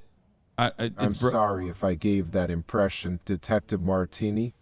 What I meant to say is that Mrs. Johnson is aware of my general routine and would have seen me returning home at night and leaving in the morning for work. As for my sleeping habits, that is a matter of privacy, and I don't believe it's appropriate to discuss it further. But let's get back to the matter at hand. Have there been any new developments in the investigation that we should be aware of? Yes, Mrs. Johnson told me that she does not know if you were sleeping that night. Is that so? Well, it seems like there's been a misunderstanding then, Detective. But as far as my involvement in these murders is concerned, you have no concrete evidence or proof. So, unless you have some actual leads or information to share, I suggest we end this conversation and focus on catching the real killer. You are under arrest, sir, for the crimes against humanity. On what grounds am I being arrested, Detective Martini? As we just discussed, there is no solid evidence linking me to these crimes. For the murders of all three. This accusation is nothing more than a desperate attempt to shift the blame away from the true culprit. For the murders of all three of the victims, that Mrs. Johnson is pinned on you. Or maybe you think Mrs. Johnson is responsible for the murders and simply planting you as the fall guy. Detective, with respect, your accusations are getting more and more absurd. First, you accuse me of the murders, and now you're suggesting that my neighbor, who has no motive or opportunity, could be responsible for these heinous acts. This line of questioning is not only baseless, but insulting. If you have any actual leads or information to share, please do so. But if you're going to continue with these unfounded accusations, then we have no further business to discuss.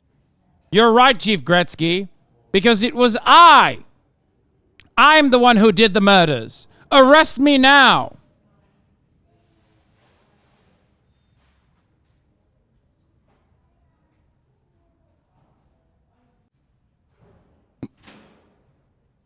Speechless, huh?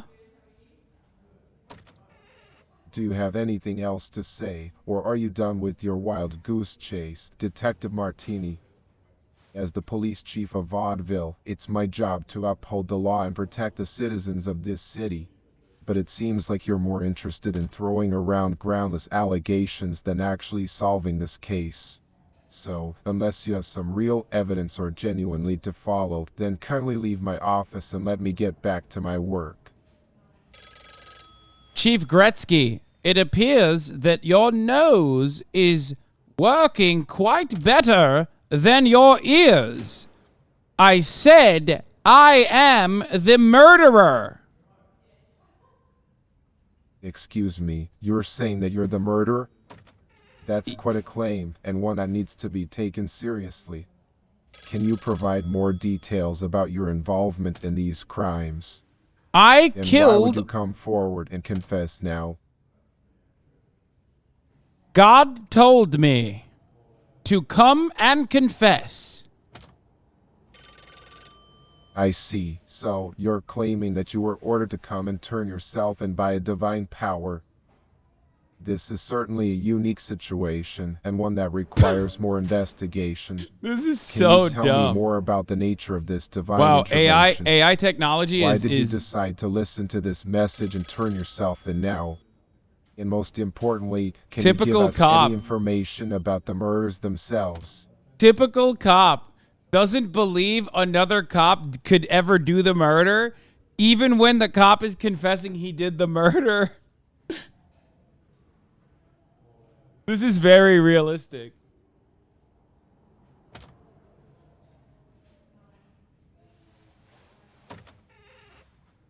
I plead the fifth.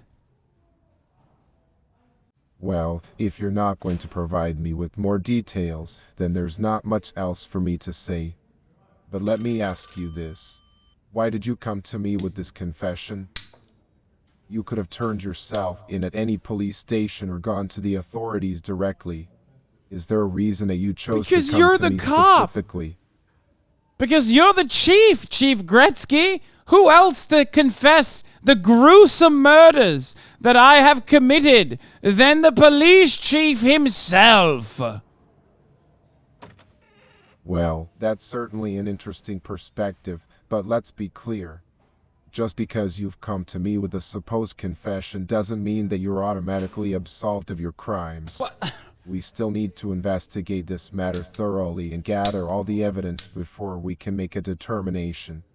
So, if you're serious about turning yourself in, then let's work together to get to the bottom of this.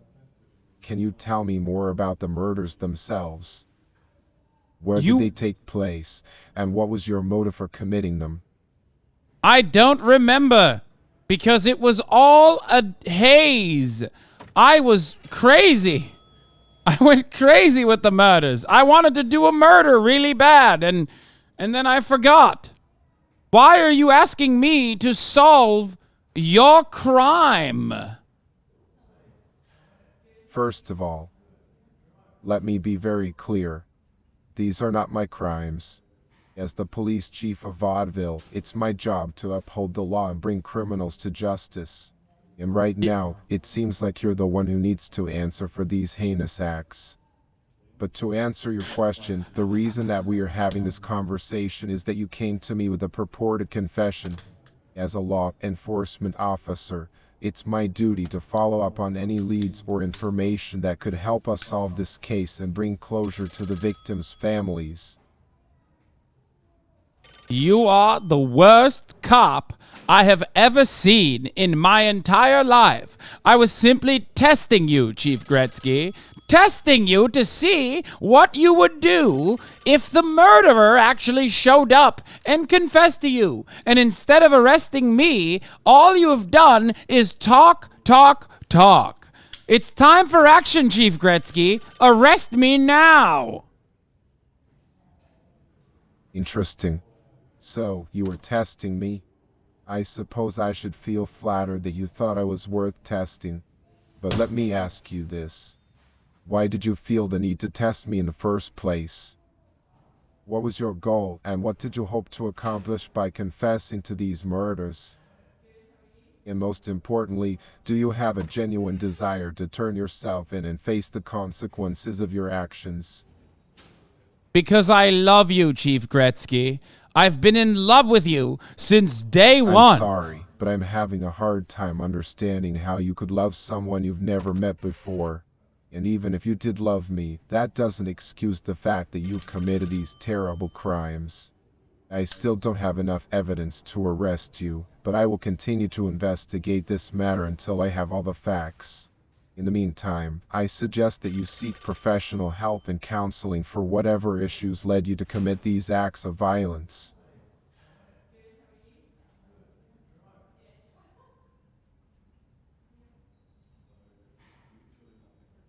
I don't know what to say. I mean, it's hard. He said, get therapy. Like, imagine you go up to a police chief and you say, I've done a murder, a gruesome crime. And his response is, yeah, just get therapy, peace. We'll look into it further. Check other people. How? Press F1, CMB, or LB to toggle the notebook. Detective Martini. Where is Detective Martini? I don't know. Why don't you tell me? Did you lose him already? I fucking hate you. You fucking piece of shit. I hope every day that you are alive is worse than the day before. You will never solve a crime in this city. I'm sorry. But no, I don't like talking about this. How do I get out of here? I can't do this. Oh, right. Oh, there.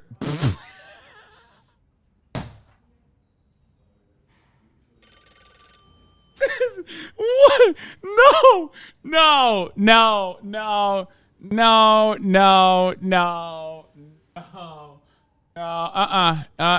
Another detective. Oh, okay. There's nothing back there. Just these two, huh?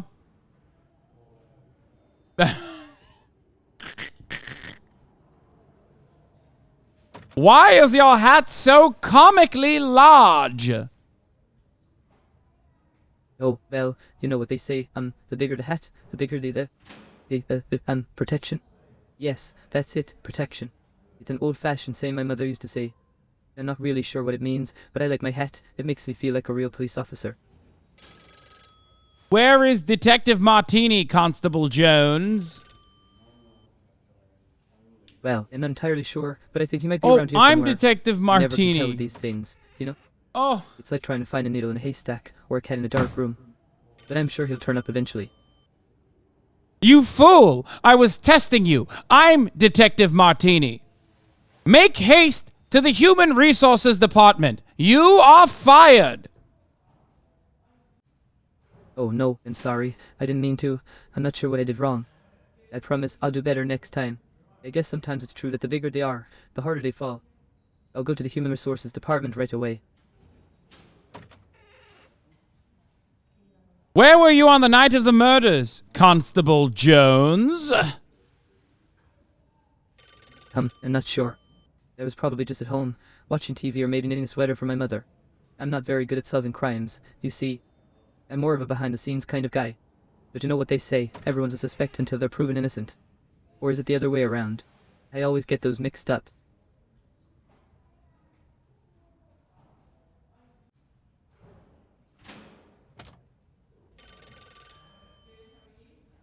Give me the name and number of your mother. I am going to ask if your alibi is airtight. Yeah, I'm not sure if I should do that. My mom's a very private person, you understand. Besides, I don't think she knows anything about the murders. She's been busy with her own stuff lately. You can't judge a book by its cover, you know? Or was it don't kill your chickens before they hatch? I get so confused sometimes. That was another test, Constable Jones. I was with your mother on the night of the murders. I was having sex with her, so she did not see you knitting a sweater at home. Let's discuss an unrelated topic. What? I'm sorry, I'm just not very good at this. I don't want to make things worse. I guess it's true that you can't make an omelet without breaking a few eggs. Or was it that every cloud has a silver lining? I don't remember. I just want to help, but I'm not sure how. You can help by confessing to the murders that you committed. What? Me? Commit the murders? That's ridiculous. I would never do something like that. He said Like they say, what? Honesty is the best policy. Or was it better safe than sorry? I don't know anymore. Please don't accuse me of something so awful. Why? I don't want to get in trouble. It's like they always say, if you can't do the time, don't do the crime. Or was it, when the going gets tough, the tough get going? I don't remember. But I didn't do anything wrong, I swear. Innocent until proven guilty, right? Or is it guilty until proven innocent?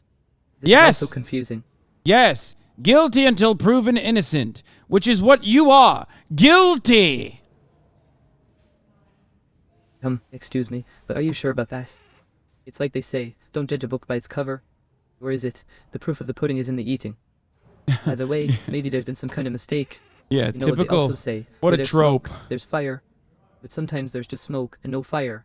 Or is it, where there's What smoke, a trope. The there's mirror? classic idiom challenged Gosh, now I'm even constable more character. confused. Do you only repeat sayings, Constable Jones?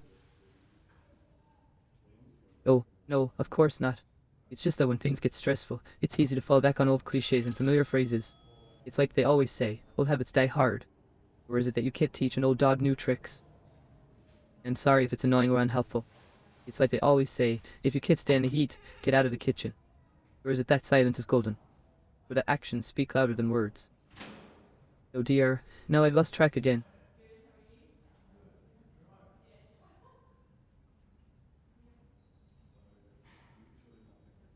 I give up. He fucking bricked me. You know what I mean?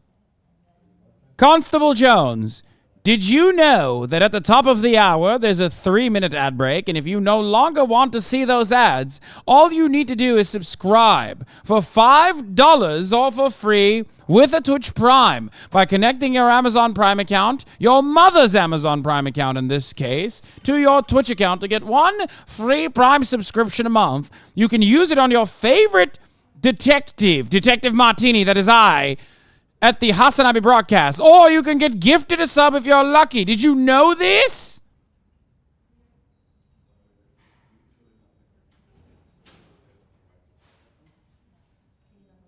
I think I broke it.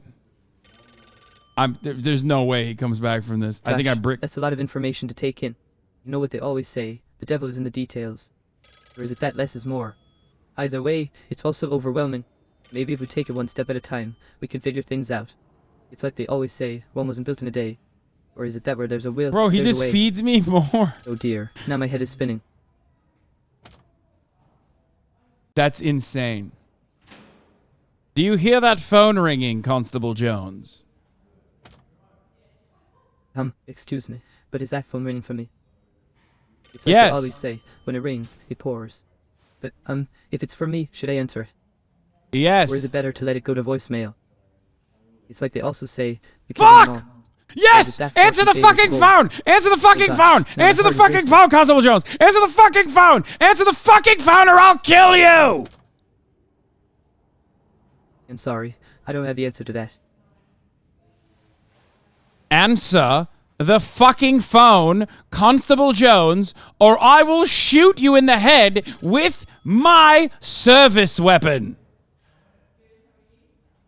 I'm sorry, but no, I don't like talking about this. You will be talking from a second hole I put in your brain if you don't answer the phone now. Oh my, that sounds awfully threatening. It's like they always say, desperate times call for desperate measures. But, if it's okay with you, could we please not resort to violence? It's like they also say violence never solved anything. Or is it that an eye for an eye leaves the whole world blind? Either way, maybe we could try to keep things civil and find a peaceful solution. It's like they always say, there's no problem too big that we can't solve together. Or is it that a problem shared is a problem halved? Oh dear, now my nerves are really getting the best of me. Chief Gretzky, you have a fucking idiot in your hands. Chief Gretzky. Chief Gretzky. Oh, I broke them. I broke them both.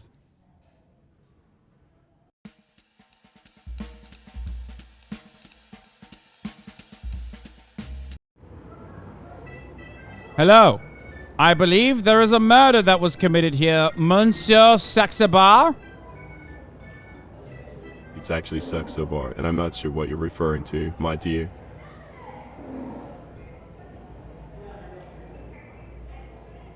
Did you do the murder?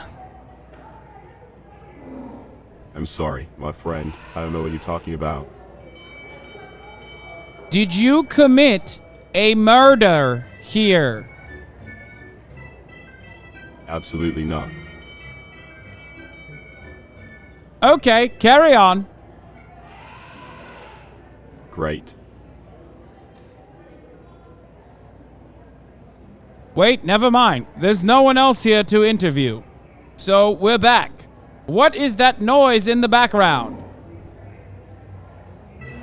That's the orchestra rehearsing for tonight's show.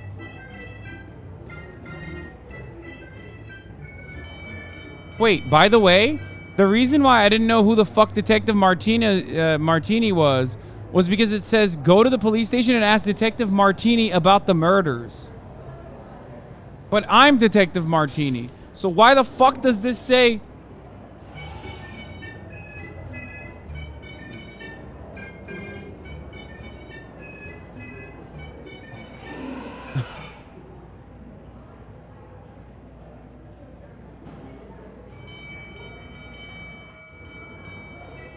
That doesn't sound like the orchestra. It sounds like an elephant. They are lions, my friend, and they are not just any lions. They are the most magnificent beasts you will ever see. Could it have been a lion that committed this gruesome act of murder? No.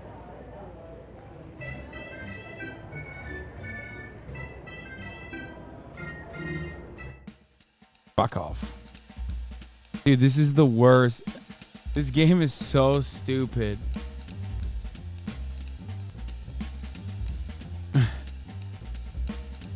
This game is the dumbest fucking game of all time. It's so dumb. Alright, what is coral? Oh! A dame! How lovely! Oh wait! You have no shoes! Haha, it's a bit chilly outside for bare feet, isn't it? But I just love feeling the ground beneath me. It's so liberating. What are you wearing? Oh, this old thing. It's a tank top designed by a famous stylist with the text Vaudeville style on the front. And a culotte. I love wearing clothes that make me feel confident and free to move around. Do you have a boyfriend, Ingrid? Well, I don't have a boyfriend at the moment, but I'm always open to meeting new people and making new connections. Who knows what the future holds, right? Right. What do you feel about man in uniform? Say, a detective, maybe. Oh, I think detectives are really interesting. They get to solve mysteries and uncover the truth about things. Plus, they usually have a really good sense of justice. Why do you ask? Do you know a detective or something? Well, Ingrid, I am a detective. And the mystery I'd like to solve is what you're doing tomorrow. And will you go on a date with me? Oh, detective. You had me there for a moment. I'm actually not sure what my plans are for tomorrow yet, but I'd love to hang out and get to know you better. Let's keep in touch and figure something out, okay? Well, what's your phone number then, Ingrid? I will call you on my rotary phone. I'm sorry, but I don't feel comfortable giving out my phone number to someone I just met. But if you give me your number, I can call you instead. And as for the rotary phone, that's so vintage. I love it. Wait, what? What is my phone number? Fuck. What's my number?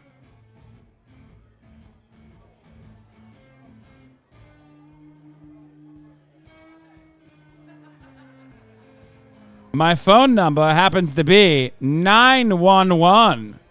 Call in case of an emergency, or if you're too hot, I can put your fire out, Ingrid.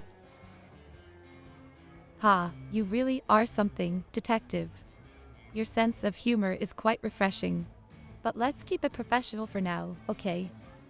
We could grab a coffee or a bite to eat sometime soon and get to know each other better. What do you say? Oh, I'd say I'd love to get a bite to eat. That sounds great, detective. There are so many amazing places to try here in Vaudeville. Do you have any particular cuisine in mind, or are you open to trying something new?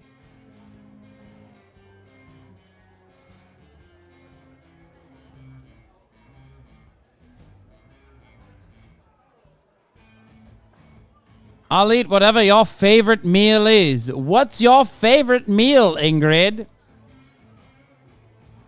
My favorite meal? That's a tough one. But if you're up for it, we could head over to this cozy little Italian restaurant called La Cucina.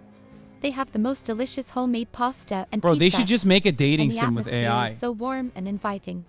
What do you think? I love Italian cuisine. Ethnic. Very nice. Great. It's settled then. We can meet at the entrance of the Coral Bar tomorrow evening and then walk over to the restaurant together.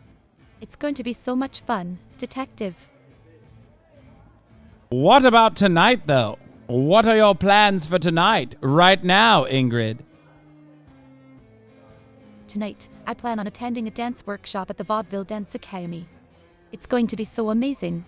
We're going to be learning some new choreography and techniques. Dancing is such a passion of mine, and it brings me so much joy and fulfillment. But enough about me, tell me more about you, Detective. Do you have any hobbies or interests outside of work? Oh, I love to dance. Specifically, learning about new choreography and techniques. Dancing is such a passion of mine because it brings me so much joy and fulfillment, Ingrid.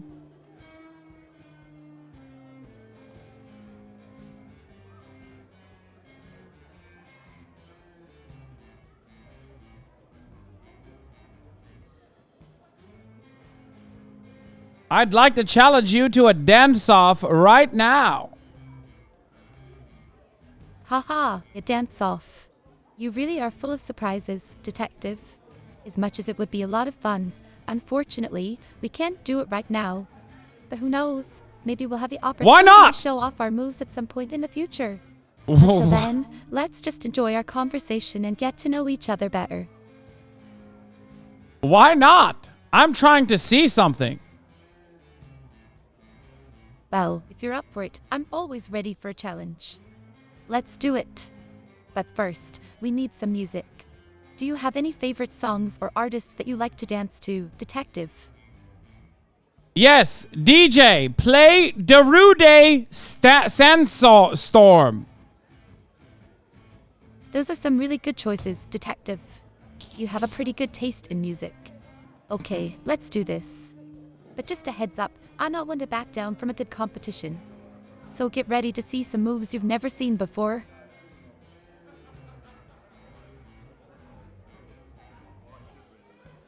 Okay, actually, I would like to play some 100 Gex. Oh, 100 Guests? That's a classic game. I used to play it all the time with my friends back in Europe. What? It's such a fun way to pass the time and get to know each other better. I'm definitely up for it, Detective. Okay. Let's play. Okay, you start. All right, let's see. How about TH? Question, if you could have any superpower, what would it be? I think that's always a fascinating question to ask because it can reveal so much about a person's personality and desires. So, what do you think, Detective? If you could have any superpower, what would it be? I'd like to have a super long penis that I can grab stuff with. You know, like an octopus, but with one arm instead of 8, and the arm is just a penis. I'd rather not talk about it, please.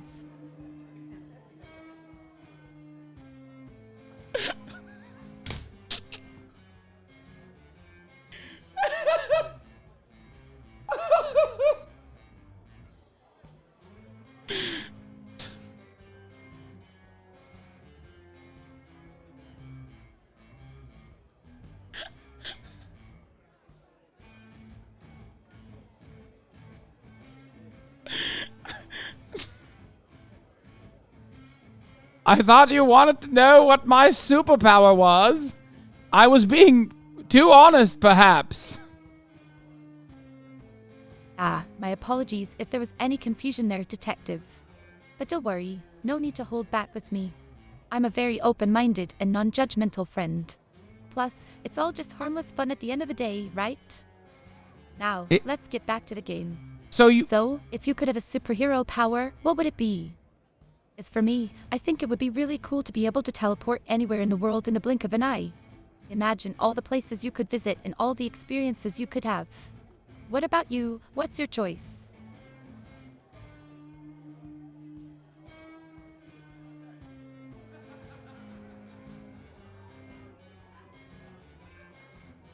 Ah, you called me a friend. Does that mean I'm in the friend zone? Do you not see me in a romantic way at all, Ingrid? Oh, detective. Of course, I see you as a friend. No! It says that friends can also be romantic partners. Yes! I think it's all about the connection and chemistry between We're two back, people. boys! And honestly, I feel like we have a great connection and understanding already. Who knows what the future holds for us? Maybe we'll continue to grow closer and explore our feelings for each other. But for now, let's focus on having a good time and getting to know each other better. Okay? What about exploring each other's bodies?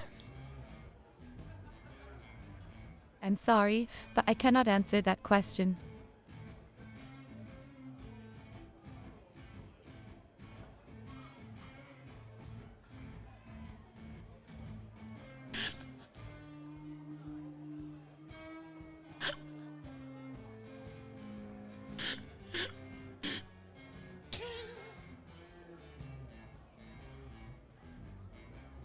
Oh, okay.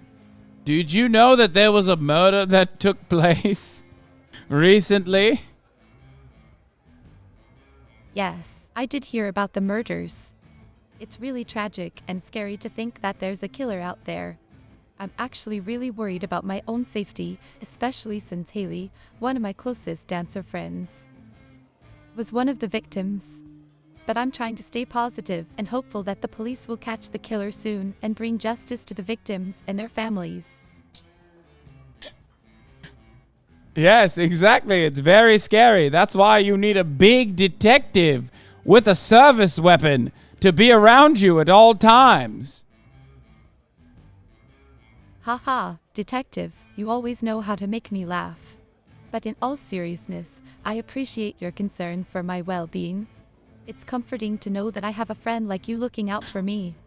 And who knows, with your detective skills and my dance moves, we might just be able to outsmart the killer together. I like people that go, I didn't know Hasan was like this.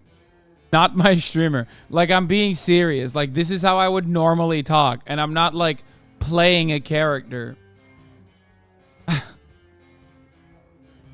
If you don't stop, I'm finishing the post.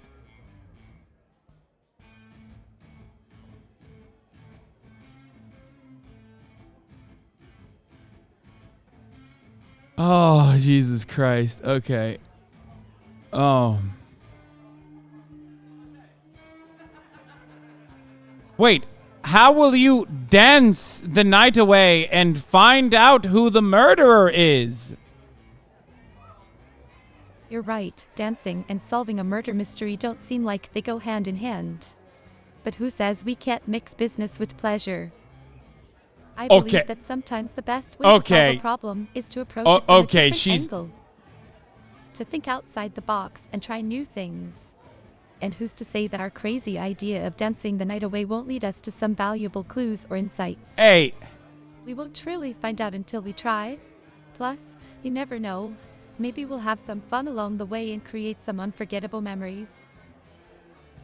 Ingrid, I feel like you're flirting with me. And I like it. Well, detective, I'm glad to hear that you're enjoying yourself and finding me charming. I must admit, I'm having a great time hanging out with you two. I think we make a pretty good team, don't you? And who knows, maybe this is just the beginning of something special between us. But for now, let's just enjoy the moment and have some more laughs and good times together. Ingrid, I'm going to be brutally honest with you. Even if you did the murder of your best friend, I would still defend you and protect you and lie and find another person to blame. Detective, I appreciate your honesty and your willingness to protect me, but I hope it doesn't come to that. I have faith in the police and in the justice system to find the true culprit behind these terrible murders. And as for our friendship, I value your honesty and your support, but I hope that we can always be truthful with each other and work towards building a strong foundation of trust. Let's keep the good vibes going and focus on the positive things in life.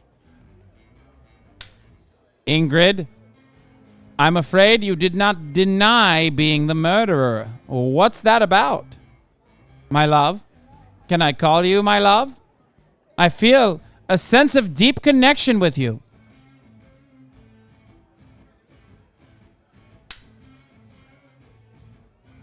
Whoa, hold on there, my sweet talking friend. Don't be afraid. There's no need to jump to conclusions. Of course, I'm not the murderer. Why would you even suggest such a thing? And as for being your love, let's slow down a bit.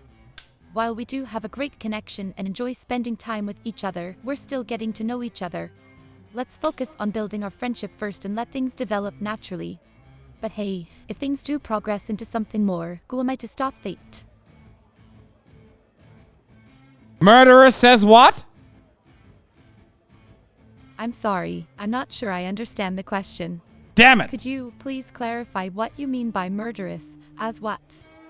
I don't want to misunderstand you or give you an inappropriate response. She's too smart! Damn it, she's good. Thank you, my dear. Your compliment means a lot to me. I'm really enjoying our conversation and spending time with you. It's so refreshing to have someone like you in my life, someone who's fun, witty, and just a joy to be around. Let's keep the good vibes going and see where this friendship takes us. Let's try this again. Murderer says what? Ha, you're trying to catch me off guard, aren't you? Well, sorry to disappoint you, but I'm not the murderer. You can trust me, my friend. And as for your little joke, it's cute, but it won't work on me. I'm too smart and too quick for that. But hey, if you want to try again, go ahead. Maybe third time's the charm. I'm a little scared now. I'm a scared little boy, Ingrid. Oh dear, don't be scared, my friend. There's nothing to be afraid of. Sometimes life can be scary and unpredictable, but that's what makes it so exciting. We just have to face our fears head on and not let them control us. And if you ever need someone to talk to or lean on, you can always count on me. Together we can conquer anything, even our deepest insecurities and fears. So, let's take a deep breath, shake it off, and keep moving forward with confidence and courage. Who do you think did the murder of your friend, Ingrid? Honestly, I have no idea. It's such a tragic and senseless act, and it breaks my heart to think about it. But I know that the police are working hard to find the killer and bring them to justice. And in the meantime, I'm doing my best to stay positive and hopeful that good will prevail over evil. It's not easy, but I have faith in the power of love and community to overcome any obstacle. We're all in this together, and together we can make a difference. Did your dancer friend have any enemies that I need to know of? Well, my dear detective, I can't speak for Haley's personal life, but as far as I'm aware, she was a kind and loving person who didn't have many enemies. She was a talented dancer and a great friend to many people, including myself. I don't think anyone would want to harm her, let alone kill her. But of course, I could be wrong. It's possible that there's someone out there who had a grudge against her or wanted to hurt her for some reason. But until we have more information, it's all just speculation. What about you, Ingrid? Did you ever feel a sense of competition against your friend? Competition. Me, oh, my darling detective, you must be mistaken. I never felt any sense of competition towards my friend. I'm a firm believer that there's enough success and happiness to go around for everyone. And besides, me and my friend were pursuing different paths in the dance world. She was a contemporary dance prodigy, while I'm more focused on classical ballet. We had our own unique styles and strengths, and we always supported each other's dreams and aspirations. So, no, there was never any competition between us. Only love and admiration. What if she was actually trying to start doing ballet? That's an interesting thought, my dear detective. But honestly, I don't think that was the case. My friend was so passionate about dancing, it was her life. I can't imagine her wanting to give it up, especially not without telling me or her other close friends. Plus, she had so much talent and potential, I can't see her wasting it like that. But who knows? Maybe there was something going on in her personal life that we didn't know about. It's hard to say for sure. How close were you to the victim? Oh, my friend, I was very close to her. We were dance partners, roommates, and best friends. We spent so many hours together practicing, rehearsing, and performing. She was an incredible human being who What the always brought fuck? joy and light into my life. I miss her so much. But I'm also grateful for the time we had together and the memories we created. I will always cherish our friendship and keep her memory alive in my heart. What were you doing the night of the murder, Ingrid? The night of the murder? Let me think. I was actually at the Coral, the bar downtown. I was working on a new ballet routine and wanted to test it out in front of an audience. It was a really fun night, actually. I remember meeting a lot of interesting people and having some great conversations. But now that I think about it, I wish I had stayed in with my friend instead. Maybe if I had been there, I could have helped prevent her death. It's a terrible feeling to think that you could have done something to save someone you love. You wanted to do ballet in a bar? Barefoot? Haha, I know it sounds a bit unconventional, my dear detective, but that's just how I roll. As a dancer, I'm always looking for opportunities to express myself and showcase my art in unique and unexpected ways.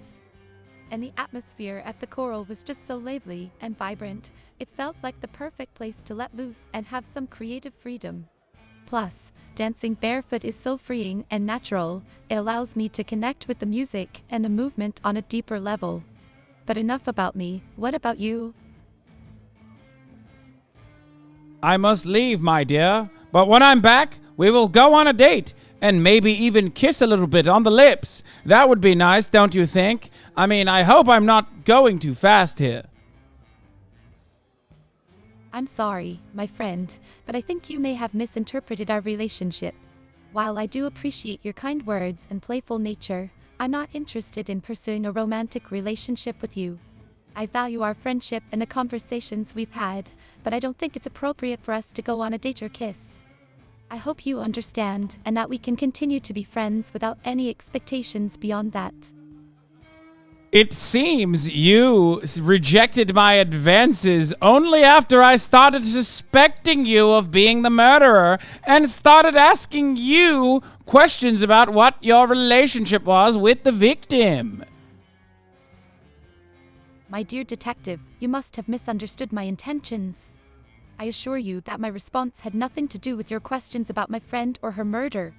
As a supportive friend, my focus is on helping you solve this case and bringing justice to her and the other victims. However, when it comes to personal matters such as dating or kissing, that is a different matter entirely. And in this case, I simply don't see myself as being compatible with you in a romantic sense. But that doesn't change my willingness to assist you in whatever way I can. What times were you at the bar, and if there's anyone who can testify to you being at the bar? Oh, I'm sorry, my friend. I think there might have been some confusion earlier. I'm actually not at the bar very often, and I don't have a regular schedule or anything like that. But if you need me to go there and talk to some people who might have seen me there on the night of the murder, I'm more than happy to do. Alright, I gotta go there. Okay. Wait, where is the bar? Isn't that here? Oh, this is the bar. I was already at the bar.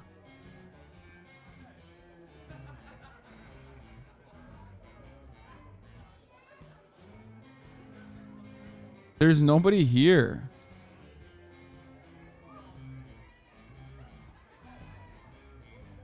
No, it said Coral Bar, right? All right, let's go to somewhere else.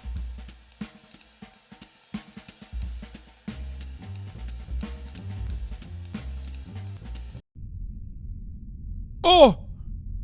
Oh my, you startled me. Oh, my apologies. I was just examining the liver and thinking about the effects of alcohol on it. It's fascinating how such a small organ can have such a big impact on the body. How tall are you? Well, I'm about 5 feet 8 inches tall. But height isn't the only factor that determines bone structure and overall health. There are many other factors that contribute to a person's physical makeup, like genetics and nutrition. Speaking of which, have you been taking care of yourself lately? How short am I? Height isn't everything, you know? It's not uncommon for people to feel self-conscious about their stature, but there are so many other important aspects of a person's physiology that should be taken into consideration. For instance, did you know that the pituitary gland plays a crucial role in regulating growth hormone levels in the body? It's truly remarkable how intricately our bodies are designed. Yes, you're right. I'm here to hear about the murders. Did you look at the bodies? Oh, the murders. It's always difficult to see the aftermath of such violence, but it's a necessary part of my job. No, I can't. Dude, this is the worst game of all time. Literally, I can't. I'm done. It's just so, it's so bad. I mean, it's fun and it's funny. And I found out now that there's an AI dating sim, which is awesome. I tried to make it as fun as it physically could be, but it's like it gives you nothing. Like the game is so broken across the board. But I think it was a good demonstration that, you know, for all of those who fucking claim that like AI is going to replace all writers and shit, there would be a real dumbass. Programmers made that AI and it shows you it can be weak. They speak so much. There's so, I mean, I'm entertained. I'm interested. It's not, you just weren't playing it right. I mean, first of all, my goal was to make it entertaining. And secondly, what do you mean? They just like, they talk like fucking Ron DeSantis. Stunning lo-fi introduction, starting off the day. Anyway, that's it. We did a short 9-hour one. I'm done for the night. Okay.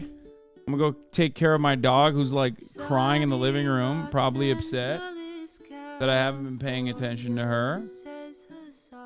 It was, I did steal your joke, yes, to the one chatter who said the Ron DeSantis thing.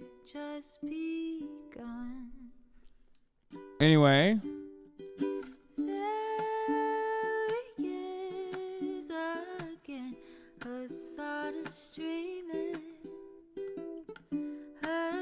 Love you all. I will see you tomorrow.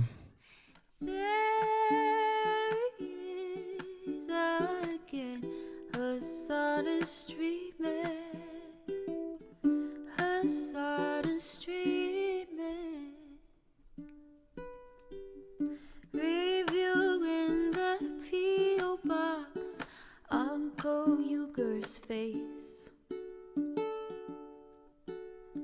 Sudden discord at your prop, great names take embrace.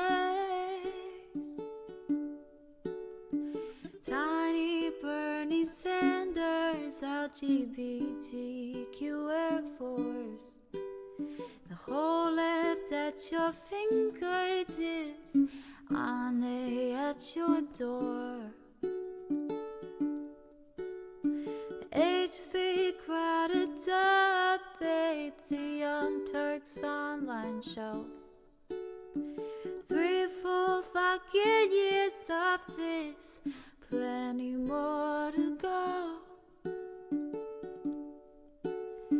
90-day fiance, talks of champagne bourgeoisie. A Trump rally live reaction, a mass riot at DC. There he is again, Hasan is streaming. Hasan is streaming. There he is again, Hasan is streaming. Hasan is streaming. Reading live stream fair comments, Austin show chat advice, and all the ways the right wing pipeline can suck you in online. JCS react, Lord frame gets broken, cover blown.